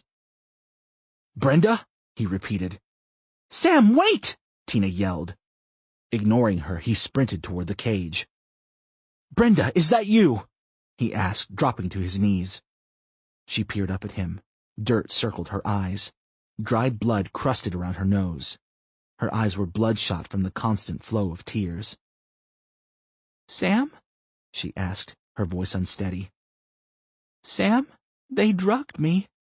Her eyes rolled back and her head tilted sideways, resting against the iron bars. Jesus! Bob's unconscious body lay sprawled on the floor next to her. Is Bob, he swallowed hard, dead? She shook her head as she closed her eyes. I don't think so. They gave him drugs, too. Dad? A small voice called from the opposite end of the room. Sam turned, his heart skipping. Maddie? Dad, is it really you? He stood, rising from his nap. You found my pages? Of course I did, son, Sam said. Warmth flooded his veins. Instantly forgetting about Bob and Brenda, he scampered toward Maddie's cage. 5 steps into his heroic moment, something struck his bad ankle and sent him to the earth. His face planted in the dirt. He spat brown grit from his mouth and flipped onto his back. Remember me, bro? The shadow standing over him asked. Sam couldn't make out the bastard's face but recognized the bow and arrow in his hands. I see your ankle healed nicely. Shit, man, that must have really hurt. Sorry about that. You, Sam huffed, from the pizzeria. Bazing! Bow and arrow shouted like a game show host. You got a good memory, bro. It really pains me to do this, especially in front of your kid and all, but Malik's instructions were very, very specific. Kill all who enter. So? Bow and arrow raised his weapon and pulled back on the bowstring. Sam shielded his eyes just before the gunshot roared. Cherry droplets drizzled on his face. He lowered his forearm from his eyes in time to see bow and arrow flounder on the ground. Sitting up, he glanced at the cavity in the kid's forehead. Smoke rose from the wound and a small trickle of blood oozed from the bullet hole. Tina extended her hand. Sam grabbed it and she yanked him to his feet. Saving your ass is getting pretty fucking old, she said with a weak smile. Sam returned the gesture, but it faded when he failed to spot their timid hostage. Where did Rollins go? Sam asked. Fucker split. It was either chase him or shoot him. She nodded to the corpse. I think we both can agree I made the right choice. Sam looked past her, setting his eyes on his son. Maddie, you okay? Did they hurt you? He shook his head and grazed the scar on his cheek. What's that? Nothing. Doesn't look like nothing, Tina said. She moved closer to get a better look. Jesus, what happened? That psycho cut him, Brenda said groggily. That fucking psychopath. What psychopath? Who? Sam asked. Malik, she said in a hushed tone. Sam wondered what drugs they had given her. Her eyelids fluttered as her mind clung to consciousness. Okay, we're getting everyone out of here, Sam said. He surveyed the other cages. Strangers peered at him, their faces pressing between the iron bars. He could barely make out their eyes through the filth. 12 prisoners, he counted, including Brenda, Bob, and Maddie. There must be a key around here. Does anyone know where they keep it? I have a pretty good idea, a voice said from behind them. Sam turned. You! Lila smiled. Hi, Sam. He clenched his fists. You tricked us! She nodded. Yeah, sorry about that. I was just doing my job, you know? I took you in, gave you food and shelter. Somberly, she turned her head to avoid eye contact. When my brother first took us to this place, I thought we'd be safe. From what we had seen, the world had gone to shit. We didn't see very many people alive. For days, we thought we were the last people left. Then we came across the zoo and discovered we weren't alone. How did you become like this? Tina asked. Lila shrugged. Feels like forever ago since it happened. My brother Mark, Malik everyone calls him now, has a peculiar effect on people. What kind of effect? He's a great manipulator. Preys on the weak, of course. The kids. They were easy. Surprisingly, it didn't take long. After he had murdered the people who worked here, he set out to find other survivors. Are you familiar with Crystal Waters? Sam nodded. It's by Beaver Lakes. It's a psych ward for minors, isn't it? That's right. Mark had been in and out several times. Apparently he had quite the following. 3 days after he left his old stomping ground, he came back with a small army, loyal lost teenagers who shared his vision for a world without order, a world that viewed him as a king. And a king he was, at least in their eyes. Still unable to look at Sam, she focused on Maddie. The scar on his cheek tore at her heart. They shared his fascination for human flesh. I find it hard to believe that everyone staying at Crystal Waters was a flesh-eating maniac, Sam said. Not at first. It was when Mark met Rollins, that's when the game changed. The bald guy in the meth lab? Tina asked. You've met? Tina nodded. He found him a week after he freed his fellow inmates. Mark needed something to make everyone share the hunger he felt, the need to feed on humans. There were more survivors out there, he promised, and if we could find them, learn to live off them, we'd survive this crazy fucked-up world. He got everyone thinking we had become vampires, and that drinking blood was the only way we could survive. He tested this theory by making a few of his minions challenge the sun. The sun won, and his followers became devout worshippers. The drugs helped, I think. How? Sam asked. Whatever Rollins puts in his magic sauce makes us hungry. Human meat is the only thing that cures the hunger now. Her skin became milky as she spoke, paler than usual. I haven't taken the needle in weeks, she admitted. I don't like what I've turned into. I just want to be normal again. Sam wasn't sure, but he thought he saw tears migrate down her cheeks.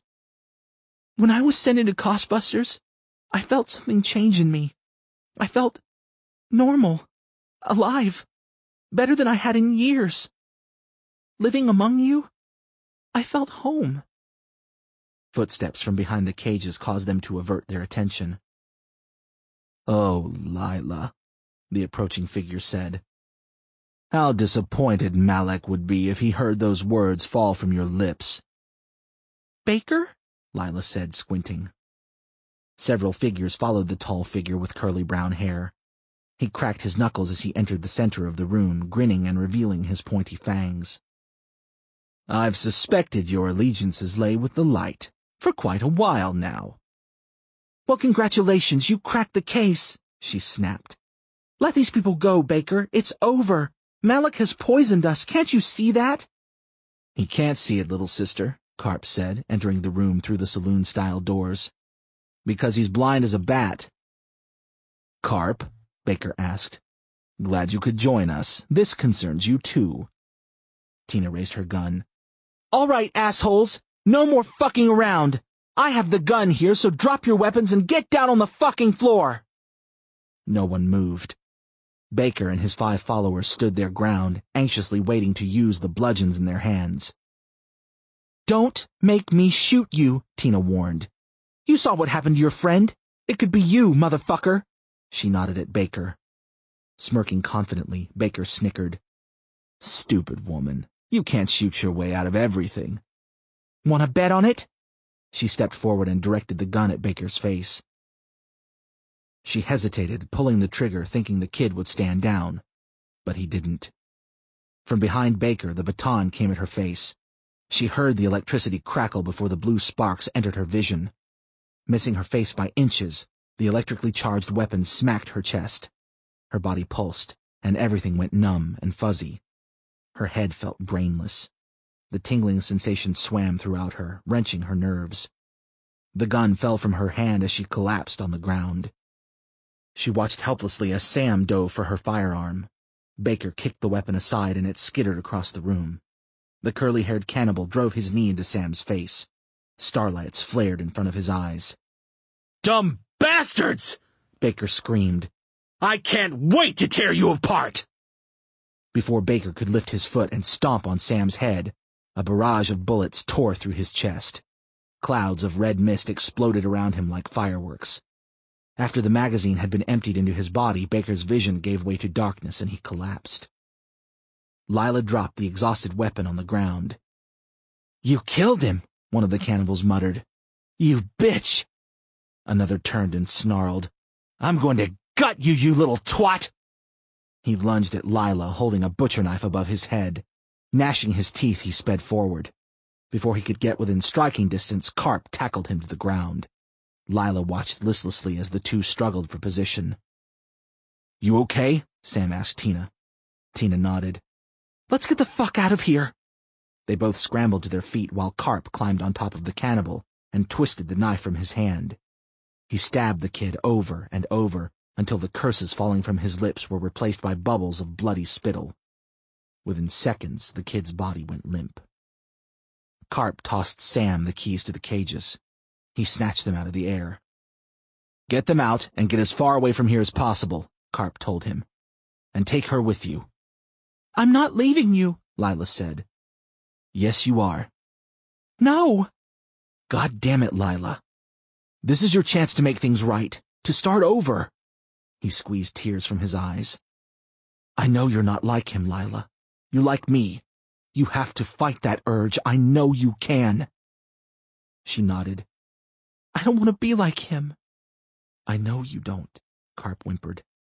"I wish I had been stronger. Wish I could have stood up to him. Who knows? Maybe Mom and Dad would still be alive." "It's not your fault." "Sure it is. I could have done something. I was weak." "There's nothing you could have done." Carp glared at the 4 remaining members of Malik's army. They charged forward as the taste of blood filled their mouths. "Go, now! These people will keep you safe." Carp glanced at Sam. "Promise me you'll keep her safe?" Sam nodded. "Go with them, Lila," he said sternly. Lila watched the menacing figures close in like wolves, baring their teeth and growling bestially. "Come find me," Lila said, and then dashed to the other end of the room. Carp lashed out at the 4 figures, swiping the blade at their necks. One of them took a baseball bat to his knee. The sound of his kneecap shattering filled the room. While Carp took his beating, Lila helped Sam and Tina spring the prisoners. "I know a back way out," Lila informed them as Maddie was released from his cell. "But we have to hurry." Chapter 12. In no rush to return to captivity under Susan's watchful eyes, Dana took her time in the bathroom. As she thought of Susan, her thoughts wandered to her mother in the past. She wished things had worked out differently, wished her parents had never split.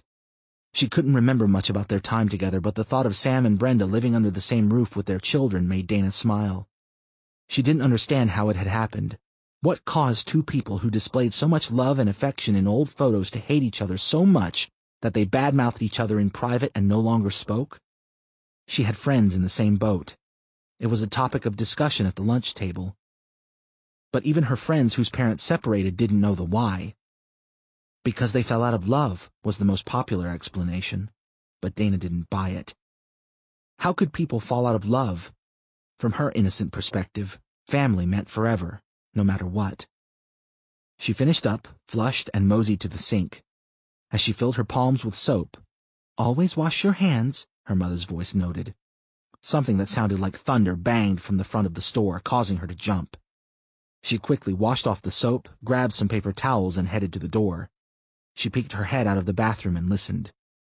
She heard shouting from the front of the store. It sounded like Soren and the others. Then glass broke and she ducked out of the bathroom and sprinted down the back aisle toward the loading bay. "They're here," she thought.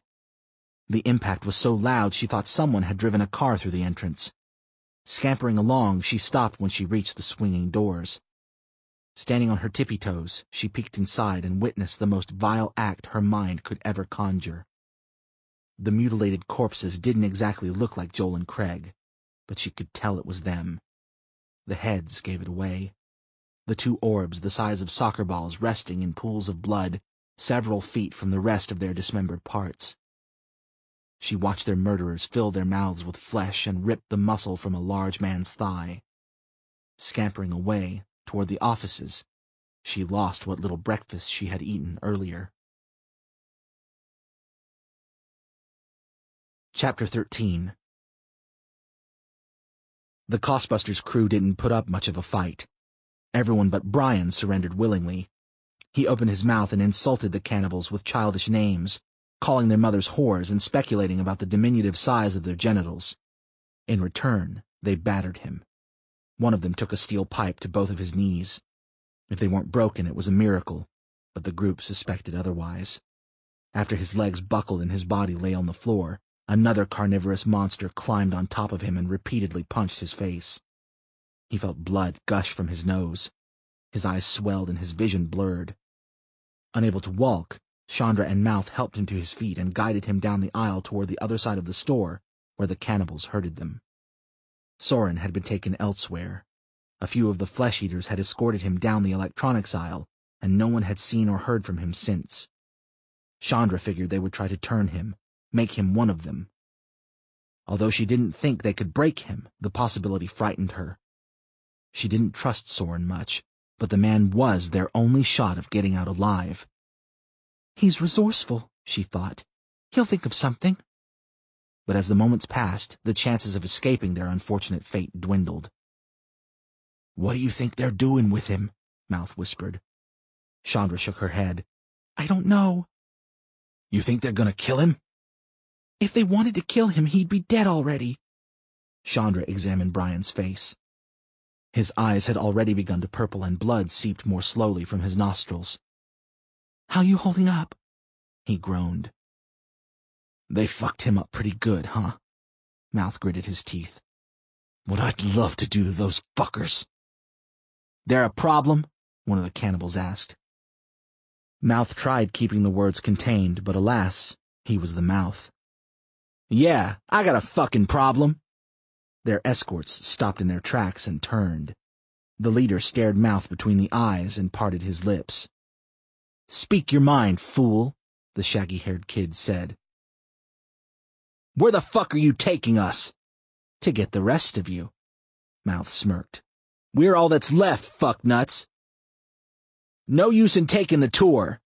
"Nice try. We know there's more of you stashed somewhere, perhaps in the greenhouse. Yes, I believe we saw a whole group hiding in there. Lots of women and children. We do love children, don't we?" His buddies giggled in agreement. "Won't be long now. We'll round the rest of you up over the next 24 hours. "What do you mean?" Chandra asked. "The rest of us?" "Oh, it appears some of your brave men, the last line of defense between us and the greenhouse, decided to abandon their posts." Chandra shook her head. "They wouldn't do that." "Well, sister, looks like they did." The cannibal smirked, relishing the momentary advantage. "You people have no idea what's in store for you." Chapter 14. Despite his cooperation, Malik felt the need to punctuate his victory, and did so by bloodying his opponent's face, breaking a few ribs, and choking him to near death. Soren took the abuse and acted as if it was nothing more than a gentle massage. He curled his lips into a proud smile. "You're enjoying this too much, old man," Malik sneered. "Perhaps I should kick things up a notch." "Perhaps," Soren replied. "Maybe I'll pluck each one of your toenails, or remove your genitals. I could hang your balls around my neck like a souvenir. Would you prefer that?" Soren grinned. "Whatever you think would suit me best." His comment was rewarded with a speeding fist that dislodged Soren from his seat. Malik's cronies helped him back onto the chair. Blood trickled from his nose and the few gashes that had opened on his forehead. Escape no longer seemed possible. If they let him live past the beating, then perhaps he had a chance. But Soren assumed they wouldn't. What did they need him for? They had what they wanted. They had plenty of slaves and plenty of meat. So this is it, he thought to himself.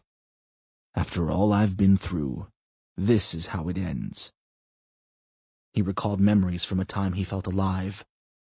In that moment he tasted his favorite foods, sniffed his favorite flower, and his lungs filled with phantom smoke, absorbing the effects of imaginary nicotine. His mind even allowed him to feel the touch of a woman. Closing his eyes, he experienced every sexual escapade simultaneously. He had done it all, lived the fullest life he could. The only thing left to experience was death. He almost begged Malik to end him. "You're too precious to waste," Malik muttered. "The fun won't end here. You're gonna be my new favorite toy." "As you wish," Soren spit. Blood sputtered from his lips. "Oh, I wish. After I cull your women and children, decide who is worth stalking and who is not, I'll be back for you." Malik commanded his slaves to chain him and to make sure he wouldn't escape. One of them offered to cut his legs off so he wouldn't be able to run. Malik entertained the thought but decided against it. "Chains will do," he told them. Several minutes later, Soren found himself alone in the back office. Zinc-plated chain fastened his body to the comfy office chair. He tried to roll himself toward the exit, but when he reached the doorknob it didn't matter.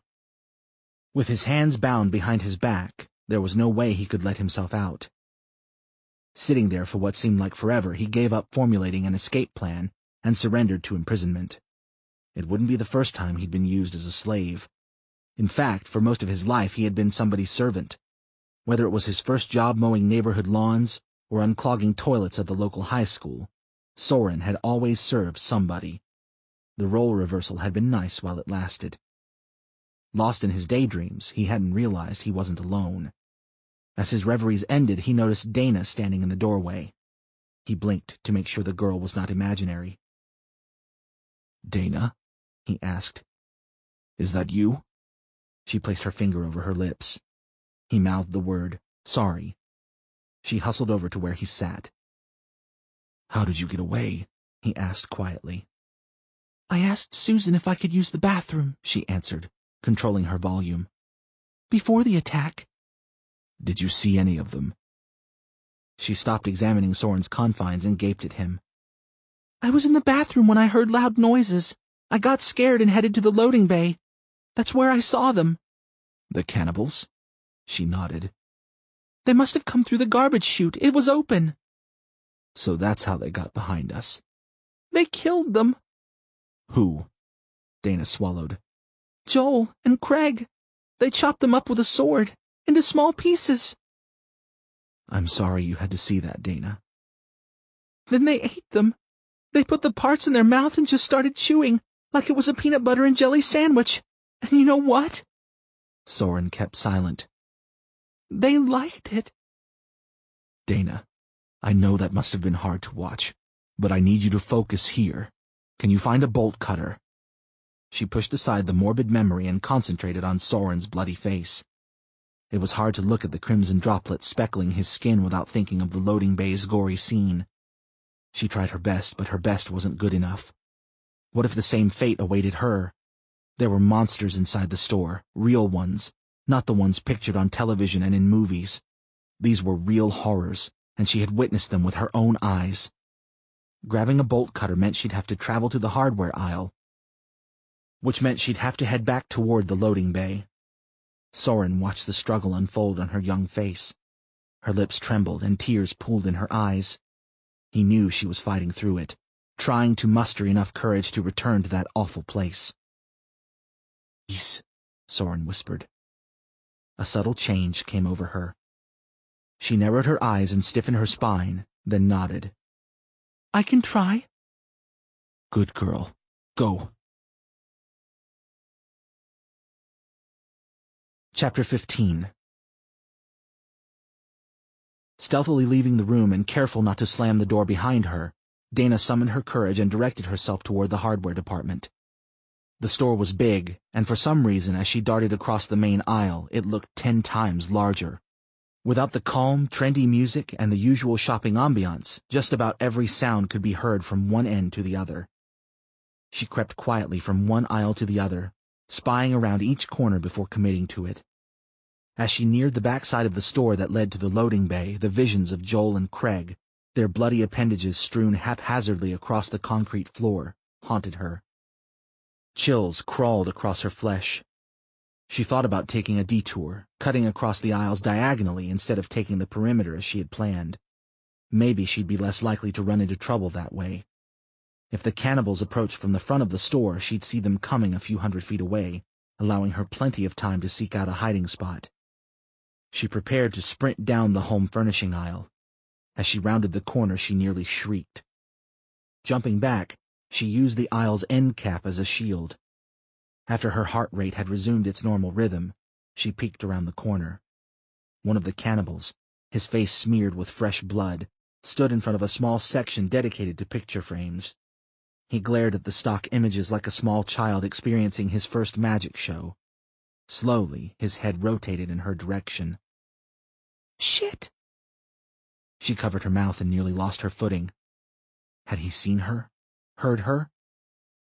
Christ, if he owned a pair of ears, then how could he not? Closing her eyes and barely able to breathe, she waited for the inevitable hand to clamp down on her shoulder and drag her to the same fate Joel and Craig had experienced. Seconds passed and nothing happened. She flipped open her eyes and expected to see the cannibal standing before her, flashing his bloody smile, but there was no one. She forced herself forward and peeped around the corner. She spied the home decor aisle. No cannibal. No sign he was ever there. Had he been there? She began to doubt herself. Knowing that she was under time restraints, she absconded, breezing past the home decor aisle and heading straight for the aisle where the cutters were. She glanced up at the signs, reading the list of items each aisle contained. Scooting by the light bulb aisle, she spotted the sign marked Tools. She tore down the aisle, an adrenaline-fueled rush pounding in her head. With so many things occupying her mind, she missed the pool of blood on the floor in front of her. Her feet were yanked out from under her and she slammed onto the floor. The viscous slop splashed, streaking across her skin. In the lull of the moment, she was sure someone had heard her. Her eyes followed the trail of blood to the front of the store. The two cannibals who had dissected Joel and Craig were dragging their amended corpses to the front vestibule. Luckily, they didn't notice her folly. Deeming it safe, she picked herself off the floor, but managed to slip again. This time, her face landed in the bloody puddle. She felt the syrupy liquid stick to her face and wanted to scream, but that would surely attract the bastard's attention. She stifled her urge to scream and scrambled to her feet. She located the bolt cutters in no time. Chapter 16. The door squeaked open, and the bloody face of a 12-year-old girl appeared. "What happened?" Soren asked. "Are you hurt?" Dana shook her head. Not my blood." Soren understood. "Come here. We must hurry." She jogged over to him, holding the cutters in front of her. This it? "Yes. Slip the chain between blades and squeeze as hard as you can." She did as Soren instructed, but when she forced the handles together, nothing happened. "Harder," Soren urged. "Use all of your might." She pushed until her arms hurt. They tingled and went numb. She continued pressing them together until the chain broke and fell to the floor. "Good girl," Soren said, a wide grin spreading across his face. "You did a great job. Now let's go. We don't have much time." Before the sun comes up?" Dana asked. Soren nodded. "Yes, before the sun comes up. Perhaps it's time to show them," he thought. Show them the truth. He knew exactly how to do it. Chapter 17. The cannibals pushed them along until they reached the greenhouse. Some women shrieked when the doors kicked open and the strangers entered, snarling menacingly and exposing their carnivorous fangs. Children cowered in their mothers' arms, pressing their faces against their chests so they wouldn't have to watch the horror unfold. The cannibals laughed while kicking their prisoners along. They surveyed the frightened faces of their future meals, savoring every minute. Mouth immediately rushed over to Becky, who stood behind a row of sunflowers. After placing Brian on the ground, Chandra followed him. "Fuck's your sister?" Mouth asked her. "She went to the bathroom," Becky answered. "She never came back. What's going on?" "Fuck!" Mouth yelled. "Your dad's gonna have my balls!" "What's going on?" Becky repeated. Chris rushed over and joined the group. "They've won, Becky. Looks like we're all going to become meat pies and bloody smoothies." Tears brimmed her eyes. "No." "I'm sorry, dear," Chandra said. "We tried." "We saw some of the others take off," Becky said. "Yeah, fucknuts over there told us about that." Mouth shook his head. "I bet Craig and Joel were with them. If I ever see those tubby pieces of shit again, I'll smack them around so hard they'll wish the sun found them first." "Let's try to keep calm and figure a way out of this," Chandra said. "I'm not leaving without Dana," Becky said. "I'll try to sneak away and find her," Chris said. "What are you all conspiring about?" the shaggy-haired kid asked, stepping forward. "Planning on escaping? That would be most unwise. Besides, it's almost dawn. You wouldn't get very far." The fanged intruder set eyes on Becky and smiled devilishly. My, what a beautiful specimen of humanity." He closed in on her, backing her into a corner. As he reached out with his gloved hand, she turned her face. Rubbing her cheek gently, he giggled. "What you must taste like." Chris's hand gripped the cannibal's shoulder. He spun the kid around, driving him against the wall. "Get your fucking hands off her!" Chris growled. He knew what possible recourse awaited. If he was lucky, they'd only beat him for stepping out of line. They'd drag him to the center of the room, take out their weapons, and beat him beyond recognition. If I'm lucky, he thought. It was that, or they'd kill him, right then and there. He pictured them running a blade across his throat, spilling its contents into their greedy mouths. He imagined how they'd drink from him, cutting holes in him, feeding on him like piglets on their mother's tits. I'm not going down like that. He wasn't going to stand by and watch those fuckers fuck with Becky. No way. He'd rather die. Does that mean? He'd never thought much about love. He'd never seen any evidence it actually existed. He had no father to love his mother who claimed to love many men. But Chris knew what she felt was not love, not the way love was conveyed in movies and books. Chris Atkins always thought love was an egregious lie, a phony emotion used to sell Hallmark cards in February. Love is an illusion, he had thought, until the apocalypse happened and he met Becky Wright. He couldn't confirm if it was love he felt, but agreed it wasn't some ordinary fling. Before the smart-mouthed cannibal could react, Chris crushed his nose with his fist. A crimson waterfall dispensed, soaking the lower half of his face. His eyes widened, and Chris didn't give him an opportunity to retaliate. He drilled his knee into his abdomen over and over, and as the kid bent forward, his face met Chris's uppercut. Bloody, serrated teeth fell to the floor and scattered like loose change. He stopped only because he felt something sharp dig into his back. He spun toward the pain as his back went numb, and met a face that instantly frightened him.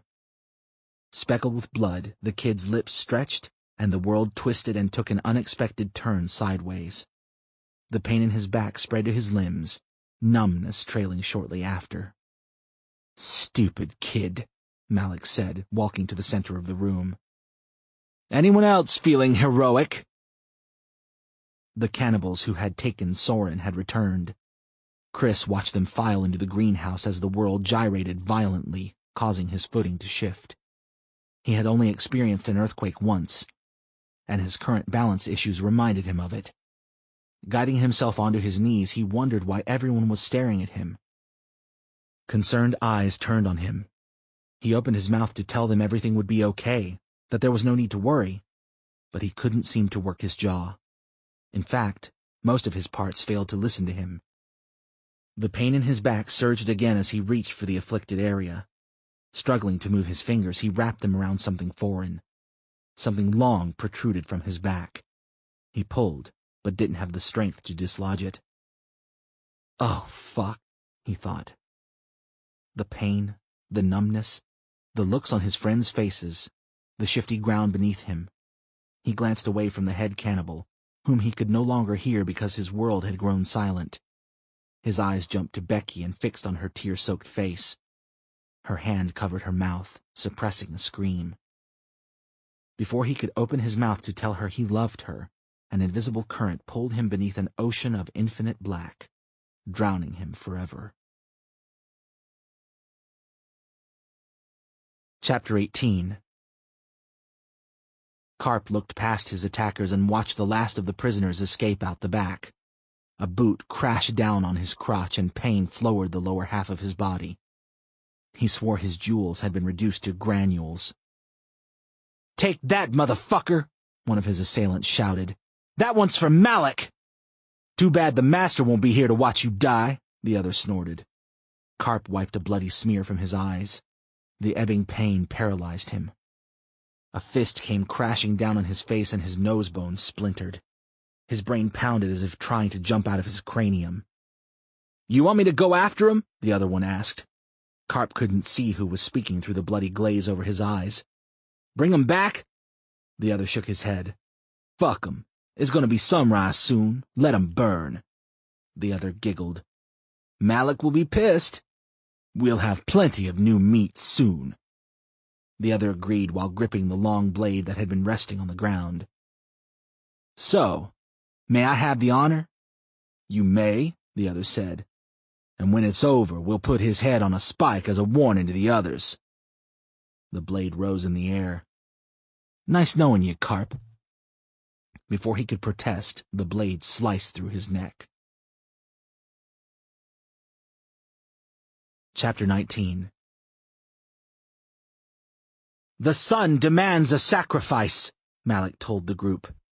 He opened the roll-up doors separating the greenhouse and the east end of the parking lot and stared past the lot, focusing on the horizon. Above the trees, tangerine clouds gripped the sky. "Like us, it requires nourishment. That's what life is all about, the consumption of others." The children cried into their mothers' breasts. "Who will it be?" Malik asked, turning back to the group. "You?" he asked Chandra. "Will today be your lucky day?" Chandra remained still, veering her eyes away from Malik's vision. "No," he continued. "You have some muscle on those bones. I like muscle." He approached Brian. "You look like a problem. Maybe the sun will do you some good." He craned his head around the room, surveying his captives. "How about you?" Noah glanced up, his body shaking uncontrollably. "Me?" he asked. "Yes, you. What's your name?" Noah? "Noah. How old are you, Noah?" 32.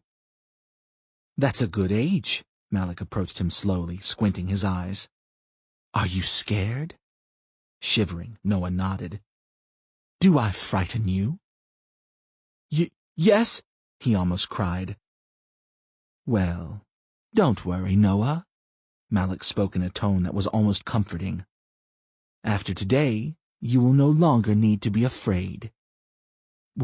What? Two of Malik's henchmen rushed forward and grabbed Noah before he could react. He screamed as they dragged him out the door and into the middle of the parking lot. Malik followed, his laughter matching the decibel level of Noah's screams. "Don't worry, my son! Today will be glorious! You'll no longer have to wake worrying if you'll see the sun rise again! Because today," Malik revealed, "will be your last sunrise!" Noah tried kicking his way free from the men's grasp. They fixed this minor inconvenience by smashing his legs with a steel pipe. He lay on the blacktop, his legs bent at awkward angles, screaming for his life. "Please!" he shouted. "Please don't do this!" Malik didn't pretend to care. The screams and pleads were music to his ears. He stared at Noah as if he were watching his own child being born. Smiling, Malik stood over him. From the greenhouse, Chandra ran toward the parking lot. She managed a few feet before two cannibals tackled her to the pavement. They dragged her back inside while she screamed for Noah, pleading for his life too. "Don't worry," Malik told him. "I'll take real good care of your friends." One of the cannibals who had broken Noah's legs tapped their boss on the shoulder. "Come on, master. We don't have much time before sunup." "Give me a few more minutes with Noah here. He needs my comfort." You head back. Prepare to spend the day here." The servants nodded and hustled toward the door. Malik knelt next to Noah, who looked up at his executioner. He whimpered, still begging for Malik's mercy. Mercy was a word Malik had been unfamiliar with. "Look at the skyline," Malik urged. "Take a gander." Noah did as he asked, fixing his eyes across the highway, toward the trees lining the road. Orange smears of light mingled with a faint blue sky. "I'm giving you a gift," Malik informed him. "I'm offering you a way out of this madness. You're receiving far better treatment than any of your little friends will get. That I promise you. Being given to the sun is the most decent way to go. From what I've seen, death is almost instantaneous. You won't get that anywhere else in the world, not anymore." Noah nodded in agreement. There were worse ways to die. Being skinned alive and eaten an organ at a time would be long and torturous. His flesh turning to coal would be excruciating. The pain would be brief. It seemed Malik was merciful after all. "I'll leave you to it," Malik whispered in Noah's ear. "Happy Death Day." He stood and turned. A bloodied face met him, and Malik's stomach dropped. "How'd you get free?" Malik asked. Instead of answering, Soren drove his fist into Malik's mouth. He felt a tooth loosen against his knuckle. Malik lost his balance and stumbled to one knee. Before he could reestablish his footing, Soren smashed his knee into his chin, driving his head backwards. Malik landed on his back, blood trickling from the corners of his mouth. "Master!" One of Malik's faithful sprinted into the parking lot. Soren pulled the gun he had tucked into his pants. He aimed and tugged the trigger, and the top of the approaching cannibal's head peeled back, a thick spray of brains along with it. His legs kicked into the air, his body sent airborne. The kid died before his body hit the blacktop. "Anyone else leaves the greenhouse, and they will suffer the same fate," Soren said. Malik rose to his feet and crouched on his heels like a frog ready to launch himself onto the next lily pad. Before he could spring forward, Soren turned and bashed him across the face with the heel of his weapon. Bloody spittle flew from his mouth, along with a few pearly whites. Soren seized his neck, digging his fingers into the muscle. Yanking him to his feet, Soren snarled. Malik attempted a lazy punch. With one fluid motion, Soren grabbed his wrist and twisted. The sound of his bones snapping echoed throughout the parking lot. Malik yelped as Soren flipped him over his shoulder and slammed him on the pavement like a pro wrestler. Air whooshed from his lungs. A small sliver of sunlight peeked over the trees. "What are you going to do?" Malik asked, blood trickling down his upper lip and filling his mouth. "Let me burn? You'll burn too," he chuckled. Soren clobbered him again, opening a cut above his right eye. "I've never met a bigger fool!" Malik shouted. "There's only one fool among us," Soren said, "and I'm about to watch him burn." The glow from the sun started to fill the parking lot. Wisps of smoke rose from Malik's skin, curling into the atmosphere. Noah screamed. He rolled around the blacktop, back and forth, trying to smother invisible flames. Soren set Malik down on his knees, forcing him to face the sun. "I want you to look death in the eye," Soren told him. "I want death to be the very last thing you see." He did his best not to show weakness, but Malik couldn't handle the pain any longer. He opened his mouth and roared, screamed until his voice box broke. Flames materialized on his arms. They danced across his skin, forming bubbles and blisters. He glanced down at Noah and watched the crippled man experience the same effects. Fire cloaked his entire body. His screams had died as the flames toasted his flesh, reducing him to soot. Malik stared at Noah's blackened corpse and wondered how much longer his torment would last. Each agonizing second felt like a century. The white of his bones appeared where his flesh had been scorched away. "That's it," Soren whispered into his ear. "Look upon death and die." Those were the last words Malik heard. Chapter 20. Inside the greenhouse, the group marveled at the unfolding scene. Whether they enjoyed human meat or potatoes and green beans, it didn't matter. Everyone wore the same expression of shock and awe. First, they watched Noah's slender frame char and transform from flesh to ash. A few minutes later, the fire that ravaged Malik's body began to smolder. Neither event caused the silence that had swept through the greenhouse. The event that united the survivors was walking towards them, unaffected by the sun's usually virulent rays.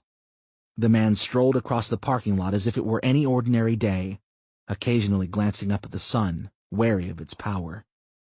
No one moved. They couldn't. Fear captivated them. Fear and hope. The man who had defied everything they had come to believe over the past few months dominated their attention. Nothing could avert their eyes. They were witnessing a miracle, and their hearts filled with hope. "What are you people staring at?" Soren asked, stopping a few feet before the greenhouse. "You should all get some sleep. Our journey will be long, and we're leaving after Sunfall." 16 hours later. Sam knew they were too late before even stepping foot inside. They had passed 3 charred bodies in the parking lot. Unable to determine their identities, the group of 15 pressed on toward the store's entrance. "I can't believe you took my children here," Brenda muttered. "Brenda, please," Bob said. "Arguing isn't going to change anything." Sam agreed with him, but kept his opinions to himself. "Actually," Maddie said, "it provided us with everything we needed to survive." His comment seemed to slip by unnoticed. "Is there food inside?" a man asked. "Like real food?" "Yes, Jarvis," Sam said.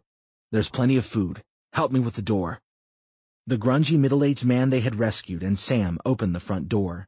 They stepped inside the apron and looked around. Trash was strewn across the area haphazardly. Sam's eyes immediately followed the speckles of blood on the floor. Brenda appeared beside him, setting her eyes on the same grim clues. "What happened here?" Tina asked. She glanced around the front of the store, expecting monsters to jump out from behind the racking. "That cocksucker Malik is what happened here," Jarvis said. "He was watching you for months, Sam," Brenda said, as if it were an answer to a question he should have known. "Planning an invasion." "What do you think he did?" Sam asked Jarvis, ignoring her jab. "Probably killed everyone he didn't need," Jarvis said. "What about Dana and Becky?" Maddie asked. "Don't tell me that monster has my daughters!" Brenda put her hand over her forehead. "Please, God, tell me he doesn't have them." "Brenda, I'm going to fix this. I'll make things right again, I promise. They couldn't have gone far. We can find them." "Dad!" Maddie shouted. "Look over there!" Sam followed his son's finger toward the greenhouse. He ambled over to the doors leading into the secluded area. "It looks like someone left a note on the door," Maddie informed everyone. "Stay here," Sam told his son. He approached the doors and snatched the note off the glass. Peering inside the greenhouse, he spotted Chris Atkins's dead body soaking in a pool of blood. "Christ," Sam muttered to himself. "What is it?" Brenda asked. He waved her off. "Stay where you are." He wondered what other surprises they'd find. While imagining the horrors they'd discover, he unfolded the note. It was brief and to the point. "Dad, if you get this, we're safe. Heading to Alaska. Come find us. Becky and Dana." Tears needled Sam's eyes. He turned to the rest of the group and crumpled the message in his palm. "Grab some food, water, and whatever else you might need to survive." Sam strolled over to his ex-wife and placed the note in her hand. "We're leaving in 5 minutes." To be continued. Want to keep up to date with Sunfall? Follow author Tim Meyer's Facebook page for updates, including news on Season 2. About the authors. Tim Meyer is an author working on several upcoming projects. He currently resides in New Jersey, near the shore. When he's not writing, hunting ghoulish entities, or bawling hard on the basketball court, he's usually annoying the crap out of his wife, the most amazing person in his life.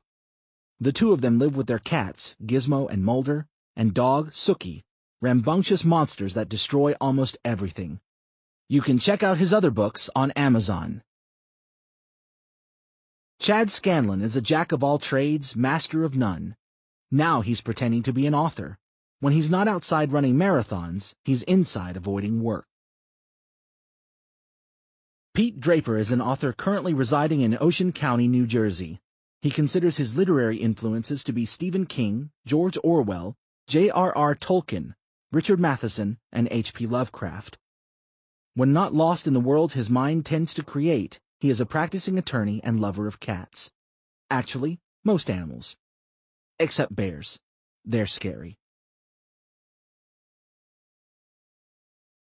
This has been Sunfall, Season 1, Episodes 1 through 6. Written by Tim Meyer, Chad Scanlon, and Pete Draper. Narrated by Stephen Barnett. Copyright 2014 by Tim Meyer, Chad Scanlon, and Pete Draper. Production copyright 2015 by Tim Meyer, Chad Scanlon, and Pete Draper.